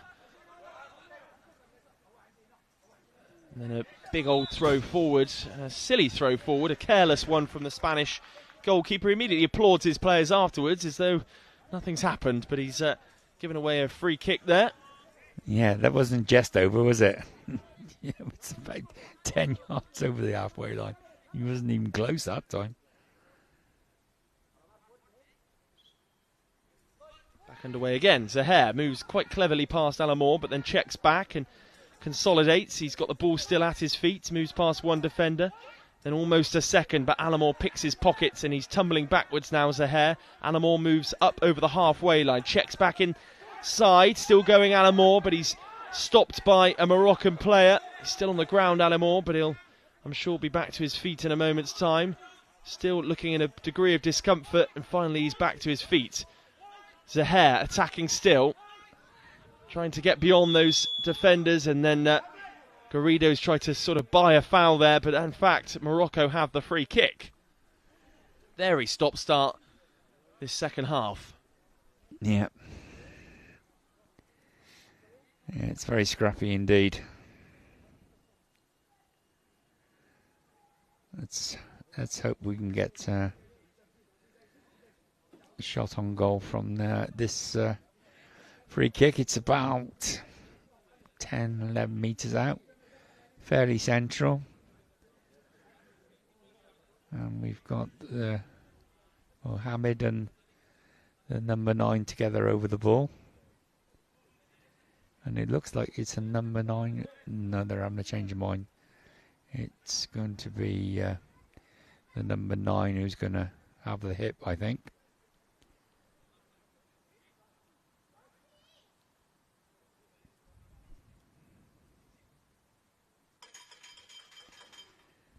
Zaher then over this with the number 6, Mohamed, for Morocco. The guy does his bit. And off we go again. Zaher moves past one Spanish defender, shoots off the upright. Cracking effort on goal. The guy can't believe the ball hasn't nestled in the back of the net. Falls again to Zaher. He'll get a second bite of the cherry here. Shoots again and straight into the arms of the Spanish goalkeeper, I should say. I think the guide is in total disbelief. It would be just typical now that against the run of play, Spain will nick one. But it's the striker Alamore that's pinned up against the kickboard there. Another stoppage in play. Yeah, that was a really good effort by the 9. He's hit it with his left foot and it's absolutely cannoned off the far post. And it really shook the goal frame. The keeper had no hope. He wasn't going to get anywhere near that. If we look at it again, shifted the ball to the left. Oh, that was the second shot. That one was a little bit more straightforward. That's all right. Yeah, it was more straightforward, that one. Okay, here's the goal. Here's the effort. Boom. It's fair well rattled that post. We are back underway. Alamore just tries to scoop the ball beyond the defender. Still going, Alamore. Could do with just trying to shoot from that sort of angle there, but he's trying to force his way through altogether. He's crowded out in the end. Mohamed that's a corner. Will concede a corner. But he is up there on his own, isn't he? There's just no one else within 20 yards of him. Yeah, it's a bit of a thankless task for him. He must be getting really tired because he's doing everything he can to get the Spanish forward, and he's always up against 4 Moroccans, which is thinking tough. The goalkeeper Abdel Ali organises his wall, but the referee, I'm sure, will have something to say about the distance. He's pushed back there, the number 9 Zaher, and we will get things going again. Off we go. Alamore brings it infield. looking for a more central position, but he's lost possession there. It spills out. It will be a Moroccan ball inside their own half, tucked inside the defensive third for them. And now the danger man Zaher brings it forward at pace, skips past the second defender, still going Zaher, shoots from range, straight past the post, and that will be a goal clearance. Yeah, he was a little bit too far out there when he's hit that one, but at least he's willing to have a go. Then number 9, he sort of runs with it well, and he's got a decent strike on his with his left foot. Toss forward by Abdel Ali, and here comes Zaher again, flying forward at will. They can't do much to stop him. Garrido's in his way, but Garrido can only watch the ball go through his legs. He's supported by Gomez. Gomez wrestling on trying to get him off the ball, but it's Alamor cutting an isolated figure further up the pitch. The Spanish can't utilise him at the moment. Free kick given in favour of the Spanish. That receives a rapturous round of applause. I think that was possibly sarcastic applause. And there will be a timeout, I think. Or am I incorrect? No, it's another. It's four. Is it already? Up to 4 fouls by the Moroccans there, I think. It is, you're right. And there's a bit of an argument taking place between the goalkeeper and Hussam for Morocco. The referee just indicating that we are up to 4 fouls. It's been so stop-start this second half, it's no wonder we're at that point really, with 9 minutes realistically left on the clock for Morocco to get through without being penalised again. Yeah, I hadn't realised it was ticking along that quickly. Mohamed picks up the ball inside his own half, just twists past Alamor, but he's not getting too far at the moment. Kicks the ball further forward up towards Zaher, but in the way is Gomez for Spain. Bit of a crunching one for Gomez there to contend with. He goes ricocheting off the kickboard. Will be a free kick for Morocco, a rare one, which Mohamed tries to take quickly, but that's never going to appease the referee.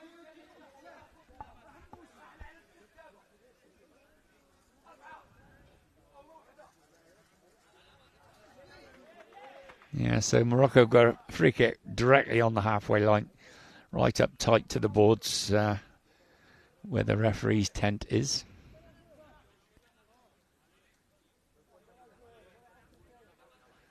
And we're ready to go again. It's indirect, so it won't go on the foul count.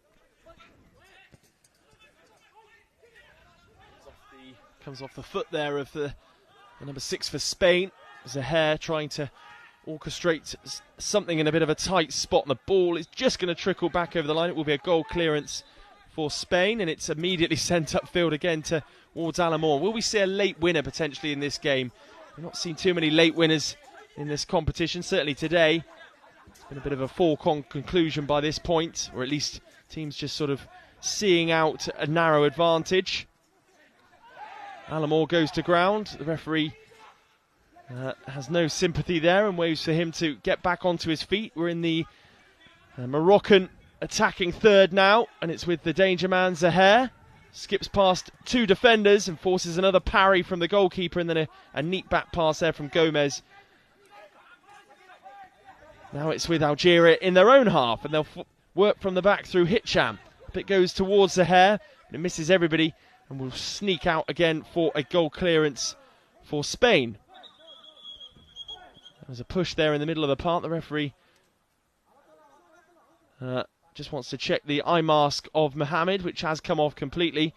He seems unhappy and a bit disgruntled with something. Makes his way across to the kickboard. Bit of distress, I think, but the referee just checking in on him.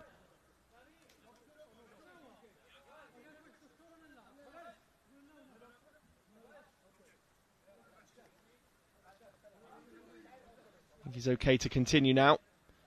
Referee's just checking his the taping under his eye mask. 7.5 minutes left, halfway through this second half. And we restart with the Spanish keeper.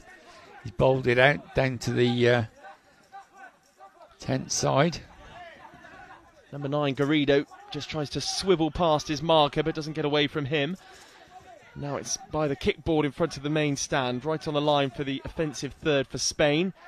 Bit of argy-bargy going on down there, and here's Alamor now. I was wondering whether he was going to tee up a shot. He decides to check back and moves on to his maybe favoured left foot, but it's well cleared away by the Moroccan side, and they will build through Mohamed, who just took a bit of a knock. He's got Zaher to the left of him. Will he utilise him? He needs the cry if he is to. He does squeeze a pass through. Almost lands for Zaher. Mohamed has not continued his forward run, and it lands to Gomez, who will slowly build from the back, and he just taps it off the kickboard there, and it's picked up pretty comfortably by Hitcham. Hitcham moves over the halfway line, looks for Zaher immediately, who chases the ball towards the kickboard. He's got Garrido in his way, still with Zaher, moves into the D, but doesn't get past the final tackler, which is Gomez. Gomez moves up now towards the halfway line and scoops it out to the left-hand side. Over it goes towards Alamor. Alamor now up to the final third, still going Alamor into the D, and then he just gets his pockets picked at the last there. And now Morocco will come again through Hitcham. This is a good sustained bit of play, end-to-end stuff, as Garrido collects the ball and then thumps the ball up long towards the halfway line. Alamor is after it, but Hitcham is in the way, and Hitcham regains possession, just tucked inside the Spanish half. He squares the ball, and it goes out towards the kickboard on this near side in front of all the coaches. Sneaking towards the final 5 minutes of this game, and then we'll be heading to penalties. It'll be best of three there. Here is Zaher, who has other ideas, wants to settle this in normal time. The Spanish coaching staff remonstrating with the referee that the ball was safely won back there, but it's now with Mohamed. He just needs to keep the ball in play, but he gets his feet in a bit of a tangle. Still has possession in the final third. Can he orchestrate a shot? He does. It snucks through to Zaher, but Zaher is facing the wrong way. Zaher then lines up the shot, takes a deflection of a Spanish player. Thought the net was about to bulge. The guy can't believe it, and it will be a corner for Morocco. Yeah, the referee just picked something up off the pitch. I'm not sure what it was. Don't know. He's giving it to one of the Spanish coaches, and we're going to restart with the Moroccan corner once the number 9's adjusted his footwear.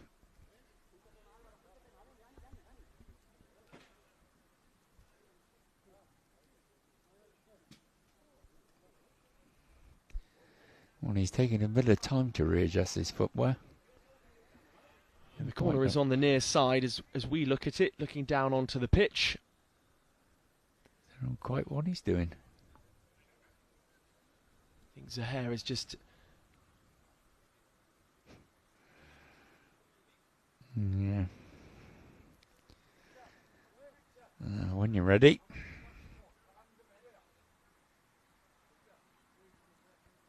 He's really struggling. The Spanish wall is poised.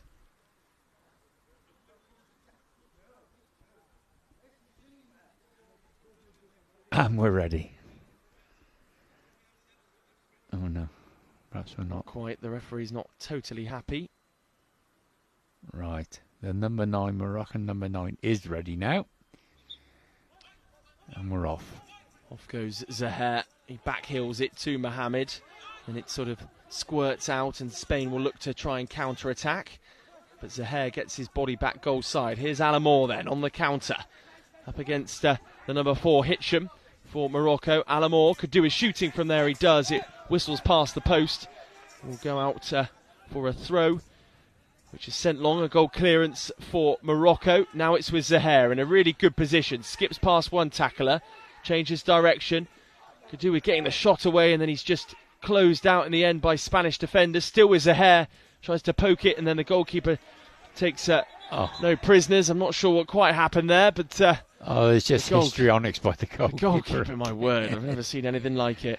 Oh, my. He has touched him, but my word, he's rolling around like he's been absolutely shot. Oh, come on, man. Never seen anything like it.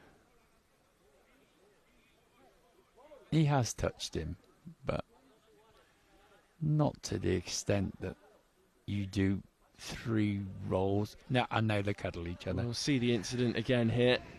He got knocked over, bit of theatrics there, and Let's have a roll around. It's amazing how much weight he can put on the knee, having just had it trodden on, supposedly. There we go. 4 minutes and 32 seconds remaining. The most remarkable recovery from the goalkeeper, Baron Netchez. Yes, he did look like he'd been shot, didn't he? Got another untied shoelace. Alamore on the floor, tying that up. The captain. Yeah, well, next time we hear an ambulance come down the road, we know where it's going. I'm going to head over to Baron Netchez after this and just double check he's okay and doesn't need any ice.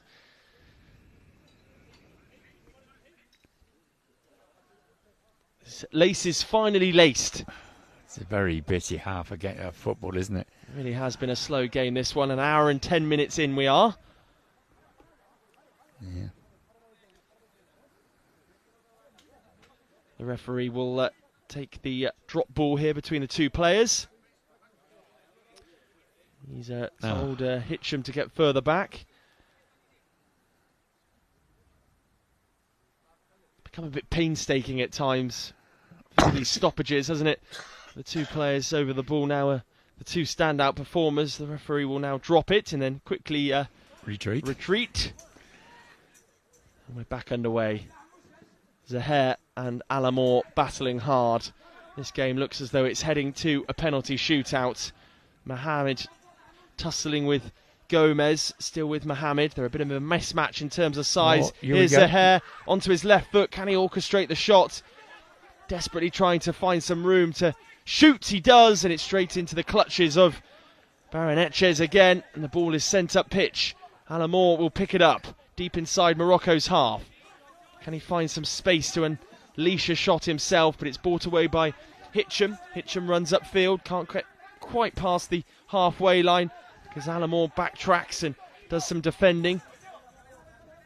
It's better off done high up the field. He's done just that, and then it's Hitcham that wings the ball back again, and he will set off. And Alamore makes no attempt to retrace his steps and support his defenders. He leaves them to it. Now it's with Zaher. Zaher tries to find some room, fends off the first tackler, but is then dispossessed by Garrido, but wins it back, Zaher, and then goes looking for Mohamed on the far side in front of the main stand. Time ticking away for both sides. Gomez heads upfield. There's a cry from the Spanish bench as though the shirt was tugged there of Gomez, but nothing given. Still going here, Gomez. And he's furthest forward I've seen him in this game, Gomez. Yeah, he's that high up, he's going to get a nosebleed. Absolutely, he's still in his own half though. He's forced backwards by Mohamed. Those two battling together, just sort of following each other around that middle third, but Mohamed comes away with it. Still going Mohamed, towards the box he goes. And shoots just wide. He's missed the front post. Oh, we've got a timeout. We're going to have a timeout with 2:46 left on the clock. There is a timeout called, and the players will all come together for one final bit of water before this game concludes. And then I suspect we will head for penalties, would be my prediction at this point. We've seen a pretty interesting encounter though so far. There's been lots of stoppages though throughout, which has meant it's drawn on considerably. We're heading for an 8 o'clock finish, I would say. Especially if we have the penalties. Could be beyond that. Yeah, it certainly looks that way, doesn't it? I just thought that both teams would have introduced their star players in the last few minutes to try and get a result. These ranking points, they are important, and we finish. You got the opportunity to finish either 13th or 16th. It makes a big difference, You might not get invited to the next tournament if your ranking point is low. But hey yo, what do I know? It's back with Baron Netchez, the goalkeeper for Spain. And he will probably, I'd imagine, send it out to Garrido, who's completely unmarked. He does just that. He sort of swivels the ball just to take the pace out of it. Garrido collects, just tucked inside his own half, but he's quickly put under pressure by Zaher up against the kickboard, and now Zaher comes away, but he's won it back. Garrido moves over the halfway line, passes it forward, looking for Alamor, but it's straight into the arms of the Moroccan goalkeeper, Abdelali, who overarms it upfield into the Spanish half, and now Zaher takes matters into his own hands, and he moves towards the edge of the D in Spain's half here, but he's met his arch enemy in Garrido. Now it's with Mohamed. He will shoot and tips over the crossbar. And he's recovered very well from that injury. Baranetches to tip that over the crossbar. Yeah, that was a corner. That was really well hit. It was a good strike by Mohamed, and it was arrowing into the top corner, and the Spanish keeper's done amazingly well to get his hands up there and tip it over the bar. But we are going to have a substitute for Morocco. I'll be really interested to see who it is, and it is the star man. So they've decided that all it's going to take is 2 minutes of him on the pitch, and they're going to win the game. Well, the substitute will happen.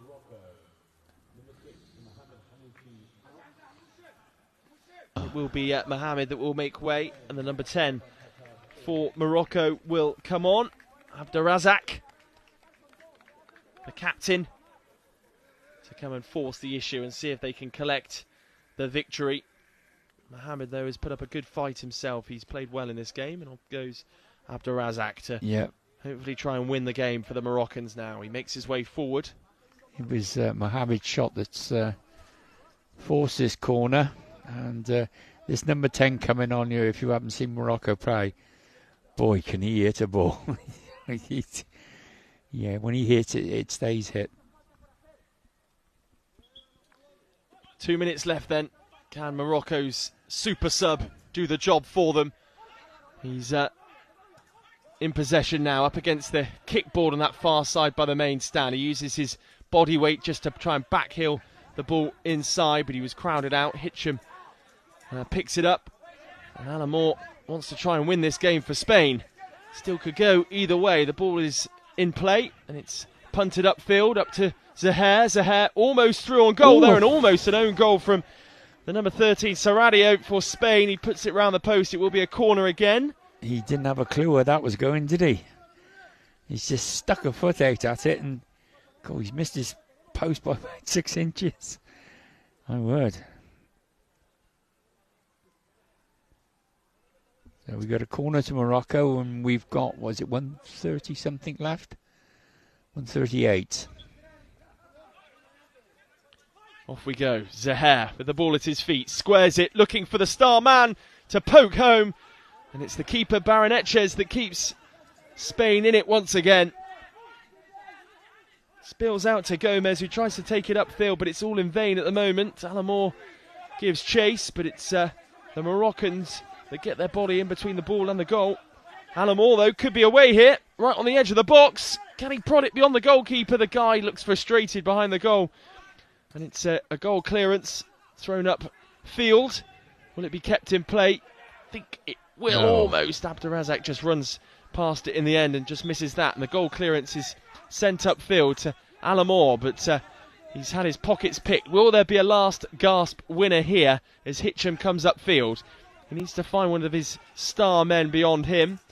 He tries to steer it towards Zaher. Zaher does pick up the ball, and we'll have to run from deep. We've got 40 seconds left on the clock.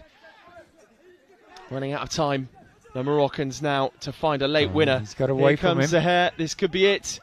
Zaher onto his left foot. Tries to poke it beyond the goalkeeper. It will be a goal clearance. Yeah, he's at the side netting again. And the Spanish player's gone down, touch a cramp, I think. Oh no, he's up. He's all right.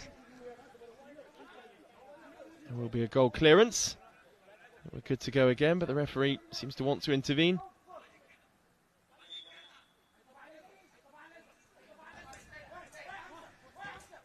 And it's a long ball up to the Spanish 10 again, and we've got 20 seconds to go. As the Abderrazak was running after that then. I thought he might get an opportunity out of nowhere. Still could here. Still going, Abdurazek. Could it spill through? 10 seconds left on the board. He's battling for everything. But it's going to be too little, too late, I think. Yeah, they should have 5 seconds for the corner. They should have given him 3 minutes, shouldn't they? It's actually a goal clearance in the end. I thought it was a corner. And that'll be it. And that will be the buzzer now. And it looks like we're heading for penalties in this one, just as Alamore gives it one last hoof towards goal. And that is that. So we go to penalties, the dreaded penalties. Be 3 penalties each to start with, and then sudden death after that. And the way these two teams have performed, I can see it going to sudden death, to be honest. But they're sorting themselves out. Let's hope they sort themselves out very quickly as we take another look at the Spanish coach on the naughty step. I expect he'll be let out of there at some stage tonight. Yeah, just looking at the best moments. This is the save from Mohammed. Yeah, keeper's done well there. He's made a bit of a meal of it, to be honest, though. He's made it look better than what it was. It's been a common theme for him out of this. He is quite dramatic, isn't he? And then we got, that was nearly the own goal by the Spanish player who's poked a toe out at it and nearly rifled it into the corner. Right, so we've got the referee in the middle and 2 goalkeepers and the 2 captains. Got some cracking games tomorrow as well for us Dixie, starting at 12:30 between Italy and Japan. Those are for the spots between 5th and 8th in the contest. Italy versus Iran at 12:30, then Japan versus France at 2:30, and then the start of the semi-finals of the men's competition. First of all, Argentina versus Colombia, and then China versus Brazil. I'm going to predict a Colombia-China final. Well, there you are. I'd save my powder dry till tomorrow. They might have injuries. You might have peaked too early. Bit more fun to go early, isn't it? But those 2 semi-finals will be cracking games. And the way it's standing at the moment, that 5th to 8th positional games, they could end up really, really important. Because the South American Games Cup hasn't been played yet. Now, if they have 1 spot for the South Americans, and if Brazil win the South American Cup and they've qualified here already, it'll go down to the 5th team here.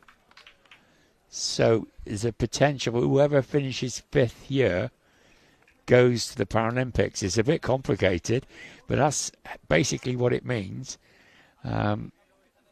Because when we finish this tournament, there'll be 1 spot vacant, and that's the South American spot. But if whoever wins that in South America, if they've already pre-qualified, it will come back to this tournament, and whoever finishes 5th. Does that make sense? I think so. I won't try and re-explain it. Yeah, it's been a long day, but that's the way it works. So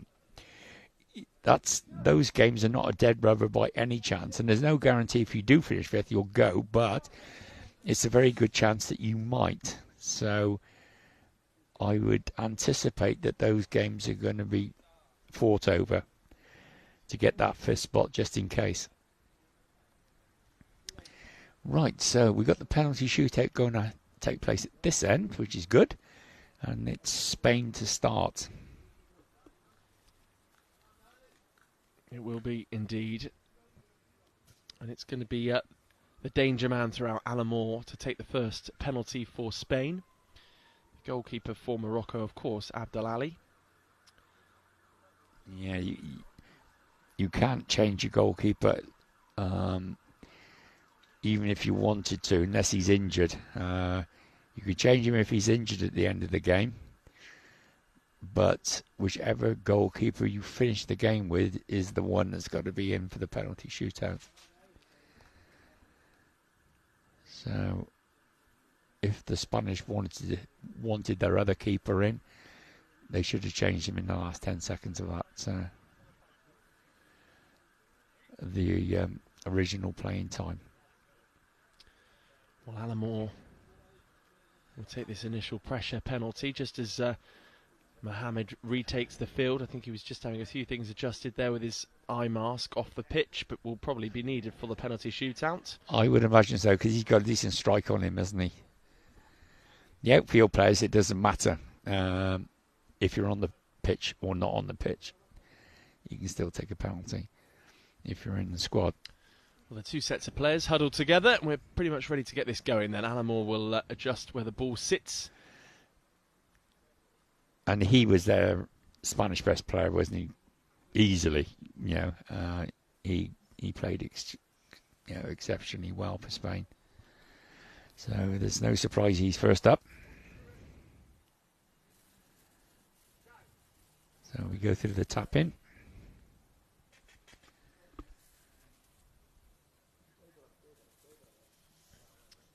First tap takes place, then the second to the left stick. Here we go then, Alamore to get things going. We'll have another tap on the right post now. And the whistle will blow.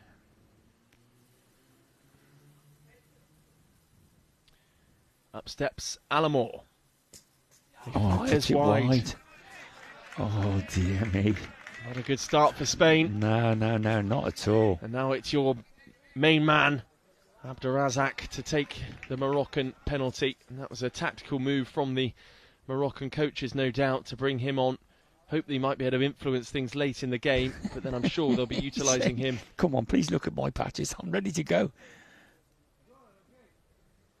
He's been in good form, Baron Etches, in the Spanish goal, so he'll be confident that he can save some penalties here. But then I've never seen how aggressively Abderrazak hits the ball. Oh, he hits it. The only trouble with him on penalties is he's one of these players that has a little bit of a run-up at it. So he's either going to smash it into the back of the net or he's going to dribble it. Why? Because he doesn't make a decent contact. Unless he changes his style. But in the last time I saw him, he had a penalty. He had a run-up at it. And that's fraught with danger, really, to be honest. If you don't get the run-up exactly right, you don't get the contact on the ball. Will be Abderrazak then. The guide has done his bit. No, he's having a runner. He's going all the way back. He steps up and it's a good save. That's a good save by the keeper. Baron Etches, yeah, he's been on fine form. That is a good save. And it wasn't a bad penalty either, really, because he's hit it into the corner, hasn't he? Remarkable to use your legs when it's that close in proximity. Yeah. Forward comes Gomez. That's how futsal goalkeepers use it. They do the splits, and that's how they cover so much of the area. I'd have done both hamstrings. You and me both. Yeah. But, they do a lot of stretching work and use their legs a lot in futsal.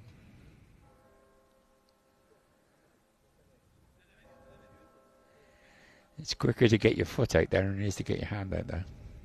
Just waiting for the clock to stop ringing. Right on cue. You said it'd be 8 o'clock when this game finished, didn't you? Yeah. You're wrong, because it hasn't. This is the point, though. The clock's wrong. Of course, yeah. 2 minutes 2 still. We've got time. No. I can't see it happening, personally. No, not at all. We've got another four penalties to go yet, haven't we? 2 each to come. Who will take advantage first? Will it be Spain or Morocco? Gomez to take this penalty then. Whistle goes. One step back. He shoots, skies it, almost takes us out in the gazebo as well. So we're shooting blanks at the moment in the penalty shootout. What a surprise. Probably the man of the match, though, is stepping forwards a hair to take the next penalty for Morocco.